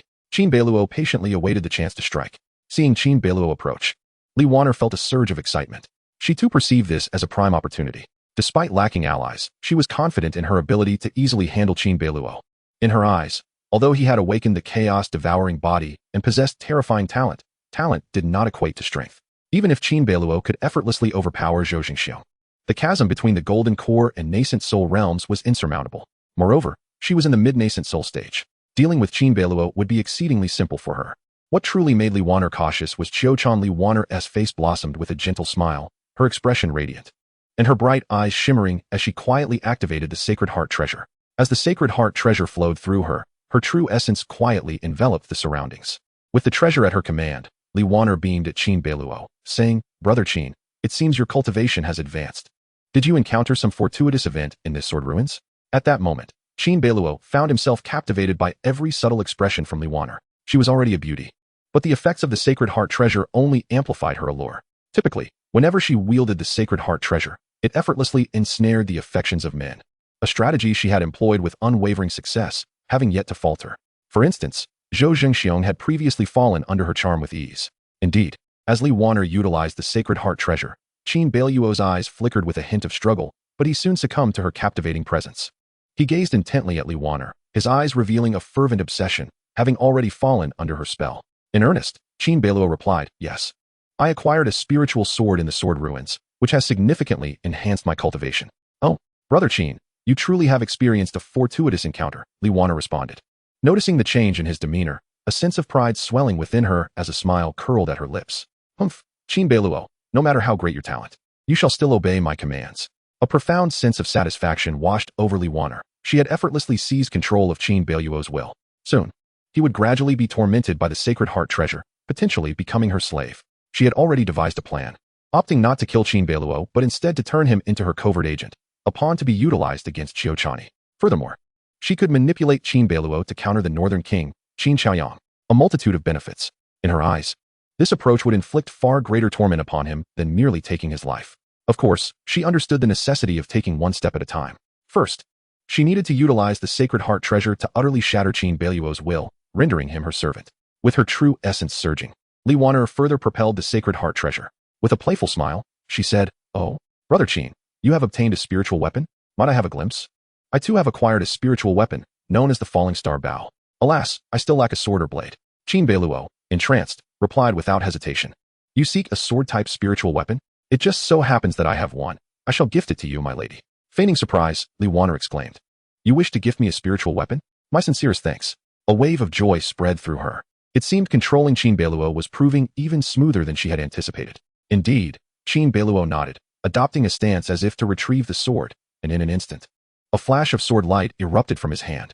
Suddenly, the flowing shadow sword unleashed a powerful sword aura, which coalesced into a sharp intent aimed directly at Li Waner. Li Waner's eyes widened in shock, disbelief coursing through her. Hadn't she already seized control over Qin Beiluo? How could this be? With a fierce burst, the sword intent surged toward her heart. In a moment of panic, Li Wan'er reacted a moment too late. Despite her hasty retreat, she was still enveloped by the sword aura. The flowing shadow sword emitted a piercing sound, seemingly sensing its master's overwhelming killing intent. A long, deep wound appeared on Li Wan'er's chest, her flesh blurring in an instant, blood splattering forth. She spat out a mouthful of blood. Her face as pale as a ghost, retreating in disbelief and fury, her gaze fixed venomously on Qin Beiluo. Qin Beiluo, you. Qin Beiluo narrowed his eyes. I didn't expect you to have some defenses. It's a pity I couldn't slay you with a single strike. Li Wan'er, whose cunning was profound, realized she had not fully lowered her guard. Though Qin Beiluo had successfully ambushed her, he had failed to deliver a fatal blow. She glared at him, incredulous that she had miscalculated. How had he evaded her control? No matter, that was inconsequential. I have changed my mind. You shall die today. Her voice turned icy, her long hair swirling in the wind, as she pronounced Qin Beiluo's death sentence. Chapter 63. Li Wan'er's shock. The might of the dragon elephant golden body. Li Wan'er's face hardened, her gaze fixed fiercely upon Qin Beiluo, a torrent of murderous intent surging within her. The fact that Qin Beiluo could resist her sacred heart treasure left her both astonished and enraged, instilling within her a profound sense of trepidation. Li Wan'er had relied on the sacred heart treasure for unfettered successes, never having faced defeat. As long as her opponent's cultivation was inferior to hers, they could never escape its grasp. Yet what was happening now? She was unable to enchant and control a mere golden core cultivator? Unbeknownst to her, Qin Beiluo, having broken through with the Kunping 8 Desolations technique, had experienced a dramatic surge in both his physical and spiritual powers. Particularly, his spirit was exceptionally resilient, his mental strength far surpassing that of a typical golden core cultivator. Although the sacred heart treasure was indeed mystical, it fundamentally operated as a method to manipulate and control the heart and mind of others. Facing the formidable and tenacious spirit of Qin Beiluo, the sacred heart treasure naturally faltered. Enraged, Li Wan'er's eyes turned icy, her desire to rend Qin Beiluo into 1,000 pieces overwhelming her. With a flick of her wrist, she swiftly drew forth a healing pill from her storage ring, preparing to swallow it. This was her healing elixir, the Heavenly Heart Reviving Pill, classified as a superior healing remedy. Qin Beiluo would not allow her to recover unimpeded. He bellowed, "Attack!" This command was directed at the little Qilin, which had been concealed within Qin Beiluo's pocket. Upon hearing his instruction, the little Qilin reacted with remarkable swiftness. It opened its mouth and conjured a massive thunderball, hurling it fiercely toward Li Wan'er. The thunderball, several yards in diameter, emanated a deep purple hue, crackling with electricity, illuminating the area for miles around with blinding radiance. Simultaneously, Qin Beiluo unleashed the divine mist sword technique. With a thunderous roar, the brilliant lightning erupted, the power of thunder surging once more. As the little Qilin employed its thunder control technique, Qin Beiluo simultaneously executed the divine mist sword technique, resulting in an amplified force. Though not as potent as the combination of wind and thunder, it excelled in swiftness, making it ideal for surprise attacks. Li Wan'er was taken aback by the sudden explosion of thunderous light. The terrifying might of the lightning bore down upon her, overwhelming and all-encompassing, forcing her to abandon her intention to swallow the healing pill and instead muster all her strength to counter Qin Beiluo's assault. "Qin Beiluo, you seek death." Li Wan'er gritted her teeth, her anger boiling over. She had anticipated that following Qin Beiluo's failed ambush, he would promptly flee. After all, the disparity between a golden core and a nascent soul was immense. No matter how formidable Qin Beiluo might be, he could not contend with her. Yet here he was, daring to attack her with such decisiveness. Li Wan'er felt a profound sense of humiliation wash over her, realizing she had been underestimated. Although she was wounded from the ambush, she was by no means an opponent for a mere golden core cultivator. Lotus Blossom Treasure Seal. With a swift motion, Li Wan'er formed a seal with her hands, executing the spell with incredible speed. In midair, a golden lotus-shaped phantom materialized, accompanied by resounding sacred sounds. The lotus phantom swept through the heavens and earth, capable of stirring the clouds as it bore down upon Qin Beiluo. Boom! The two formidable forces collided, generating shockwaves that uprooted trees in their vicinity and altered the very landscape itself. Lightning erupted in every direction, filling the air with a pungent scent of charred matter for miles around. The shockwaves from the clash of energies surged forth, prompting both Qin Beiluo and Li Wan'er to retreat with great haste. Qin Beiluo engaged the Kunpeng Bahonggong, refining his physical body to an unparalleled state, effortlessly withstanding the explosive aftermath. In contrast, Li Wan'er was caught in the brunt of the force. Despite her protective true essence, her blood surged tumultuously, exacerbating her injuries. Her complexion turned ashen, blood trickling from her lips once more, her eyes wide with disbelief. The sheer power of Qin Beiluo's Shunshao sword technique was astonishing. She had gained no advantage from their earlier encounter. It was worth noting that she had unleashed the full force of her Lotus Blossom Treasure Seal in that moment. Although her injuries played a part, the strength of Qin Beiluo was evidently formidable. His prowess surpassed her expectations. Furthermore, Li Wan'er discovered that Qin Beiluo had concealed a small spirit beast within his pouch. This creature, adept in thunderous arts, complemented Qin Beiluo perfectly. Had he even acquired a spirit beast egg within the sword ruins? And it appeared to be an exceedingly rare variant among spirit beasts. The diminutive Qilin resembled a kitten, hidden within Qin Beiluo's pouch, leaving Li Wan'er unable to discern its true form, only aware that it was a remarkably small spirit beast. Li Wan'er too had encountered an extraordinary event in the sword ruins, obtaining a spirit beast egg of her own. However, it remained unhatched, concealed within her storage ring. Witnessing that Qin Beiluo had also acquired a spirit beast, and one so extraordinary at that, filled her with a growing envy. The thought of eliminating him and seizing his spirit beast solidified in her mind. Seizing the opportunity while retreating, she swiftly swallowed a healing pill. At that moment, the flowing shadow sword in Qin Beiluo's hand emitted a resonant chime, bursting forth with streams of light, the sword energy soaring into the heavens. The sword intent. Qin Beiluo concentrated his sword intent, a torrent of powerful energy erupting, coalescing into a formidable barrier, extending over 10 feet, akin to a colossal sword aimed at Li Wan'er. A chill enveloped her, her limbs turning icy, cold sweat pouring down her brow as she felt the looming threat of death. Qin Beiluo had actually comprehended sword intent. Li Wan'er could hardly fathom that Qin Beiluo possessed such hidden strengths. Her complexion paled as she hastily grasped the falling star bow, drawing it taut like a crescent moon. With a fierce shout, Li Wan'er utilized her own true essence as fuel to draw the bow. In an instant, an arrow erupted from the falling star bow, hurtling towards Qin Beiluo's sword intent.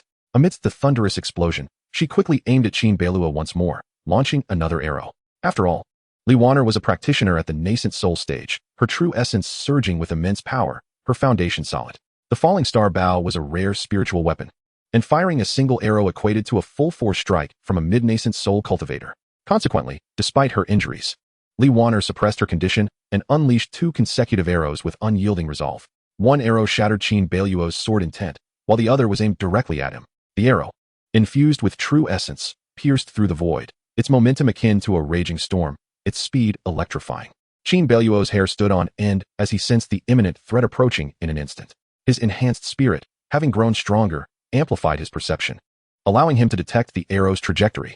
Qin Beiluo had long been prepared. Golden light radiated from his entire being, his skin shimmering with a golden hue, and ethereal images of a dragon and an elephant materialized behind him. The golden body of the dragon and elephant. Bang! The arrow struck Qin Beiluo with tremendous force. A smile crept upon Li Wan'er's lips, expanding with the conviction that Qin Beiluo was surely doomed. She had never heard of a golden core cultivator surviving a full-force strike from a mid-nascent soul practitioner. Qin Beiluo was destined for death. Yet, in an instant, her smile froze, her eyes widening in disbelief as golden light burst forth, followed by the resounding clang of metal, accompanied by Qin Beiluo's cold voice. Li Wan'er, your smile is truly unappealing. Li Wan'er's pupils constricted, an uncontrollable shock coursing through her. The events before her shattered her understanding of reality. Qin Beiluo had not perished? No, not only had he survived, but Li Wan'er's composure crumbled. Chapter 64. The Ninth Golden Core, Slaying Li Wan'er. Li Wan'er's composure had indeed shattered. She had believed that with the falling star bow, a single arrow could claim Qin Beiluo's life, but there he stood, enveloped in golden light. The spectral figures of the dragon and elephant looming behind him, exuding an oppressive aura that instilled fear. Qin Beiluo had withstood that arrow with sheer willpower. Moreover, he appeared entirely unscathed, moving with ease. A tempest of emotions raged within Li Wan'er, her expression a mixture of astonishment and suspicion. Had he employed some form of golden body technique? As she grappled with her disbelief, she heard Qin Beiluo mockingly comment on her unappealing smile, her face stiffening, rage bubbling within her. With murder in her heart, she grasped the falling star bow once more, drawing it into a perfect arc. Her voice low and fierce as she infused it with her true essence. With a shout, Li Wan'er unleashed 3 consecutive arrows. She poured every ounce of her true essence into this barrage. After releasing the 3 arrows, her breath hitched, leaving her utterly drained. Though she possessed a deep foundation, it was no small feat to fire arrows in rapid succession with a spiritual bow while injured. 3 arrows shot forth, piercing the void, locking onto Qin Beiluo with unwavering intent. She refused to believe that she could not slay him. As the arrows tore through the air, Qin Beiluo felt the weight of impending doom. He understood that Li Wan'er had gone all in, willing to risk everything to eliminate him. The arrows flew through the void, imbued with overwhelming true essence, seemingly intent on annihilating him. Qin Beiluo's scalp prickled with alarm, realizing the gravity of the situation. After all, Li Wan'er was a nascent soul practitioner, and a formidable one at that. As the favored child of fortune, Her foundation was profound and extraordinary. Each of those arrows bore tremendous power, equivalent to a full-force strike from a mid-nascent soul cultivator. He could not afford to underestimate her. In a flurry of movement, Qin Beiluo activated the golden body of the dragon and elephant to its utmost limit. The surrounding world shifted in hue, and one could almost hear the roars of the dragon and elephant echoing through the air. Encased in radiant golden light, Qin Beiluo exuded an air of commanding authority, resembling a divine being. At this moment, his expression was resolute and unyielding, his garments billowing with the wind, exuding an undeniable charm, his features sculpted with striking definition, his gaze devoid of fear. Qin Beiluo channeled his full energy into the technique, fully manifesting the golden body of the dragon and elephant. Under such immense pressure, his true essence surged forth like a tidal wave, unleashing a torrent of power, while simultaneously, his golden cores leapt forth, emanating an overwhelming aura. The golden cores shattered myriad laws. For a golden core practitioner, the golden core was indeed their most formidable weapon. 8 golden cores swirled around Qin Beiluo, radiating brilliant light, dazzling to behold. Li Wan'er, witnessing this spectacle from afar, felt her pupils constrict, her heart pounding in trepidation. Qin Beiluo had actually condensed 8 golden cores. Figures of the Tao ancestor, having condensed 9 golden cores, received blessings from heaven and earth, achieving an immortal legend. But Qin Beiluo, when had he accomplished such a feat? Just a month ago, during the entrance examination, he had clearly possessed only 2 golden cores. In a mere month, his progress was nothing short of miraculous. Li Wan'er's heart raced with a mixture of fear and fury. At this critical juncture between life and death, Qin Beiluo awakened his latent potential, feeling an immediate lightness enveloping his entire being, as if some shackles within him had been shattered. In that fleeting moment, it was as though he stood before an immense stone door, summoning all his strength to push it open. Beyond that door lay an entirely different realm. In an instant, Qin Beiluo's vital energy surged, his muscles and bones resonating in unison. The countless celestial treasures and miraculous elixirs he had consumed became the finest nourishment, allowing him to finally break through once more. The dense true essence within him erupted, automatically activating the Kunping 8 Desolations technique. A brand new golden core ascended from his dantian, radiating with the brilliance of the morning sun. The 9th golden core. Li Wan'er momentarily lost her composure, her confidence in having slain Qin Beiluo evaporating entirely. She perceived the 9 golden cores surrounding him as 9 blazing suns, emitting a resplendent and overwhelming light that was almost blinding. Despite being mere golden cores, they exerted tremendous pressure even upon her, a nascent soul cultivator. With the convergence of 9 golden cores, Qin Beiluo wielded his techniques simultaneously. Bloodfall shattering sky strike. In an instant, his true essence surged to a new pinnacle. The bloodfall shattering sky strike was capable of unleashing formidable power in a fleeting moment, awakening hidden potential. His true essence transformed into a crimson hue, as if stained with blood. The surge of his true essence augmented his might exponentially, making him appear several times more formidable than before. Subsequently, Qin Beiluo unleashed a strike with his sword. The flowing shadow sword summoned boundless sword intent, cleaving towards 3 arrows formed of true essence. As Qin Beiluo's sword erupted, Li Wan'er's arrows shattered, their true essence dissipating in the aftermath. Seizing the opportunity, Qin Beiluo pressed forward. The 9 golden cores provided an unending source of true essence, rendering him nearly devoid of fatigue. The little Qilin nestled in his embrace, attuned to his thoughts, immediately unleashed a low roar, summoning a tempest with its wind-controlling technique. Instantly, the heavens darkened, ominous clouds gathering ominously. Amidst the raging winds, dark clouds loomed overhead, revealing flashes of lightning that danced within the layers of the clouds. Divine sky sword art. Qin Beiluo harnessed the thunder, and in a heartbeat, the lightning illuminated the world, akin to the wrath of a thunder god. From the heavens, bolts of lightning, each as thick as dozens of feet, descended, aiming to engulf Li Wan'er. Pale and alarmed, Li Wan'er, feeling the weight of impending doom, was compelled to employ her hidden trump cards. She swiftly retrieved 2 spiritual treasures, both defensive in nature. One was an ancient bronze mirror named the All-Spirit Mirror, capable of forming a defensive array. The other was a talisman in the shape of a paper figure, known as the Paperman Talisman, serving as a substitute to absorb a lethal blow on her behalf. Both treasures were rare and constituted Li Wan'er's ultimate reliance. Boom! Beneath the deluge of lightning, a shield of true essence enveloped Li Wan'er, but it barely held for a few breaths before shattering into powder. In the next moment, she was engulfed by the torrential lightning. Qin Beiluo squinted. Moments later, Li Wan'er's figure reemerged, her face pale as a ghost, cold sweat streaming down her brow.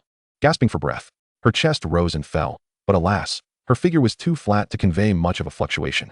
The overwhelming power of the lightning had obliterated her 2 defensive treasures. Were it not for the Paperman Talisman providing a substitute, she would have perished in the thunderstorm. The might displayed by Qin Beiluo transcended the realm of mere golden cores. Even in a state of full strength, Li Wan'er doubted she could secure a victory against him. How could she possibly comprehend the extent of Qin Beiluo's capabilities? 9 golden cores, a mysterious golden body, a spirit beast aiding him, and that blood-red true essence. Each of these attributes, if possessed by any golden core cultivator, would be deemed extraordinary. Yet, they were all concentrated within Qin Beiluo. Spitting out a mouthful of essence blood, Li Wan'er trembled at her core, now a frightened bird, filled with terror, devoid of any fighting spirit. Flee. The sole thought racing through her mind was to escape, and she turned to flee, racing desperately away. Trying to run? Qin Beiluo's voice was icy, his gaze even colder. He had been prepared for this, unleashing his sword intent once more, summoning the heaven's wrath. This time, the thunder encompassed a radius of 100 miles. Lightning streaking in every direction, the sword intent sweeping through the thunder, hurtling towards Li Wan'er. The speed was so swift that she found no avenue of escape. Li Wan'er's agonized cries echoed. The thunder and sword intent engulfed her. Chapter 65. Heaven and Earth bestow blessings. Chaos Chi takes notice. Li Wan'er screamed in despair, consumed by the relentless sword intent and thunder. Amidst the searing, blinding lightning, her form dissipated. Qin Beiluo remained vigilant, fully aware of the potential for a last-minute reversal. After all, Li Wan'er was a nascent soul cultivator, with numerous means of survival. As the lightning gradually faded, Li Wan'er's physical form perished amid the tempest. But soon after, Qin Beiluo noticed a small, white figure resembling an infant darting away. The diminutive entity, only 2 or 3 feet long, bore striking resemblance to Li Wan'er, albeit appearing much younger. The nascent soul. It was Li Wan'er's nascent soul. As a nascent soul cultivator, this essence represented her foundational existence. Although her physical body had been obliterated by Qin Beiluo's thunder and sword intent, her nascent soul remained intact. For nascent soul cultivators, as long as the nascent soul persists, true death eludes them. They could even seize a new body and be reborn, an endeavor not beyond their reach. Qin Beiluo narrowed his eyes, well aware of this fact, and had remained ever cautious. The flowing shadow sword gleamed brilliantly, its rusted blade stirring with sword intent, aiming to strike down Li Wan'er's nascent soul. Enveloped in a protective shield of true essence, her nascent soul was safeguarded, akin to preserving the last flicker of her flame. Boom. Qin Beiluo's sword intent relentlessly battered the protective shield, which grew increasingly fragile, while Li Wan'er's nascent soul teetered on the brink of destruction. Her physical form obliterated, her power severely diminished, she was no match for Qin Beiluo. Like the most patient of hunters, he needed only to proceed with caution to ensure Li Wan'er's complete annihilation. Her fate was all but sealed. Li Wan'er appeared to grasp this reality as well. Fear etched across the face of her nascent soul. She hastily cried out, "Qin Beiluo, you cannot kill me. My brother, and my father will not spare you. My brother, Li Suifeng, is the true prodigy of the Ziyun Academy. His strength and talent far surpass my own. You are no match for him. Spare me. Grant me a chance at life, and I promise I will never pursue today's events." As Li Wan'er fled in desperation, Qin Beiluo pursued relentlessly. She could feel the protective shield of true essence waning, like a candle flickering in the wind, on the verge of extinguishing. Qin Beiluo's expression remained impassive. Li Wan'er's pleas failed to sway him. Die! Qin Beiluo summoned his blood-red true essence, consolidating his sword intent for yet another strike. With a thunderous roar, Li Wan'er's protective shield finally shattered. Her nascent soul, weakened and feeble, suffered tremendous loss of true essence. Qin Beiluo was already upon her. Li Wan'er's nascent soul trembled in terror as she pleaded, "Please, do not kill me. Qin Beiluo, I can offer you everything I have. Do you desire treasures or spirit stones? Or perhaps, I could serve you as a slave at your beck and call." Qin Beiluo remained silent, his brow furrowing slightly as he found Li Wan'er's words to be an unwelcome clamor. With a swift flash, the sword's radiance pierced through, shattering Li Wan'er's nascent soul into fragments. Li Wan'er was slain. Qin Beiluo successfully vanquished her. Despite her cunning schemes and being a mid-stage nascent soul cultivator, she still fell to Qin Beiluo's might. After her demise, Qin Beiluo swept his divine sense across the surrounding area, extending for several dozen miles. And upon finding no further anomalies, he finally felt at ease. A notification echoed in his mind. Ding. Congratulations, host, for successfully slaying the adversarial fate's daughter, Li Wan'er, and completing a hidden mission. With the system's prompt, Qin Beiluo felt an immense relief wash over him. Li Wan'er was truly dead. A significant burden lifted from his heart. A hidden mission? Qin Beiluo's eyes sparkled with intrigue. He had inadvertently accomplished a system-hidden task by slaying Li Wan'er. Congratulations, host, for completing the hidden mission. First kill of the fate's child, daughter. Rewards: 3, 500 luck points, 100 high-grade spirit stones, 20 precious plants, and 10 bottles of spirit elixirs. Upon hearing the series of system notifications, Qin Beiluo's heart swelled with joy. The rewards were quite substantial, particularly the luck points, which were valuable indeed. According to the system, luck points had a significant impact, influencing numerous aspects of one's journey. The higher the luck points, the deeper one's fortune, akin to protagonists in novels who stumble upon treasures and attract beautiful companions effortlessly, as if the heavens were favoring them. Truly the children of destiny. Previously, Qin Beiluo possessed 500 luck points. The system indicated that the maximum value was 10,000 points. Individuals like Qiu Chan and Li Wan'er, who were also daughters of fate, typically had around 7,000 points. Yet, Qin Beiluo had received 500 luck points in one fell swoop, propelling his total to an impressive 5,000. Now, he could also be regarded as a child of destiny. What a relief. The other rewards from the system were quite beneficial as well. Various spirit stones, treasures, and elixirs would all prove useful. However, Qin Beiluo was aware that the quantity of heavenly materials and earthly treasures required for cultivating the Kuanping, swallowing heavens technique, was immense. In the eyes of ordinary nascent soul cultivators, these items constituted a fortune, yet for Qin Beiluo, they might barely last him half a month. Furthermore, he now had to support another little glutton, adding to his burdens. Contemplating this, Qin Beiluo gently patted the head of the little Qilin nestled in his arms. His success in defeating Li Wan'er was largely thanks to the little creature's assistance. It possessed combat prowess on par with ordinary nascent soul cultivators, alongside various innate talents and abilities. Once it matured, it would undoubtedly become even more formidable. The little Qilin emitted soft sounds, nuzzling Qin Beiluo's hand, relishing his affection. Little one, here's a reward of food for you. Qin Beiluo produced several precious plants gifted by the system to feed the Qilin. Most of the plants were ones he had encountered before, each containing approximately 300 points of spiritual energy, which was quite commendable. Upon seeing the precious plants, the little Qilin's eyes sparkled with excitement as it eagerly munched away. Qin Beiluo couldn't help but smile at the sight. The little creature's appetite was extraordinary. Was its stomach a bottomless pit? He shook his head, chuckling softly. After slaying Li Wan'er, he felt a wave of relaxation wash over him as he began to tally his gains. In Qin Beiluo's view, the greatest reward of this encounter was not merely the system's rewards, but rather, during the battle, he had unexpectedly birthed his 9th Golden Dan. With the emergence of the 9th Golden Dan, Qin Beiluo had now refined a total of 9, achieving the status of a perfect Golden Dan.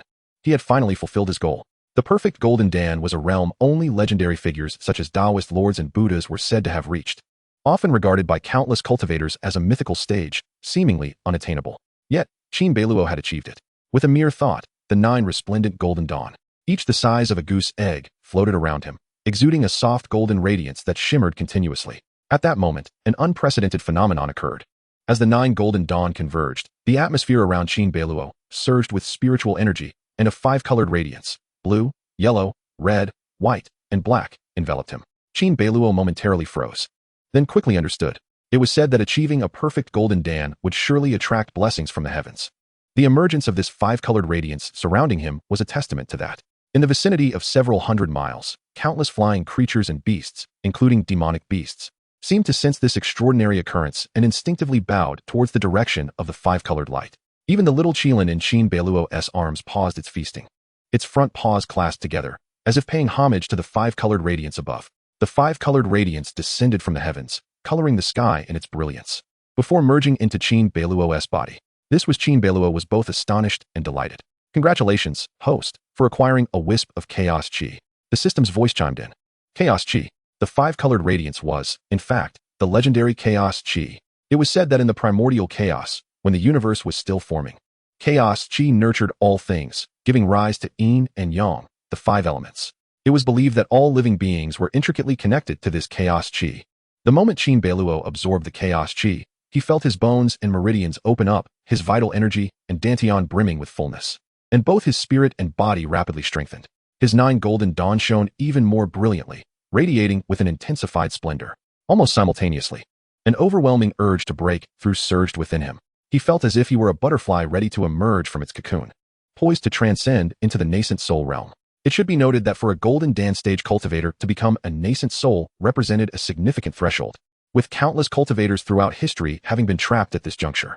Yet for Qin Beiluo, it felt as though only a faint restraint held him back, akin to a delicate membrane, easily pierced with a gentle push. It could be said that should he wish to break through to the nascent soul, it would take but a moment to accomplish. Moreover, this wisp of Chaos Qi proved to be immensely beneficial. Qin Beiluo felt a surge of vitality coursing through him, as if his potential was boundless. Even his dragon elephant golden body began to manifest automatically, The ethereal images of the dragon and elephant behind him appeared more lifelike than ever, exuding an overwhelming pressure akin to that of their true forms, instilling a sense of intimidation. Both Qin Beiluo's physical body and spirit were nourished by the chaos qi. Though it was merely a wisp, it felt as though he had been granted the essence of life itself. Congratulations, host, for obtaining a wisp of chaos qi, receiving the blessings of the heavens, and increasing your lifespan by 1,000 years, achieving a perfect golden dan. The system's notification resonated in his ears. His lifespan had increased by another 1,000 years. Qin Beiluo's heart trembled. The effects of this chaos qi were astonishingly profound. It is worth noting that in this world, there are indeed longevity-enhancing treasures, such as the longevity peach and the immortal vine. However, most could only extend one's life by decades, at most a few hundred years. As for whether there were even more potent longevity treasures, Qin Beiluo could not ascertain. Moreover, these longevity-enhancing plants were exceedingly rare and costly.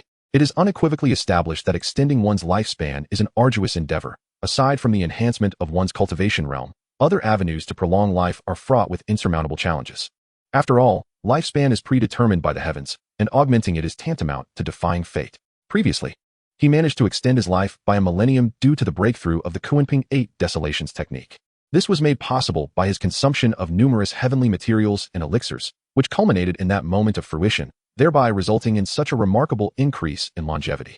Now, however, merely a wisp of chaotic energy has granted him another 1,000 years. Furthermore, he has received the blessings of heaven and earth, simultaneously achieving a perfect golden core. The information revealed by the system left Qin Beiluo in deep contemplation. He had initially believed that after condensing 9 golden cores, he had attained a perfect golden core. Yet, it now appeared that it was only upon condensing those 9 golden cores and acquiring a wisp of chaotic energy that he truly reached perfection. This chaotic energy undoubtedly represents the most significant boon of his journey to the Sword Ruins, Qin Beiluo mused. The acquisition of chaotic energy not only pertains to the augmentation of his lifespan. Every facet of Qin Beiluo, from his spirit to his physical form, from his dantian to his vital essence, has received enhancements. Moreover, he could discern that the benefits extend far beyond this. In his future cultivation, he would be able to greatly relish the profound mysteries brought forth by the chaotic energy. For instance, at this very moment, he could break through to the nascent soul stage at will, facing virtually no obstacles or risks. However, Qin Beiluo refrained from making an immediate breakthrough, as he still had spoils to gather. Casting his gaze around, Qin Beiluo's consciousness probed the distance, focusing on a thicket of trees. With a swift motion of his hand, he grasped at the void, utilizing his true essence to draw forth an object, which soon materialized in his grasp. A spiritual weapon, the falling star bow belonging to Li Waner.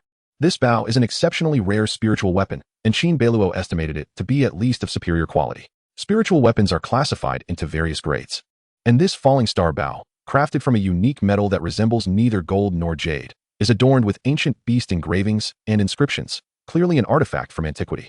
Far from ordinary, its capabilities are also extraordinarily formidable. With merely a channeling of true essence, it can unleash arrows with the force of the archer's full might, capable of traversing nearly 1,000 miles to slay foes. This implies the potential for long-range combat. Had Qin Beiluo not encountered Li Waner first and ambushed her, she could have prolonged the confrontation significantly with this falling star bow. Particularly at a distance, Qin Beiluo might have found himself at a disadvantage, relying solely on his dragon elephant golden body for defense, struggling to retaliate. Upon seeing the character's falling star inscribed on the bow, Qin Beiluo immediately recognized its name. This falling star bow is indeed remarkable. Grasping the bow in his hands, Qin Beiluo felt a deep sense of attachment. He contemplated the dangers he would have faced had Li Waner attacked him from 1,000 miles away with it. Truly a perilous situation. Fortunately, he had seized the initiative this time. The falling star bow, now rightfully his, was an invaluable spiritual weapon.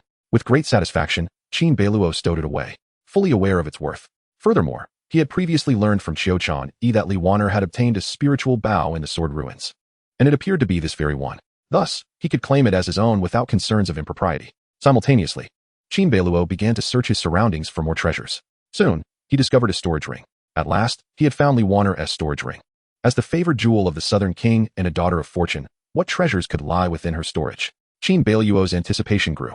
Channeling his true essence, he opened the storage ring, only to find it encased in a layer of seals. Li Waner's unique method to ensure that others would struggle to access its contents. Qin Beiluo possessed similar protective techniques, a prudent measure against theft. However, with Li Waner now deceased, the seal's potency had diminished significantly. After several attempts, Qin Beiluo finally breached the seal.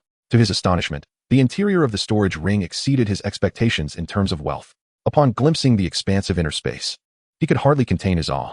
The storage ring measured over 500 square feet and was filled with a myriad of items. First, he noted the spiritual stones. A cursory count revealed 500 superior-grade spiritual stones and 10 top-tier spiritual stones. The sheer quantity of spiritual stones was astonishing, surpassing even his own collection. A windfall indeed. Elated by such an abundance, Qin Beiluo continued to explore the other compartments of the storage ring. Li Wanner had organized the contents meticulously, categorizing items for easy access. Next, Qin Beiluo's eyes fell upon an array of heavenly materials and earthly treasures. Most of these plants exuded spiritual energy, ranging from the ordinary purple beard ginseng, which provides about 100 points of spiritual energy, to the more potent dragon whisker grass and the millennium-old Zhu fruit, with several dozen higher quality plants among them. In total, he counted over 40 such treasures. Additionally, there were countless elixirs, nearing 50 vials in total. From common chi gathering pills to the exquisite healing elixirs like the Heavenly Heart Soul Returning Pill, the selection was impressive. The Heavenly Heart Soul Returning Pill was particularly valuable. During the confrontation with Li Wanner, she had relied on it to regain her vitality, or else Qin Beiluo would have had a more substantial advantage. Continuing his search, Qin Beiluo's gaze landed on an object, a spirit beast egg. Another spirit beast egg? Li Wanner truly was a daughter of fortune, having acquired it from the sword ruins. Indeed, Xiao Chan had mentioned that in her past life, Li Wanner had obtained the 5-colored spirit python from the sword ruins. Aware of this, Qin Beiluo understood that this egg would likely hatch into a 5-colored spirit python. Although rare, the 5-colored spirit python paled in comparison to the qilin, especially given that Qin Beiluo possessed the anomalous white jade qilin. Nevertheless, it remained an exceedingly precious creature. Any spirit beast holds an exorbitant value. If this egg were to be auctioned at a treasure pavilion, it would fetch astronomical prices.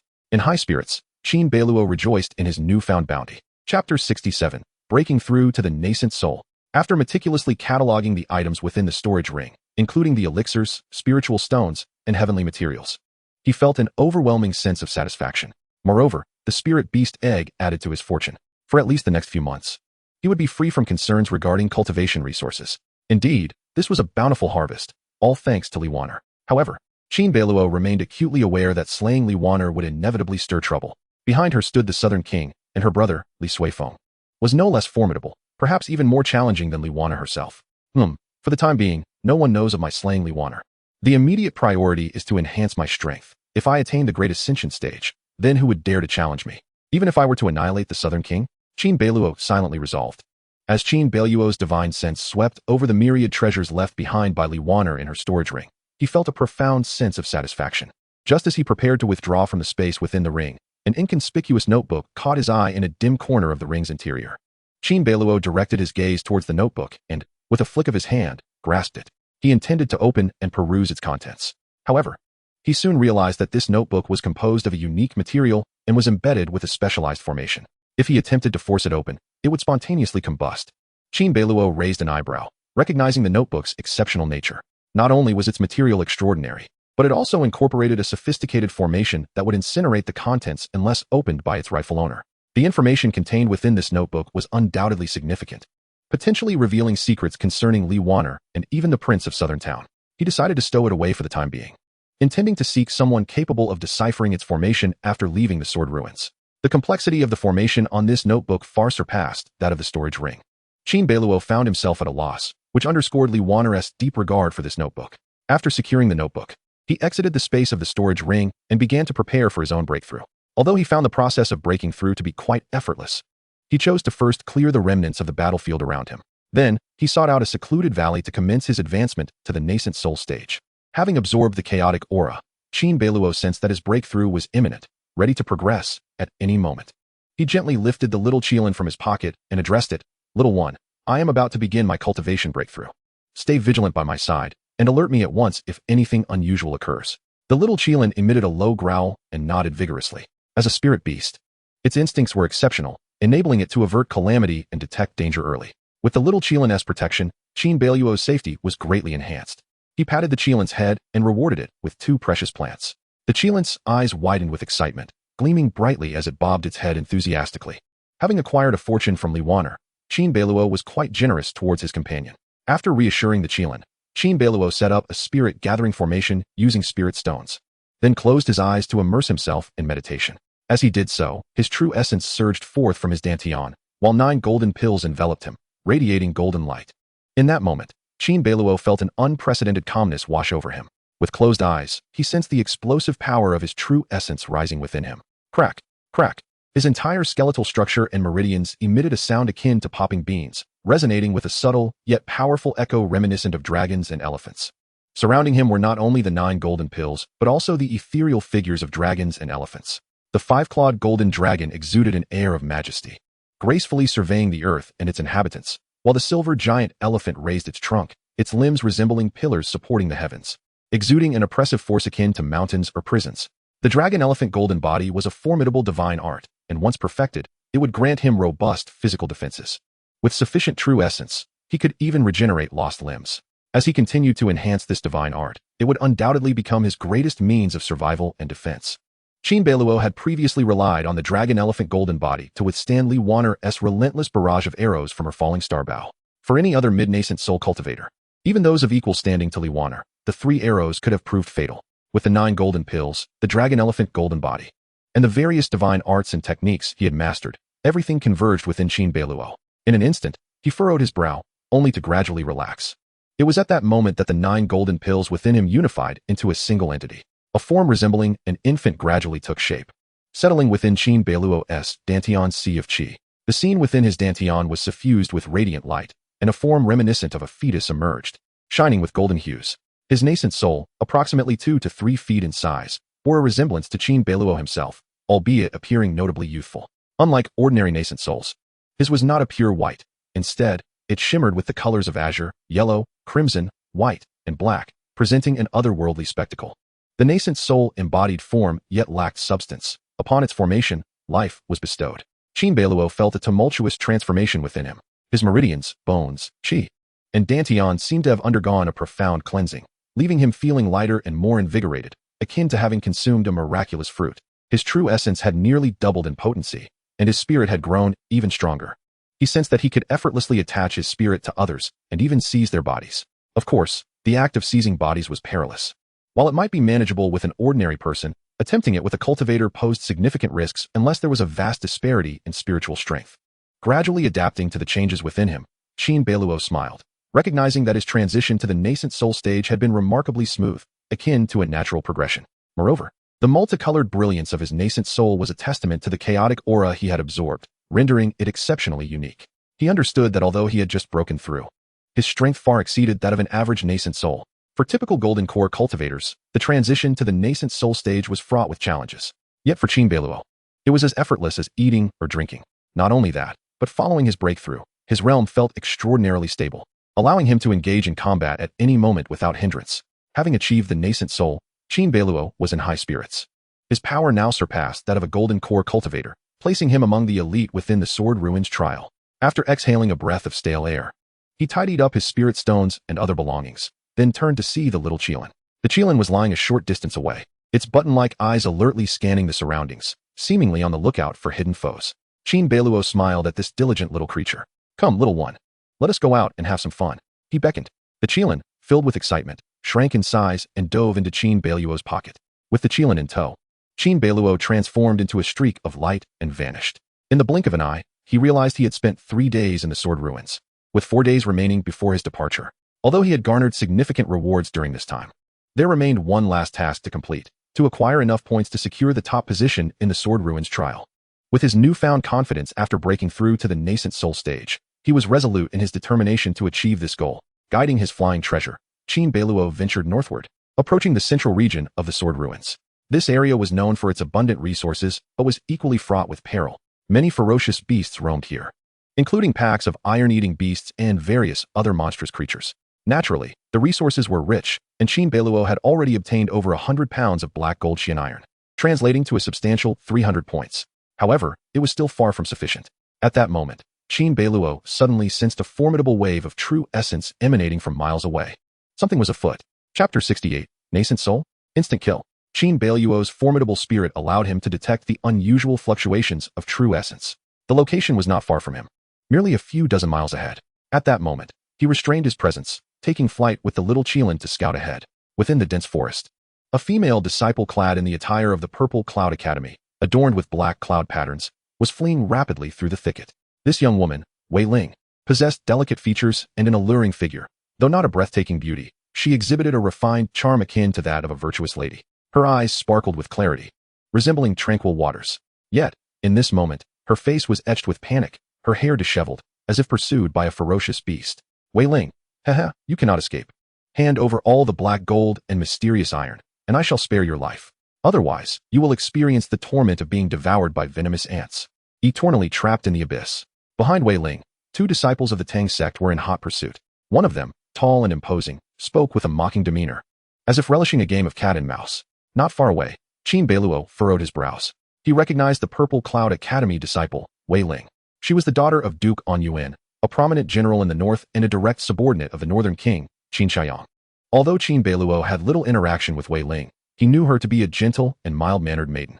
Now, as she fled in terror, the 2 Tang sect disciples pursued her with derisive laughter, treating her as mere prey. Observing the rapid depletion of Wei Ling's vital energy, her complexion grew increasingly pale, and her speed diminished. Meanwhile, the 2 Tang sect disciples wore cruel smirks, commanding a swarm of venomous insects, resembling wasps, to surround her. These black insects, each adorned with golden lines on their wings, buzzed ominously, forming an overwhelming mass that advanced menacingly toward Wei Ling. These creatures, known as soul-devouring insects, could consume a cultivator's vital essence and possessed a potent venom. Many disciples of the Tang sect had raised these insects from a young age, capable of manipulating their movements at will. Once trapped by the soul-devouring insects, a foe's energy would be swiftly drained, and the fierce toxins would render them powerless in an instant. As Wei Ling beheld the dark swarm of insects overhead, despair flickered in her eyes. She had previously encountered the terror of the soul-devouring insects during skirmishes with the Tang sect disciples. Faced with 2 of them, she was already struggling, and now, with an entire horde of insects, she saw no glimmer of hope. She understood the treachery of her pursuers. While they claimed that surrendering the black gold and mysterious iron would spare her life, she knew that true capitulation would only lead to her demise. Thus, Wei Ling's heart plummeted, engulfed in hopelessness. Kill her. The 2 Tang sect disciples, sensing her impending collapse, grinned wickedly, commanding the insects to close in swiftly. The sky was filled with the swarming pests, intent on consuming her. In that moment of heightened terror, a surge of vital energy erupted from a great distance, transforming into an arrow that pierced the void. It was Qin Beiluo who had made his move, with the falling star bow in hand. Qin Beiluo stood suspended in the air, the wind whipping his garments into a fervent dance. Drawing the bow as one would a full moon, he infused it with his vital essence. With a swift release, he aimed at one of the Tang sect disciples, locking onto his target. Qin Beiluo harbored no concerns that the falling star bow would expose his prior actions against Li Wanner, for Qiu Chan had informed him that in her past life, Li Wanner had acquired this very bow from the sword ruins. In essence, aside from the deceased Li Wanner, no one knew the origins of the falling star bow. With the bowstring taut, he released his arrow, which cleaved through the air, trailing a brilliant comet-like blaze as it struck the Tang sect disciple. Boom! The disciple, caught off guard, felt the imminent threat too late. His hair stood on end, eyes widening in horror, yet before he could react, the arrow struck true. The Tang sect disciple was obliterated, reduced to nothingness, not even leaving behind a nascent soul. A cloud of crimson mist erupted in the air, the stench of blood permeating the atmosphere. In an instant, Qin Beiluo had slain a Tang sect disciple at the nascent soul stage. He marveled at the potency of his shot, initially believing it would only injure the disciple, yet it had resulted in a swift execution. This was, in part, due to the unparalleled power of the falling star bow, truly a superior spiritual weapon, worthy of being possessed by one as fated as Li Wanner. Furthermore, having broken through to the nascent soul stage, Qin Beiluo's vital essence was now robust and solidified, perfectly complementing the bow's capabilities. He aimed the falling star bow at the remaining Tang sect disciple, who stood frozen in disbelief. What is happening? Li Yonghe is dead, just like that? There must be an ambush, a trap. Panic gripped the disciple as he recognized the peril he faced, realizing too late that he had walked into a deadly snare. Desperately, he called out, "Whoever you are, I am Li Qingshui of the Tang sect, disciple of Elder Tang Xingchen. I beg your forgiveness for my ignorance. Spare my life, and I shall offer you 200 pounds of black gold and 50 high-grade spirit stones as recompense." Li Qingshui, fully aware of the formidable archer before him, halted his pursuit, bowing deeply and pleading fervently. He understood he was no match for this opponent, whose prowess was evident. His only hope was to save his life, and later, he could rally his fellow disciples to seek vengeance. As he made his promises, pouring forth his words, another arrow swiftly sliced through the air, aimed directly at him. Damn it, Li Qingshui thought, realizing his foe had no intention of letting him go. Gritting his teeth, he feigned submission but remained vigilant, prepared for what was to come. Suddenly, he sprang up and summoned a defensive spiritual treasure, positioning it before him. Boom! The defensive treasure shattered into fragments as a torrent of vital essence surged forth, yet it managed to deflect the arrow. Though Li Qingshui's face turned pale, he wasted no time in fleeing in the opposite direction of the arrow, commanding the soul-devouring insects to harass his pursuer. Just as he believed he had secured his escape, a tall figure darted toward him, unleashing a wave of sword intent that sliced through the air from hundreds of yards away, aimed directly at Li Qingshui. Crack! Li Qingshui's head fell to the ground, his eyes wide with disbelief in his final moments. I died just like this. I, too, am a cultivator at the nascent soul stage, yet I was so effortlessly slain? Thus, both disciples of the Tang sect met their demise at the hands of Qin Beiluo. After the demise of these two disciples from the Tang sect, a multitude of soul-eating insects exploded, disintegrating into a swirling mass of black mist that dissipated into the wind. The stench that emanated from the explosion of the soul-eating insects was overpowering, but Qin Beiluo fortuitously utilized his true essence to ward off the encroaching corruption. Subsequently, he strolled leisurely, discreetly collecting the remaining Qianquan bags belonging to the two fallen disciples. Storage rings are rare treasures, typically possessed only by cultivators at the God transformation stage or higher. Most practitioners at the nascent soul and golden core stages commonly utilize Qianquan bags. Although the storage capacity of Qianquan bags is less than that of storage rings, and they are more cumbersome to carry, they remain the preferred choice for the majority of nascent soul and golden core disciples. Qin Beiluo cast a cursory glance at the Qianquan bags of the two disciples, initially harboring little hope. However, his heart skipped a beat. To his astonishment, these two Tang sect disciples were rather affluent. Chapter 69, Striking It Rich. Qin Beiluo had not anticipated that the two Tang sect disciples would possess such wealth. The combined contents of the two Qianquan bags amounted to over 200 superior-grade spirit stones, nearly 20 rare medicinal herbs, and a dozen vials of elixirs. The total wealth of these two individuals was quite substantial, comparable to a quarter of Li Wanner's fortune. Most importantly, there was over 500 pounds of black gold mysterious iron. It is noteworthy that until now, Qin Beiluo had only accumulated a little over 300 pounds of black gold mysterious iron, which equated to just over 300 points. To discover that these two Tang sect disciples possessed more than 500 pounds of black gold mysterious iron was an unexpected windfall. In a flash, Qin Beiluo's point total surged by over 500, bringing his total to more than 800 points. Had this occurred during the previous trials in the Sword Ruins, it would have placed him among the top 5 contestants. Indeed, plundering proved to be the swiftest means of amassing wealth, Qin Beiluo mused. He slowly turned, fixing his gaze upon Wei Ling, a female disciple from the Ziyun Academy. Wei Ling trembled slightly, her aura diminished, and she spoke softly. Thank you, Qin Jinchuan, for coming to my rescue. Wei Ling recognized Qin Beiluo, as they were both scions of noble families in the imperial capital and had previously known each other. However, she was astonished to see that his strength seemed to have surged into the nascent soul realm. How had he progressed so rapidly? Just days before entering the Sword Ruins, he had only been at the late Golden Core stage. The thought left her bewildered, especially recalling how Qin Beiluo had instantly dispatched the two Tang sect disciples with a thunderous display of power, instilling a deep sense of reverence within her.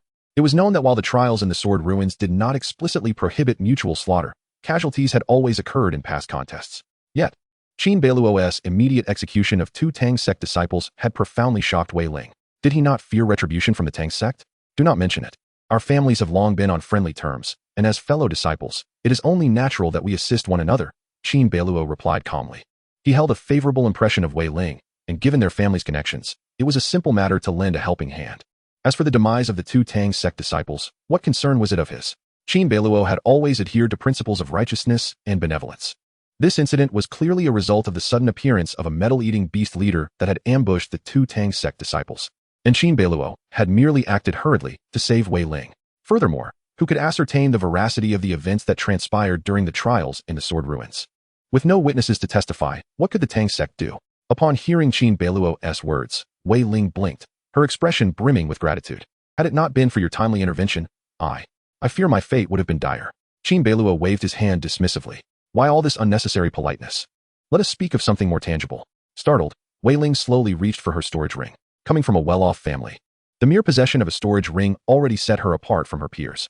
She retrieved 200 pounds of black gold mysterious iron, flicking it towards Qin Beiluo. The black gold mysterious iron was significantly denser than ordinary iron. 200 pounds was no larger than a basketball. This is a token of my gratitude for saving my life. Please, Qin Jinchuan, accept this. It is all the black gold mysterious iron I possess. A faint smile graced Qin Beiluo's lips. This girl was refreshingly genuine, willing to part with all her black gold mysterious iron. Perhaps she was indeed intimidated by his prowess. Qin Beiluo regarded Wei Ling thoughtfully, choosing not to accept the black gold mysterious iron immediately. After a moment of silence, he inquired, Wei Ling, How did you attract the attention of these two Tang sect disciples? I was initially searching for black gold mysterious iron nearby when I sensed the presence of soul-eating insects. It was then that I realized I was being targeted by the Tang sect disciples. They soon began to pursue me in tandem, and I was fortunate to encounter you. Wei Ling explained. Qin Beiluo concluded. This implies that these Tang sect disciples are likely hunting in the sword ruins, preferring to plunder rather than laboriously search for black gold mysterious iron. This would also explain the considerable resources found in their Qinquan bags, most of which they likely acquired through theft. Wei Ling nodded in agreement, increasingly convinced of this possibility. She murmured, the Tang sect disciples excel in the use of poison and concealed weapons, making them well suited for ambushes. If they were to hunt us in this manner, wouldn't it be destined for them to claim victory in the trials? Qin Beiluo chuckled. I have a plan. Would you be willing to give it a try? Miss Wei? What plan? Wei Ling instinctively inquired. Qin Beiluo elaborated. We shall use their tactics against them. You will act as bait to lure the disciples of the Tang sect and the Tianyuan sword sect, and I will then intervene to seize their resources, including the black gold mysterious iron. Upon successful execution, I shall retain 90%, and you shall receive 10. What say you? Qin Beiluo recognized that Wei Ling was relatively weaker, merely at the initial stage of the nascent soul realm, and lacked any extraordinary abilities. Furthermore, her delicate demeanor made her appear easily intimidated. By using Wei Ling as bait to ensnare the disciples of the Tang sect and the Tianyuan sword sect, he could then execute a counter-plunder. Qin Beiluo had discerned that this sword ruins trial presented a splendid opportunity for him to amass cultivation resources. The contributions of the two Tang sect true disciples had already yielded a substantial fortune. What if he were to include other Tang sect disciples as well as those from the Tianyuan sword sect? With his current strength, he was undoubtedly qualified to contend with the most formidable disciples of the Tang sect and the Tianyuan sword sect. Qin Beiluo felt emboldened. The most perilous aspect of this plan lay in Wei Ling's role as bait, which posed a risk to her life. However, despite the danger, the potential rewards were immense. Even though Qin Beiluo offered Wei Ling only a modest share, should they succeed multiple times, it would suffice to accumulate a vast fortune. Wei Ling understood that this was an opportunity. Moreover, she felt she had little choice. Having witnessed Qin Beiluo slay the Tang sect disciples, she was privy to his secret. To earn his trust, the best course of action was to align herself with him. Thus, after a brief moment of hesitation, she agreed. I am on board, Qin Xiong. I consent to your plan. Excellent. Then let us proceed, Qin Beiluo declared. Several hours later, in a valley, Wei Ling transformed into a streak of light, fleeing with an expression of panic and terror. Behind her, a Tang sect disciple, cloaked in black robes, was in hot pursuit. The disciple rode atop a massive black serpent, a venomous beast of his own training. The serpent sped along the ground with remarkable swiftness, while it continuously spat venom, all of which Wei Ling narrowly evaded. The Tang sect disciple fixed his gaze on Wei Ling, a mocking smile curling at the corner of his lips. Ah, you are quite adept at escaping, aren't you? You've wasted a considerable amount of my time. Soon, I shall make you pay double. Wei Ling remained silent, hastening her escape. The Tang sect disciple, licking his lips, sneered. Hee, little lamb, no matter how you flee, you shall never escape my grasp. Look, my black water serpent is eager. It seems to relish your scent and longs to devour you. The black serpent beneath the disciple flicked its tongue, its amber eyes fixated intently on Wei Ling. As her vital energy dwindled, she was genuinely exerting herself to flee, yet her strength was gradually waning. The serpent opened its gaping maw, emitting a thunderous roar, as if intent on swallowing Wei Ling whole. The foul stench emanating from the serpent, mingled with a torrent of venom, was now less than 10 paces away from her. At that moment, a brilliant sword light erupted, slicing through the air with lethal intent. In an instant, the serpent's head was severed cleanly in two. Blood gushed forth like a torrential waterfall. The Tang disciple stood frozen, his mocking smile stiffening on his face, his body immobile as if chiseled from stone. Chapter 70. Wealth Source. Qin Beiluo strikes. The black serpent was cleaved in two, its head soaring high before crashing to the ground and raising a cloud of dust, toppling numerous trees in its wake. Its blood gushed forth, the massive body writhing in a grotesque display. Meanwhile, the Tang disciple remained rooted in shock. Soon after, he beheld a figure emerging from the void, a strikingly handsome man, exuding an ethereal elegance akin to that of a celestial being. Dressed in white attire adorned with black cloud patterns, he unmistakably bore the insignia of a true disciple of the Ziyun Academy. It was none other than Qin Beiluo. Qin Beiluo's gaze was cold as he regarded the Tang disciple. You. The disciple snapped back to reality, his rage surging upon witnessing the demise of his cherished venomous beast. Without a moment's hesitation, he unleashed his vital energy, roaring as he charged towards Qin Beiluo, his eyes seemingly ablaze with fury, intent on ripping him apart.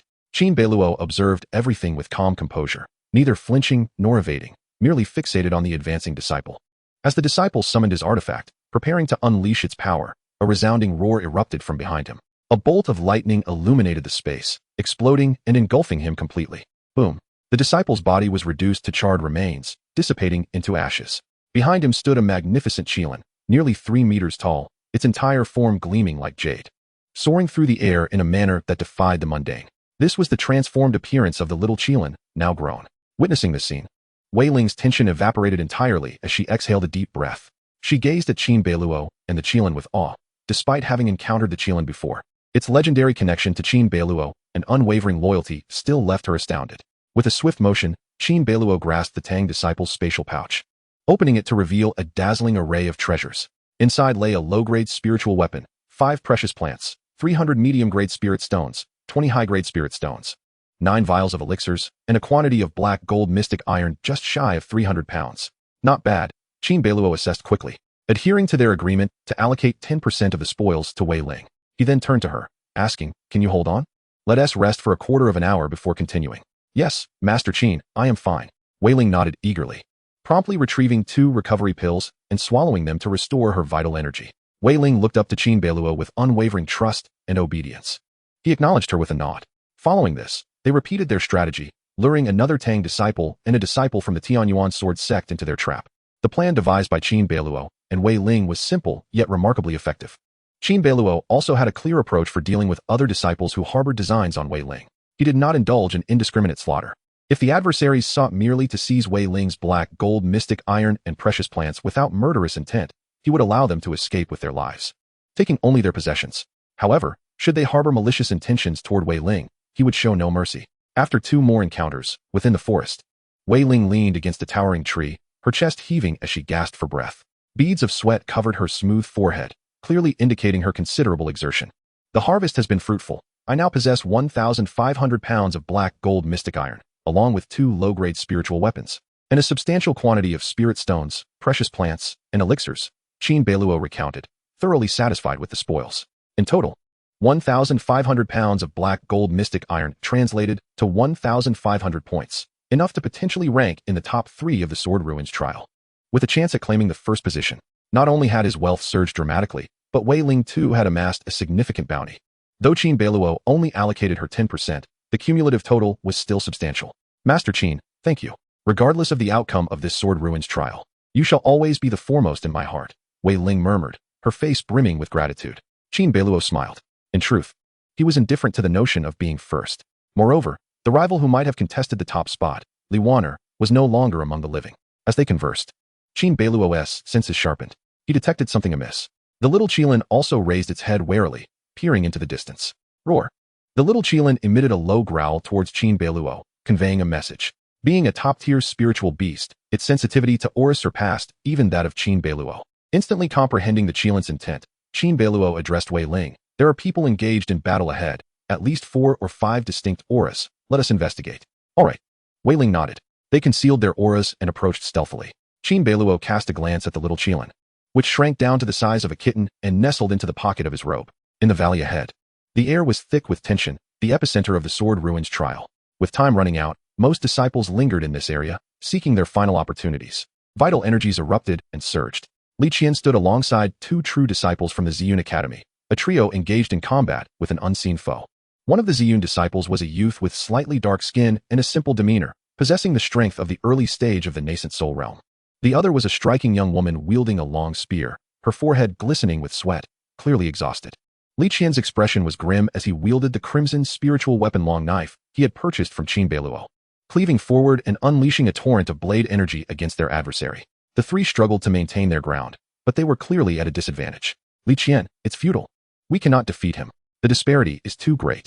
The female disciple from Ziyun Academy lamented, her spirit waning as she sighed in resignation.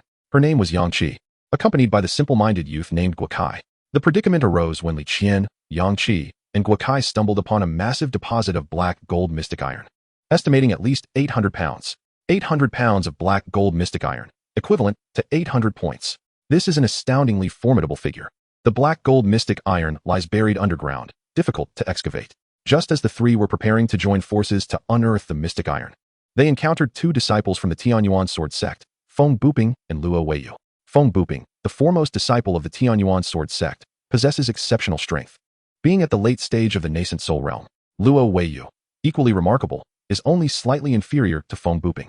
Both of them have also discovered the black gold mystic iron. Consequently, a fierce contest ensued over the precious ore. Feng Buping and Luo Weiyu, adhering to a sense of fairness, proposed a competition based on skill without resorting to underhanded tactics. However, the outcome was unexpected. The Tianyuan sword sect's Luo Weiyu did not even engage in battle, merely spectating from the sidelines. Despite their combined efforts, Li Qian and his companions found themselves utterly incapable of matching Feng Buping. Armed with a spiritual sword, Feng Buping exuded a profound essence, and his sword intent was overwhelming. Each strike forced Li Qian and his companions into a defensive stance, relentless and fierce. The gap in power was insurmountable. Yang Qi, the female disciple from Ziyun Academy, gazed despondently, letting out a sigh. The earnest youth, Guokai, remained silent as well. Only Li Qian gritted his teeth, managing to hold on, albeit with great difficulty. Feng Buping's figure flickered, and with a flash of his sword's brilliance, he sent Yang Qi's spear flying. Yang Qi's eyes glazed over, witnessing her spiritual weapon being knocked away, leaving her deeply affected, overwhelmed by confusion and helplessness. The disparity between the two sides was simply too vast. With an air of unshakable confidence, Feng Buping remarked, "You three should concede. I shall not make this difficult for you. Simply leave behind 200 pounds of black gold mystic iron or an equivalent in valuables, and you may depart." Feng Buping pointed his sword menacingly at Li Qian, Yang Qi, and Guokai, clearly asserting his dominance. The trio exchanged glances, filled with frustration yet utterly powerless. The disparity in strength was glaring. They were no match for Feng Buping, the leading disciple of the Tianyuan sword sect. Just then, a voice descended from the heavens. "Li Qian, what are you doing here?" Li Qian looked up in surprise. Chapter 71. He shines too brightly. As he raised his gaze, he saw a figure descending from the sky. Feng Buping's expression sharpened as he regarded the newcomer. The individual was strikingly handsome and exuded an extraordinary presence. Bearing an ancient longbow on his back and meeting Feng Buping's gaze with calm assurance, Feng Buping narrowed his eyes, remaining composed. On the other hand, the Tianyuan sword sect's female disciple, Luo Weiyu, brightened at the sight of Qin Beiluo, having been deeply impressed by his striking appearance even before entering the Sword Ruins trials. Qin Beiluo approached Li Qian and inquired, "Brotherly, what is happening?" Li Qian sighed, It's a long story. We stumbled upon a vein of black gold mystic iron, conservatively estimated at no less than 800 pounds, only to encounter these two Tianyuan sword sect individuals. In a fair competition, we are utterly outmatched. 800 pounds of black gold mystic iron." Qin Beiluo's heart raced. No wonder Feng Buping was present. As the foremost disciple of the Tianyuan sword sect, Qin Beiluo was well aware of his reputation. The beautiful disciple, Luo Weiyu, was only slightly less powerful than Feng Buping, making their presence here quite troublesome. Feng Buping fixed his gaze on Qin Beiluo, his voice cold and expression impassive. "You must be Qin Beiluo, son of the Northern King. I recognize you. If you wish to contend for this black gold mystic iron, you may, but it will be a test of skill." "Very well," Qin Beiluo nodded. Despite Feng Buping's indifferent demeanor, he conducted himself with a sense of fairness, which was a far more favorable impression than he had of the disciples from the Tang sect. Feng Buping radiated confidence, assured of his superiority, having heard that Qin Beiluo was merely at the golden core stage and thus no match for him. Meanwhile, Luo Weiyu displayed no inclination to intervene, her keen eyes curiously assessing Qin Beiluo. She sensed that he held considerable confidence. What trump card did he possess to challenge Feng Buping? Without hesitation, Qin Beiluo sprang into action the moment he finished speaking. Instantly, sword intent soared into the heavens, the brilliance of the flowing shadow sword flashing as it surged towards Feng Buping. Upon witnessing the sword intent, Feng Buping's expression grew serious, yet he did not retreat. Unleashing a sinister aura from his spiritual sword, dark and menacing, the clash between Qin Beiluo and Feng Buping erupted forth. Brother Beiluo, Li Qian, Yang Qi, and Guokai were hesitant, all wishing to dissuade Qin Beiluo, particularly Li Qian. Although he was thrilled by Qin Beiluo's arrival, he soon realized that even with his presence, it would be futile. The chasm in strength was too great. A single Feng Buping could easily overpower all four of them. However, just as Li Qian opened his mouth to speak, he swallowed his words in shock. He had just realized that Qin Beiluo had actually achieved the nascent soul stage. In less than 2 days, while Li Qian had made a slight breakthrough in one of his techniques, his power still lingered at the early stage of the nascent soul. Yet Qin Beiluo had attained the nascent soul. Not only that, Li Qian could distinctly feel the surging essence emanating from Qin Beiluo. This overwhelming essence filled Li Qian with a sense of inferiority. Such a rich essence. Was this truly the essence of one at the early nascent soul stage? Even those at the mid or late stages of the nascent soul might not possess such vigor. As Li Qian stood aghast, he witnessed the flowing shadow sword summon the wrath of the heavens. The winds shifted and the skies darkened. Thunder erupted in fury. The lightning surged. And Qin Beiluo wielded his technique with increasing mastery, as though he had entered a higher realm of understanding. In that moment, the divine Xia sword technique advanced further, breaking through from the introductory stage to mastery. The cultivation of techniques is divided into 5 stages: entry, mastery, minor success, major success, and perfection. The divine Xia sword technique had reached mastery. Its power ascended to a new level. The skies exploded with thunderous light, the sword intent intertwining with the tempest, intensifying the pressure on Feng Buping. The previously impassive expression on Feng Buping's face finally shifted, astonishment flickering in his eyes. Feng Buping's sword intent manifested, equally ferocious, clashing with Qin Beiluo's in the void, resulting in a stalemate. Feng Buping furrowed his brow. Since mastering sword intent and advancing to the late stage of the nascent soul, he had never before encountered such resistance. In the past, not even those at the perfected nascent soul stage could withstand his sword intent. The fact that his opponent had achieved the nascent soul stage was remarkable enough. But the sheer ferocity of the sword intent and the rusted spiritual sword in Qin Beiluo's hand were formidable. Feng Buping had also acquired a spiritual sword within the sword ruins, a top-tier weapon imbued with a fierce aura, which he had been quite pleased with. Yet he now discovered that his prideful weapon was at a disadvantage when clashing with Qin Beiluo's rusted sword. The impact revealed that his spiritual weapon was subtly outmatched. A tempest of emotions surged within Feng Buping. As a sword cultivator, he instinctively understood the implications of this revelation. The spirit weapon wielded by Qin Beiluo surpassed even the level of his own spirit weapon. Under his command, the lightning once again erupted, the resplendent thunder and its terrifying pressure causing Feng Buping's heart to race uncontrollably. This fellow's spells were formidable, and his true essence was even more astonishing. Was he truly only at the initial stage of the nascent soul? What a monster! Feng Buping was astonished. He had initially thought defeating Qin Beiluo would be a simple task, but he found himself gradually ensnared in a bitter struggle. Fortunately, his extensive battle experience and numerous hidden trump cards came into play. With a decisive move, Feng Buping seized an opportunity to split his sword intent into 2. One half countered Qin Beiluo's onslaught, while the other severed toward Qin Beiluo's true form. This was Feng Buping's proud specialty. The sword intent divided, striking simultaneously toward its target. Qin Beiluo's gaze flickered with surprise. Indeed, Feng Buping possessed some skill. However, just as Feng Buping's sword intent was about to strike Qin Beiluo, a golden light enveloped Qin Beiluo entirely. The dragon elephant golden body. With this divine ability manifested, a celestial dragon and a divine elephant appeared behind Qin Beiluo, exuding an oppressive force akin to an ocean. Boom! The sword intent collided with Qin Beiluo's dragon elephant golden body, as if a cow had fallen into the sea, leaving him utterly unmoved. Feng Buping's pupils constricted. He had thought he could at least severely injure Qin Beiluo, but instead, the spectators were stunned, their expressions a mix of shock and disbelief. Luo Weiyu from the Heavenly Yuan Sword Sect blinked her beautiful eyes, her mouth agape, as she gasped. Li Qian was first taken aback, only to be followed by a surge of ecstatic joy. Yang Qi stared blankly at Qin Beiluo, her expression complex, filled with disbelief and an overwhelming sense of helplessness. As a true disciple, she was certainly familiar with Qin Beiluo. Just a month prior, upon entering the Ziyun Academy, she had confidently believed her cultivation could rival Qin Beiluo's, yet now, the immense gap was utterly despairing. On the other hand, the simple-hearted youth Guokai looked at Qin Beiluo with unabashed admiration. Qin Beiluo's ability to withstand Feng Buping's sword intent with the dragon elephant golden body left everyone in awe, momentarily unsettling even Feng Buping.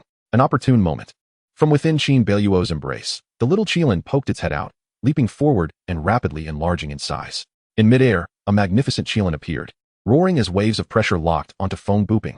The arrival of the little Qilin suddenly silenced the entire arena. The little Qilin unleashed a thunderball, targeting Feng Buping. The thunderball spiraled in the air, crackling with electricity, sending chills down Feng Buping's spine. He halted his offensive posture, a complex look crossing his face. He understood that if he made a move, that enormous thunderball would surely descend upon him. At that moment, Feng Buping found the resplendent lightning especially blinding, so blinding that he did not even wish to raise his head to look at Qin Beiluo. Perhaps, deep within Feng Buping, Qin Beiluo at this moment was even more dazzling than the radiance of the thunder, making him hesitant to meet his gaze. Chapter 72, Shocking Everyone. Holding the flowing shadow sword, Qin Beiluo unleashed a powerful sword light from the rusted sword, similarly locking onto Feng Buping. Feng Buping fell silent. He loosened and tightened his grip on the spiritual sword, hesitating for a moment before ultimately releasing it completely. After a pause, Feng Buping conceded, "Brother Qin, your abilities are remarkable. I admit defeat." Feng Buping surrendered. The crowd was taken aback, first staring in disbelief at the little Qilin, then experiencing profound shock. Especially Li Qian, Yang Qi, and Guokai, who exchanged glances, feeling as though they were caught in a dream. Feng Buping actually conceded. Not only had Qin Beiluo broken through to the nascent soul stage, but he also had a spirit beast by his side. It appeared that this spirit beast was none other than the legendary Qilin. The disciples of Ziyun Academy felt their understanding of reality being upended, particularly Li Qian, who had only parted ways with Qin Beiluo for 2 days. How had Qin Beiluo managed to ascend to the nascent soul stage and tame a Qilin in that time? Were they certain this was a mere 2-day absence and not 2 months or 2 years? Li Qian was utterly bewildered. Beside him, the female disciple of the Heavenly Yuan Sword Sect, Luo Weiyu, was equally astonished, her bright eyes sparkling with intrigue as she regarded Qin Beiluo. In midair, Qin Beiluo retracted his sword intent. Feng Buping immediately felt the pressure ease, quietly exhaling in relief. Although the opponent's cultivation was clearly lower than his, the sense of oppression was undeniable, compounded by the spirit beast's vigilant presence. No matter how one looked at it, he was thoroughly at a disadvantage. It was hard to imagine that the other party was merely at the initial stage of the nascent soul. Outmatched, Feng Buping chose to concede. Though Qin Beiluo had retracted his sword intent, he remained vigilant, turning his gaze toward the Heavenly Yuan Sword Sect's female disciple, Luo Weiyu. Qin Beiluo spoke calmly. Miss Luo, you have lost. The Wu Jin Xian Tai mine belongs to me. Do you have any objections? Luo Weiyu was momentarily taken aback. She had not expected Qin Beiluo to recognize her. In truth, before entering the sword ruins, Qin Beiluo had already inquired about the Tang sect and the disciples of the Heavenly Yuan Sword Sect with Qiu Chan. He was well aware that Feng Buping and Luo Weiyu were the most outstanding disciples of the sect, and he had gathered ample information about them. Luo Weiyu blinked her sparkling eyes and suddenly said, "What if I do have objections?" Clang. The flowing shadow sword in Qin Beiluo's hand seemed to sense its master's emotions. Erupting with a powerful roar, its sword light shifting as it locked onto Luo Weiyu. The pressure intensified for Luo Weiyu, her delicate face slightly changing as she stuck out her tongue. "I was just joking. No need to take it so seriously. If my senior brother cannot defeat you, then I concede. Is that all right?" Luo Weiyu promptly chose to back down. She truly had no confidence in defeating Qin Beiluo. The dragon elephant golden body he displayed could even withstand her senior brother's sword intent, making her predicament exceedingly challenging. Moreover, the spirit beast Qilin beside him was also watching closely. If a fight were to break out, it would likely require a desperate struggle to have any chance of victory. However, to fight over the Wu Jin Xian Tai to the death seemed hardly worth the trouble given the slim chances of success. Qin Beiluo was finally satisfied, nodding slightly. In fact, if Feng Buping and Luo Weiyu had teamed up, it would have posed quite a challenge. If they had truly collaborated, Qin Beiluo would have had to strike first and decisively eliminate one of them to have any opportunity. Nevertheless, Feng Buping and Luo Weiyu were both honorable individuals, and their characters were commendable. Taking a deep breath, Feng Buping cupped his hands in respect to Qin Beiluo and turned to take his leave. "Wait." Qin Beiluo suddenly spoke. Feng Buping and Luo Weiyu halted in their tracks. Qin Beiluo shrugged. "Since you have conceded, I shall not make it difficult for you. Each of you must leave behind 500 pounds of Wu Jin Xian Tai or equivalent valuables, and you may depart." Feng Buping raised an eyebrow. Luo Weiyu's eyes flashed with surprise. This was the same demand Feng Buping had made to Li Qian, Yang Qi, and Guokai earlier. Feng Buping had required each of them to leave behind 200 pounds of Wu Jin Xian Tai or equivalent valuables to allow their departure. Now, Qin Beiluo was returning the favor, and he had raised the stakes to 500 pounds of Wu Jin Xian Tai. Feng Buping's brow furrowed tightly, remaining silent. Luo Weiyu bit her lip, whispering, 500 pounds of Wu Jin Xian Tai per person is excessive. Li Qian, Yang Qi, and Guokai observed Feng Buping and Luo Weiyu struggling and felt an immense sense of satisfaction. Their spirits lifted. It was truly gratifying. Guokai's gaze toward Qin Beiluo brimmed with admiration and reverence, while Yang Qi also discreetly scrutinized him. Feng Buping remained silent, locking eyes with Qin Beiluo as if weighing the pros and cons of a potential confrontation. Qin Beiluo, unwavering in his resolve, met Feng Buping's gaze with unshakable confidence. Should matters escalate, he was prepared for another bout. He had not yet fully indulged in the thrill of combat. Having broken through to the Yuanying stage, Qin Beiluo felt an unprecedented surge of confidence, particularly after absorbing the chaotic energy, which invigorated his true essence like a raging tide. He was eager to test his limits. The two stood in a tense silence for a while until Feng Buping finally spoke. 500 gene of black gold mysterious iron is insufficient. We must reserve some for exchanging points. We can offer you a total of 500 gene of black gold mysterious iron, along with a piece of intelligence. Qin Beiluo raised an eyebrow in curiosity. Intelligence? What kind of intelligence? Please elaborate. Feng Buping replied solemnly. I personally witnessed Tang Yu of the Tang clan poison a true disciple of your Ziyun Academy. Furthermore, he has dispatched several disciples to hunt in the heart of the Jinshu, predominantly targeting your Ziyun Academy's students. Qin Beiluo narrowed his eyes. The revelation that Tang Yu of the Tang clan had poisoned a true disciple of Ziyun Academy was shocking. Moreover, the fact that Tang clan disciples were hunting Ziyun Academy students under Tang Yu's orders aligned with Qin Beiluo's earlier encounter with Wei Ling. He pondered deeply. Behind Qin Beiluo, Li Qian, Yang Qi, and Guokai displayed their outrage. The audacity of Tang Yu was indeed infuriating. The fact that Tang clan disciples were hunting Ziyun Academy students under his instructions was tantamount to sanctioning murder. The three were filled with indignation, feeling a chilling sense of vulnerability with their fellow disciples being harmed. Qin Beiluo's brow furrowed. He harbored a deep-seated disdain for the Tang clan, especially considering that Tang Yu might have ties to Li Wan'er. The intelligence is indeed valuable. I acknowledge its worth, Qin Beiluo nodded. He would not place complete trust in Feng Buping's words, yet the likelihood of their veracity seemed high based on his own encounters. Feng Buping produced a sizable chunk of black gold mysterious iron from his storage ring and took his leave, saying, I have said all I needed to. Should the opportunity arise again, I hope to engage with Brother Qin once more. With that, he mounted his sword and soared away. Luo Weiyu also retrieved a large piece of black gold mysterious iron, pouting slightly. Though I am somewhat dissatisfied, it is true that you have won this time. As she spoke, she too took to the skies, casting a lingering glance at Qin Beiluo before departing. Li Qian exhaled a long breath, joyfully approaching Qin Beiluo. Brother Beiluo, how did you manage to break through to the early Yuanying stage? Your speed of cultivation is astonishing. Seeing Li Qian's exuberance, Qin Beiluo shook his head suddenly. I have not broken through to the early Yuanying stage. What? Li Qian was perplexed. Qin Beiluo's cultivation was clearly at the early Yuanying stage. Just as he was about to voice his confusion, he suddenly witnessed a surging wave of true essence erupting around Qin Beiluo. Before long, 5 colors, blue, yellow, red, white, and black, radiated around him, and his true essence erupted forth, ascending to a new level of power. He had not merely reached the early Yuanying stage, he had advanced to the mid-Yuanying stage. Li Qian stood frozen, his eyes wide with astonishment. The previously soaring Feng Buping and Luo Weiyu halted midair, their expressions a complex mix of emotions as they gazed at Qin Beiluo. He had achieved yet another breakthrough. This individual was evidently concealing his true strength. Feng Buping felt a shiver of trepidation coursing through him at the thought of what might have transpired had they clashed earlier. Qin Beiluo's terrifying true essence surged like a tidal wave, rendering Li Qian and the others speechless, frozen in place. Chapter 73, Sword Pointing to the First.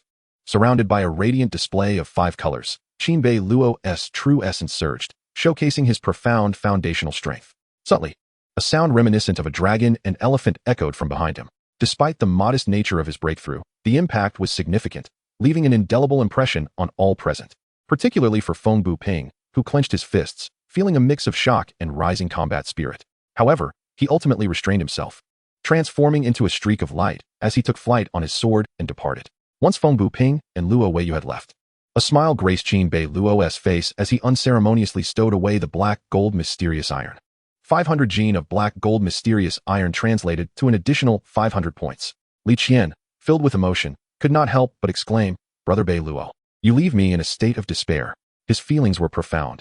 In just over a month, Qin Beiluo had surpassed him, moving from being far behind to effortlessly outpacing him. The stout, dark-skinned youth Guokai stepped forward, cupping his fists in gratitude. Qin, Brother Qin, thank you for saving me. I am Guokai, and I owe you a great debt of gratitude. I will surely repay it.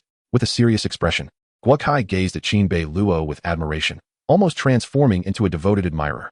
Meanwhile, the other female true disciple, Yang Qi, adjusted her appearance quietly and spoke in a gentle tone. Brother Qin truly deserves to be regarded as an unparalleled talent. I am deeply impressed. I believe you will shine brightly in the Jinshu and become the chief true disciple. Yang Qi's voice was soft and melodious, captivating to hear. Upon her utterance, Qin Beiluo showed little reaction, but Guokai appeared taken aback. Guokai scratched his head in confusion. Sister Yang, why has your manner of speaking suddenly changed? Your tone has become so gentle, and even your voice sounds different. Having a good rapport with Yang Qi, he recalled her as a fierce woman, bold and unrestrained, often more audacious than most men. Yet now, she appeared remarkably gentle. Caught off guard by Guokai's observation, Yang Qi's cheeks flushed as she shot him an indignant glare. Guokai, bewildered, asked, Sister Yang, why are you glaring at me? Be quiet. If you don't have anything nice to say, no one will mistake you for a mute. Yang Qi retorted fiercely, glaring at Guokai once more. Guokai fell silent, uncertain of what he had said wrong. Qin Beiluo chuckled softly, finding the exchange between the two amusing.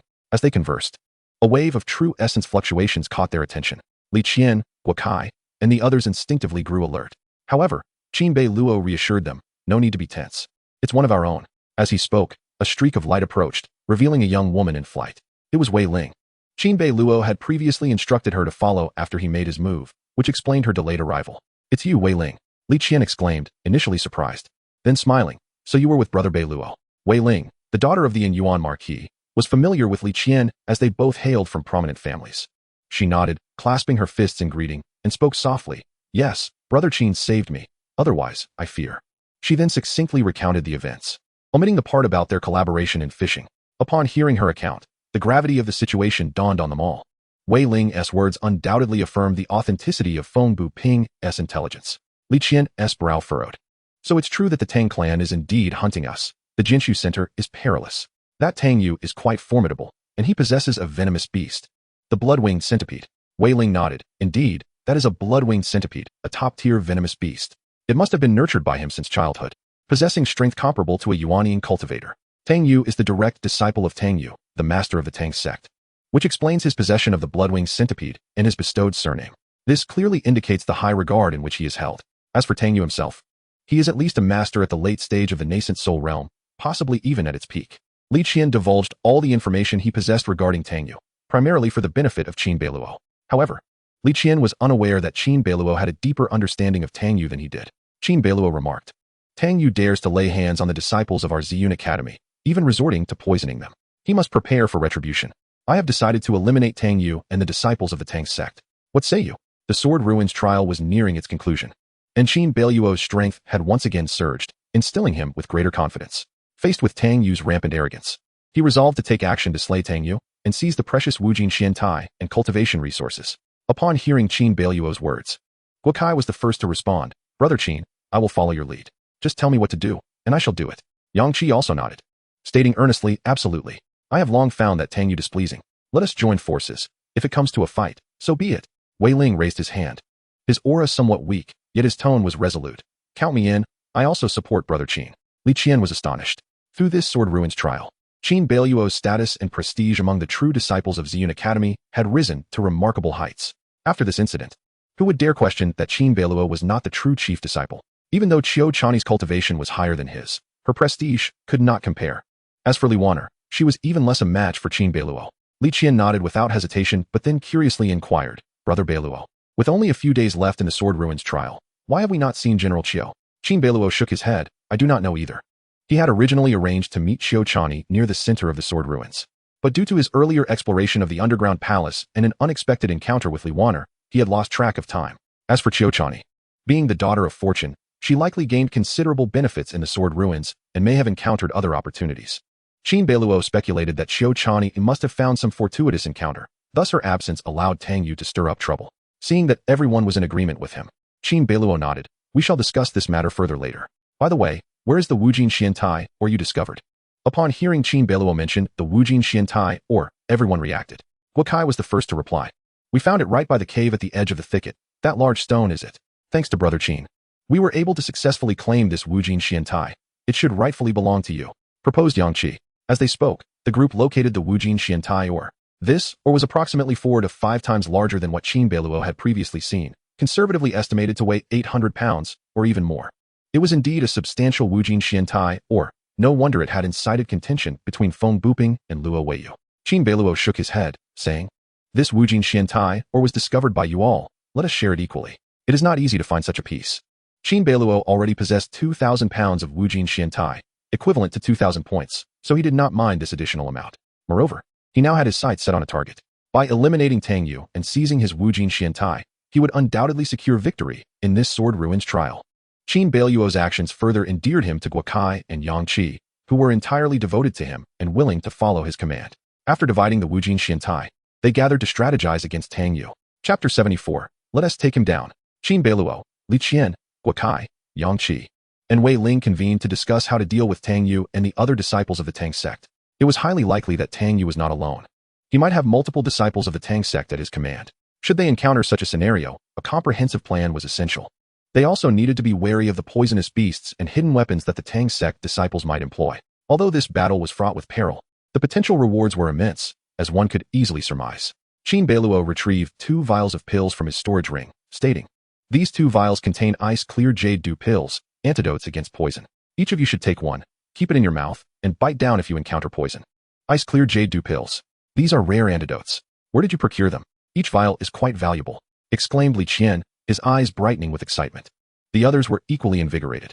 The ice-clear jade dew pills were precious antidotes capable of counteracting most poisons faced by nascent soul cultivators. It was astonishing that Qin Beiluo possessed such a treasure. Qin Beiluo chuckled. He had requested Butler Wu to prepare these in advance.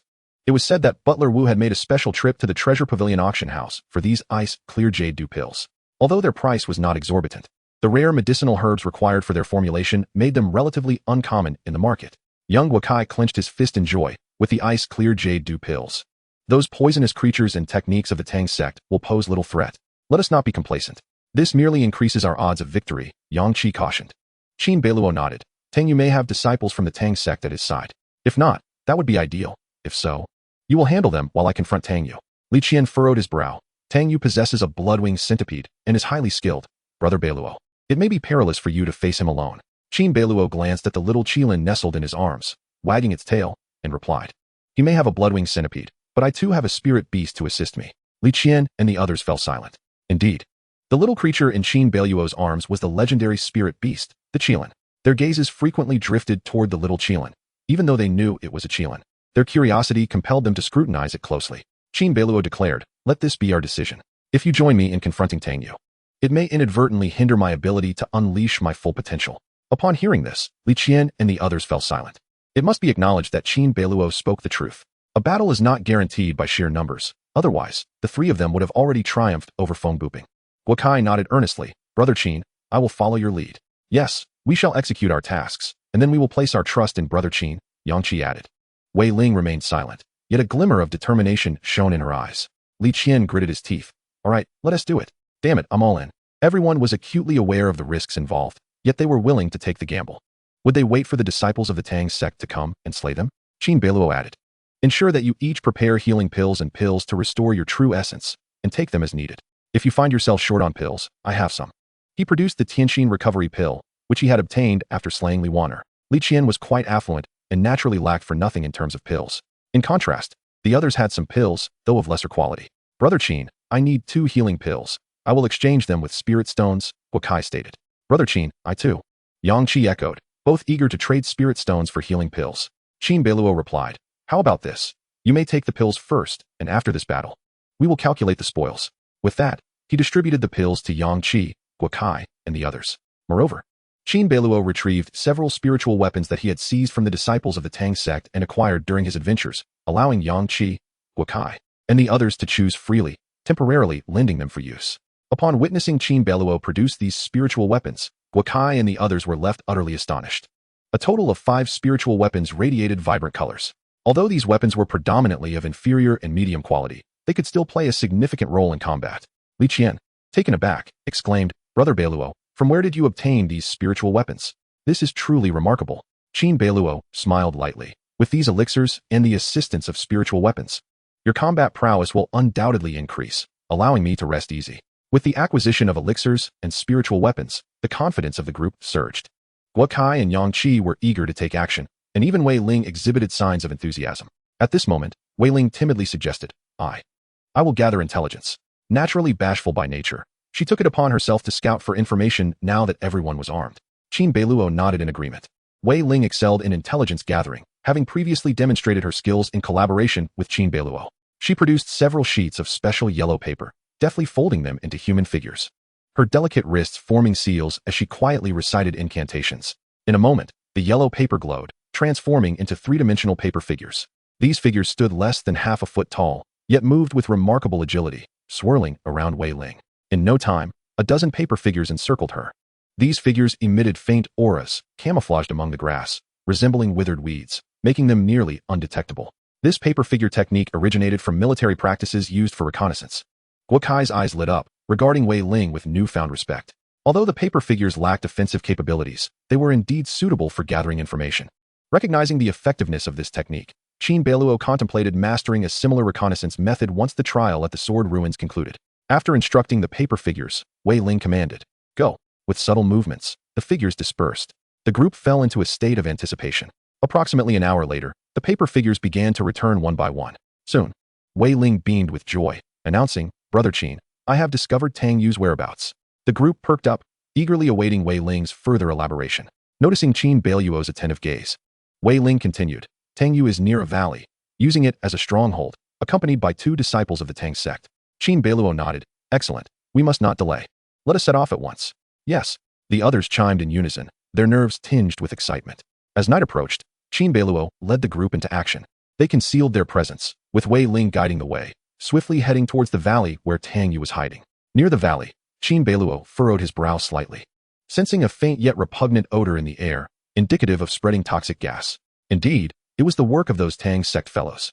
Qin Beiluo signaled to the others, and Li Qian and the rest suppressed their auras, knowing the gravity of the situation. They were now less than 1,000 yards from the valley. With the keen eyesight and hearing of cultivators, they could easily discern the commotion within the valley, even catching snippets of conversation between the 2 Tang sect disciples. As the impending battle loomed, Qin Beiluo remained exceptionally composed. This confrontation was of utmost importance. A victory would not only yield abundant spoils, but could also secure the top position in the trial, along with numerous other rewards. Conversely, defeat would inevitably lead to a dismal fate. The success or failure hinged on this battle.